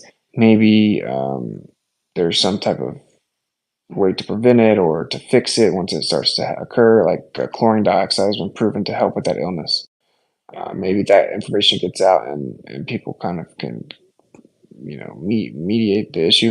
And then also people begin to kind of be forced to stop just talking about it, but rather actually start building alternative networks. We create an entire new, like, parallel, like, base truther society type of thing. So, but all right, dude, I'm gonna catch up with you guys on the flip. Sorry Hey, about the maybe all the hey, real intense. quick though, what's it? Maybe the outer pounders come to save the day, right? Yeah, hopefully, yeah. But no, yeah, no, sorry about the intense vibes. But. No, dude, it's all No, good, man. I think thanks it's for talking about it because it could be And that document you posted was pretty scary. I read some of it. yeah, dude. I think it's important to have all the communication lines flowing for what everyone wants to bring and share, and I think it's all good things to keep in mind of. I personally can like like I was saying earlier, like there's a difference between like promoting some kind of evil thing or doing it versus just like I said before, kind of like illuminating a flashlight in a cave to kind of illuminate the darkness that is there. And then of course, like being prepared. It's good to be prepared. Like, because yeah, we've talked about a couple possible type events they could do, like a climate change type one, like a climate change lockdown. That seems like it's possibly in the hopper to some extent. And then there's like, the many other, and well, there's like the kind of Project Bluebeam thing, but then this one as well. So I think it's good to be just to have consciousness around every, all possible channels of information. You should make Yeah, I sure agree, Alex man. I Jones agree. knows about this. Well, he's controlled out, but do not partake in the unfruitful works of darkness, but rather reprove and expose. All right, I'll catch up with you guys later. Love you guys. Yeah, you too. Later, man. I love you too. Take care. Yeah. Yep. Cheers. What's it? Yeah. Yeah, no, Definitely some outer that's pounder shit, man. I mean, that's There's there's no doubt that's an intense one. There's no doubt. I mean, just full blown.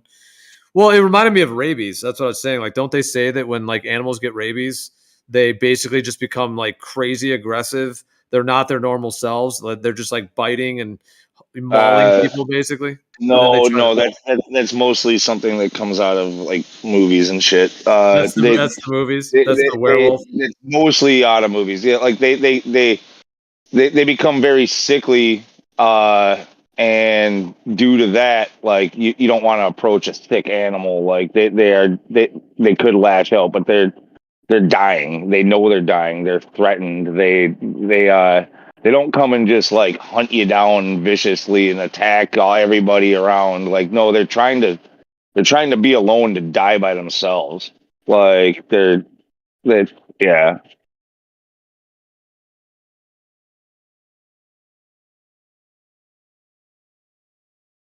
Hey, Gio, the stuff that I was talking about, like the microzyma, the intelligent electrical essence to every cell that's pleomorphic and able to make itself into whatever it needs to make itself in synchronization with everything else that's part of that system, which could be called the ether or whatever else. It lives in all organic and inorganic matter, and they've covered it up since Antoine Béchamp went against Louis Pasteur back in the day when they were doing the whole like terrain theory versus germ theory.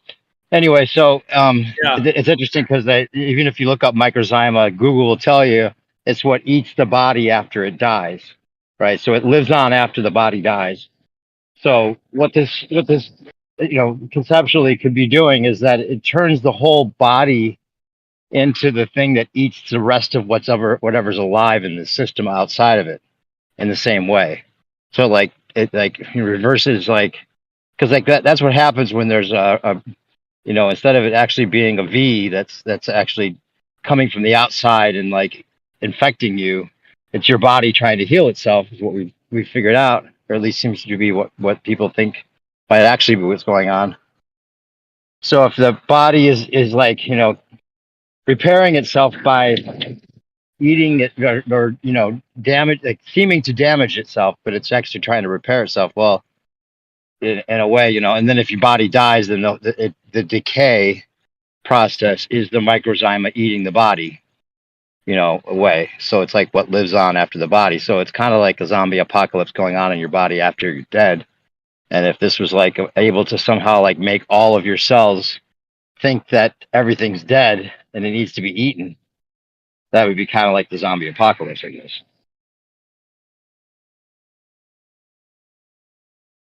The cellular combustion apocalypse. I couldn't even say it. Cellular combustion. That's right. Intense. I mean, microzyma apocalypse. Microzyma zombie apocalypse. But I mean, I think we're always in it, like with a real chance. Like even whatever they might be planning to roll out. The thing is what's the date that they're planning to do it, and then what will be happening, you know, by then. Now, I agree, some big miracles have to happen though. Like we do, you know, because the way they have the censorship and the financial system under control, yeah, like we're definitely, because I mean, what about the idea that the truth does get out there? When I say the truth, I mean there's so many components about, I mean just basically the reality that the world is being run by a criminal organization. It's really just boils down to that. Like it's not a free and open society of like people being elected and like with just a little corruption on the side. Like the whole thing is a criminal organization. And it seems like that's being revealed more and more to people, you know, slowly, one piece at a time. So it seems like there could be a tipping point. I'll just finish real quick. There could be a tipping point in which more and more people are questioning, to the point to where whatever event they pull off, more and more people will be like, what? More, you know, bullshit. And then at some point, once there's that tipping point, then we'll just be saying no to all of it. We'll be like, we're not doing this anymore. And the thing is, since most of the military and the police are made up of like civilians, even though they might be like partially possessed or partially like convinced of it all, there's always the possibility that like if there's a shift in the weight of it all to where even they would kind of come on the side of good, and then they would even be able to go after the ones that have been doing all the criminal stuff. In some sense. Gio, this is why they want you to lose your faith in all government institutions and man in general, because they want to replace man with AI. They want it, maybe not completely replace us, but they want us to be subservient to it. They want us to call out for such a change where governments are failed, men have failed.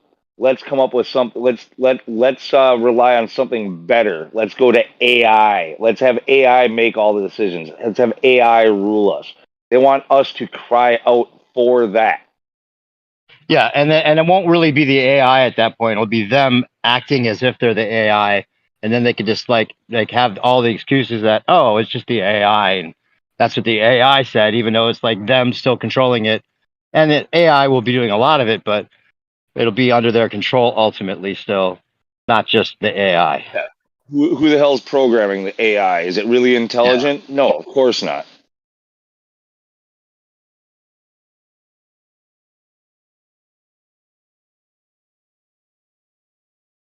Well, I'm just like laying out a way in which there could be all these evil plans in the works. Like they could even have some of these things like developed and tested and ready to roll out. Whatever their crazy evil plans may or may not be. And yeah, there are a lot of possibilities. I mean, I think this current kind of mindset we're in as humans is already from one that was reset. So like, I absolutely do think and I would not doubt they have another one in mind. So that's pretty concerning to think about. But there's a difference between like what they may have planned or what they want to do versus what will really happen. Now, I know they might want their thing to happen. Like a guarantee. That's a guarantee. Yeah. It won't play out exactly how they plan it. Nothing ever does. But they're so far ahead of the game, like they can adjust. They have contingency plans. in scenario A, in scenario B, in scenario C. Here's how we do it. Like it's all. In fact, they're using their AIs to help them and quantum computers. To if you believe in them, whatever supercomputers. Let's just say that they're using their supercomputers in order to freaking help them gain that edge, and they keep that technology from us as well. So we don't have the opportunity to use it to defeat them.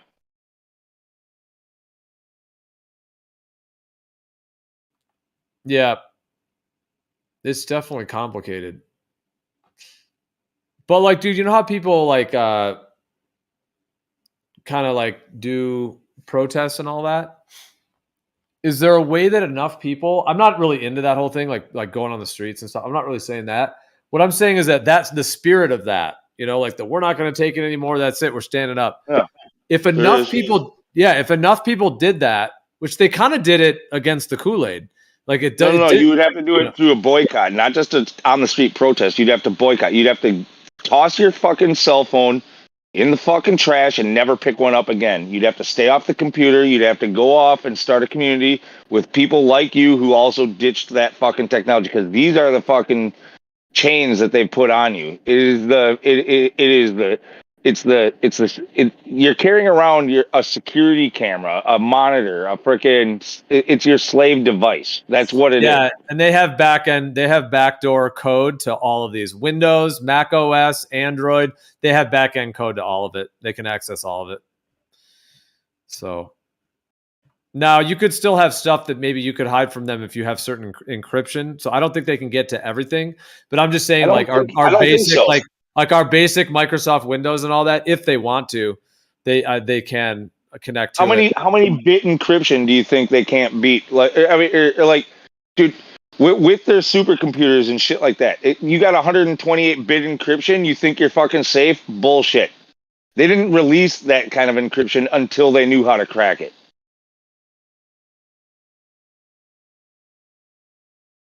But yeah, it's interesting. Well, what I'm saying is that, if enough people were just aware, like it kind of happened with the juice thing. It's like they were pushing that hard, and there were at the beginning, it did seem like a lot of people were getting it, and a lot of people did get the first one or whatever. But it did seem like over time there was more and more people standing up to it, being like, no, this is actually against our health rights.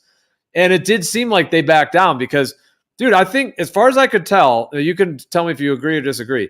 It seemed like at the peak of all that, they were wanting to get it to be mandatory for everyone, have to get it to fly, have to get a driver's license, etc. Because they were already rolling out the mandates. They love dating men, so they're mandating all of their mandates that they've dated with their mans. They wanted everyone on the juiced up deal, and they were making it a mandate to get the juice. Like in San Francisco, for example, they passed it, meaning they actually did pass a mandate in San Francisco that you had to have a juice. It was like to get into certain businesses, like to get into restaurants, gyms, hotels. There were certain like ones that you had to actually show your juice card to get in. So they were already rolling it out, but they ended up backing down. It seems, mandates. No, look, it was never intended to be like the end all be all. Like they weren't going to actually push this through if people went along with it. No, they knew before they did it. First of all, a mandate is nothing more than just somebody saying a mandate is nothing more than a suggestion. It just sounds more authoritative. Well, I guess I'm talking about it's not a law. Maybe I'm referring to like. Well, are you saying they pulled back on purpose? But what I meant is that making I really meant mandatory. I meant mandatory instead of mandate, but it's a similar word. But yeah, they're different meanings. So yeah, I would say mandate they wanted to make it mandatory, but it's not. It's a mandate is literally all they did. They didn't have the legal authority to actually do anything with their so-called mandate. That's why they did is leaned on private businesses to do it. They said, or whatever, public-private businesses. They said like, look, you want us to give you funding for this, or to help you to build this infrastructure or whatever else, or if you want any favors in the future, if you want to keep your business license, they extorted them. If you want to keep your business license, you're going to do what we say. Dude, that's what they did to Flat Earth Fokker. That's what they did to Mac. Yeah, Remember, but he had his business. They don't have the authority to do that to the people, but for some reason they're able to do it to businesses, and the businesses then are the ones who enforce it on the people. And so, but the people have the right to, well, boycott those businesses. Those businesses lose money. Well, like I people said, find other ways. Flat Earth Fokker, that's kind of what happened to him. Like, as far as I know with his story, he had like saved up a lot of money. I think he might have gotten a business loan. He like put his whole heart and soul into it to build, I believe it was a yoga studio. And it was like, I believe it was a yoga studio. And he got it up and running, and he was finally, he got it all going. And then, the zombie thing came along, and that, since we were talking about other zombies earlier, but the Kung Flu rolled into town, and basically, he had they were requiring, wherever he was in Canada, as far as I know, they were requiring that he had to shut down his business. He could not have people coming and do yoga. Like, they literally, Now I know it's not like law, but it was being like enforced by the police. Like, he literally, Look, and then that's what started him. That's kind of what started him talking out about it, because he refused, and then, but I mean, they did shut him down. Like, and that's when he started speaking out. Yeah. A lot of businesses. I mean, really, they could have just kept operating, and they could have, and then sued them in court later on. Like, if they came in and actually like physically shut them down. They were just told. They were told, like, you're not allowed to operate, and they're like, oh, I'm not allowed to operate. Like, under threat, under an illegal threat. So they were threatened to stop operating, and then they voluntarily stopped operating, or they voluntarily started mandating their customers to follow certain things, or their employees to follow certain things. It was all on a volunteer. It was all under a volunteer basis. They just threatened, and people fucking went along with it. Okay? Volunteer. I don't think that's accurate, because some people got fined. Don't pay the fine. What's a fine? Fine by me. Sue them. Fucking fight it. You don't have to pay it. Yourself. Go in court. Instead of paying the fine, go in court and fucking fight it. Well, dude, the other thing that, well, let me say this too. Like, by the way, just much love and blessings to Mac, because, blessings to the, as he's soaring amongst the stars. But dude, like, the thing that happened to him too, he went to one of those Flat Earth conferences. I believe it was one of the Flattoberfest.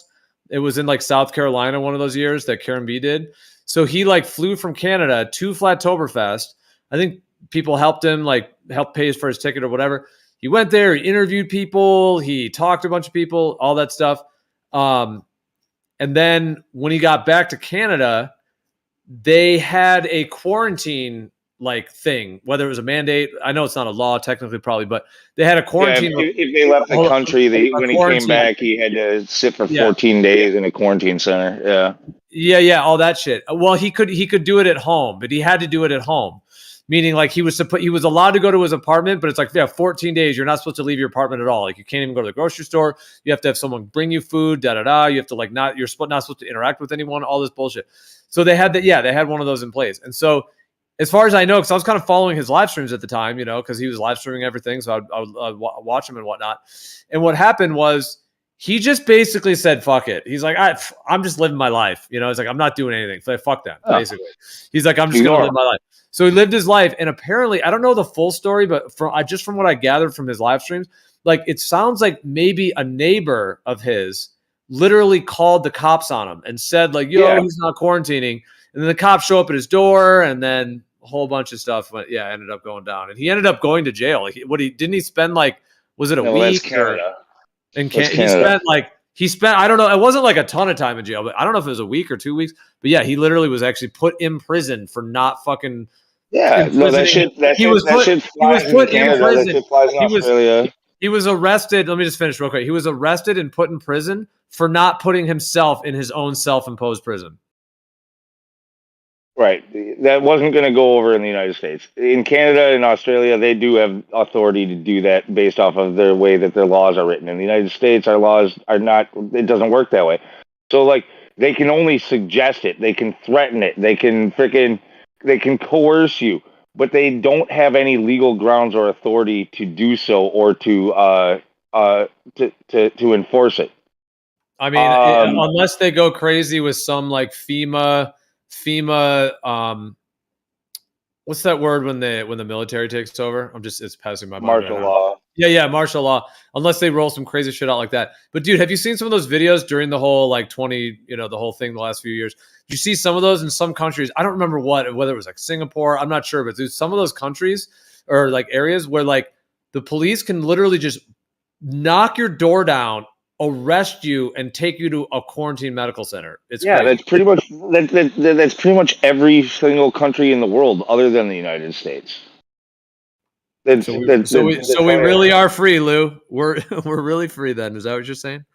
No, I'm not saying that either. Because actually, but I as you know said, I don't. like, It's not all other countries. there's I a imagine not. They can't do that. that in the UK. Not the big first world countries. They're not doing. They don't. They probably No, can't do it. the difference is that because they could still do it here, but the difference is that we have like recourse. We have like legal.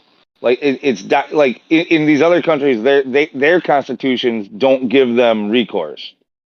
They don't give them. There is no law that says that they can fight that, or like they have no way of. Oh, they have no power to actually like defend themselves. If they decide, then that's what they've decided. Like I don't know enough about all the legality of that stuff. This is where like somebody like Esau would be great, but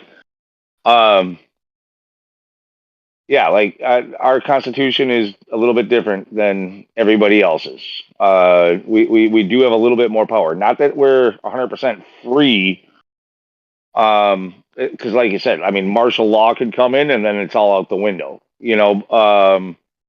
Something like that. But and that's why they use like the emergency orders, like or EUA. That's why they were able to do the shit that they did there. It's emergency use authorization for anybody who isn't sure. But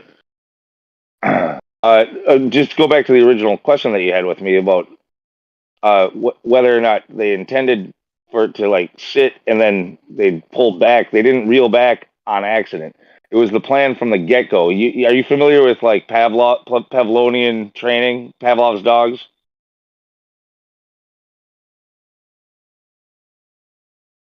Essentially, it's like when you teach a dog to play the fucking piano or whatever. Like you can teach an animal to do anything through you just constantly you tighten the leash and then you loosen it. You tighten the leash and you loosen it. You don't freaking choke them out when they don't listen. You snap you snap their neck back a little bit and they learn a little lesson. But you have to loosen your grip and give them some time before you do it again. But you just keep doing it every so often until they learn how to behave.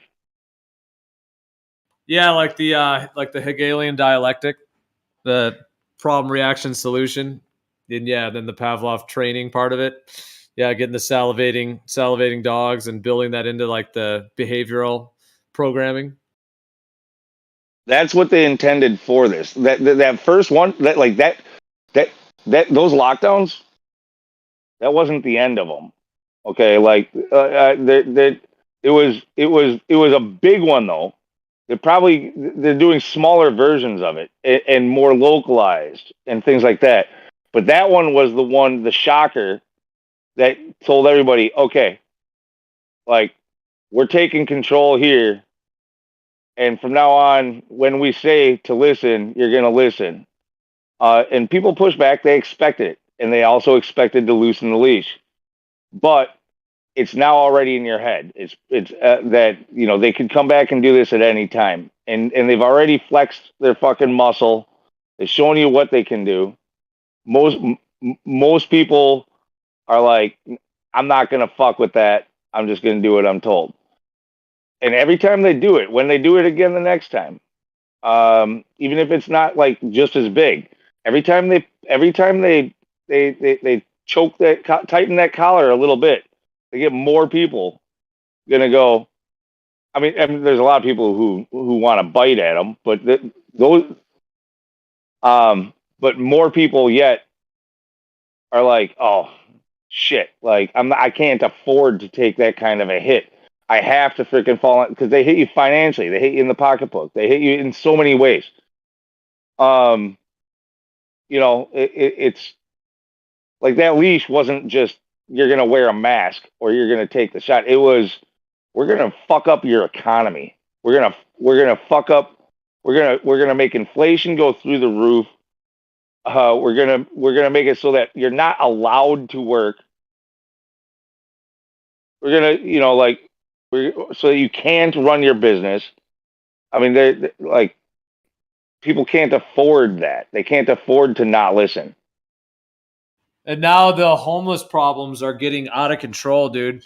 If they are trying to build these like smart cities, or I like to refer to them as dumb cities. You can even say like deep underground military base cities, because I'm sure they got tons of underground stuff. If they're going to try to make like San Francisco, but dude, yeah, the homeless is getting like out of control. Like for example, in San Francisco, almost to the point where it seems like they are purposefully not fixing the problem, to make it more of like a zombie land or something. And like, how are they it's going to fix crazy, it, dude. I've seen some videos of it. Like in San Francisco now, like you could just be living in like a decent neighborhood, and as you're just walking home, there's just people like people like literally tweaking and dying on the side of the road, like needles everywhere, and just homeless. Like it's crazy. So yeah. Pretty much every bridge in every city in this country has freaking homeless people living underneath it.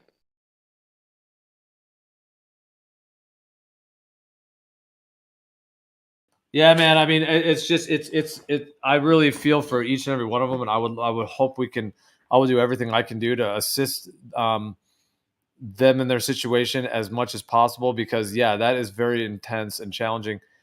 But like, I guess I brought it up just because the whole like last couple of years, and then the financial thing that they did with it, and then yeah, a lot of people did like get evicted. Some probably lost their jobs, maybe because they didn't get the juice, or some, maybe in some cases it just changed like the whole financial. It changed the whole like financial kind of tides, Just in New York, they fired over 70,000 fucking medical workers because they refused not to fuck, or they refused to take the what.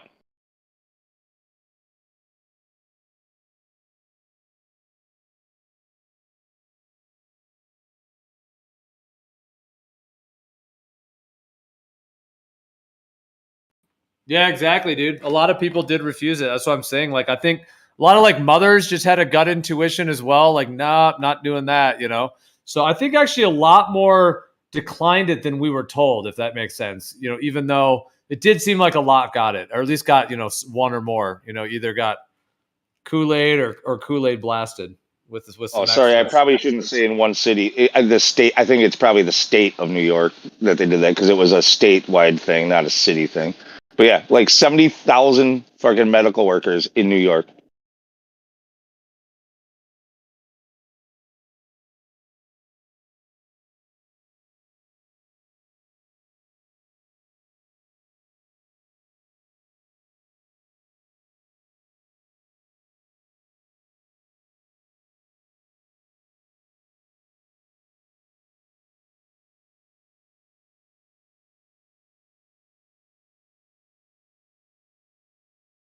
But then they pretend like all of the every medical worker is on board. No, it's because you fired the ones who weren't, and now you talk about how you're short staffed.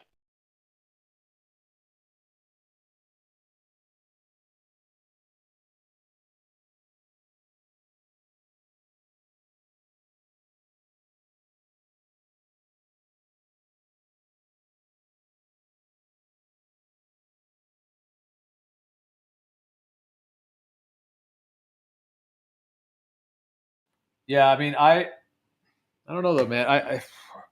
You think they could do it again for real though? I've heard they're actually starting. There like people are saying there's maybe a second, like another wave coming. Yeah, but do you think people are really going to go? I know. Are people really going to go for it for real though, dude? I feel like I don't think they'd be able to pull it off like they did, the first time. No, that's why I don't know. I don't think they're gonna do anything as extreme as what they did in 2020. But they might hit up, like I said, they might hit up certain cities again. They might just say regionally, like, hey, we got spikes in this region, the Northeast. You're Right, under I can see lockdown. that. Yeah, The Southwest. Maybe they'll get a couple schools that even shut down for like some time and stuff. Yeah.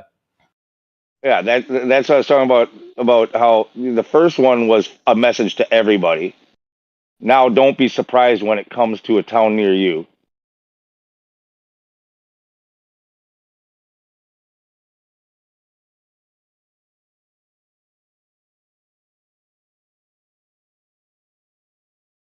Because as long as they do it regionally like that, or even just locally, then the vast majority of the population isn't affected, and they don't care.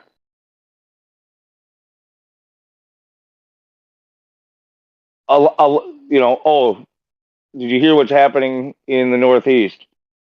Well, glad I don't live there. That's why I live in the country.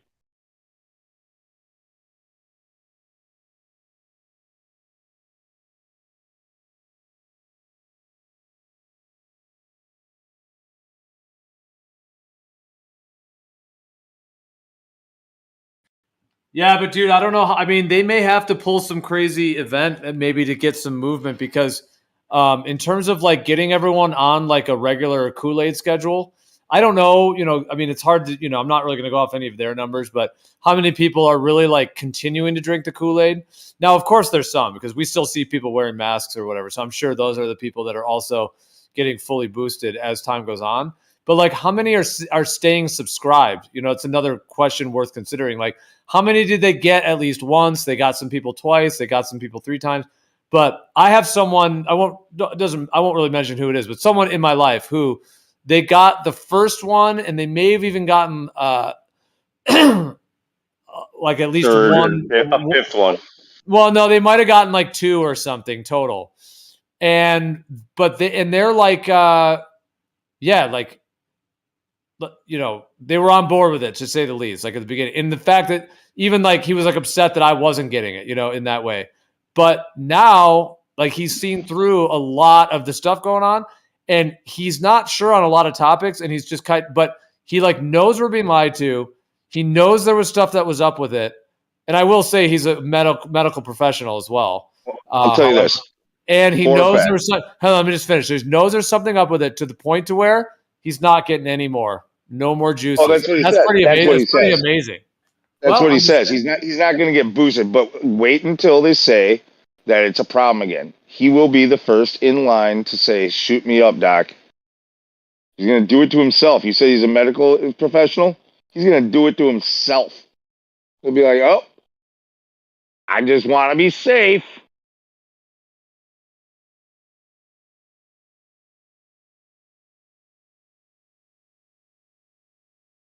Yeah, I mean, I guess, or like that thing Witsu was saying, like a zombie apocalypse, and then if they rolled out some crazy disease like that was making people go crazy or whatever, that's like maybe somebody would even consider, like, or if they rolled out some new thing and if it was more real that they were actually, who knows. But I'm just saying that person I mentioned, yeah, like, I'm pretty impressed though that they were willing. So how many, if he was able to do it, I'm just saying how many others are unsubscribing? What are those numbers? Well, I went to the doctor earlier this year, and they had the nurse visit first, and the nurse was a male, the doctor was a female, whatever. But like, or no, it might have been last year actually. I don't go to the doctor often, but yeah, they asked questions, and the nurse asked if I was vaccinated, and I was like. First of all, like, I thought it was funny. Like, that's a pretty vague question to ask. For what? Tetanus? Yeah, I had my tetanus shot. Oh yeah, my mom made sure I took got measles, mumps, and rubella back in the day. What fucking V are you talking about? Oh, everybody's supposed to just assume. Are you are are you vaccinated? The answer was quick no. And he says, do you want to be? And it was an even quicker no.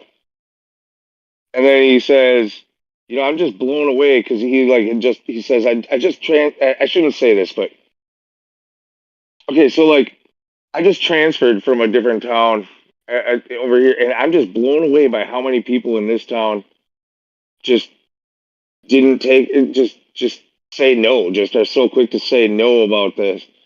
And I was like, yeah, like real short with him about it. And then he just kept talking. He's like, I took the first one and the second one, and I took a booster, and now they want me to do another one. And you know what? I'm not doing it anymore. And I was like, good for you. And that's how that conversation went with the nurse.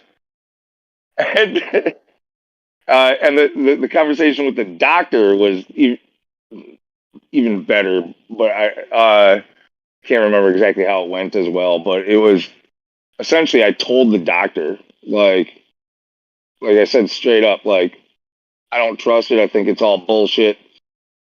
And she just nodded her head and was like, I completely understand. I agree with you.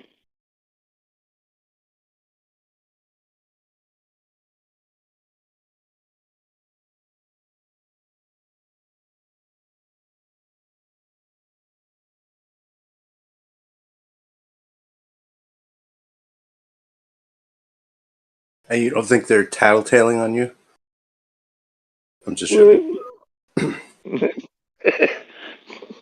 No, yeah, I'm sure they are. I'm sure I tried to they give him are the actually. reason. He said No, this. they're professionally obligated to write it Right. into my file. That's lovely, right? Now, next time you go to the principal's office, you're going to pull up all types of shit.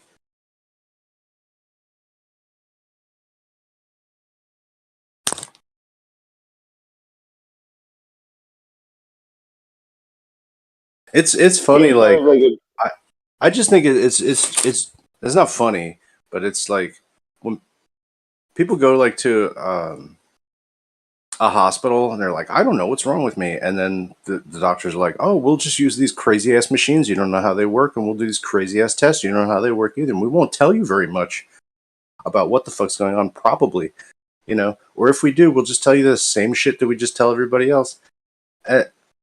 You're just at the mercy of this knowledge and of these practitioners and stuff like that.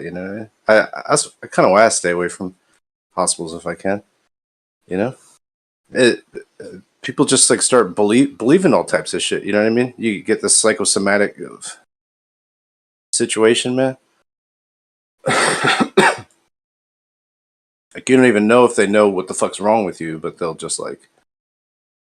Oh, they typically don't. No, it's mostly. I mean, they don't call it a practice for no reason. Like it's literally they're just in there like, let's your what hurts. Your what hurts. Try this. Oh, that didn't work. Well, try this then. Right. Yeah. And then you're signed up for every other like little test and things that they want to do, but they're making money off all these like little tests and stuff like that. Every little procedure, every it's little hard visit. to know, like, is this going to be helping me, or is this going to be like paying for somebody's like car payment? What am I doing to myself here? And it's a little bit like, I mean, you're a more serious piece of equipment than your vehicle, but if you had the same kind of treatment at a garage, you know what I mean, as a lot of people get at hospitals, you know what I mean, you just fucking say, I'll try a different fucking mechanic shop here.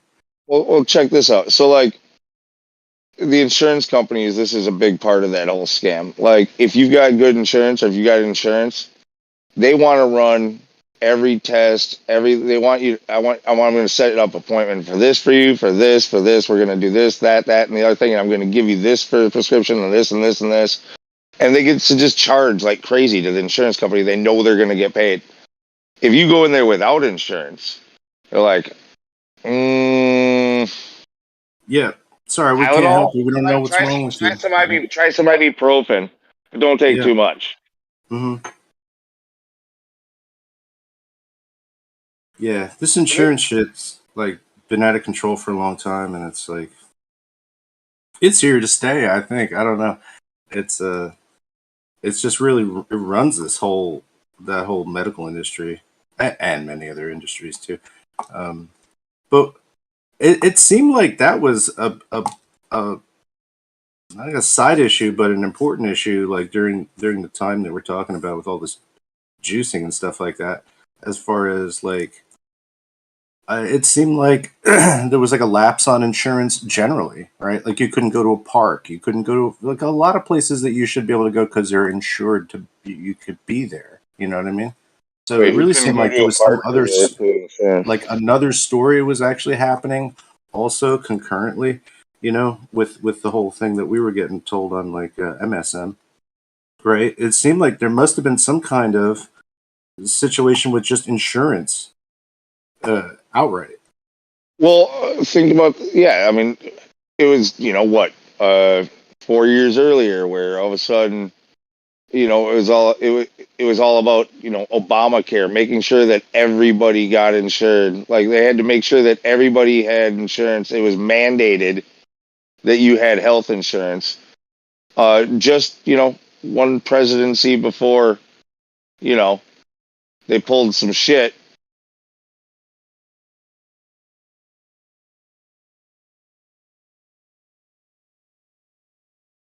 Yeah. A little fishy.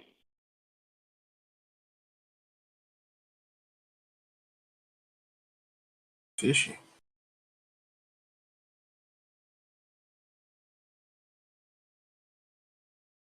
The whole thing is, I mean, it's multifaceted, but Like, why would people were being stopped from going to parks and shit like that, trying to get some fresh air? You know what I mean? Like they're being sent away by, police that are like local. I just don't understand like what kind of shit were we not being told about that made that occur? Like, and then like everybody's like not working at the office and they're just like calling in and then they kind of keep it that way, and you know what I mean. It's like a lot of things have been modulated as far as like the normalcy of like how our day-to-day business affairs might go no, they kept on talking about the new normal, the new normal, the new normal. The friggin' yeah, it's always that. Whenever they say new normal, it means that like, hey, we're fucking your shit up like daily if we can. Yeah, like there's after 9/11, it was the new normal, and then with this, it was they kept on saying like when we return back to normal, or it won't be the same. It'll be a new normal. Like it'll be like the new normal. They're telling you like it's social engineering. We're changing the world and how it operates. We're changing we're changing all social aspects of life. And even though this might be temporary, the changes will be permanent. This normal too shall pass until we remodulate the normal and fuck it up worse. Wow. Yes, social engineering. Yeah.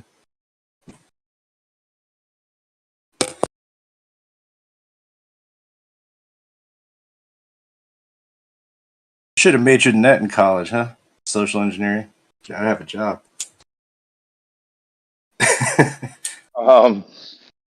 Yeah, I mean, basically, it's a sociology degree along with like psychology. But evil too, right? You have to be evil as well. I think. Well, yeah, but I mean, if you majored in those two things, you probably are anyway. You can't be a social engineer. You know what I mean? You just have like high end, like, oh, everybody should have everything they want. No, you need to be a social engineer. You gotta be a little dirtier.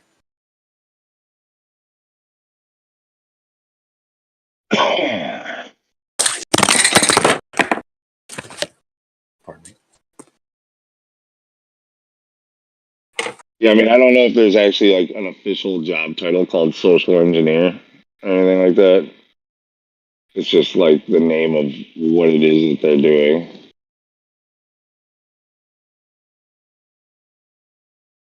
Somebody has that job title. Well, yeah, well, they have that job, but I don't think that's their title. Isn't that what the CIA and the FBI do? Yeah, yes. That's part of their job as well. It's like many people have that job. It's just not called that.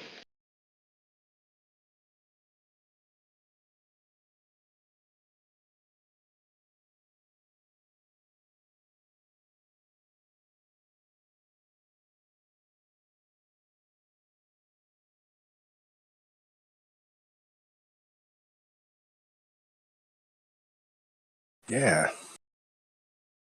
It's pretty wild times, man. I guess they always are, really, if you stop to like look at everything. Yeah, but that's the creepiest part. Is that means that it always gets worse. That no matter how creepy you think things are now, the people in the future will think it's worse, which means it is. Because it never goes back. Nothing ever gets better. Not in our lifetimes.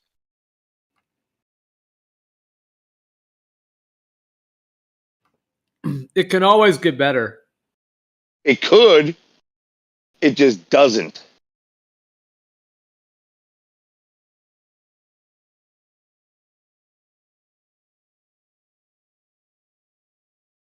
Or hasn't been as much as will be.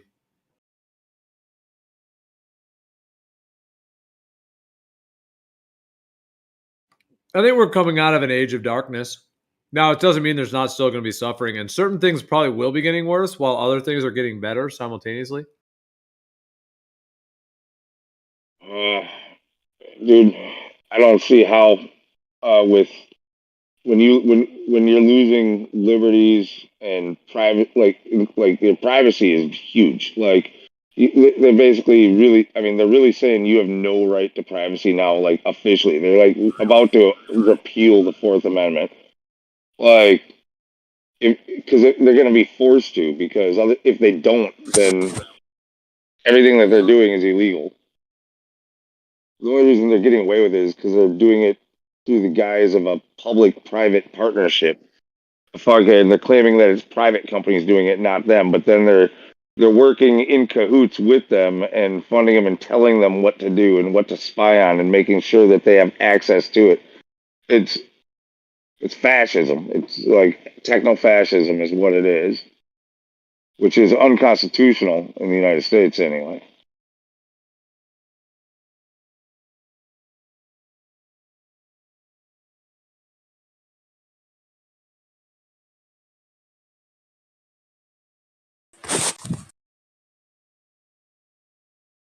How does Elon he's going to confuse Twitter with cryptocurrencies and Teslas, and there's no boring company. Nobody has like a monopoly. There's no monopoly bullshit in doing all that.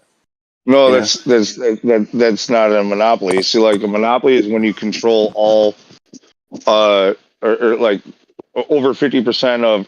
I believe it has to be over 50% of like an entire, like an industry, like all within one industry, like the means of production. So, like he didn't own 50, like Tesla in 50% of the electric vehicles in the market. No, okay, so if he owned all the vehicles, like if all vehicles had to be Teslas, that's a monopoly. Because there's competition, you don't have to have a Tesla. It's not a monopoly.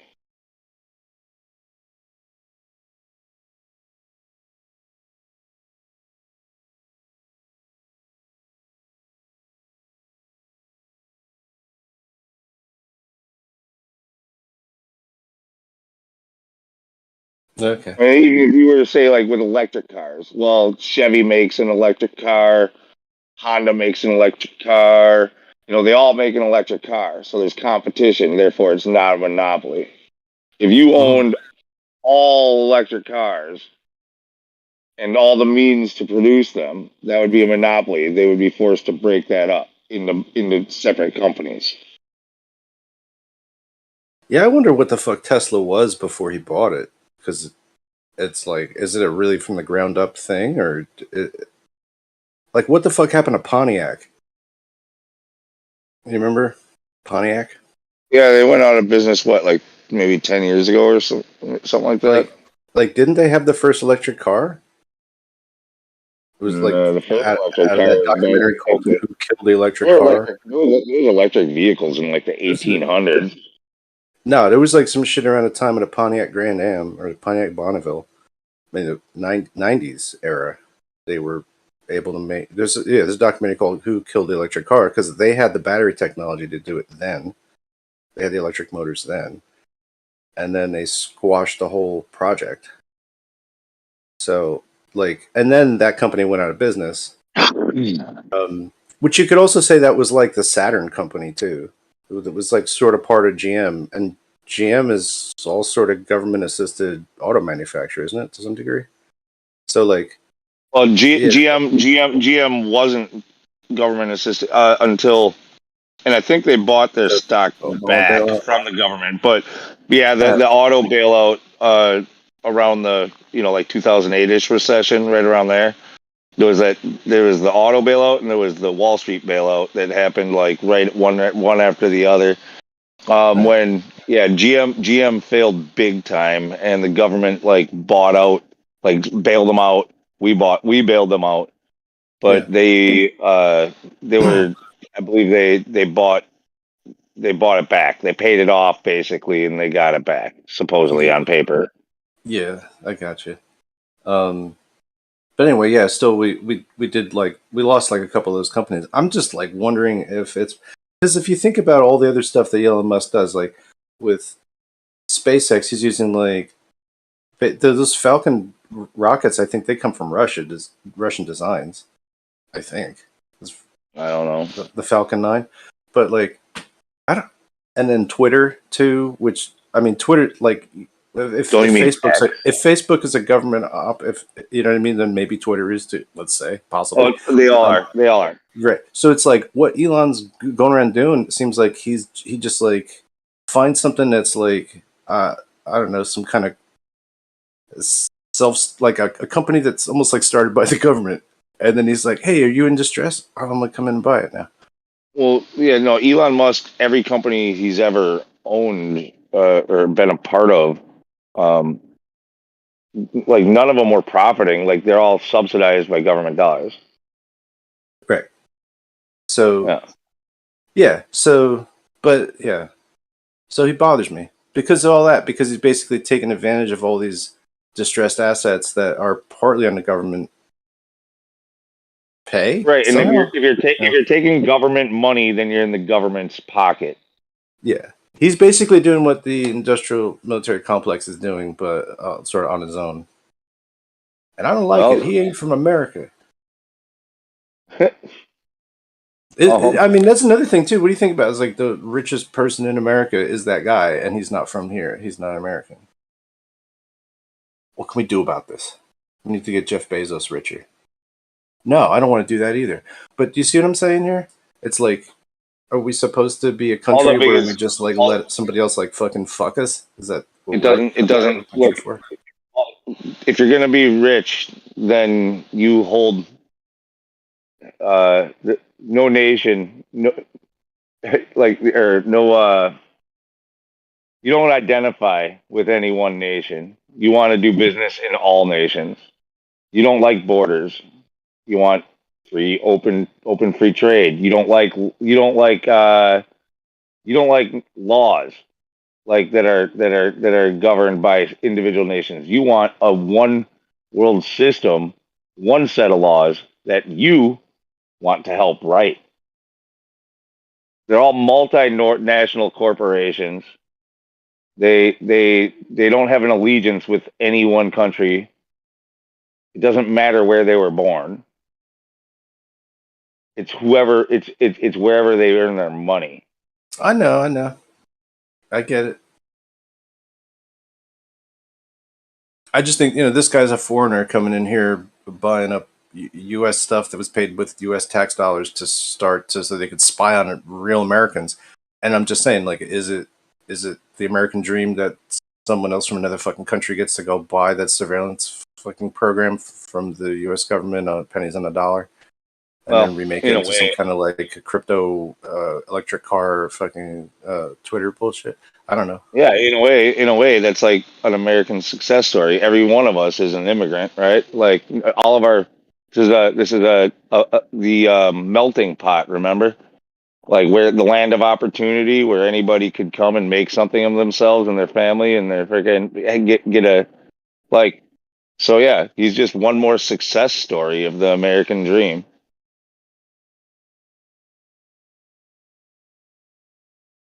You just said that. What do you mean? Yeah, I said that. I didn't mean it. I don't feel that, but that's. I mean, that's literally. I know you don't literally feel like, it, but we did have to just say it, and it's like that irks me that we say that Elon Musk is like the American dream. You know what I mean? Because Well, there's a lot of Americans trying to get at that shit too, but he's from South America or no, South Africa. My bad. That's all. yeah. The dream is for everybody. The dream is to come here and make a bunch of money, not to be born here, and do anything with it. No, you have to come here and then make something of yourself. You have to have your father's money and then do some shitty investments and then eventually fucking trick your way into being the president. That's the American dream, bitch. That's why all of our gas stations are owned by dots. You know what I mean? They freaking send their family owner over. They make a bunch of money here and they send their money back home where things are a lot cheaper. You do a few years and they send somebody else over to take over for you and run your store. Everybody gets a piece.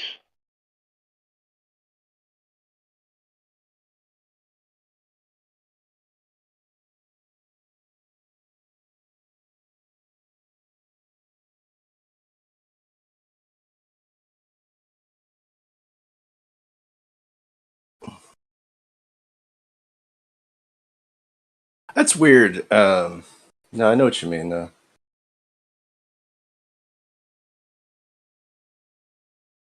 There are a lot of Indians work in this country for convenience stores and gas stations and stuff like that.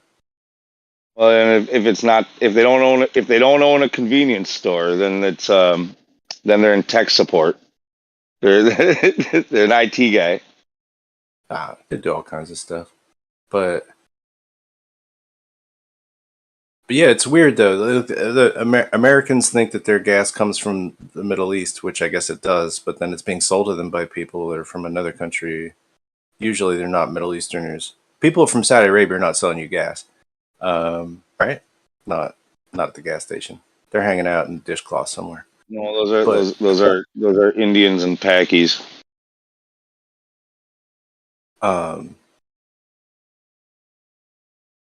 Yeah, it's just weird how that works. Well, it's not like it's not like.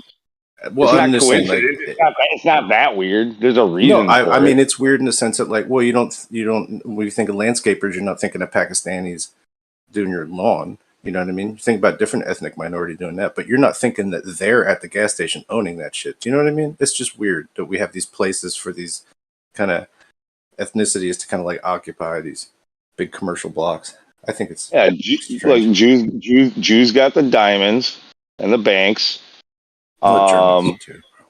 Just and the Germans, Indians and the Pakis got the liquor stores and the convenience stores and IT. Mexicans got pretty much all the trades now. They like when they work on a house, it's like done.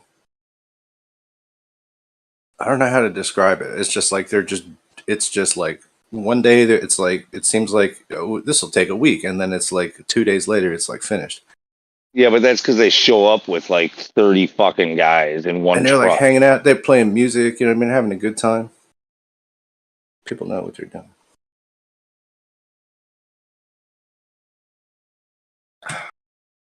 And it doesn't mean that it's quality work either, by the way. No, totally doesn't. But it looks good, you know? And that's From 90% of afar. what matters. From afar. So far, a couple of years later, yes, like everything will be falling apart, but hey.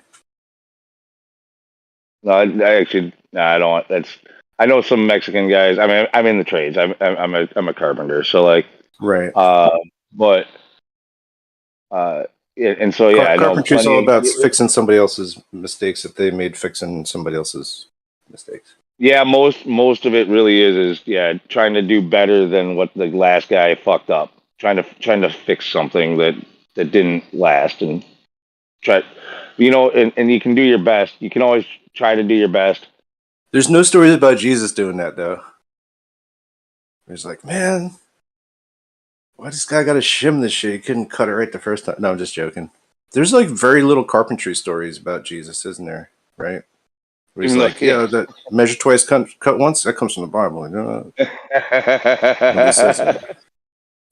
That would be great if that was biblical.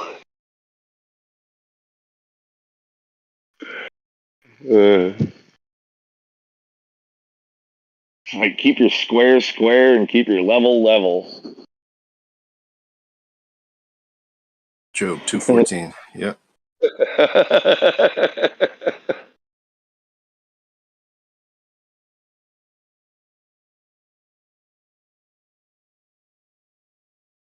Where's keep it simple, stupid? Where's that part? Jesus and on the third day, Jesus said, "Oh, sorry, God said, whatever." Fine, I don't know how do I distinguish because God is Jesus, right? Jesus is God. We're doing our own thing now. You do whatever you like.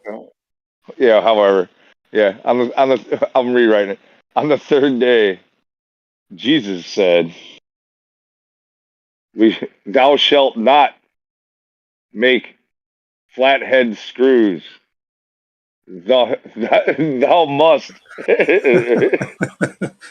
at least have a Phillips bit, but Torx is better."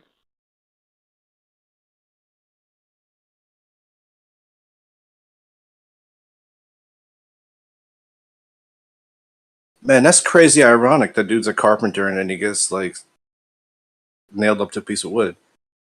The irony. They probably made him freaking cut down his own tree with his own axe to make his own cross. And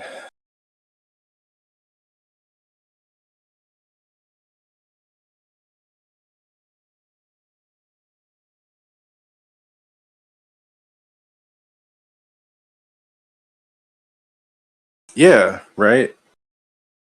They would have had to. Yeah, that's some woodwork there, right? It's not just like putting one piece of wood on top of another, you know, to make a cross. They gotta do some kind of cross cut. There's some joinery going on there. Yeah. Block splicing. They're putting it on a lathe.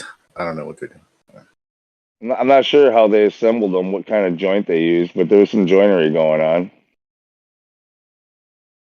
I don't know if it was like a mortise and tenon thing or what, but somebody was making those things.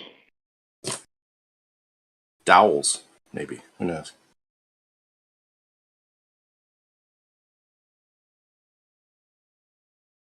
Anyway, what the fuck are we talking about? We're talking about Jesus carpentry.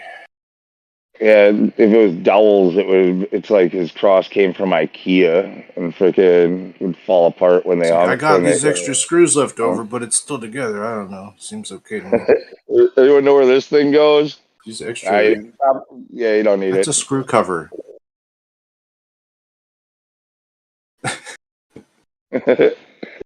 Stupid.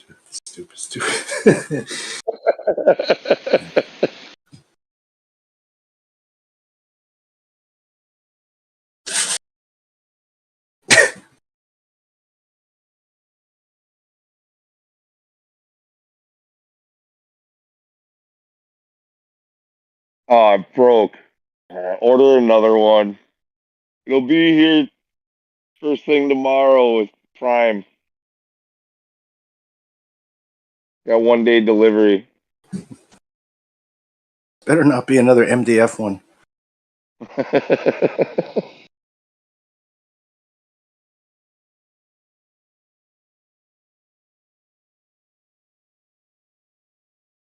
Yeah, I mean, you said there's not many stories about carpentry with Jesus. I'm trying to think if there's. I mean, I don't know the Bible well enough. Otherwise, if I did, I wouldn't be making these jokes, stupid jokes. But yeah, It's okay. We're both stupid. That's fine. Are there any stories about carpentry with Jesus? Like, I would expect somebody would have told me one by now. Like, tell me one thing he made out of wood.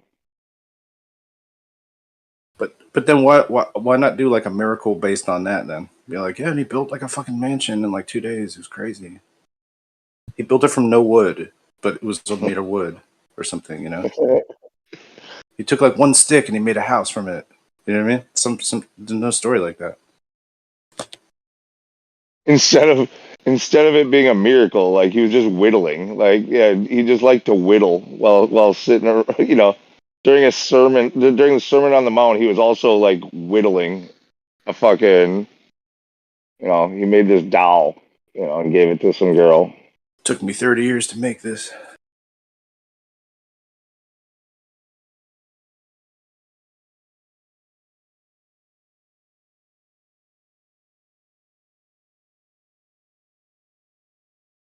That's a good question, actually.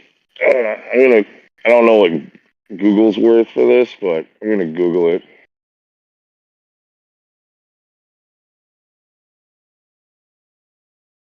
Let's see. How do we say it? What did Jesus make as a carpenter?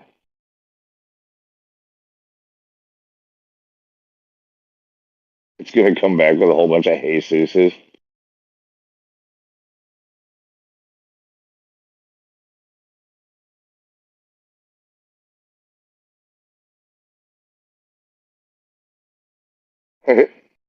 What is according to Quora or Quora? There's something Whatever that is. about drilling a What is it? Pontius Pilate hole. What is the most? The question is what is the most interesting thing Jesus made out of wood as a carpenter? Let's see. A shuriken. There is no evidence that Jesus was a carpenter or that he made anything out of wood. The Bible mentions that Jesus' father Joseph was a carpenter. However, it is not specified what kind of work he did or if Jesus assisted him in any way. Most of what is known about Jesus comes from the New Testament of the Bible and other early Christian texts. These texts focus primarily on Jesus' teachings and his role as the Son of God rather than his occupation or any specific crafts that he may have created. Damn, what? No. I watched Indiana Jones in the Yeah. The third. cellist was made of wood. That was the Right. right He's answer. like, this is not the cup of a carpenter. This is the cup of a carpenter. Right? Yeah, but that was Indiana Why do Jones. all that? If he wasn't a carpenter, like, what is going on here? Why is it like this? How can they say he wasn't my whole life that's what I thought. What the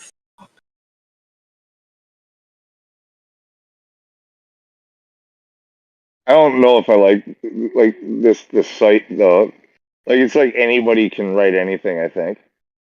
Oh, okay. So like this other guy says, life was hard in the ancient Near East. You either worked for money or stole, possibly both. You could beg, but this alone would not feed a beggar in most of Galilee, because the people you would beg from were mostly also poor. Being a village carpenter was among the very lowest occupations in society, with no financial security and no assets such as a small farm. So, for Jesus to have survived as a carpenter, he would have to rely on payment for his work. Whether Jesus or Joseph was actually a carpenter or day laborer, he had to work hard for little reward. When writing a gospel, this was an ideal occupation to portray. Jesus was having empathy with the poor and downtrodden. Man, it's like Jesus would have to gone to California and done like landscaping and then sent it back to Galilee, and it would have been better. That's what it sounds like. Yeah, this site is terrible, but that's all. It was. I don't know. Let's see, Quora. Never going there again. Quora. Let's see.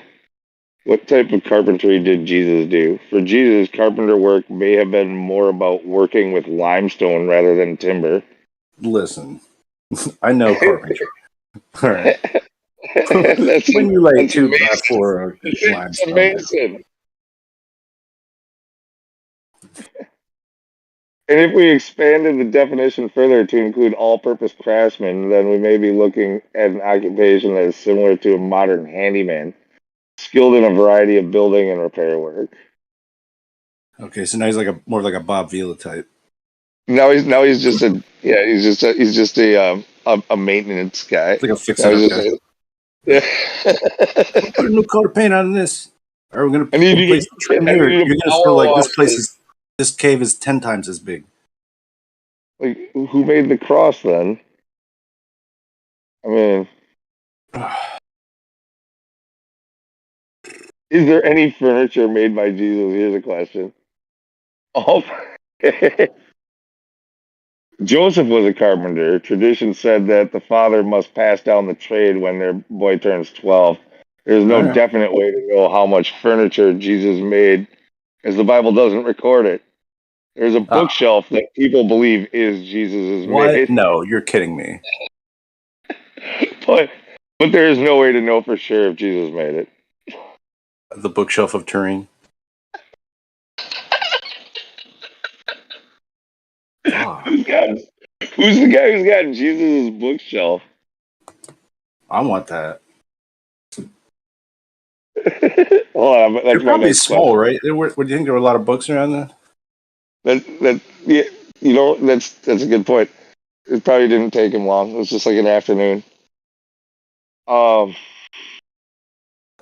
right. Who has Jesus's Maybe a scroll shelf, right? Did they have books then? They already had. They could bind books. I guess they could. Why not? Let's give it to them. Yeah. Bookshelf. All I right. did So the not know question that. is, who has Jesus' bookshelf? Let's see what it says.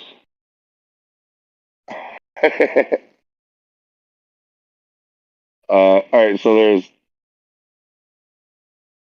top thing is bookshelf built by Jesus found. Horror news. All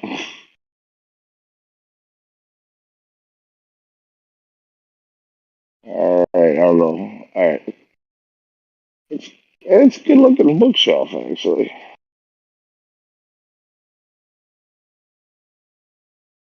So, is Are there like pictures of it or something? Canterbury, England, missing for 800 years, a bookshelf built by Jesus Christ in his father's carpentry shop has resurfaced in an elderly English woman's home.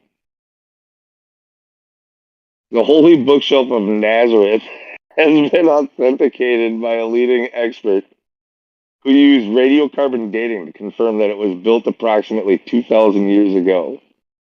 The cedar from which the shelves are made is genetically identical to trees in a grove less than half a mile outside the ancient town of Nazareth. Wow. Says Dr. Lionel Getting. Hebrew lettering engraved on a small plaque on the back indicates that it was made by Joseph and Sons. What? Don't even. Joseph and Sons. It's got a plaque that says Joseph and Sons. It's like, yeah. Since 0 BC. That's what it says on it. A tradition. Oh my gosh.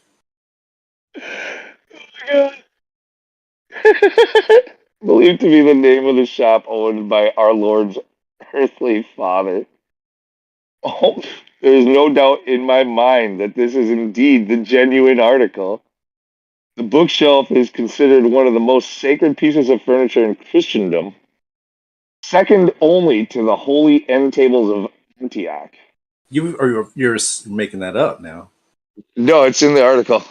No, there's no holy end tables. Come on. It's what this article says. Man. And This the has holy to be corner hutch of oh my gosh. Okay. no. This has to be complete satire, right? Like, I mean, it is from a site called Horror. It's from a site called Horror News, so it's pretty funny though. Okay. All right. Joseph and Sons. Oh, that's funny.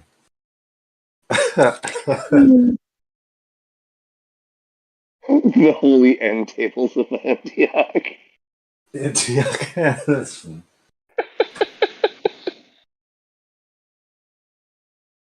Alright.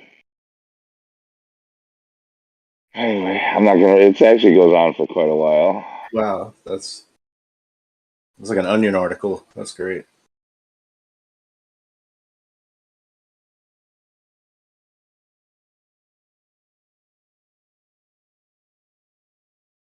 Yeah, but how come the other friggin' article said that he made a bookshelf that's still around? That's why I looked that up and found that. Okay, so bookshelves might be real, but the holy end tables of Antioch not. Got you. Right. For now, we'll say it's probably not real.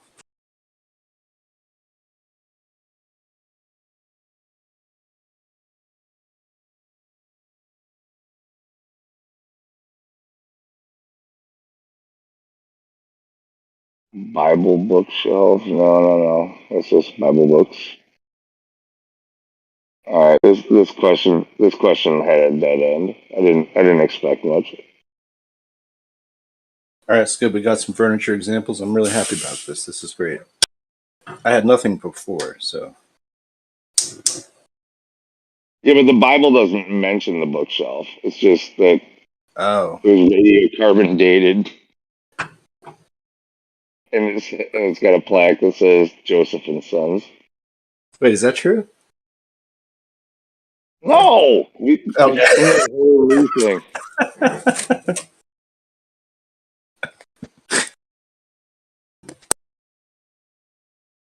Did Jesus build anything? There's evidence to suggest that the scriptures originally identified Jesus and Joseph as being of the Tekton profession, meaning they were craftsmen or builders. This doesn't preclude them from working with wood, but it does open up other possibilities as well.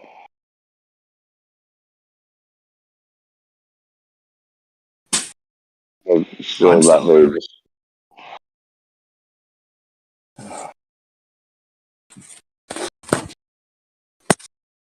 All right, this is so. I mean, clearly we're not thumpers here. When the thumpers come in, I got a few questions for them.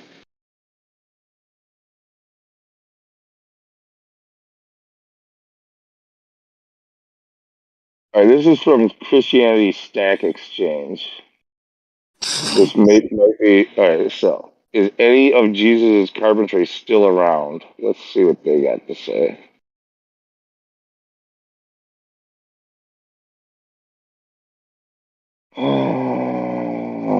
Okay, so is there any of Jesus' carpentry still around, or artifacts that people believe can be attributed to Jesus' work as a carpenter? Obviously, this can't be answered with scripture alone. Since Google didn't help, the answer I'm looking for is one that shows there is some artifact that a significant number of people believe Jesus made, along with some interesting details about it, or that there for sure isn't any such artifact. I'm not looking for a list, though if you find more than one, that would be fine to add to your answer. Let's see. Somebody named Flimsy Tomato Mm-hmm. says, clay pots and retaining walls will be accept. No, hold on. Never mind. That wasn't an answer.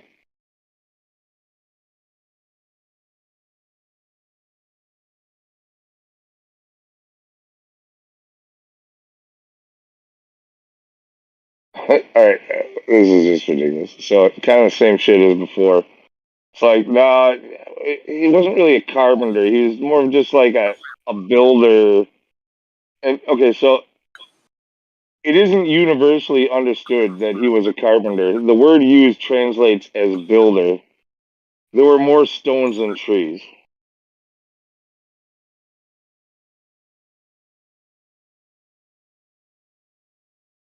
Apparently, they didn't have many trees back then. They had a lot of stones.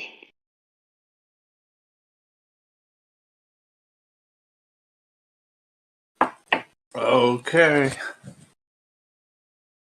Stone carpenter.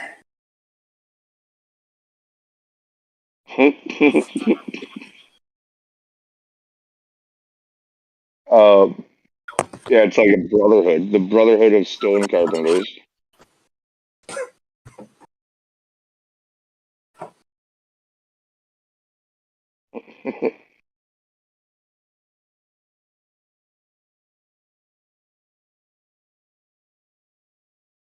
Why didn't they have trees back then?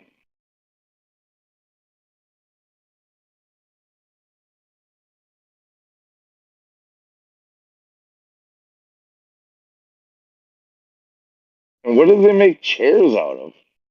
Do they have stone chairs? Fucking heavy. Hmm.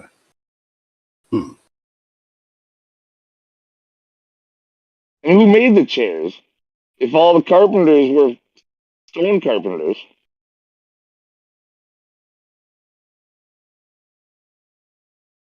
Who the heck made the cross?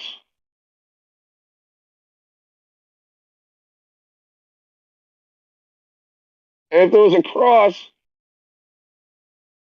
where'd they find that tree? I got so many more questions than answers.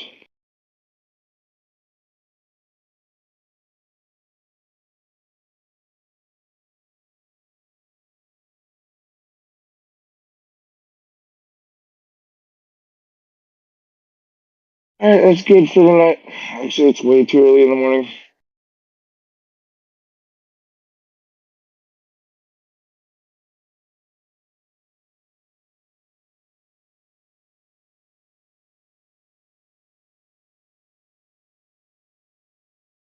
But yeah, next time I'm in a heated debate with, like,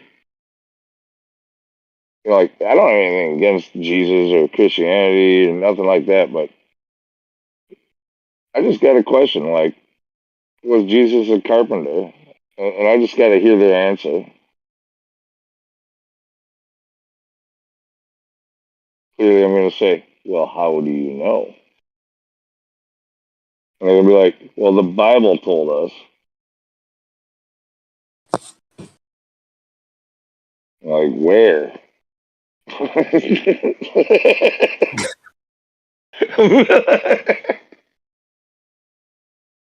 And we'll be like, so what did he make? I don't know. A lot of questions here.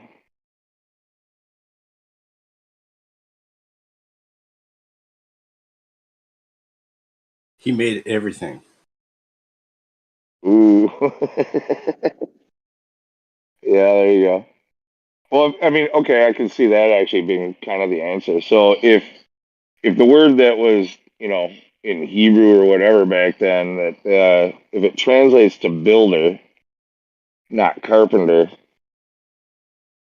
then that would be fitting with like if he built the world. But how did we Built ever have everything. that shit that fucked up to where it's like, yo, someone built the world, but also it sounds like carpenter, maybe. Like, I wouldn't confuse these things. That's hilarious.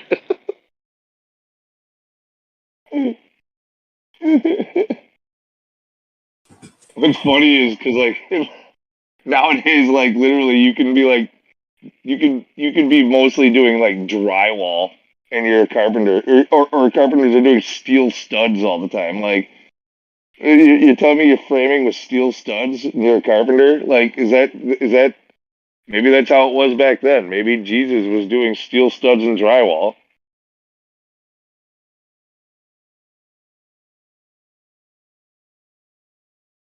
In commercial applications, like at the mall.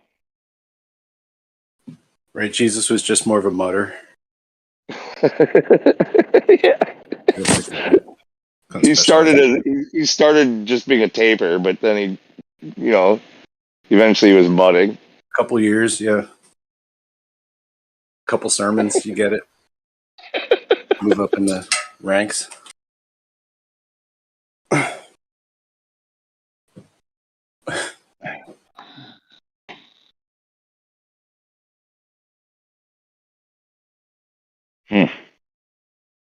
Well, I'm glad we got to the bottom of this one. I don't know if we got to the bottom of it. Like I said, more questions than answers. I wish we got to the bottom of it.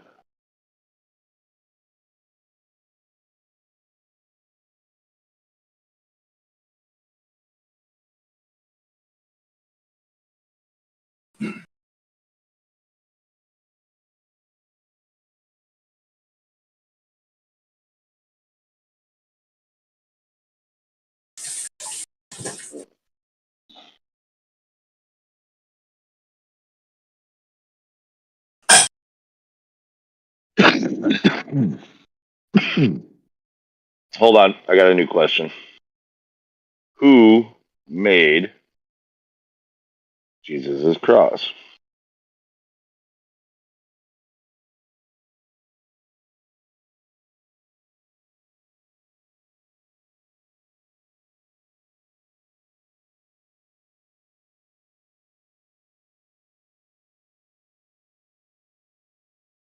Oh, here's Cora again. Oh man, I just said I was never going back there.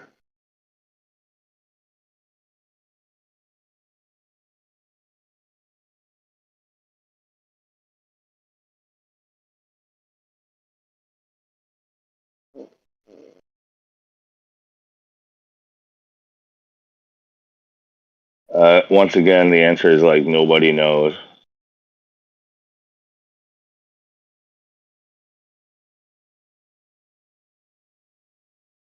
Dude, the answers on this site are terrible. So here's a related question. If crucifixion was common in Rome, what made the crucifixion of Jesus especially horrific? The answer is Jesus bled, probably a lot. But that isn't the mechanism of death for those on the cross. Hanging from the arms creates pressure on the diaphragm and makes it very difficult to take in a breath. Yada, yada, yada.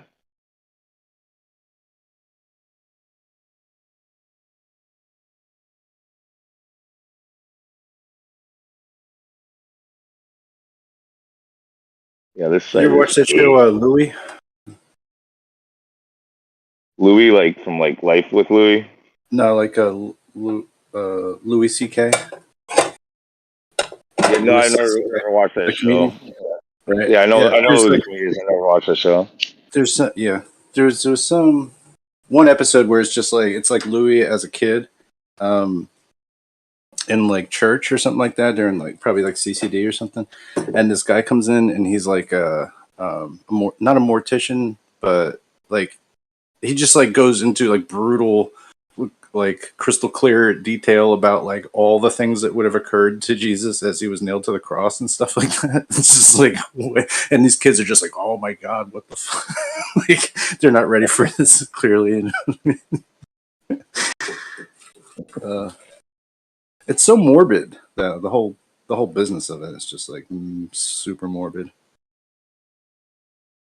I mean, it sounds like it was big business back then. Actually, it might have been the only job, is just crucifying people. Crucifying, yeah, big industry, tourism.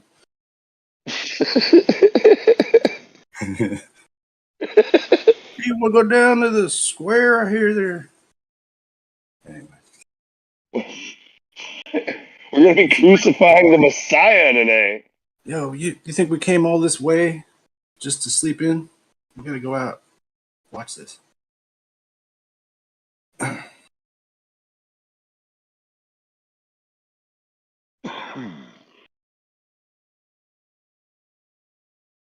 We got the juice just so we could travel, just so we could watch this crucifixion, and you're gonna sleep in.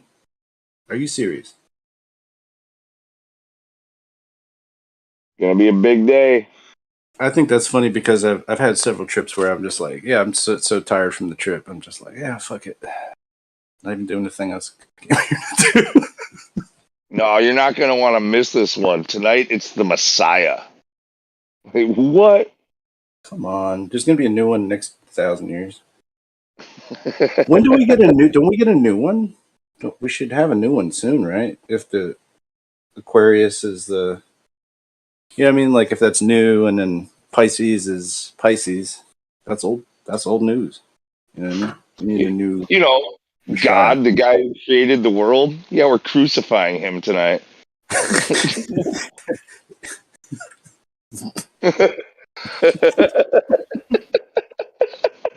You know, the creator? Yeah, we're destroying him.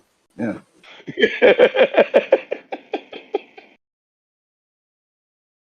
That's rad.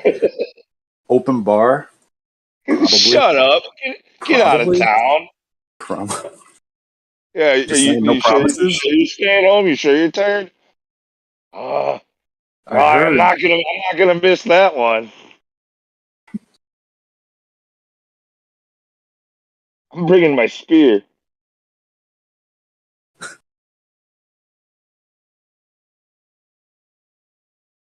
Why does it gotta be like such a cool name though? It's the Spear of Destiny. That sounds like mad cool. You know what I mean? Yeah, it's in a museum right next to the freaking end tables of Antioch.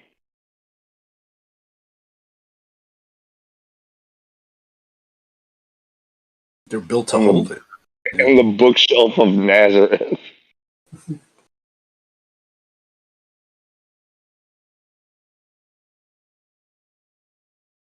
I mean, not even like a jewelry box or something. Nothing. He made a birdhouse. He made a birdhouse. A birdhouse. When he was in like anything. He was in like the 4th grade. Yeah, he did it with his father Joseph for Boy Scouts or something like that. I understand.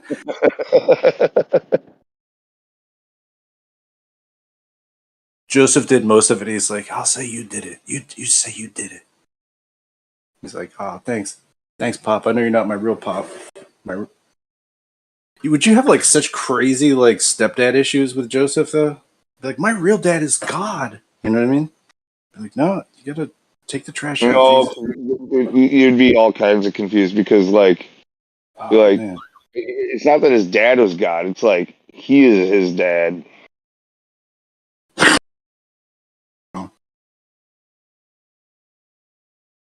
Like, yeah. You can be spending a lot of time in therapy with that shit. I impregnated my mother to have me. Therapy, you know?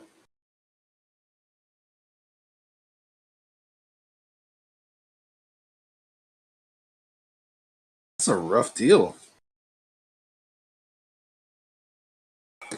That's rough.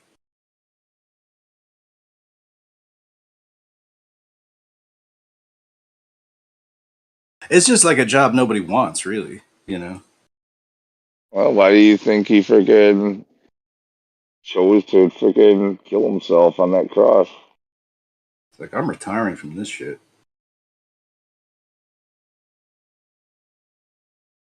I got trauma, you know?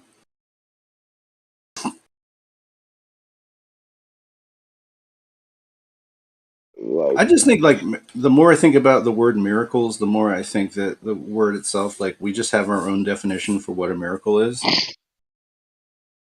you know, as moderns. But, like, you could just, I don't know, if you just pull apart the words and if you just have, like, Spanish 1 under your belt, and you'd be like, mira is like to see. You know what I'm saying? It's like a Like, and then Cole's like testicles, so like to see testicles. To see testicles, exactly. Wait, no, that's something different. The thing I'm just saying is like it's like it's like a proof of vision or something like that, or just like you see something with your eyes and you believe it. You know what I mean? Like an illusion, like might be or something. You know what I mean? That's what it sounds like. Yeah, I mean okay, so I don't know about like for sure all that dating way back then, but Yeah. I mean, without speaking, much Spanish, like very little, only what I picked up in the trades.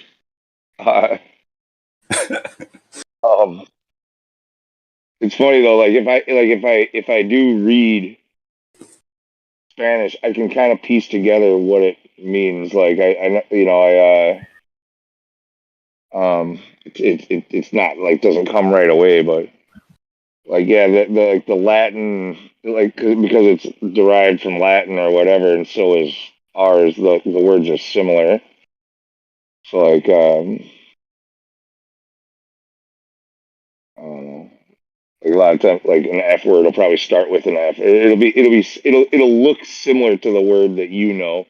You just got to kind of like figure out like formation, like You're just making shit. But no, I know what you mean. Yeah, you just like put the accent in a different place. But I mean, like even still, like a mirar is like the infinitive form is like to see, and that's like a mirror is like you see into a mirror. The words are just sort of like we've got those fragments, like they work, but like also like a miracle would then be to see something. You know what I mean? And like that's what a lot of like right, like the walking on water. That's like you see it. You see it and you believe it. You're like, oh, he's walking on water. Like all these other things, you would see them. Maybe I'm wrong. I don't know. Maybe I'm wrong. Probably some Bible person comes spank me on this stuff. But I'm just saying, like, I'm not trying to be ignorant. I mean, I'm probably pretty ignorant, but like, I'm not trying to be ignorant. I'm just like naturally ignorant. Yeah, it's not my fault. That's how Jesus made me. Yeah. But no, like I say, I've talked about it before in these forums, but like the whole idea about us being made in God's image, like people often think that means like we look like Him or something like that, but that can't be. Like God doesn't look like anything. There's no way He's got like a physical image, or He didn't at first anyway. It wasn't until He, came back as Jesus, right, that He had form. So, no, I think maybe the word image might be mistranslated, and that it was more like in His imagination, like He just thought of us, and then we existed, like that.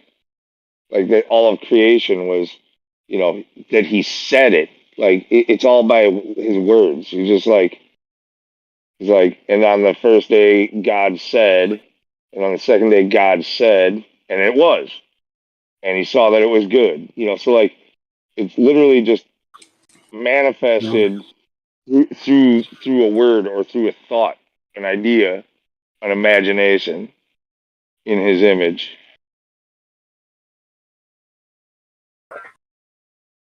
Mm-hmm. It's a cool power.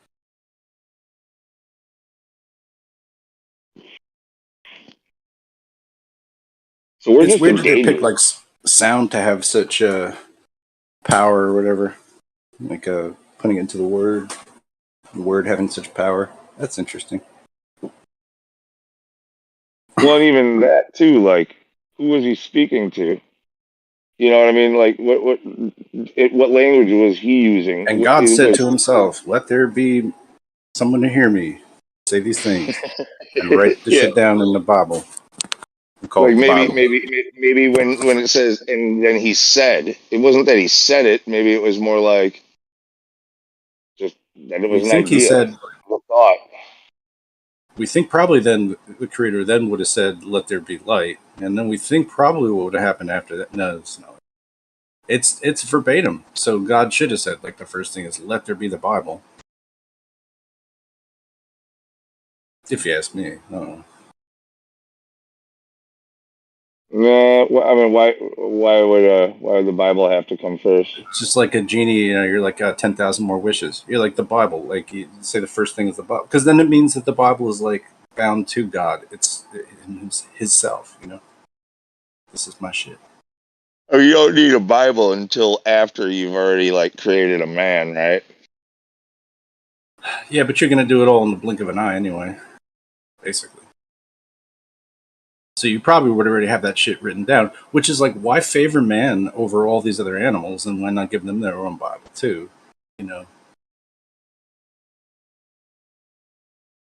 I just kind of feel like about how he gave us, like dominion over, like, all of the other animals and stuff. It's a pretty good deal, Like, He was like, he we don't was like question why that deal exists. We just know that that's the deal. he was delegating responsibility. It's a lot to fucking keep track of. It's like, He gave man dominion over the earth, but he also gave, like, great white sharks, like, dominion over teeth.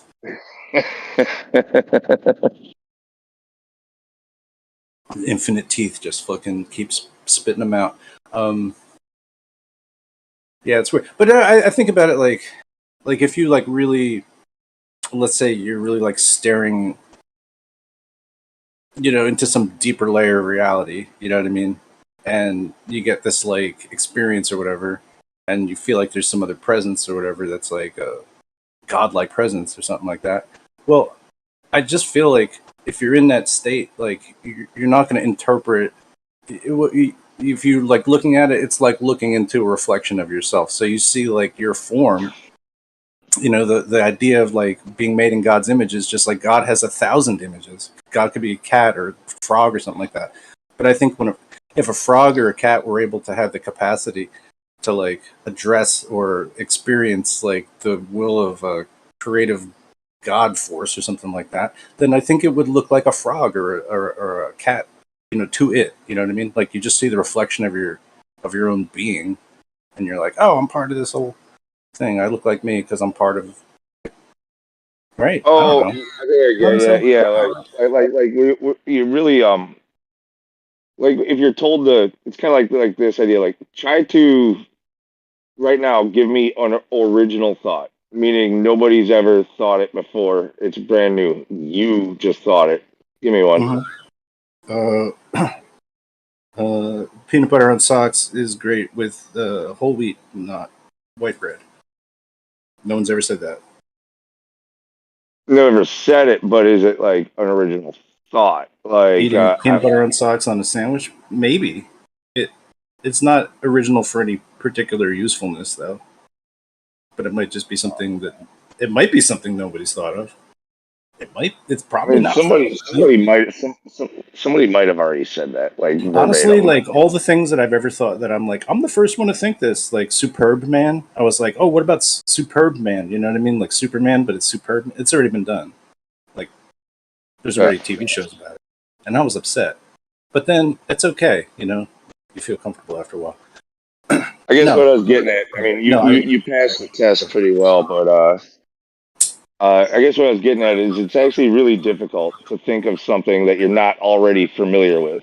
Like, right, like you only know what you've experienced, or like you only know what you've lived, what you lived or what you are. You don't know what it's like to be anything else. So yeah, like,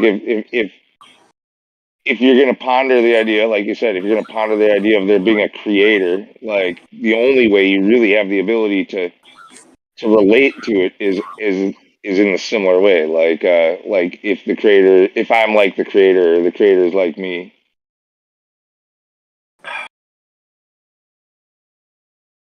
Yeah. Yeah, I think you just have your own referential system kind of built in. Yeah, maybe.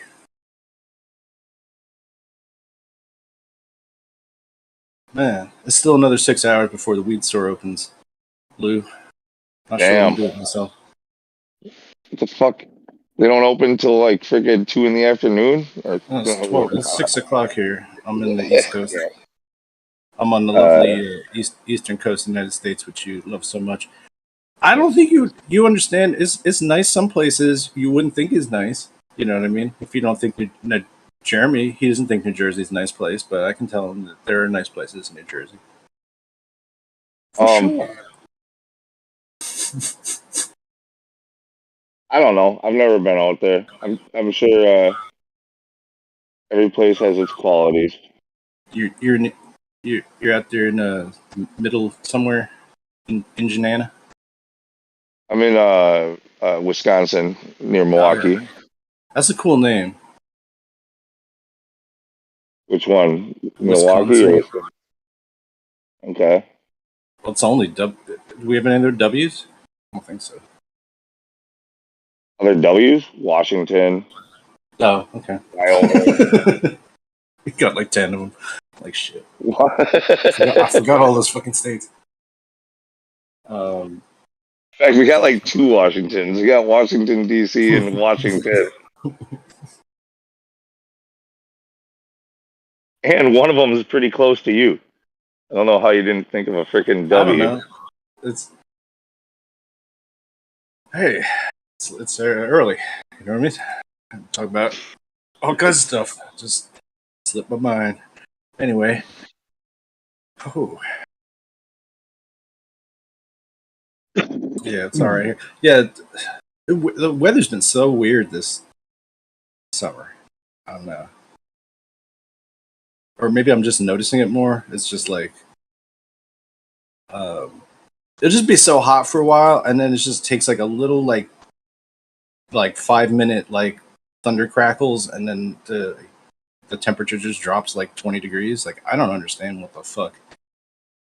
We've had an unusually dry, like drought year, pretty much. Like not in severe drought, but moderate drought. Normally we, get a lot more rain, and usually our summers are a lot more humid too. We've had some hot, humid days, but for the most part, it's been pretty mild that way. We've had like a lot of low dew points, which is nice because you don't sweat as much. But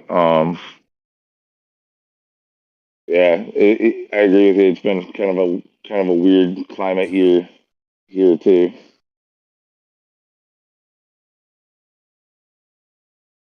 I'm hoping hoping that drought trend fucking breaks though, because I know most people are like, God, winter, I hate snow. Like, well, I like to go snowboarding, and I like taking my daughter snowboarding, teaching her that. So like, we had kind of a mild winter last year. We didn't have a lot of natural snow, but I'm hoping that changes this year. I want to get some big dumps. You want to take some big dumps? Yeah. I don't know what it's so weird. Like, we used to get a lot of snow. We used to get a lot of precipitation, just like rip up the East Coast, basically, like from Florida. Like some shit would happen in Florida. They'd be like, Florida's wiped out. You know what I mean? And then like the hurricane would continue, and then we'd get it like it's a tropical depression now, and we get all depressed and think about the tropics. But that like never occurs anymore. I don't know why it is that we just don't get any hurricanes. Like it used to be like 3 or 4 times a season we'd have like some serious ass bullshit that happened. Everybody like go crazy, like rip off all the food off the shelves and stuff like that, get prepared for some. I mean, like unless they were just we haven't had anything like that, and we haven't had any like big snowfall either. And these are two things. The precipitation is definitely changing in this here state, and then well, I guess probably for the whole East Coast then. Oh, there's a lot of words. I don't know, like it might seem like that, but it's funny because if you like look at the weather maps and stuff and look at how much like precipitation, like there's certain areas that even though it's been dry here by me and it's been dry by you, there's certain areas who have had like record amounts of rainfall. Mm-hmm. It's just yeah, it's weird. I guess it's climate change. Yeah.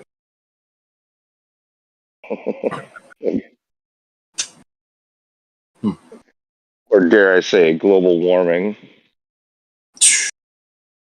How dare you?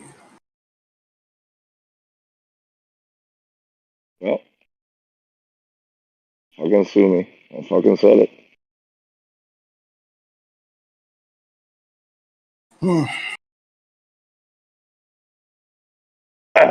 Climate change, weather change, call other things. Yeah. Well, I'm gonna get going. And Okay. it sounds like you need to take a nap before the weed store opens. Talking about.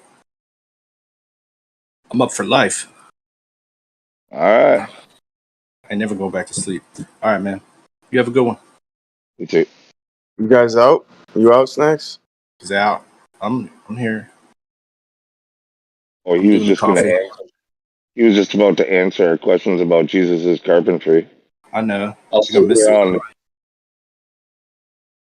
Sit this one out, man. What up? Line of yacht. If you can name one piece of furniture that Jesus made, I'll stick around. Nah, yeah, I can't confirm any of that, bro. Okay, I'll even take like something he whittled or just anything made of wood. Like that still exists today? No, just anything. Even if it's only legend, like Yeah, the idea that he was a carpenter is debated. That's what I'm saying. I can't confirm that. huh. Was he a stone carpenter?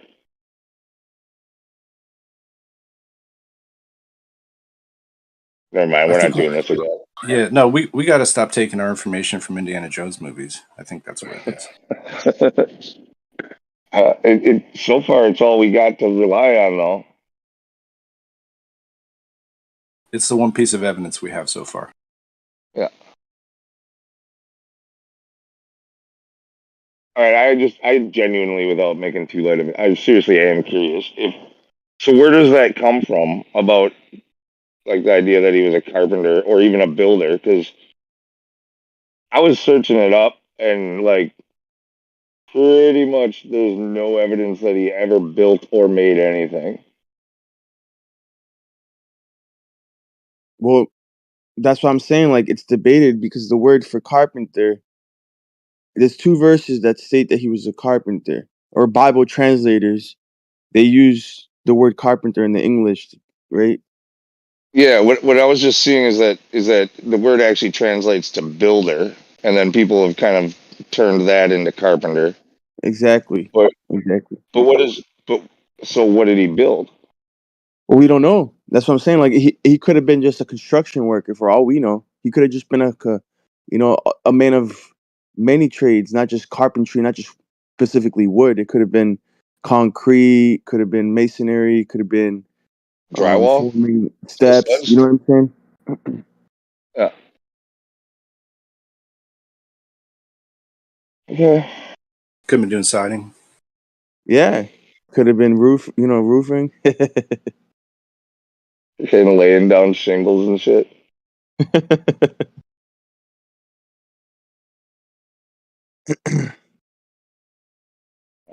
All right. I was hoping for more with your biblical knowledge and name. Like I just thought maybe there'd be something. Yeah, I'm being honest. That word carpenter is really just an opinion.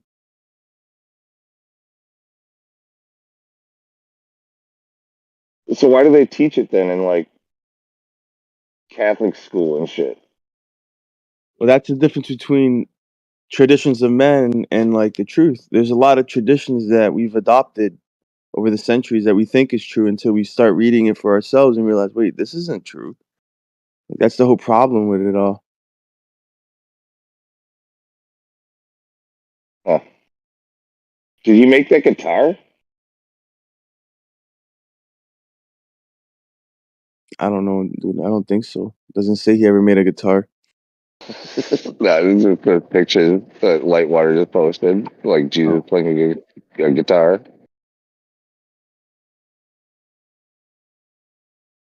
next to a tree. But what I was reading on Quora is that there weren't like many trees back then, so there weren't any carpenters.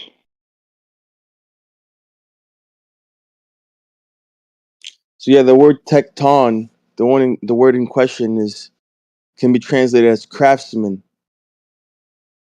an artisan, aka a carpenter, but not It's specific like to just carpenter. kind of like a maker, like the maker A movement, just builder, like somebody a who makes craftsman. things. Yeah.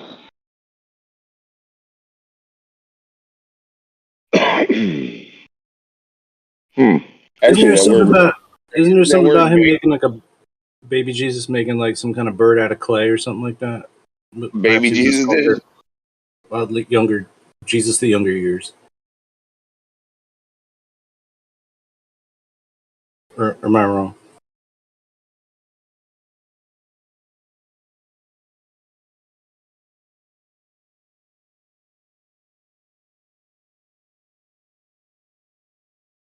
That those pictures are funny. I'm gonna make some coffee. I'll be right back.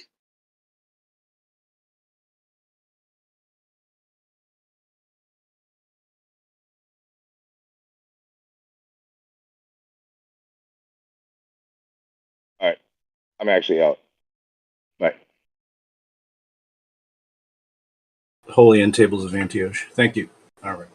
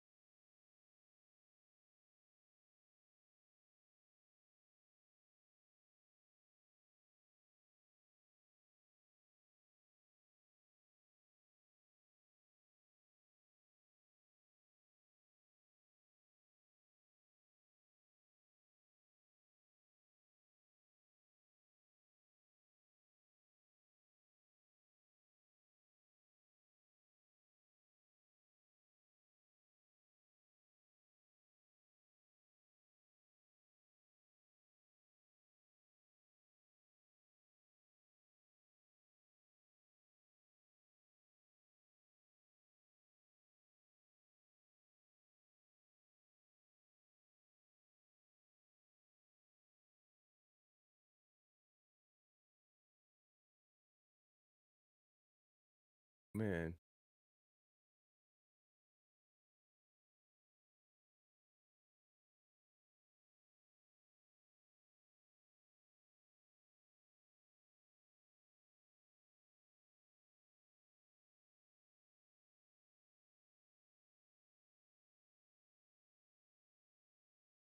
Anybody up?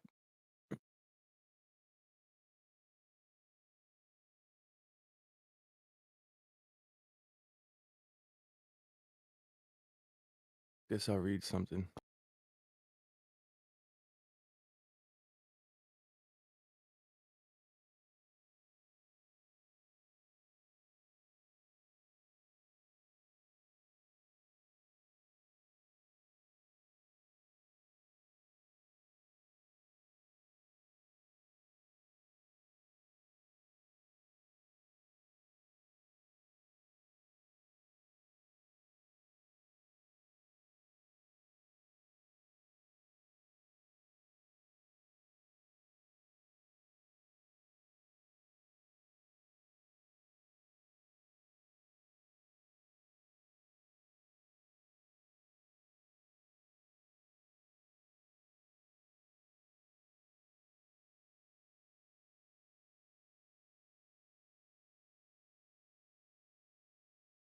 The Roman Catholic Church gave more financial and social support to the study of astronomy for over 6 centuries, from the recovery of ancient learning during the late Middle Ages into the Enlightenment, than any other, and probably all other institutions. Those who infer the Church's attitude from its persecution of Galileo may be reassured to know that the basis of its generosity to astronomy was not a love of science, but a problem in administration. The problem was establishing the promulgating the date of Easter. Ishtar. The old theologians decreed that Easter should be celebrated on Sunday after the first full moon, after the vernal equinox. That spring day on which the hours of daylight and darkness are equal.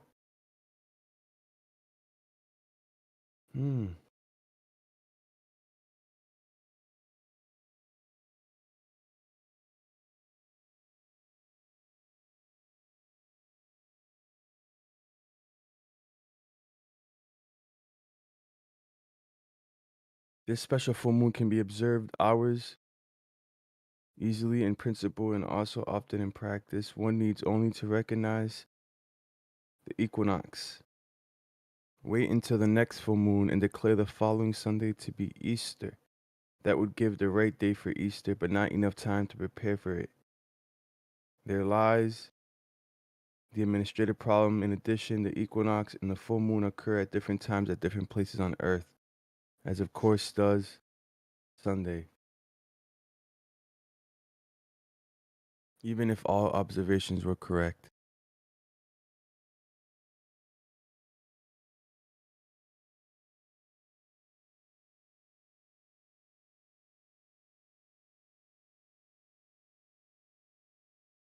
Even if all observations were correct, Easter might be celebrated on different days in different places. That was unacceptable to an organization struggling to make good its claims to unity and universally.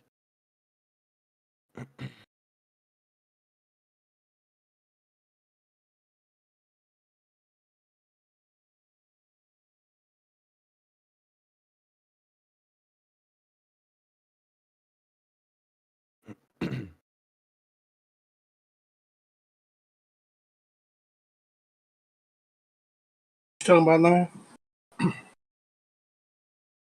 To avoid, I'm just reading a little bit of how modern astronomy originated. Where you reading from? This is J.L. Hilbron. Okay. It's called The Sun and the Church, Cathedrals and Solar Observatories.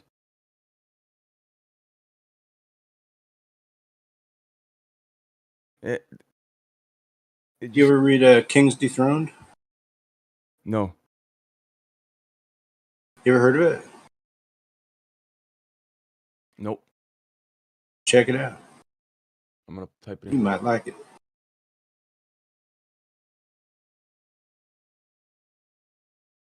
But this gets into the nitty gritty. Because I'm skipping like through this book. I'm not reading it from front to back. I'm just kind of skimming through it and reading different chapters that interest me because it's pretty big. But yeah, I'm looking up King's Throne right now. The history of evolution of astronomy. Ooh, I'm getting this book next, dude. I'm putting it right now. I'm putting it in my shopping cart. I can't order it today because today's Shabbat. But you best believe tomorrow I'm ordering this. $18, 16. You can't buy stuff on hardcover. Shabbat. Nah, What can't you do on Shabbat? you can't do any servile work, and you can't make anybody else work. If you have a business, you can't make your employees come to work on Shabbat, and you can't make purchases on Shabbat, and that's about it. Okay. It's supposed to be a day of rest. No merchants. No, what's the word? Merchantry. Yeah, something like that. No merchantry. All right. Early. That's a fairly. I got this little vape pen, dude. unused I word. don't even vape like that, bro. But I bought one 2 weeks ago.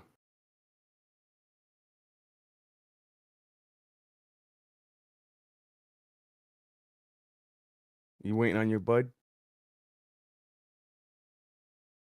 Yeah, be a minute.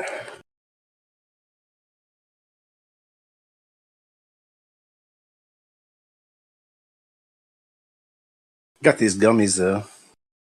They're Delta 8 type.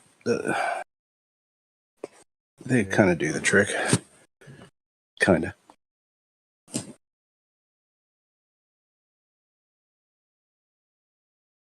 But yeah, this is incredible because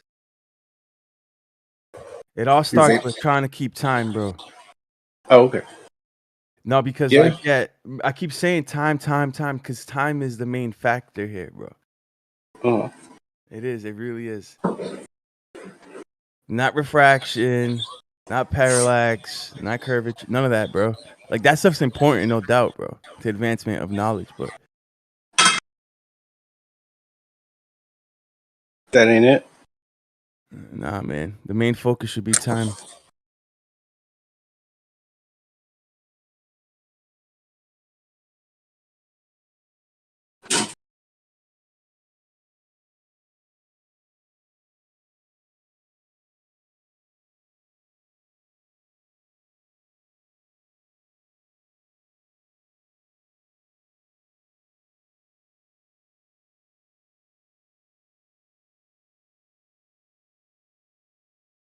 I'd really like to know where we are in the Metonic cycle.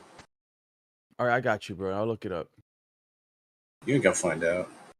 Yeah, I am. The Jews know, Nobody bro. knows.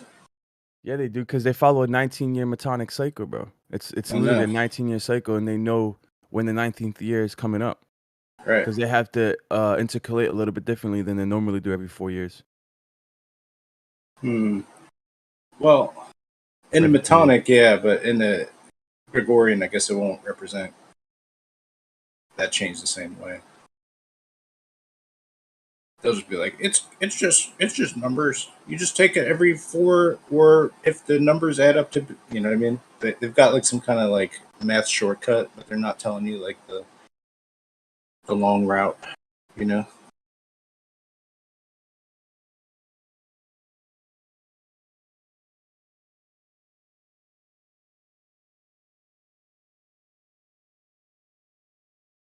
I've asked a few people, like, you know, like where we are in that. Nobody's been able to tell me. It says here the Hebrew lunar year is about 11 days shorter than the solar year. Because I know that because they use the moon. Right. And if you use the moon for your months, you're gonna end up with 10 days too short every year. Okay. Right?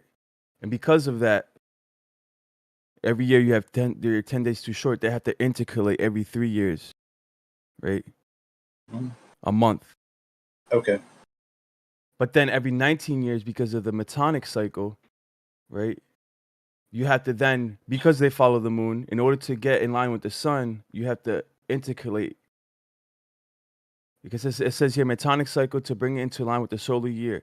It says, hold on. The Hebrew lunar year is about 11 days shorter than the solar year and uses 19-year metonic cycle to bring it into line with the solar year, with the addition of an intercalary month every 2 or 3 years for a total of 7 times per 19 years. So in 19 years, they intercalate 7 times. They put a month in 7 times. It's called the Aresh. The hell Of course, it's got to be 7, right? But that way of intercalating is somewhat accurate, but it's still flawed, heavily flawed. And Hillel II came up with that intercalation way after Messiah. Like we're talking about 300 years after Messiah was that they came up with this Jewish calendar. You know, this isn't the original calendar that the Hebrews followed.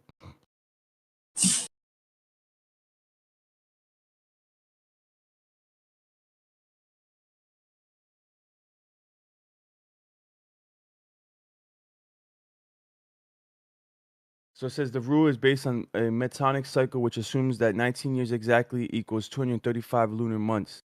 Yeah.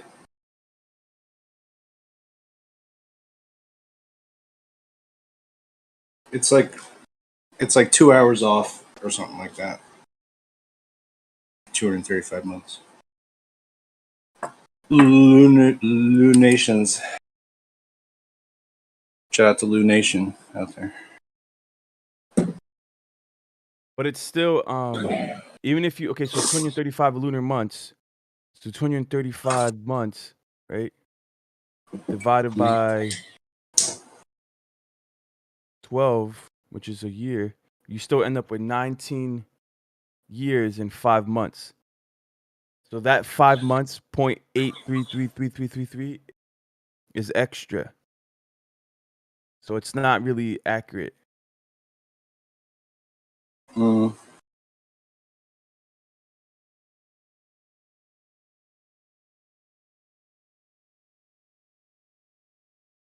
Yeah, it's hard to be accurate, isn't it? Yeah, it's very hard. You're accurate to a point, and then guessing, like even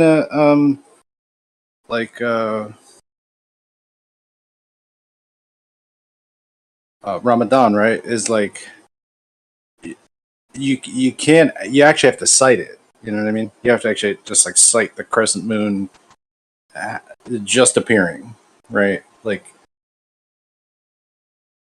I think people do try and tabulate it down, but I don't know if it like actually comes out to be what it ever is. You know what I mean? But like you can know when it's going to happen. You just don't know like exactly when. Or maybe I'm wrong. Yeah, the sighting of the moon is erroneous. That's not how it was ever supposed to be used for. Like,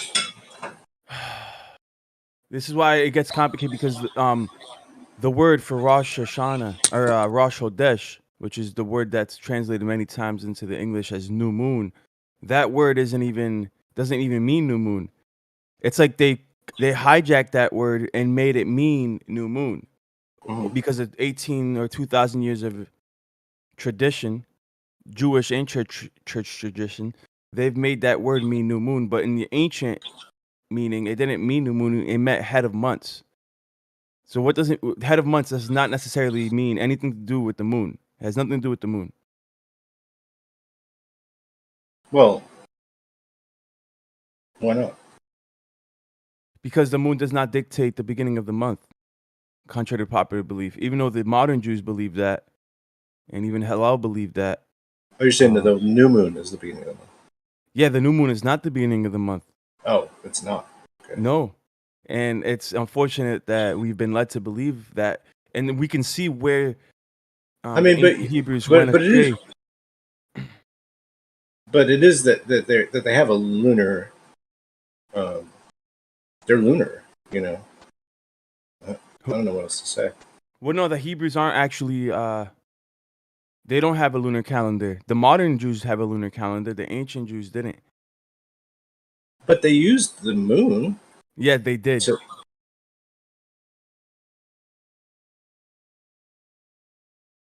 Yeah, they did use the moon, but it wasn't for months. That's why it gets tricky.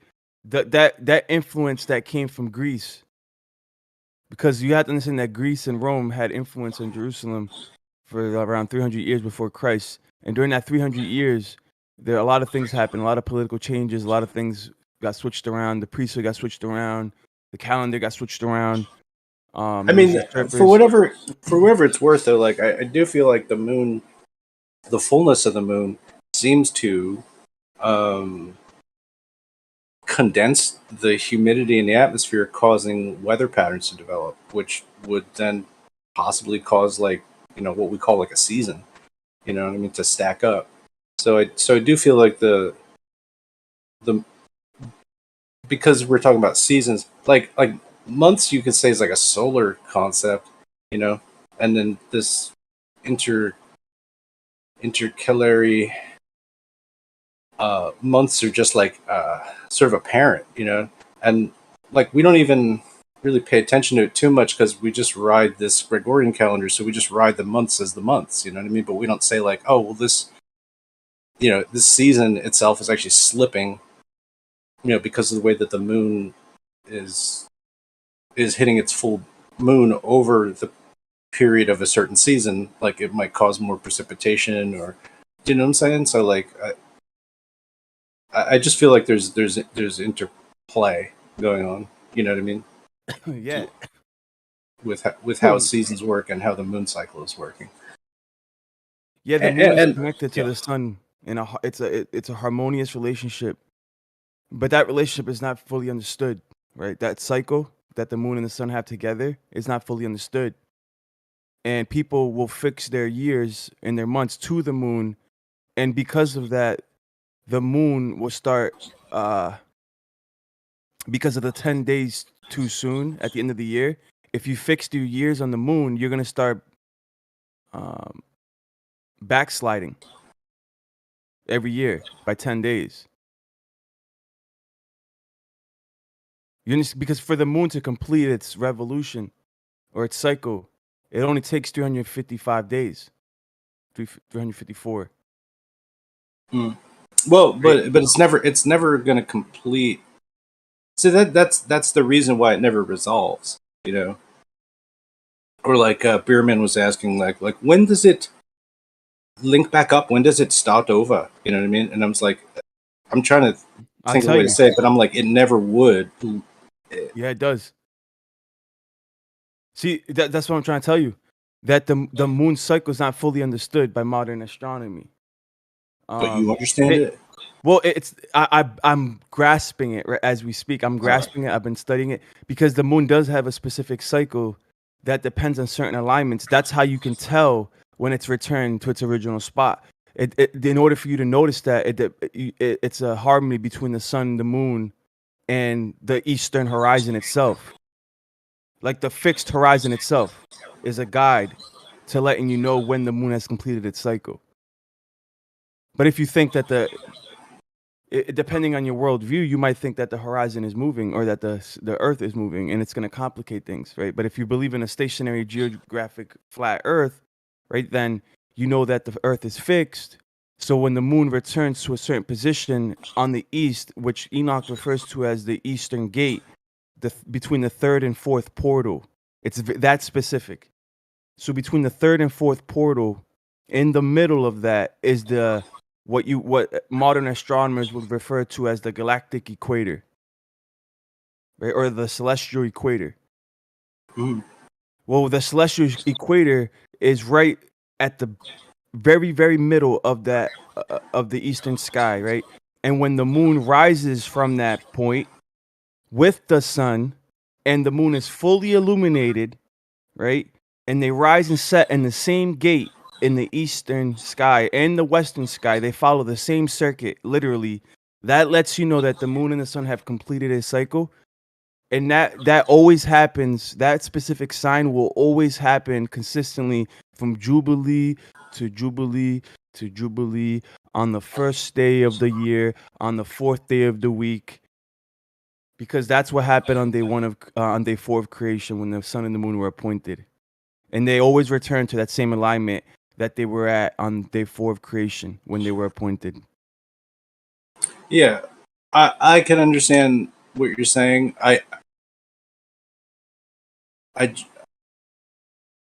and they might be in the same track, but I mean, the time, is that always gonna, like the phase, like, is all that gonna like line back up too? It might. Yeah, full moon, fully I don't illuminated. know though. I don't know. It's just weird. Like I mean, if you look at like even just like how long is the full moon? How long is the new moon? And then like eclipses and stuff like that. Like you might find that there's like a 3-day new moon and sometimes a 4-day new moon or a 4-day full moon. You know what I mean? And so there's definitely some subtleties to the moon phases and stuff like that. I'll probably be struggling with for a while, but yeah, I just kind of believe in this metonic cycle still working out. Oh, it's correctly good. because it seems like every 19 years, like there have been sort of big events or something like that, and I'm just wondering if like when the towers fall, or when they shut the country down, when they shut the world down, like are these things like anniversary markers? Because they're like 19 years apart, let's say, like 2001 to like 2009. Something like that. Like, is that what's going on? Like we could just like use those dates as like these are the beginnings of the cycles, or the end of a cycle. Yeah. Like if you all could, about cycles of time, bro. It's all about time and how to keep time. If you know how to keep time, then you know how the luminaries work. If your theory is wrong, right? If you're whether it's geocentric or heliocentric, if you cannot reckon time with your theory, then your theory is wrong. And that's what it comes down to. So time is our best friend to falsify your theory. And right now, their theory cannot reckon time. It's impossible. They have to redo their theory for them to get time right. You shouldn't have any leftovers. You should have no remainders in your equations regarding the year. Not in the way that they have accumulated time or reckoned time.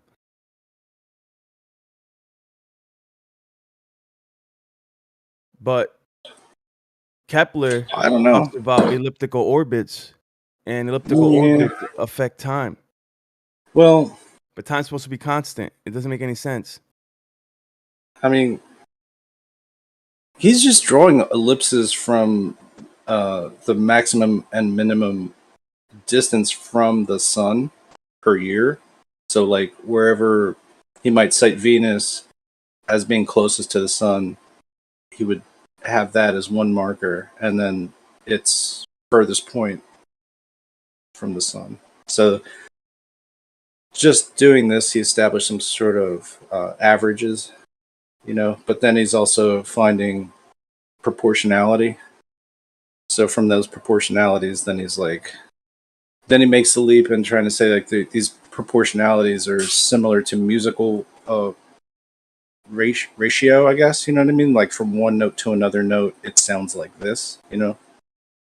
So that's where his harmony of the spheres or music of the spheres kind of concept came out of it. But like, I think Kepler is borrowing from the concept of elliptical orbits anyway, but it's just because his sighting is just from the ground, so he's just drawing an elliptical around the maximum and minimum, right? So it's just taking 2 points and forming an ellipse from that, I think, because I don't think he's actually observing it. But when you do that, right, in order to justify an elliptical orbit, then they have to invoke other planetary bodies that are affecting the Earth for it to be elliptical in the first place. Great. They have to prove that. So some of that comes back down to like the Ptolemaic system of the deferent and the epicycle. Yeah. So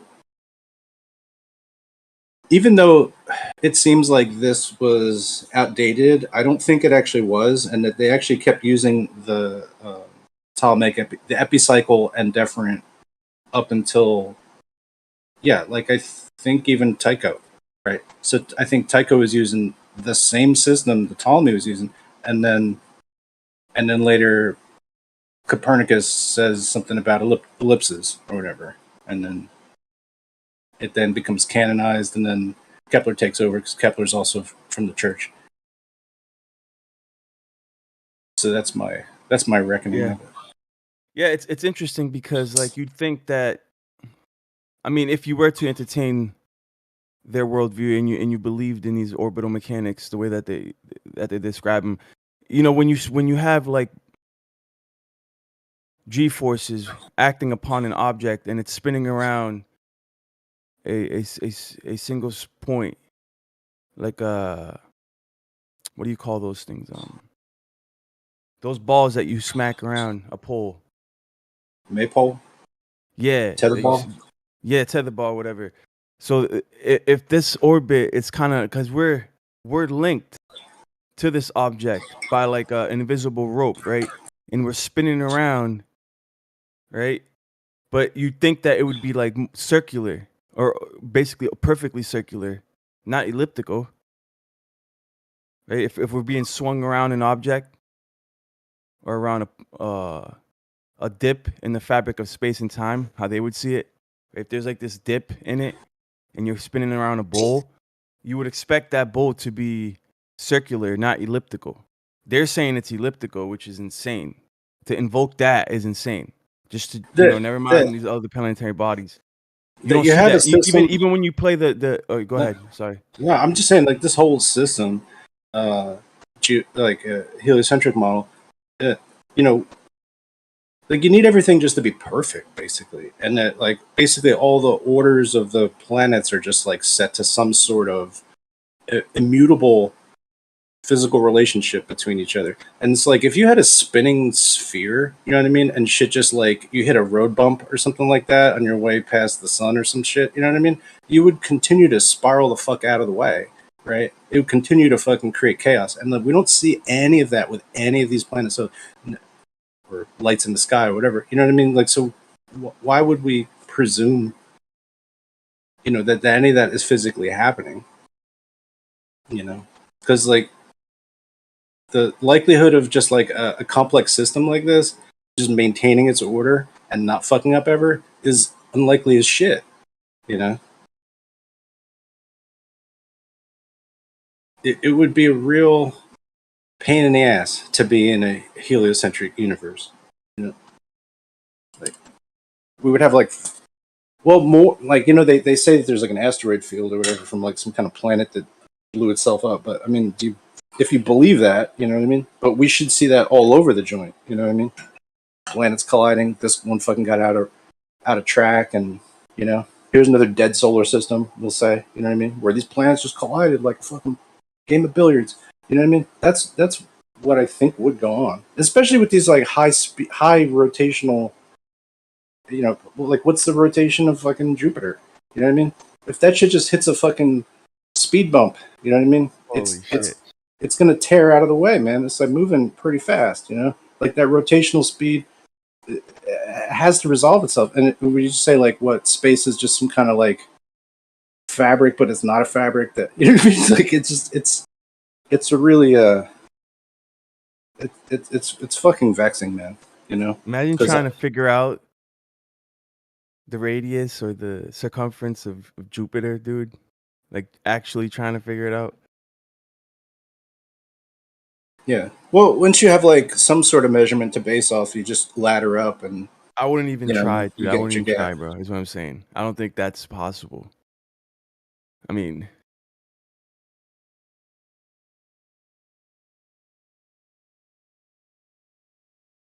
But then, like when we use telescopes, we're going to see like that. Like some of these things are small and some of them are going to be big, right? That's why we say that Jupiter is bigger than the other ones, right? Because of the way the apparent size that it would have on a telescope optics. But what if that just, and then we say that's further away, but what if it means it's actually closer? You know what I mean? Like the optical of it being bigger is a clue that it is closer, not that it's further away. All these things I are have not, relatively the I have same. not evaluated that actually. The size of the size claims of the luminaries. I'd have to see their positions and compare it to the Earth. You know, in the sky, and kind of predict if they're further away. And these orbits basically follow like phi, phi multiples. Like Mercury moves at 88 days, and then if we like multiply that by phi or 1.618, we get, or no, I think it's maybe 0.618.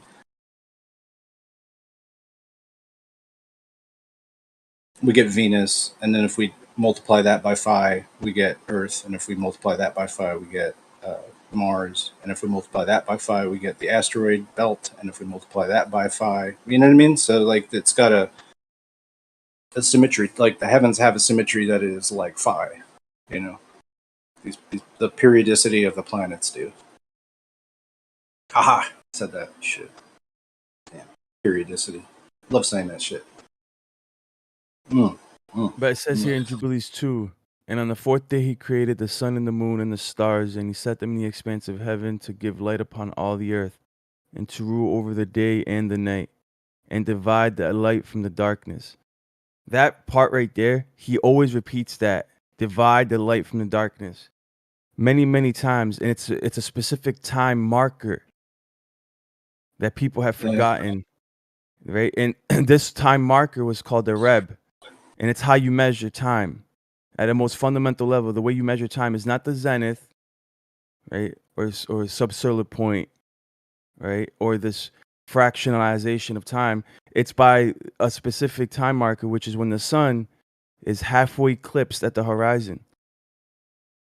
I'm giving you guys a specific ancient time marker. So when the sun is halfway eclipsed on the horizon, when it's dipped over the horizon, regardless of your geographical position, because it can change because of the limits of optical perspective, it doesn't matter. Time in an essence is relative, dependent to where you are on the earth. We know that. Yep. We are in agreement with that. That's never been a problem. But the idea that you standardize it over a big span of the earth and then pretend like it, you know what I mean? Like it isn't different, is kind of absurd, because that's what we've done. Instead of actually reckoning time according to the luminaries, we all kind of just standardized it and made it up. So now we have fictitious time to complicate things even worse when it comes to these equations, because that's what they have, right? But anyway, so yeah, and that's called the equilux. And Elohim appointed this. Go ahead. Is that like equinox? Well, it's a little bit different than the equinox, because the equinox has to do more with the position of the sun in the horizon itself, and the equilux and the position of the sun at the actual middle can differ. Okay, so equilux is basically where you got like 12 hours a day, 12 hours a night, and whatever geographic position you're at. Yeah, exactly. So using Jerusalem time, the equilux usually is around March 16th every year. And the equinox is usually March 20th. So that's 4 days that they differ by. But those two signs are markers, bro. And it's so I was gonna bring up the equinox next, but the equilux is a line of demarcation according to Hanuk and the creator. It's a specific time marker of the division of light and day. When you have an equal division of light and day, it's the beginning. It's actually like a point that lets you know that make sure you pay attention the following couple days, because the beginning of the year is about to come. But March 16th is the earliest that the year will ever be. March 17th. March 17th, not March 16th, but on the Gregorian, it can be March 16th because the way that they've organized the leap days. But it's in real time. It'll always March 17th is the day that the year can begin, and the latest that the year can begin is March 24th, in my opinion.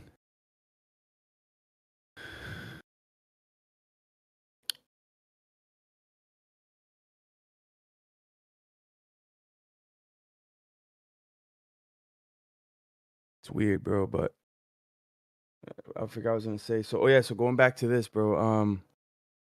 And Elohim appointed the sun to be a great sign on the earth for days and for Shabbats, or for Sabbaths, and for months, and for feasts, and for years, and for Sabbaths again, and Sabbath of years, and for jubilees, and for seasons of years. Seasons of years, that's actually the fragmentation of time. The seasons of years is the fragmentation of the bigger eons, which you would call ages or shanaz, which are an average. I don't know. Some say 1,000 years, some say 2,000 years. It's debated. But no. But going back to the sun, dude, it says months right here. For those that say that it's strictly the moon for months, I have a scripture here that says that the sun is for months.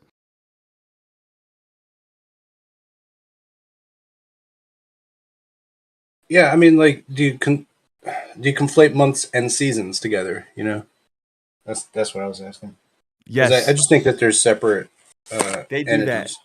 They do that, bro. And I'm glad that you bring that up. You're a smart cookie, dude. You don't know how many people conflate seasons and months in the Hebrew. Because in the Hebrew you have moed. Moed is the word seasons, right? But moed also season. What seasons mean, right? Seasons means appointed times. So a moed is an appointed time, and it's a more expansive term. It's not specifically just months or feast days. It can also You said mean, Moet go like ahead, the champagne, or a different Moet? Moed, moed. Oh, okay, gotcha. No T.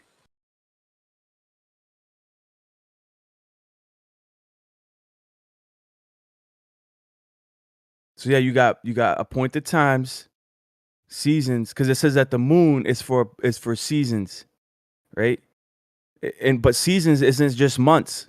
They're like hyper focus on, oh, it's months. Look, it says that the moon is for months. No, it says that the moon is for moeds. Which, yeah, the month is an appointed time, yeah, but it's also a moed is also considered feast days, or not feast days, holidays.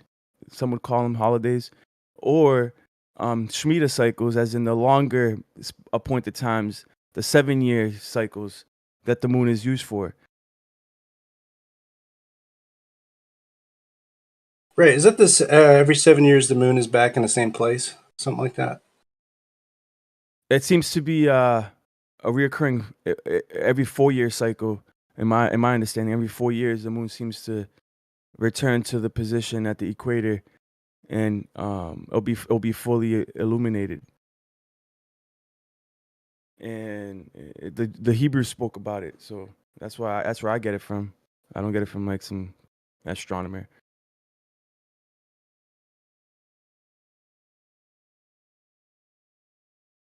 Because the thing is, you need a heads up on the 4th year because of the way that the scriptures are set up. You need the full moon will let you know ahead of time to prepare for the Shemitah, because the Shemitah was established on this, in the 7th month. I mean, in the 10th month, in the 7th year, on the 10th day on Yom Kippur, the high priest would sound the shofar and proclaim the Shemitah year, and then the people would know that they follow that year they can't plant anything. But they should already know a couple years in advance, because of the full moon that they would have had on the 4th year would have let them know that, hey, the Shemitah is coming up. But it would have been a full moon on the first day of the year, on the 4th day of the week.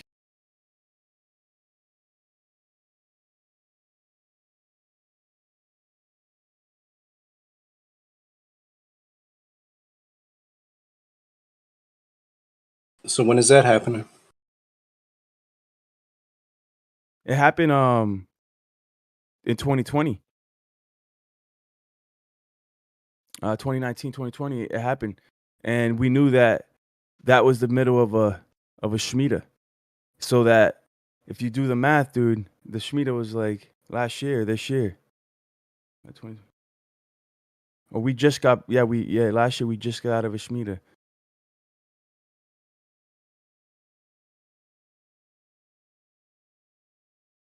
And we did, and it's interesting because we did revert back.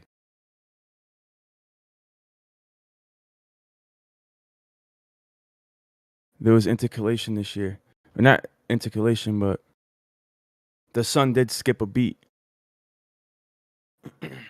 I noticed it, and it was funny that it was in line with what I've been already looking at.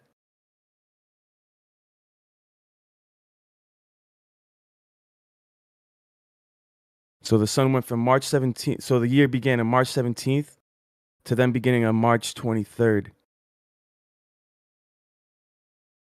It's pretty weird. And the sun showed it, bro.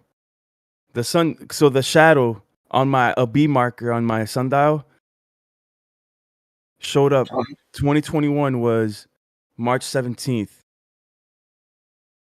And then 2022, come to find out, the shadow at the beginning of the year, 364 days. And then the accrued days, you end up with the shadow ended up being literally on my sundial. I didn't touch anything on it. I just waited a year. Ended up going back to the marker where it should have been March 16th, bro. It's weird, dude. I can't explain it. It's a slight oscillation. Yeah. I had, yeah, when I was in the desert and in California, I had like a pegboard with just like a bunch of holes to stop the sun from lasering through my window. And there's little holes that started out like whatever, like an 1/8 inch or 1/4 inch hole. It's a 1/4 inch hole, and then at the other side, like where the light's like shining through that hole, it expands out. Right, it doesn't stay the same size. It's not a 1/4 inch when it hits the other wall. It's like an inch or something like that. So I got a bunch of, imagine, so I got a bunch of like little dots of light like on the other wall, like for the sunrise. Do you follow me so far? No, yeah, dude, there's a name in this book that I got in front of me. There's a bunch of pictures of that. What you're talking about? Here, I'll show you. But like, as I'm like watching these dots, and I'm trying to figure like where I know where the sun's gonna go, and I know where these dots should go.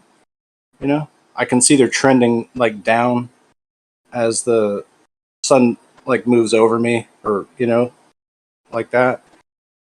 But none of these dots are moving linear, right? So they're not like moving, drifting, like like in a straight line, like you would, like they should. I would expect that they should. Like if I just had a flashlight and I was just moving it, like in a similar way as the sun's moving, I would figure that this should just follow like a linear path. Like I should just see this light just move from point A to point B, right?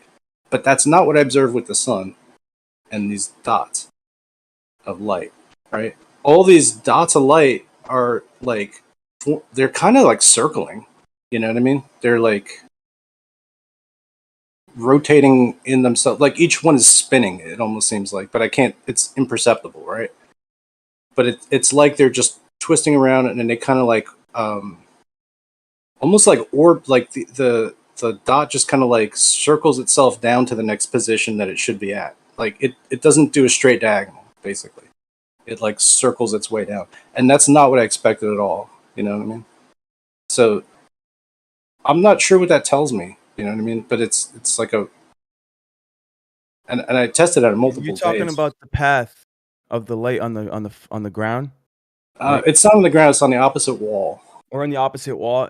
So the porthole for the light that's shining through. Is that what you're talking about? Yeah, it's like little 1/4 inch holes, like on a pegboard. Yeah. Like that you would like hang tools off or something. Yeah, Yeah. dude, you're hitting the mark, dude. This is what this book's all about, bro. This is how the ancient astronomers observed time, was through these little portholes.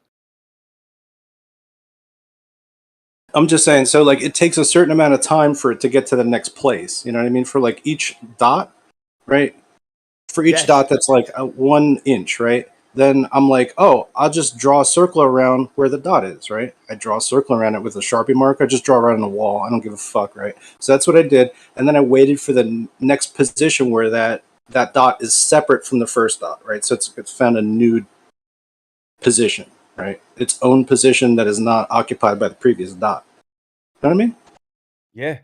And this takes a certain amount of time, and it never does a linear movement. You know what I mean? To the next position, it's always like swirling around to get to the next place. Like it's very, very subtle. You know what I mean? You just have to be really staring at this dot of light. You know what I mean?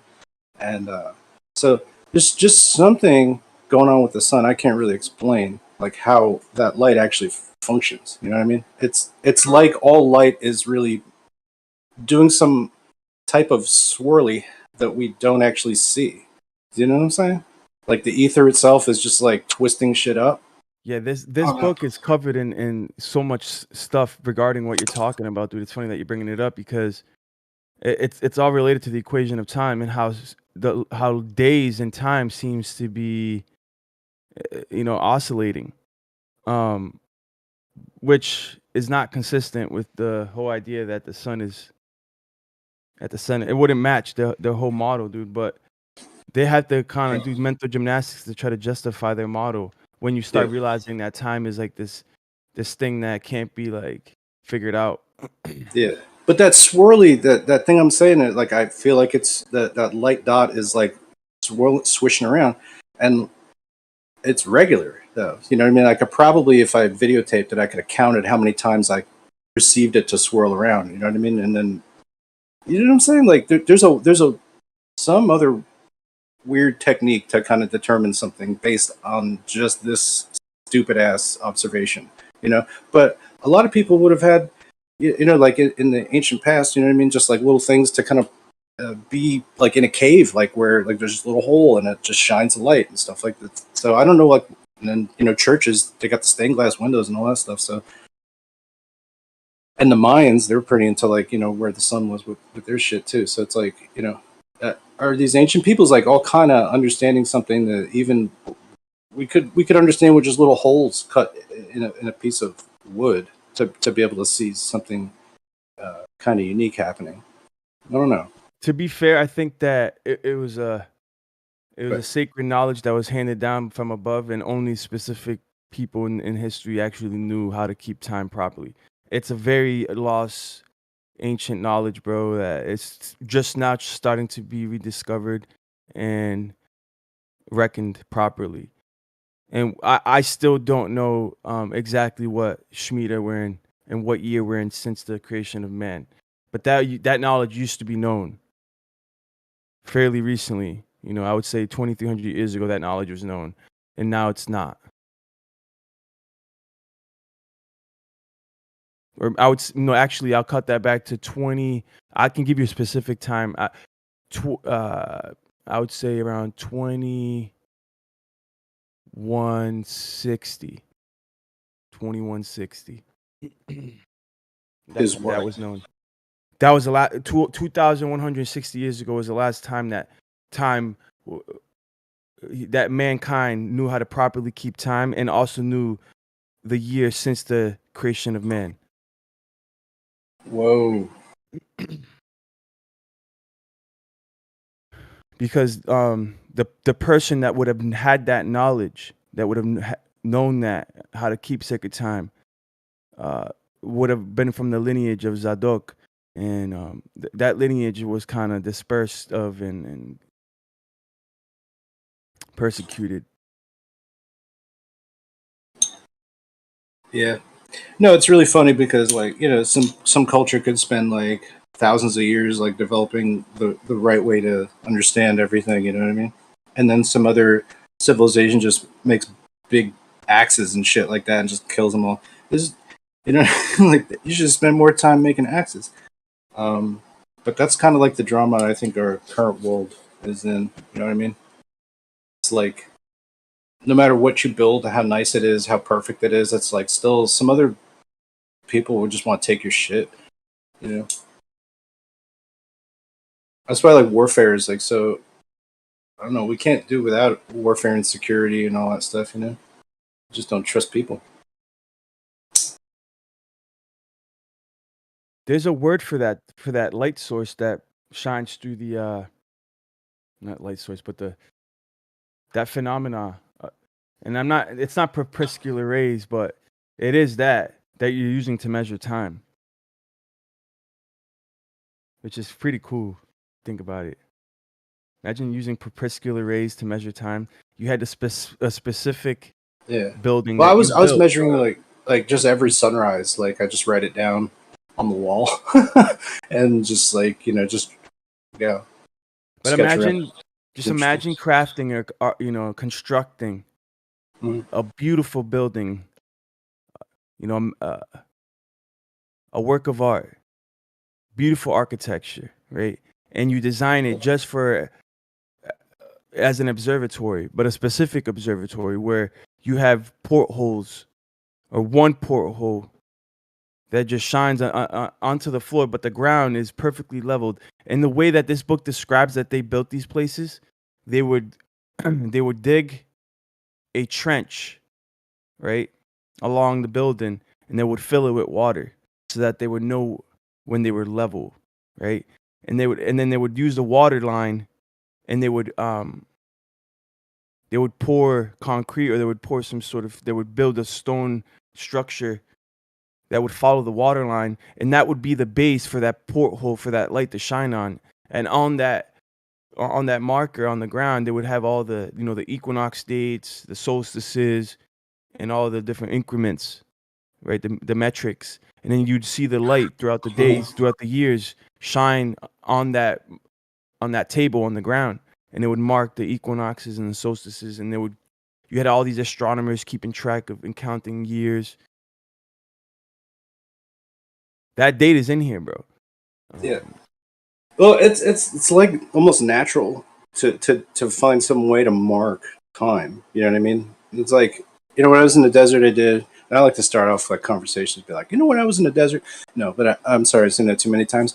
But I set up I was like Good Friday or something like that, and I just like set a post in the ground, and then I waited a whole year, and there's the sun again, like right behind the post. Like I just put the post right where the sun rose. You know what I mean?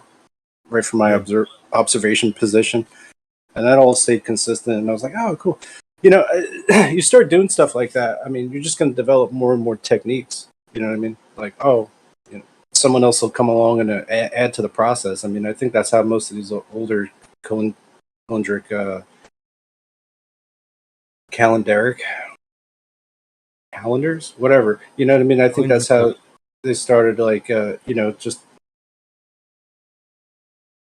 it's a trial and error thing. You know what I mean? But it's also like directly tuned to your natural observation. You don't need to break out a slide rule just yet. You know what I mean? Like just establishing like what you can observe, and then you maybe try to make rules off of that. But like, right, that could take you like hundreds of years to develop like a system like that, and then get like absorbed into some other tribe or whatever. Like there's no knowing where these traditions kind of originate. So I want to show you. This is Yom Teruah. This is 2022. This is last year, September 21st. I just posted it.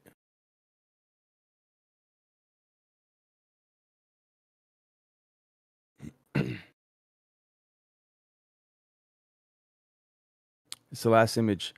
The reason, and this marker right here is very significant. Very significant, because this marker on the sundial also represents the beginning of the year, which is the same marker as the halfway mark of the year, right? So the beginning of the 7th month is the halfway marker of the year. And because of the sun's position in the sky, and as it reverts back and forth, it will cross the same position it did at the beginning of the year. It'll go back past the equinox or past the equator up north again, I mean, down south again.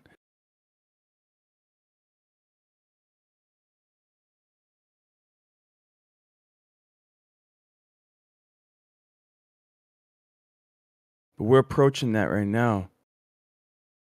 In a couple more weeks, we're going to be right there at that position. But I want to show you where we're at this month. If I could find it. Yeah, right here.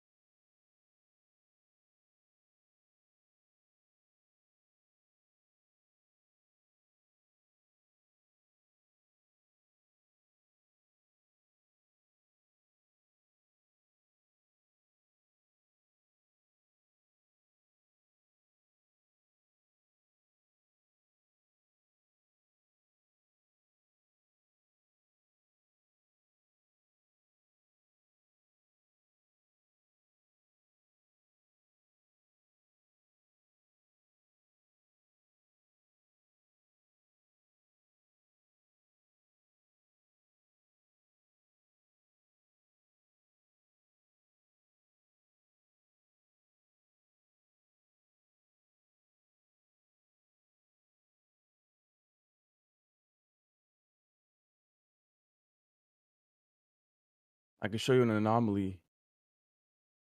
But I don't know if you're able to understand what I'm showing you, but this one right here. So you play Monopoly? So peep this, right? See if you can understand this. So the last image I posted was from 2021. And we're approaching the same time of the season right now, right? It's September 9th today. We're getting closer and closer to this time frame. Now I want to show you the difference in the sun's movements, right? Or the dating at least from the sun's movements. So you have here September 15th, 2021, which is the beginning of the 7th month in the Hebrew calendar. This is literally 182 days from the equinox, right? And the shadow is at the same marker it is at the beginning of the year on the 4th day of the week. That marker right there where the shadow ends, the tip of it, that's a specific marker where those lines indent inwards. It's wrapping around the gnomon. This is called the gnomon, and it's the shadow has like an oval shape at the end of it, and these lines wrap around it, showing that that's the specific marker that those lines got to hug the shadow. That marks Yom Teruah. Or if you go back a couple images, right? So we went from 2021 to 2022. Now 2022 for the shadow to return to the same exact place, right? It was 7 days later. See that? September 21, 2022. It's now granted it does say 1:21 p.m., but it doesn't. And the other one says 12:46 p.m. But the shadow is in the same exact spot at solar noon. Either way, it wouldn't matter that much. Like during that whole time frame, that like you can actually test a sundial within 40 minutes. And some say, oh, it's gonna be off. It's gonna be off. I've done it, dude. Unfortunately I don't have the photo, but I trust me, bro. I'll do it live if people want me to. I'll do it live and I'll show them how it's negligible. You know, it wouldn't change. It wouldn't be significant enough. It would still mark the same marker. You know, one thing I do notice around here, local weather-wise or whatever, anecdotal, is that like, and I think I started noticing this about like, I don't know, 6-7 years ago, but it's like, you know, because the winter is the winter in the Northeast, and then you know you get one day and you're like, wow, it's fucking spring. You know what I mean? You get that day. Do you know what I'm talking about, or does that happen up in your neck of the woods? You know, like New Year's happens, like it'll be like a week after New Year's. Sometimes it'll be before. Now I think it's before New Year's. But like it was happening when I first started noticing it. It was like 2 weeks after New Year's, and it would just get one day, and it was like, wow, is this the first day of spring? And it's like, nope, this is just one, like there's just 2 days of this, and then fucking now another 2 weeks of shit weather. You know what I mean? And then that one day comes up again. And you're like, oh wow, spring again. No, but that cycle keeps going on, and I just noticed like that date of when that first nice day is, it keeps shifting back like a week every year or something like that, or something around there. I know. Dude, if that's the case, dude, if you could prove that, that'd be insane because there's this oscillation. That's what I'm trying to say. Like it bounces back between like even this position right here of the shadow at the autumnal equinox. This is the autumnal equinox right here that we're approaching, the fall equinox. This shadow, you'll see it oscillate between September 21st and September 15th. And I'd say that to people and they're like, oh, you're crazy. We've never observed that. And I'm like, dude, like I'm doing it myself. Like I'm the one observing it, dude. And you've never actually took the time to observe it yourself. All you're doing is reading stuff on the internet. I'm seeing it for myself and you're telling me that that's not a real phenomenon. And I'm like, all right, then, like, I'm not going to argue. I have images of it. I'm not doing anything to the sundial. It's the same length peg. You're just using a flashlight. Those lines are fixed. I'm not doing nothing to the sundial. So whatever's going on has to do with the sun above me because I'll make sure that the sundial is leveled. I have a spirit level, bullet level. I put it right next to it. Everything's straight. I'm not messing with any of the data points.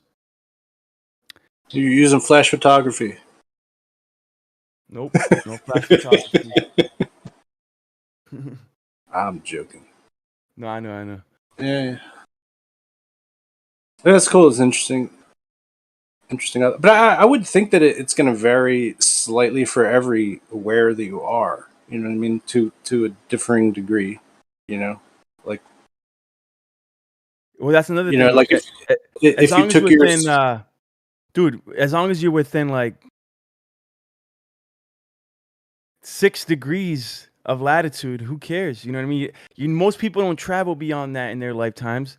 Anyways, like most people are townies, dude. But all I'm saying is that to observe this, just go back to the same degree of latitude every year. You don't have to be in the same town. Yeah. As long as you're within the same degree of latitude. Yeah, go ahead. No, that makes sense.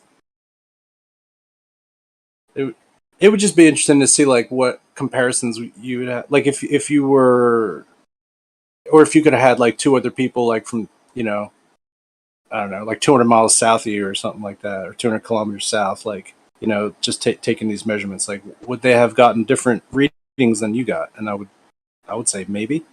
Yeah, I would say strong maybe. Yeah, I Am I wrong? I have a group of people that we all have these sundials. I have a friend in Jamaica. I have a friend in Montana. You already have the system set up. Did you guys get different differences? No, we're all consistent. They have their data points. I would say that the closer you get to the equator, like my friend, her sundial is only so consistent because it's a replica, and because of geographical location, she would have to craft her own sundial now because she's now deviated so far south that the sundial isn't matching up with Israel's time. And this sundial specifically is a replica that was found of an original in the deserts of Judea, in the caves of the Dead Sea Scrolls. They Wow. found 2 different sundials, bro, in those caves, alongside calendrical documents and a bunch of stuff, bro, dating back to 2150.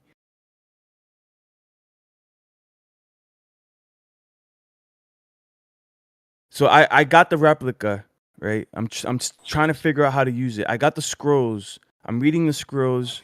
I'm trying to put it all together, and I've scavenged the internet for literature on the topic, on the sundials, from scholars in academia, from JSTOR and academia.edu and other places. I'm in direct communication with Rachel Elior, who's a professor and a scholar and a teacher at the University of Tel Aviv, and there's very little to like. People know very little about how to use the sundial, and I honestly believe that I'm one of the leading. Me and a couple people in here that are we're not renowned, we're not world renowned, but I believe that we are at the frontier of trying to figure out how to use the sundial, even above modern academia. Because, and I don't consider myself like an expert, but I believe that since we're nobody, since we're humble, we actually have a better grasp on the truth than modern academia that's under certain paradigms, both Jewish and Christian, right? So there's Jewish scholars from Tel Aviv that have a specific paradigm. You know, they're under rabbinical tradition, and so they're not gonna ever deviate from that. Mm-hmm.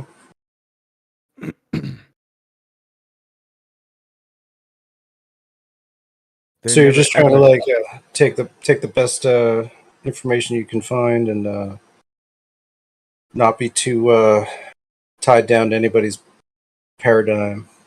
I'm just trying to understand what's going on. Seems good. Yeah, because these markers on the sundial are undefined. The marker that I'm showing you right now is undefined.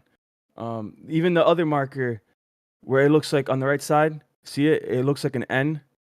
Nobody knows what that's for. They're guessing. The best scholars are guessing to what that N might be. And I think, listen, anything but that. They don't think for whatever reason they haven't said it's north that I know of. I mean, I've heard it said that they think it's east, but I know it's north.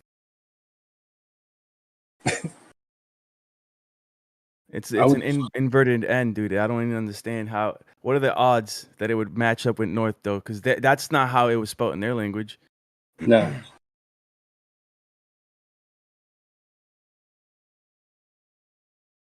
Do you think that's like a weird coincidence?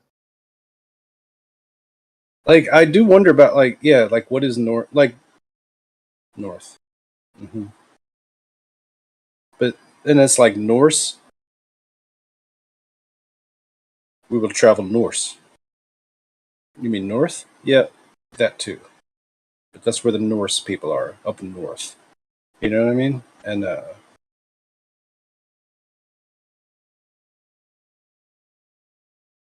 they got some old school cosmology, bro. Like the Nordic traditions seem like very, I don't know, like compatible with like the Indonesian, you know what I mean? Like the Hindu, that whole vibe seems like it just took the party north. And then like came up with these different, like a different pantheon. That's just my 2 cents. But yeah, that Nord too, right? Doesn't that mean north? I don't know, right? It's just like all these Nors. Unless you say Nor, which is just like not. It doesn't make any sense. Yeah. But yeah, so at solar noon, when you take out the sundial to test it, when the sun's at its closest zenith to your location, you'll notice that the shadow will always point north, true north. Say that again. When you measure the sun in the northern hemisphere, right? If you believe in the geocentric flat Earth, if you measure the sun at solar noon, that the shadow, wherever the shadow points, it's always pointing north. Always. Like, so if you ever need to know your location, I mean, we're not idiots. We know that the sun rises in the east, but just know that the shadow always points north. Yeah. At solar noon. Which is like noon, or you're talking about? Yeah, real noon is solar noon. That's how time used to be kept till it was standardized. And now 12 o'clock is not actually solar noon. But 12 o'clock used to always be solar noon, and till fairly recently when they standardized time.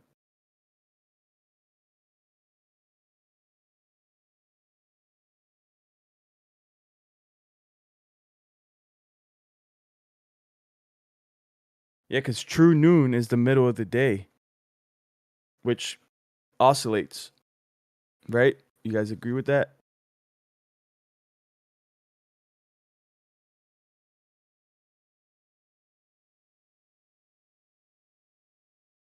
Well,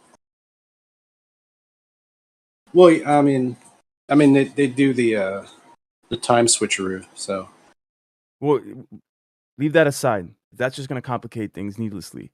So if daylight savings time aside, which are taken away, thank goodness, you agree that time does oscillate, though? Like, the days do expand and contract and expand and contract. like through the year, yeah. And even the middle part can move. The middle part of the year? The middle part of the day. Noon time can move in real time. This is why it's a little difficult to grasp because... Yeah, I guess it drifts. I don't know. Yeah, I think 10 o'clock is pretty much as strong as 12 o'clock, if you're in the high desert with no cloud cover.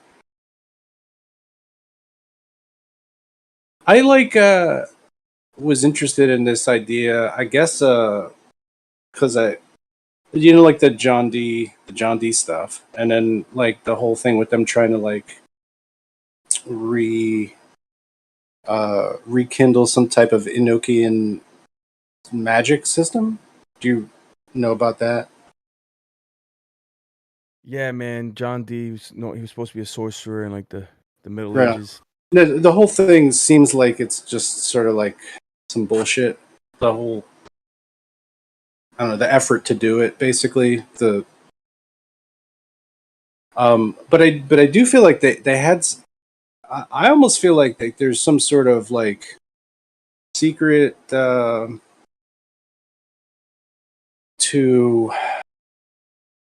This is just my own thinking. Just like that, these like angelic names, the L's, all the L's are related to some angle of where the sun is to you.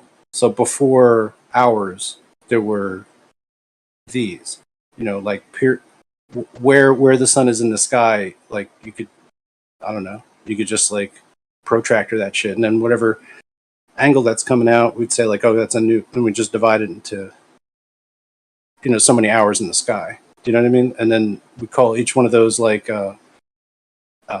maybe you call like Michael the rising sun, or whatever you could call it, whatever you want. You know what I mean? But I think that there existed some type of system like that. In effect, that these angel names are like hours of the day or night. I don't know. Just my thinking. Maybe it relates to something. Maybe not. What do you think? Well, yeah. I mean, it's good to ponder these things, but I don't really have like a strong opinion. That's what you're asking. Like the right? I don't know. It's just like it seems like there's some kind of solar basis for all this stuff, including like angels and that kind of thing. Maybe, I don't know. Oh man, that coffee. I'm reading this for the first time. It says here, says here. The most important of these texts was Ptolemy's great compilation, which showed how to represent the motions of the stars, the luminaries, the sun and the moon, and the planets as seen from a stationary Earth. Ptolemy's mathematical hypothesis that the Earth stands still at the center of the universe seemed the most obvious and satisfactory basis for an exact astronomy. Not only did it conform to the evidence of the senses, it fit perfectly with the physical books of Aristotle, then by 1200s, also newly available. The key parameter in the Easter calculation was the time of return of the sun to the same equinox, which is what we're talking about here. That's why I brought up the sundial, because this is the return to the fall equinox. So from the first image, 2021, in my opinion, this is the return of the sun to the same position it was the year prior. But when you talk to modern astronomers, they will tell you that the fall equinox isn't until September 21st. But somehow the sun has made its movement back, right? When you look at a year later, 2022, you'll see it's September 21st is the actual equinox this year, but that the previous year, for whatever reason, the sun had at that same time period on the sundial was September 15th. I don't know how to explain that, dude. Now, granted, I'm off by 40 minutes, but 40 minutes is not like I can show you the difference in 40 minutes. It's negligible. It's a little bit wide. It's a little bit longer, a little bit shorter. Very small amount. It would still show the same marker though.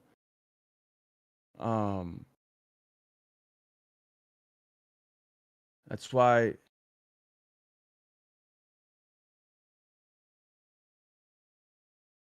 Like I've done half-hour differences, and I've noticed the marker barely changes. So, anyways, but it says here the key parameter in the Easter calculation was the time of the return of the sun to the same equinox. The most powerful way of measuring this cycle was to lay out a meridian line from south to north in a large dark building with a hole in its roof, and observe how long the sun's noon image took to return to the same spot on the line. The most convenient such buildings were cathedrals. They came large and dark and needed only a hole in the roof and a rod in the floor to serve as a solar observatory. The accuracy of the results depended on the care taken in installation, which I was talking about earlier, how they would build trenches. In the trenches, they would fill up with water to give them their grade. And then the water line would be their grade, and they would build these I think they would either pour them or they would construct them out of brick, and they would try to make it as firm as possible to keep it from ever sinking or rising, so that it would not affect the measurements. But even then, even though they took great care to keep the foundation from shifting or moving, in a lot of these cases, these experiments were thrown out or inconclusive because they noticed that the foundation was not firm. Unfortunately, years later, after doing meticulous calculations, they couldn't use their data, or if they did use their data, they knew secretly that the foundation might have shifted, throwing off their numbers. This actually plagued them. Many observatories. This thing that I'm talking about. But anyways, going back to this. The accuracy of the results depended on the care taken in installation, correct positioning of the hole, proper orientation of the rod, and exact leveling of the floor. Very important. Your foundation needs to be on rock. Immovable. You know this. The book originated in the pleasant viewing of meridian lines installed in 4 Italian and French cathedrals during early modern times. They have the merits of beauty and utility. which to some observers were one and the same thing. If the beauty of astronomical instruments depends on the usefulness of the results that can be obtained from them, then meridian lines can be counted among the most beautiful of things. The writer of these lines, reviewing the Meridiana, built in early 18th century in the assembly room of a small Academia of Sciences in Siena, had in mind not only measurements for correcting the calendar, but also a wide range of fundamental studies. The Academy's line proved too small to contribute to either purpose. Its model, the Meridiana, in the Grand Cathedral of San Petronio in Bologna, was another matter. According to the most authoritative compendium of the natural knowledge of the 18th century, it made an epoch in the history of the renewal of the sciences. Together with counterparts in Florence, Paris, and Rome, it would be celebrated in ages to come, to quote another 18th century enthusiast, for the immortal glory of the human spirit, which could copy so precisely on the earth the eternal rule-bound movements of the sun and the stars. But yeah, I don't want to read too much, but I just wanted to get a conversation sparked.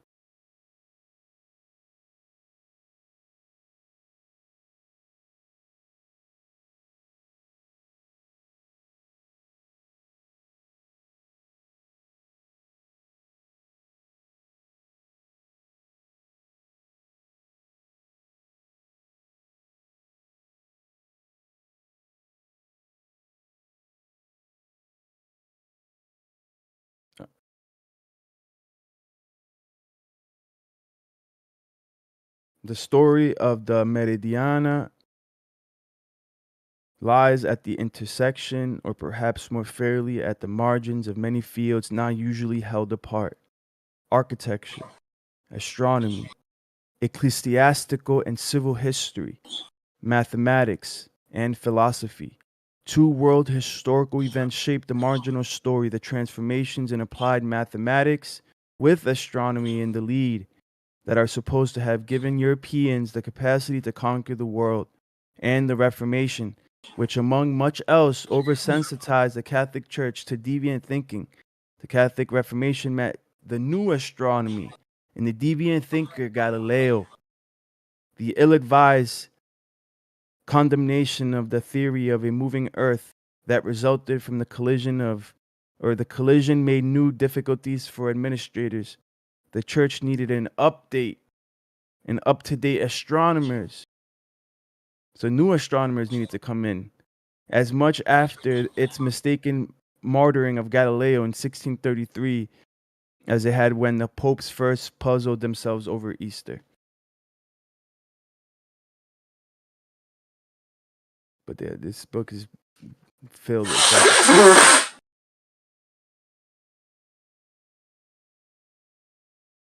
Yo, someone just blew their nose on the mic, bro.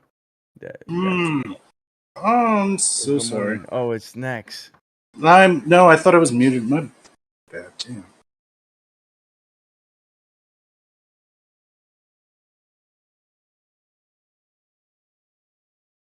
That's all good, bro. I'm never gonna live this down. Sorry, it's been nice knowing you. Blow your nose on the mic.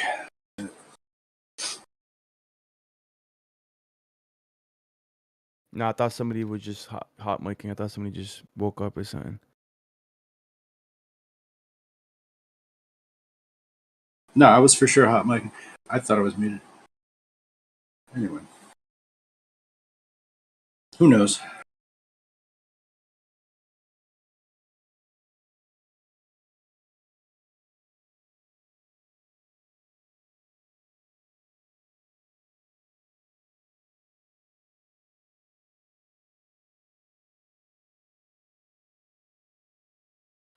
I don't know if you guys have heard me talking about this like Marburg thing and how you can trigger nanoparticles with electromagnetic pulses and it releases the pathogens inside.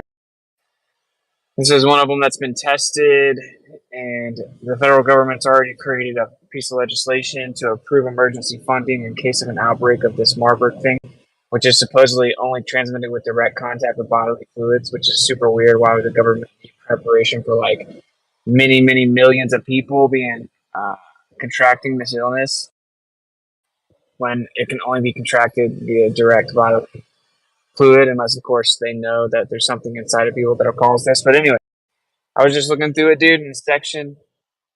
If you come down to like section 6, it says that it's the PrEP Act states that a covered countermeasure must be a qualified pandemic or epidemic product or security countermeasure as described immediately below. A drug, biological product, or device authorized for emergency use. Uh-huh.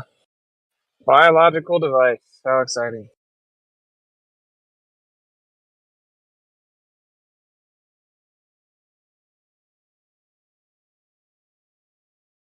You know, yesterday you brought up Daniel, man, and it seems that what Daniel was talking about with the mingling of iron and clay, but they won't be able to mingle because iron and clay do not mix. That seems very prophetic. You know, it's exactly what we see about to happen. Yeah, what's really crazy is like that the certain version of iron is only used in Daniel. And it seems to have a slight different application than the other uses of the word iron. It means like mixed iron or like synthetic. So it's like that use of the word is only in Daniel.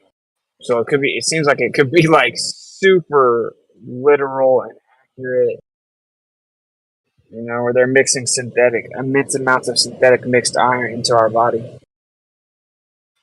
which doesn't mix, and that's why it literally doesn't mix. That's why your body's it's not bioavailable, and your body can do nothing but like just trap it in your clot up stuff like that. No, I know you've seen those clot videos, bro. Oh my goodness.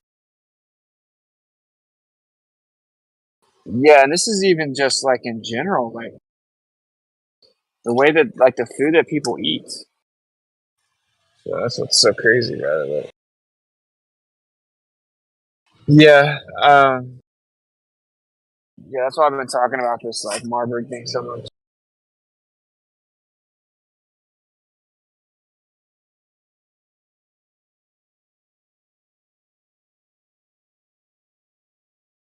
What's that syndrome that you get where you feel like you have things crawling in your skin or burrowing in your skin?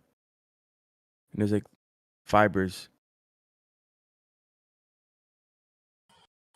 Oh, I don't know. more gelin. I was getting that confused for Marburg. You saying Marburg? Yeah, which is basically like a zombie virus. Oh, that's right, zombies. Dude, it's so crazy, dude. Like I really broke this down. I was up way too late. Now I'm up way too early because I have to move today. But like I was breaking it down to everyone last night, and honestly, it changed the whole vibe of the room. It got like super heavy. I felt kind of bad because like as I was laying it out and we were thinking through it, it makes like way too much sense, dude. Way too much sense. Because like I feel like Alex Jones, you know, like I have the documents, but I literally do, bro. I have all the science. I have all the patents. Okay. You can put a nanoparticle inside of like a mouse, right? And the nanoparticle will just sit dormant in the mouse until you introduce a certain frequency of electromagnetic waves. And what they did was they would send these pulses of like 18 gigahertz. And after they hit it with 3 1-minute pulses, it triggered the nanoparticle to open up and it released the pathogens that were inside the nanoparticle. And once that happened, the mice were infected with those pathogens. Wow. So this technology exists, bro. Like a nanoparticle opened up right after remaining dormant, and there were pathogens placed inside it. Well, like let's just say recent nanoparticles which people call lipids, lipid nanoparticles.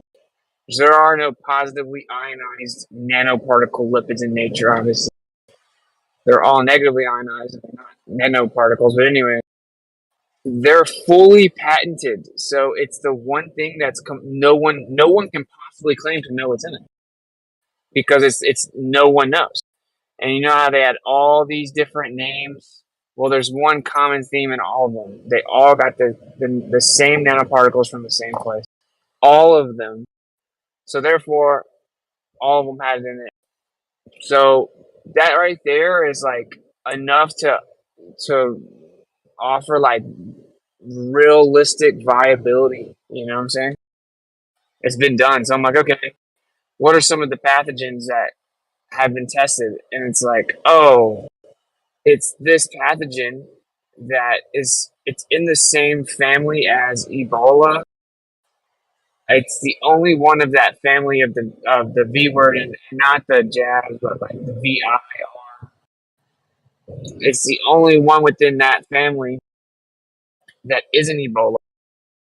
But anyway, it's tied to a specific type of bacteria and stuff like this, a certain pathogen, and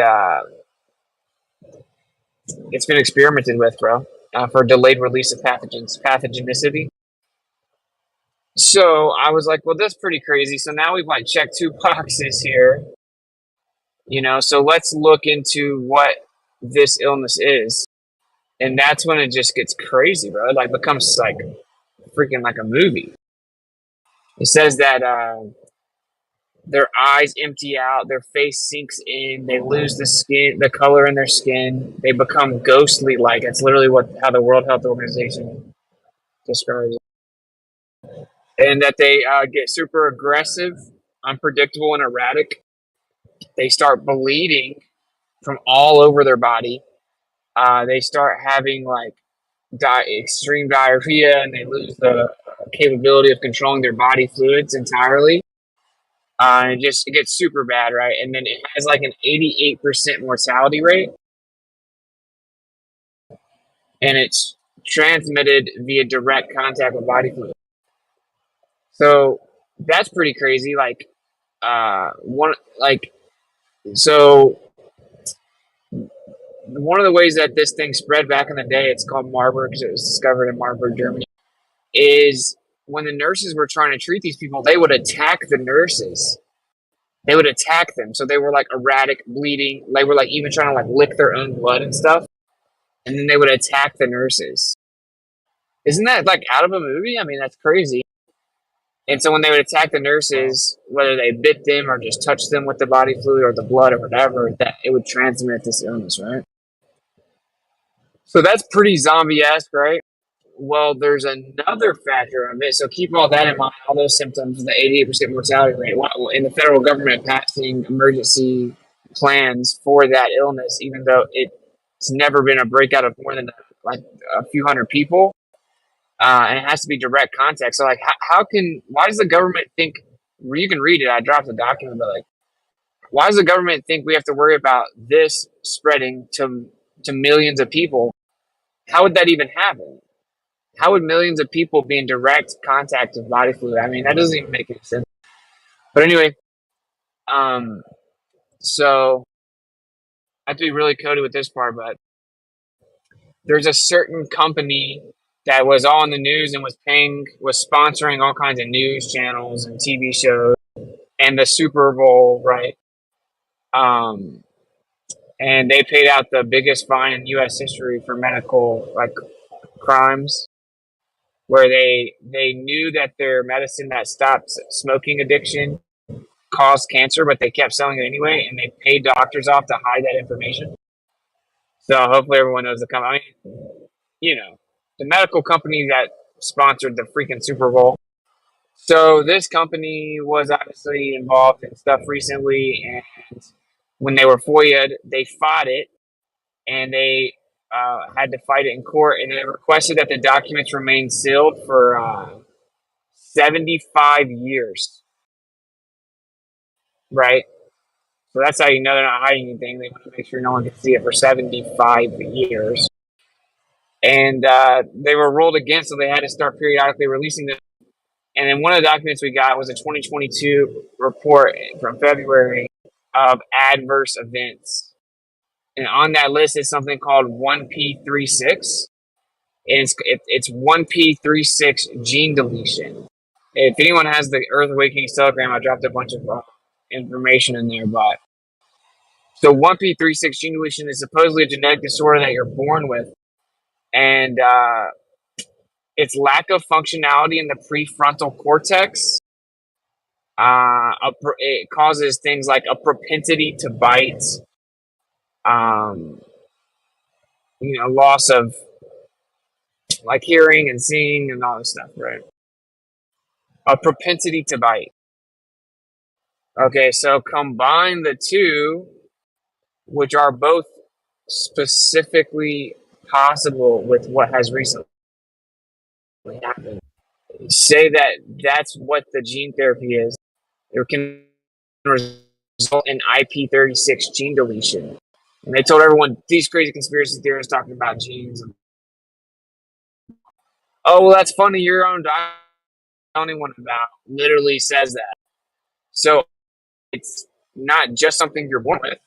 If people are having it as an adverse situation, right? So anyway, combine the loss of function in the prefrontal cortex, losing the ability to see and hear, and a propensity to bite with like erratic, aggressive behavior, lacking social awareness. So take that, combine it with the illness that you're bleeding, and you're also aggressive, erratic, no control of body fluids, and what do you have? You have a zombie. And in fact, you have a zombie that can bite you and turn you into the same zombie.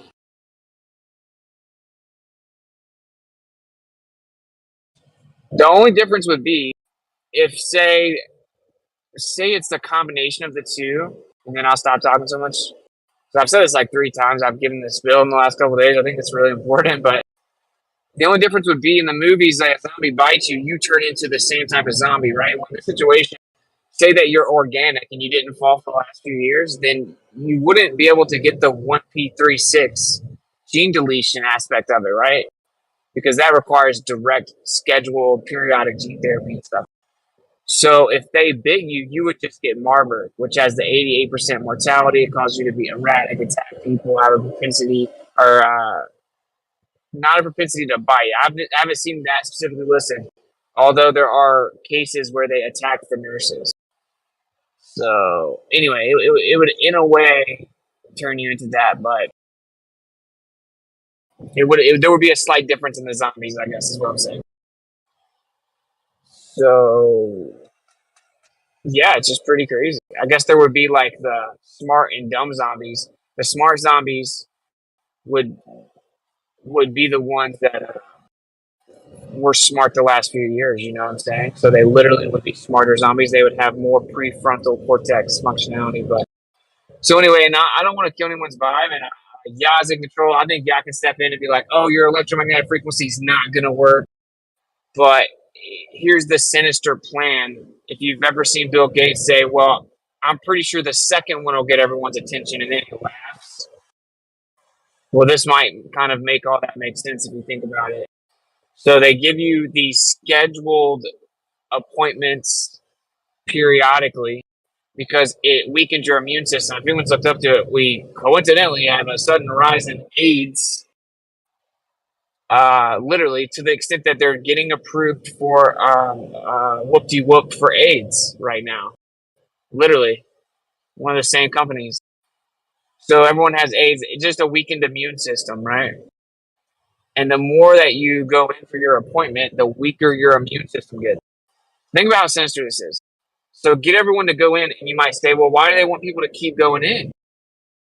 Because they want to really maximize how much damage they do to the immune system. So it's not like you have to get a certain amount or anything like that. They just want to try to get people to take as much as they can for each person because that's how much weaker their immune system gets.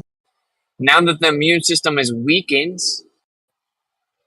then you trigger the nanoparticle pathogen, and the body cannot stop that pathogen because its immune system's so weak. So as the pieces, hopefully I put that together without saying too much.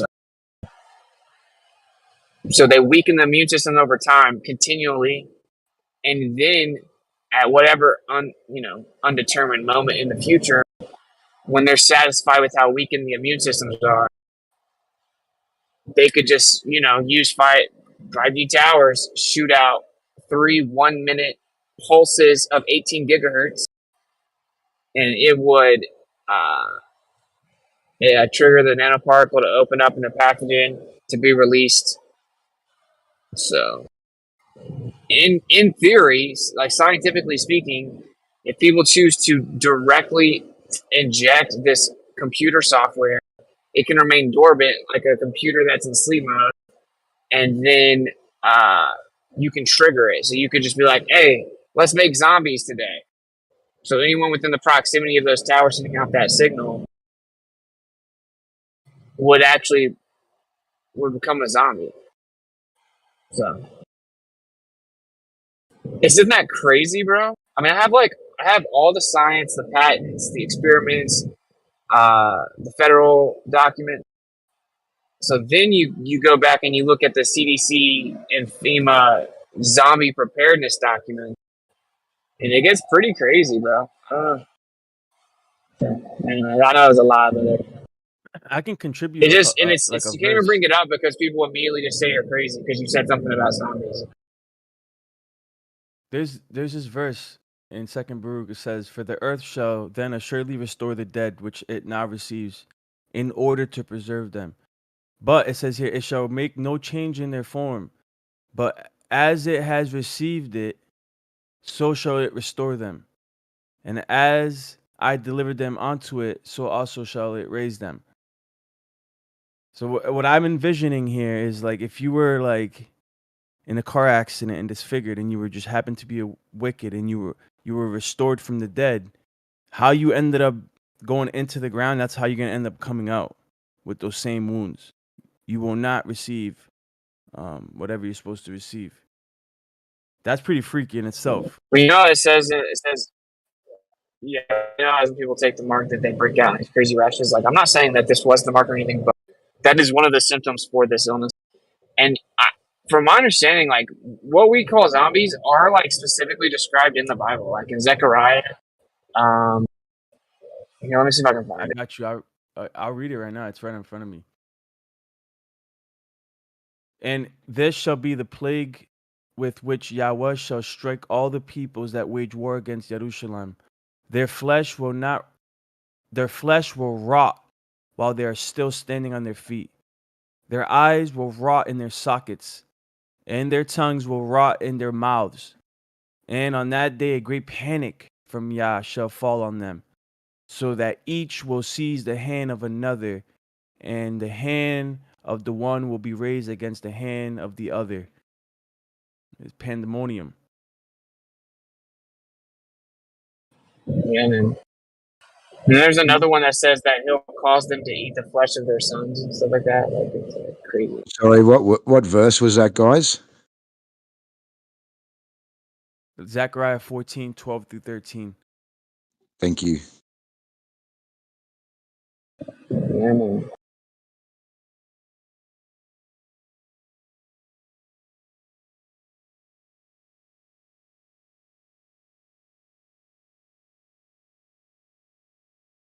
I obviously can't even drop this stuff in here.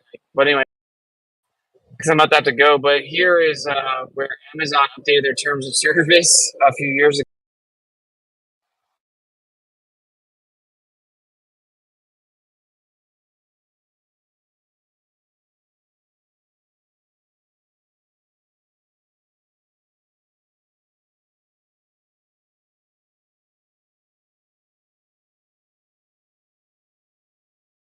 And Baruch continues in chapter 50 and says, "For then it will be necessary to show to the living that the dead have come to life again, and that those who had departed have returned again. And it shall come to pass when they have severely recognized those whom they now know, then judgment shall grow strong, and those things which before were spoken of shall come to be." Yeah, bro. And let me read this one thing. because I have to start moving. But they update their terms of service, and this is what it says. It says Clause 5710 of the Amazon Terms of Service states the restriction will not apply in the event of the occurrence certified by the United States Centers for Disease Control or successor body of a widespread viral infection transmitted via bites or contact with bodily fluids that causes human corpses to reanimate and seek to consume living human flesh, blood, brain, or nerve tissue, and is likely to result in the fall of organized civilization. And their Sorry, cover man. for all this is that it's just a joke. Sorry, where was that written, Austin? A few years ago in Amazon's terms of service. And then I also have the CDC zombie preparedness documents, which used to be a website that was up for 5 years, and then people kind of caught on. So then now it's just a graphic PDF, and they took the website down. And then FEMA has a zombie preparedness thing too. They doubled up with Zombieland or whatever. So and they claim it's just educational entertainment to get people interested in preparedness. So yeah, pretty crazy, bro. So I'll drop the cover of that, and you can go to the Telegram for Earth Awakenings. I dropped all the documents, but I gotta go move. So you guys have a good day. Much love. Later, man. Good luck.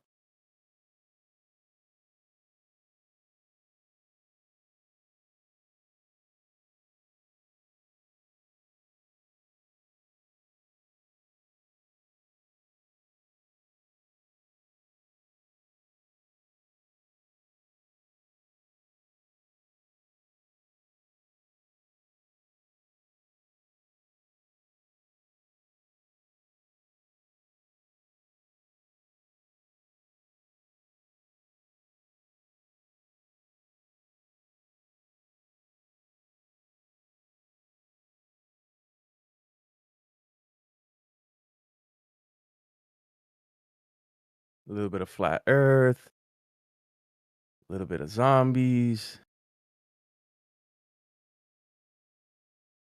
Little apocalypse. A little apocalypse, little scripture.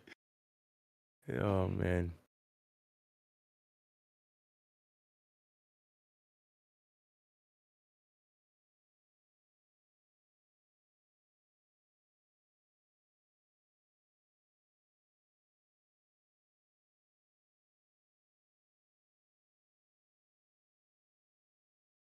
There's some freaky verses, bro, over here. I'm looking up right now.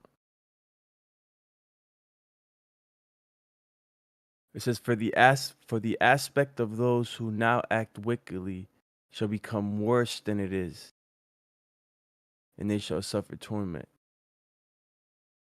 And the former shall yet more waste away in wonder at the visions and in the beholding of the forms. For they shall first behold and afterwards depart to be tormented. And it's referring to like these zombies. Yeah.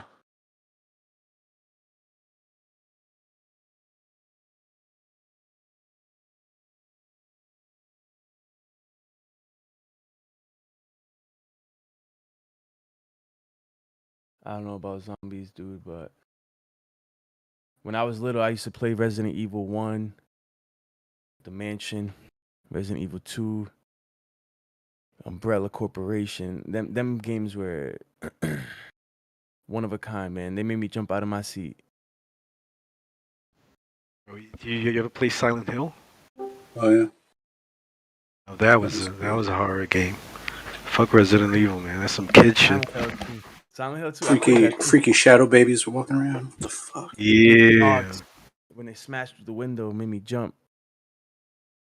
Triangle Head. Or what? Pyramid Head or whatever the fuck his name is.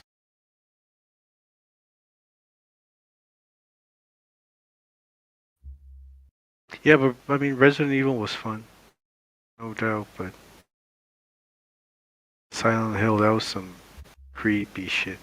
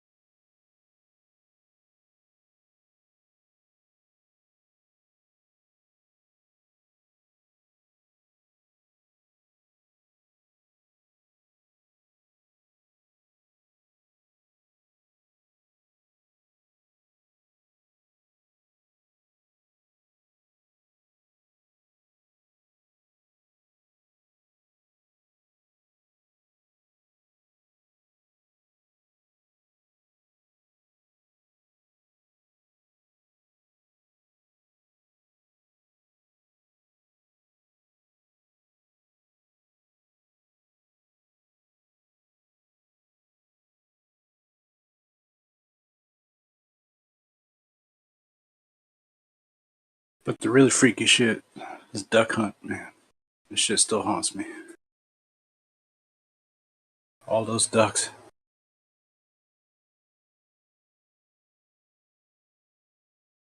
That before.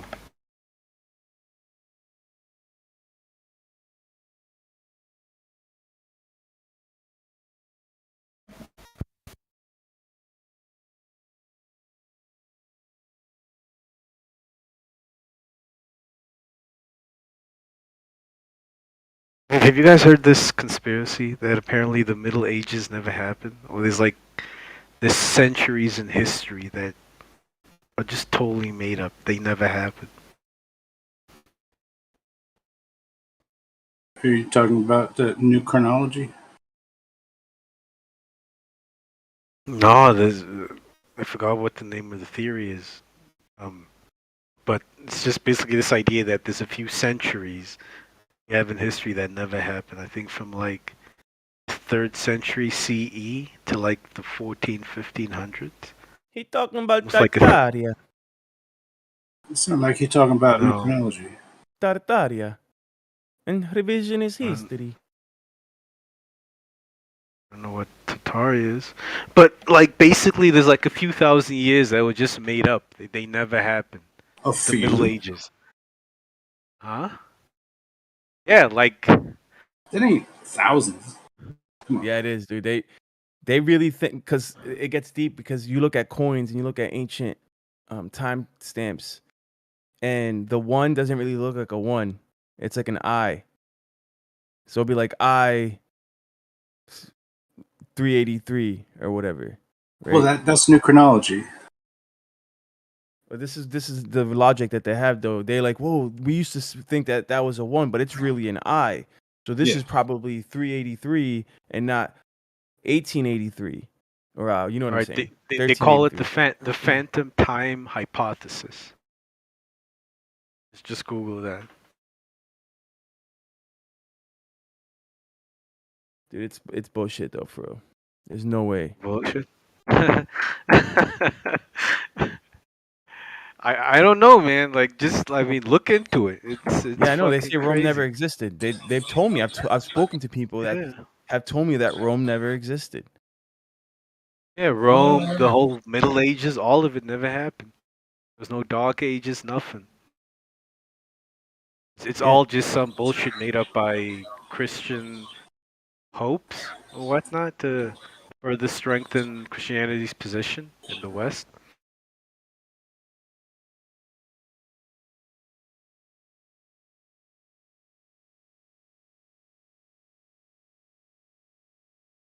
So you believe this conspiracy? I don't know. I don't believe it, but it's pretty interesting. But they're just talking about like like in the Western world, they're not saying global history was made up, like whatever was happening in China and South America, that stuff happened. But Western European history, a lot of it was apparently fabricated. But you're saying that global history was fabricated? Not global, Western European history. Oh, okay. You mean that we're on a flat Earth? Got you. But the thing is, some of this motive for this reasoning, right? Who's pushing this out? When you look into the root of it all, it comes from Russia, and part of their propaganda campaigns that goes back to the 80s, if not before that, 70s. They've been trying to topple the U.S. Hold on, just hear me out. But the guy from Russia, he was in like World War II or something like that. Just hear me out. Because what I'm trying to say is that this propaganda was put forth to convince the American population that most of the history that we were taught in schools was bullshit. To try to get the American people to become uneasy with trusting government and also trusting their history and authority in general.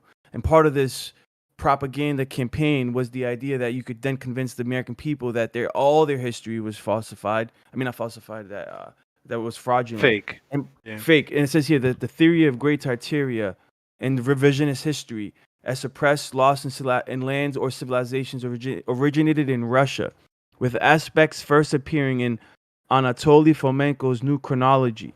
Why was it New Chronology? Because he's now establishing a new chronology contrary to what we've been taught regarding our history. And Yeah, that's that's that Russian mathematician, right? Like I yeah. know all He's not a about that, mathematician. but He's not a well, it's mathematician. either right, it's either him or but there's also like another Russian mathematician that has the same idea. But the idea I'm talking about goes Right. back centuries. You know, the idea I'm talking about came about in the 16 to 1700s before Russia was what All Russia right. is Fair today. enough.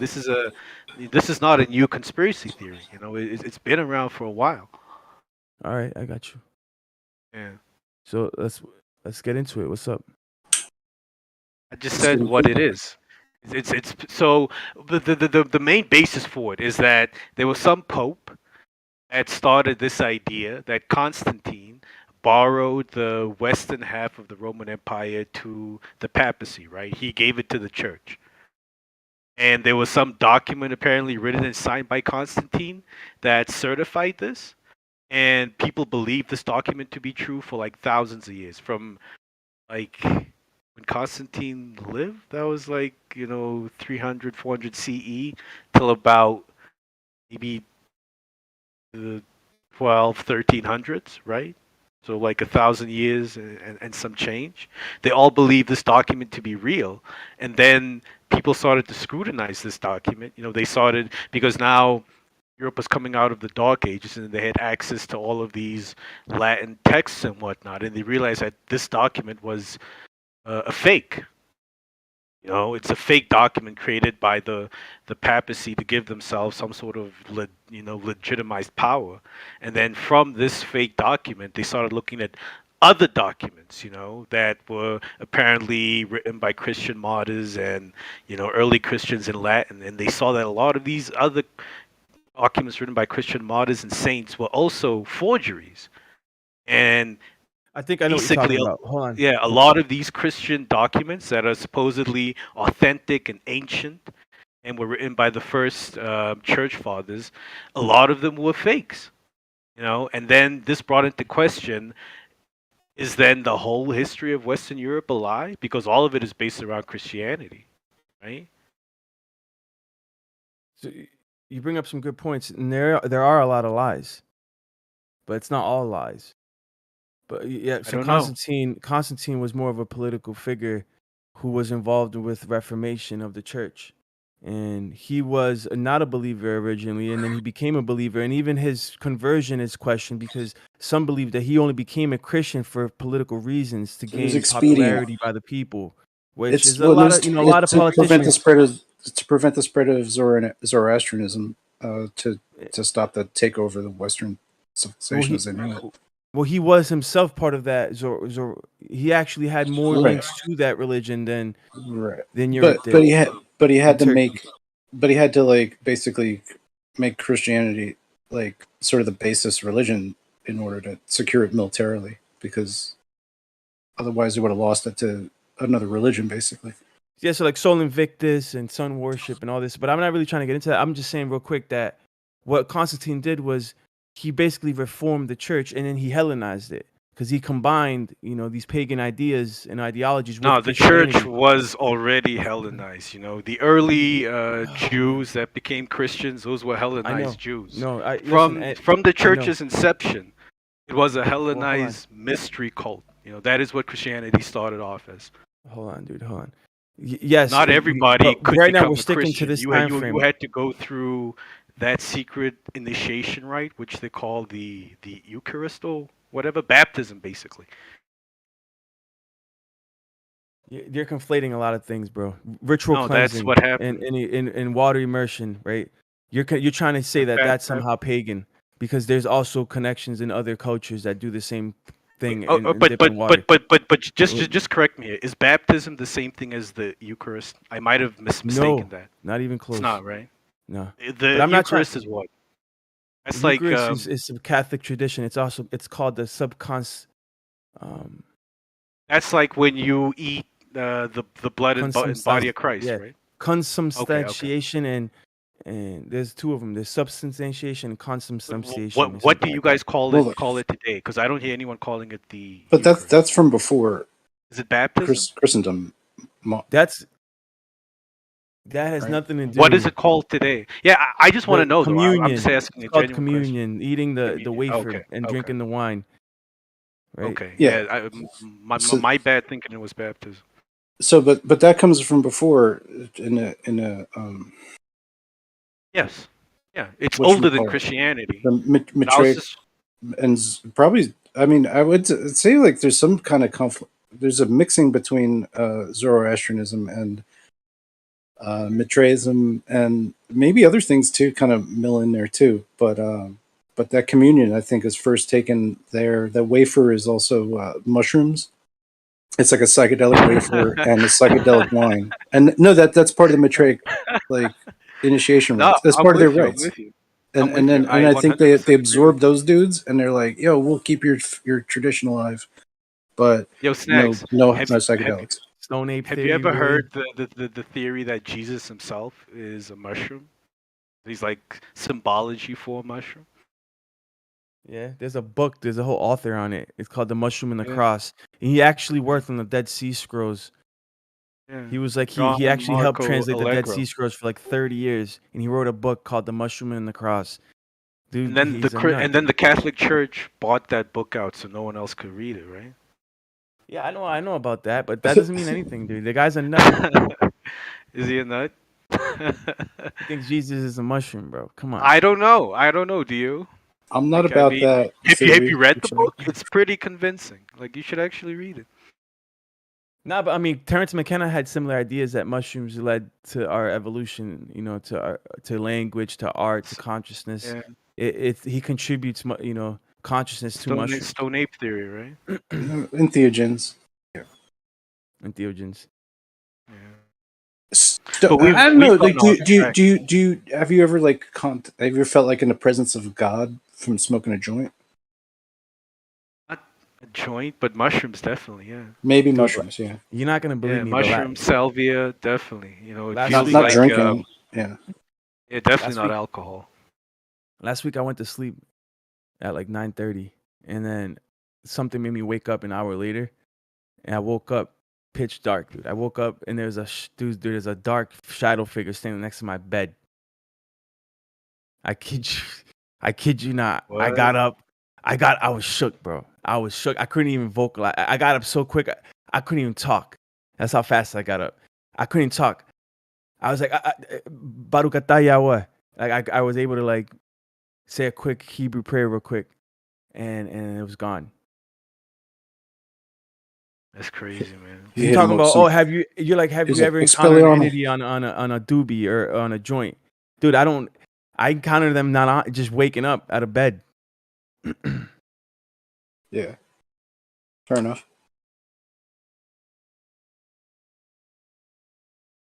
I just mean it's not entheogenic, like to where it's like you feel like you're surrounded by the presence of, some type of all-encompassing consciousness.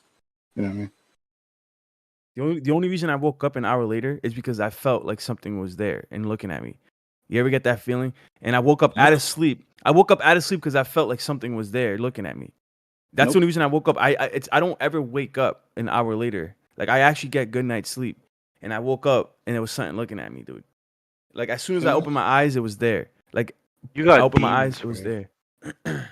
He got demons real bad. No, it doesn't happen real ever. bad. It You never got demons happens. real bad, bro.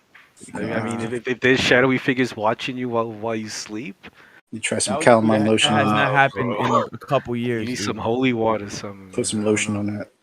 Yeah, man. But anyways, going back to Spooky. Constantine and all this. What you were Yeah. referring to is the Hagia Sophia. That there was a library in the Hagia Sophia, right? Is that what you're talking about? In that library, they found all kinds of copies of ancient manuscripts, including Sophia, Acts, lover of the book of knowledge. Acts, Gospels, all that, dude. Because they had it was a whole library in there in Turkey, modern day Turkey.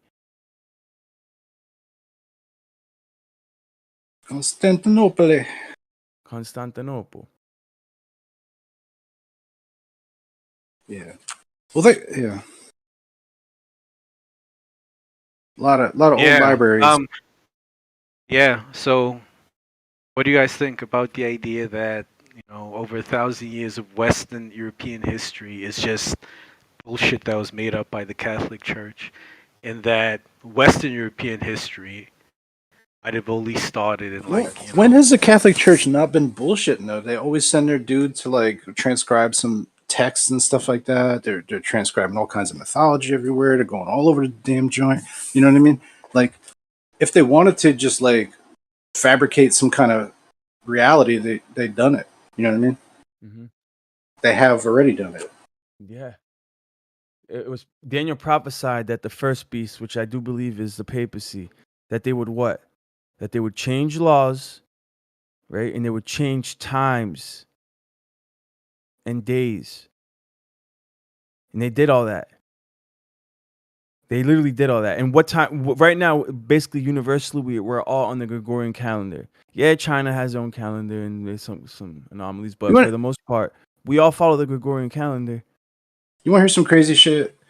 This is just on the idea. Somebody told me. I don't even know if it has any like stemming to anything real, but this is an idea of moon magic, where it is like you have an intent, but you base it on the phase. So like on the full moon, you do some type of shit because it's always going on. Like that time is always coming back to you. So like whatever you do at that time will come back to you the next moon cycle. And that sounds crazy. But if you think about it, maybe it isn't. I mean, what do you reckon? Anything? Yeah, I mean, I don't get what you magic, dude, sorcery, like. No, just like well, no, it's like pretty much every day you live, like you're putting down a template for like how you are, and then that moon cycle may have something to do with just like making that stronger for you later down the road. So like, so let's say every full moon, you're like, I'm gonna act terrible, and you know what I mean. But maybe some terrible shit just start happening to you like on full moons, so you start attracting that energy because it's kind of imprinted in the cycle. Some crazy thinking. What do you reckon? Lunatic? I think Oh, you're a lunatic. Shut up. You're becoming a lunatic. No, but it's also a way that other people like use to like bring good fortune into like, like have that phase and they're just like being awesome. You know what I mean? It sounds Waiting for like shit to happen. sounds like some astrology, moon worship stuff. Oh yeah, it definitely probably is. Yep. Yeah. Just wondering, it doesn't mean it doesn't work. I don't know. No, I mean, even the Bible's full of it. Astrology, they talk about the stars and the sky in the Bible, like all No, throughout. but it's the same thing as like holy days or set aside days or whatever. If you just like figure like, oh, that's my day or whatever, you know what I mean? And like you're gonna try to intone some shit that's gonna make your life better, just like you would on a regular holy day or whatever. The crescent moon. Will you just say that? I'm supposed to know what that means? Yeah, what does that mean? Yeah, the significance between the, but isn't Islam's logo a crescent moon? That's a very modern day logo. That's nothing within Islam. Nothing within Islam or the Quran speaks to it. It's just a thing that's come about with Islamic nationalism. Like a lot of the Muslim states do have it as a crescent, but it's not something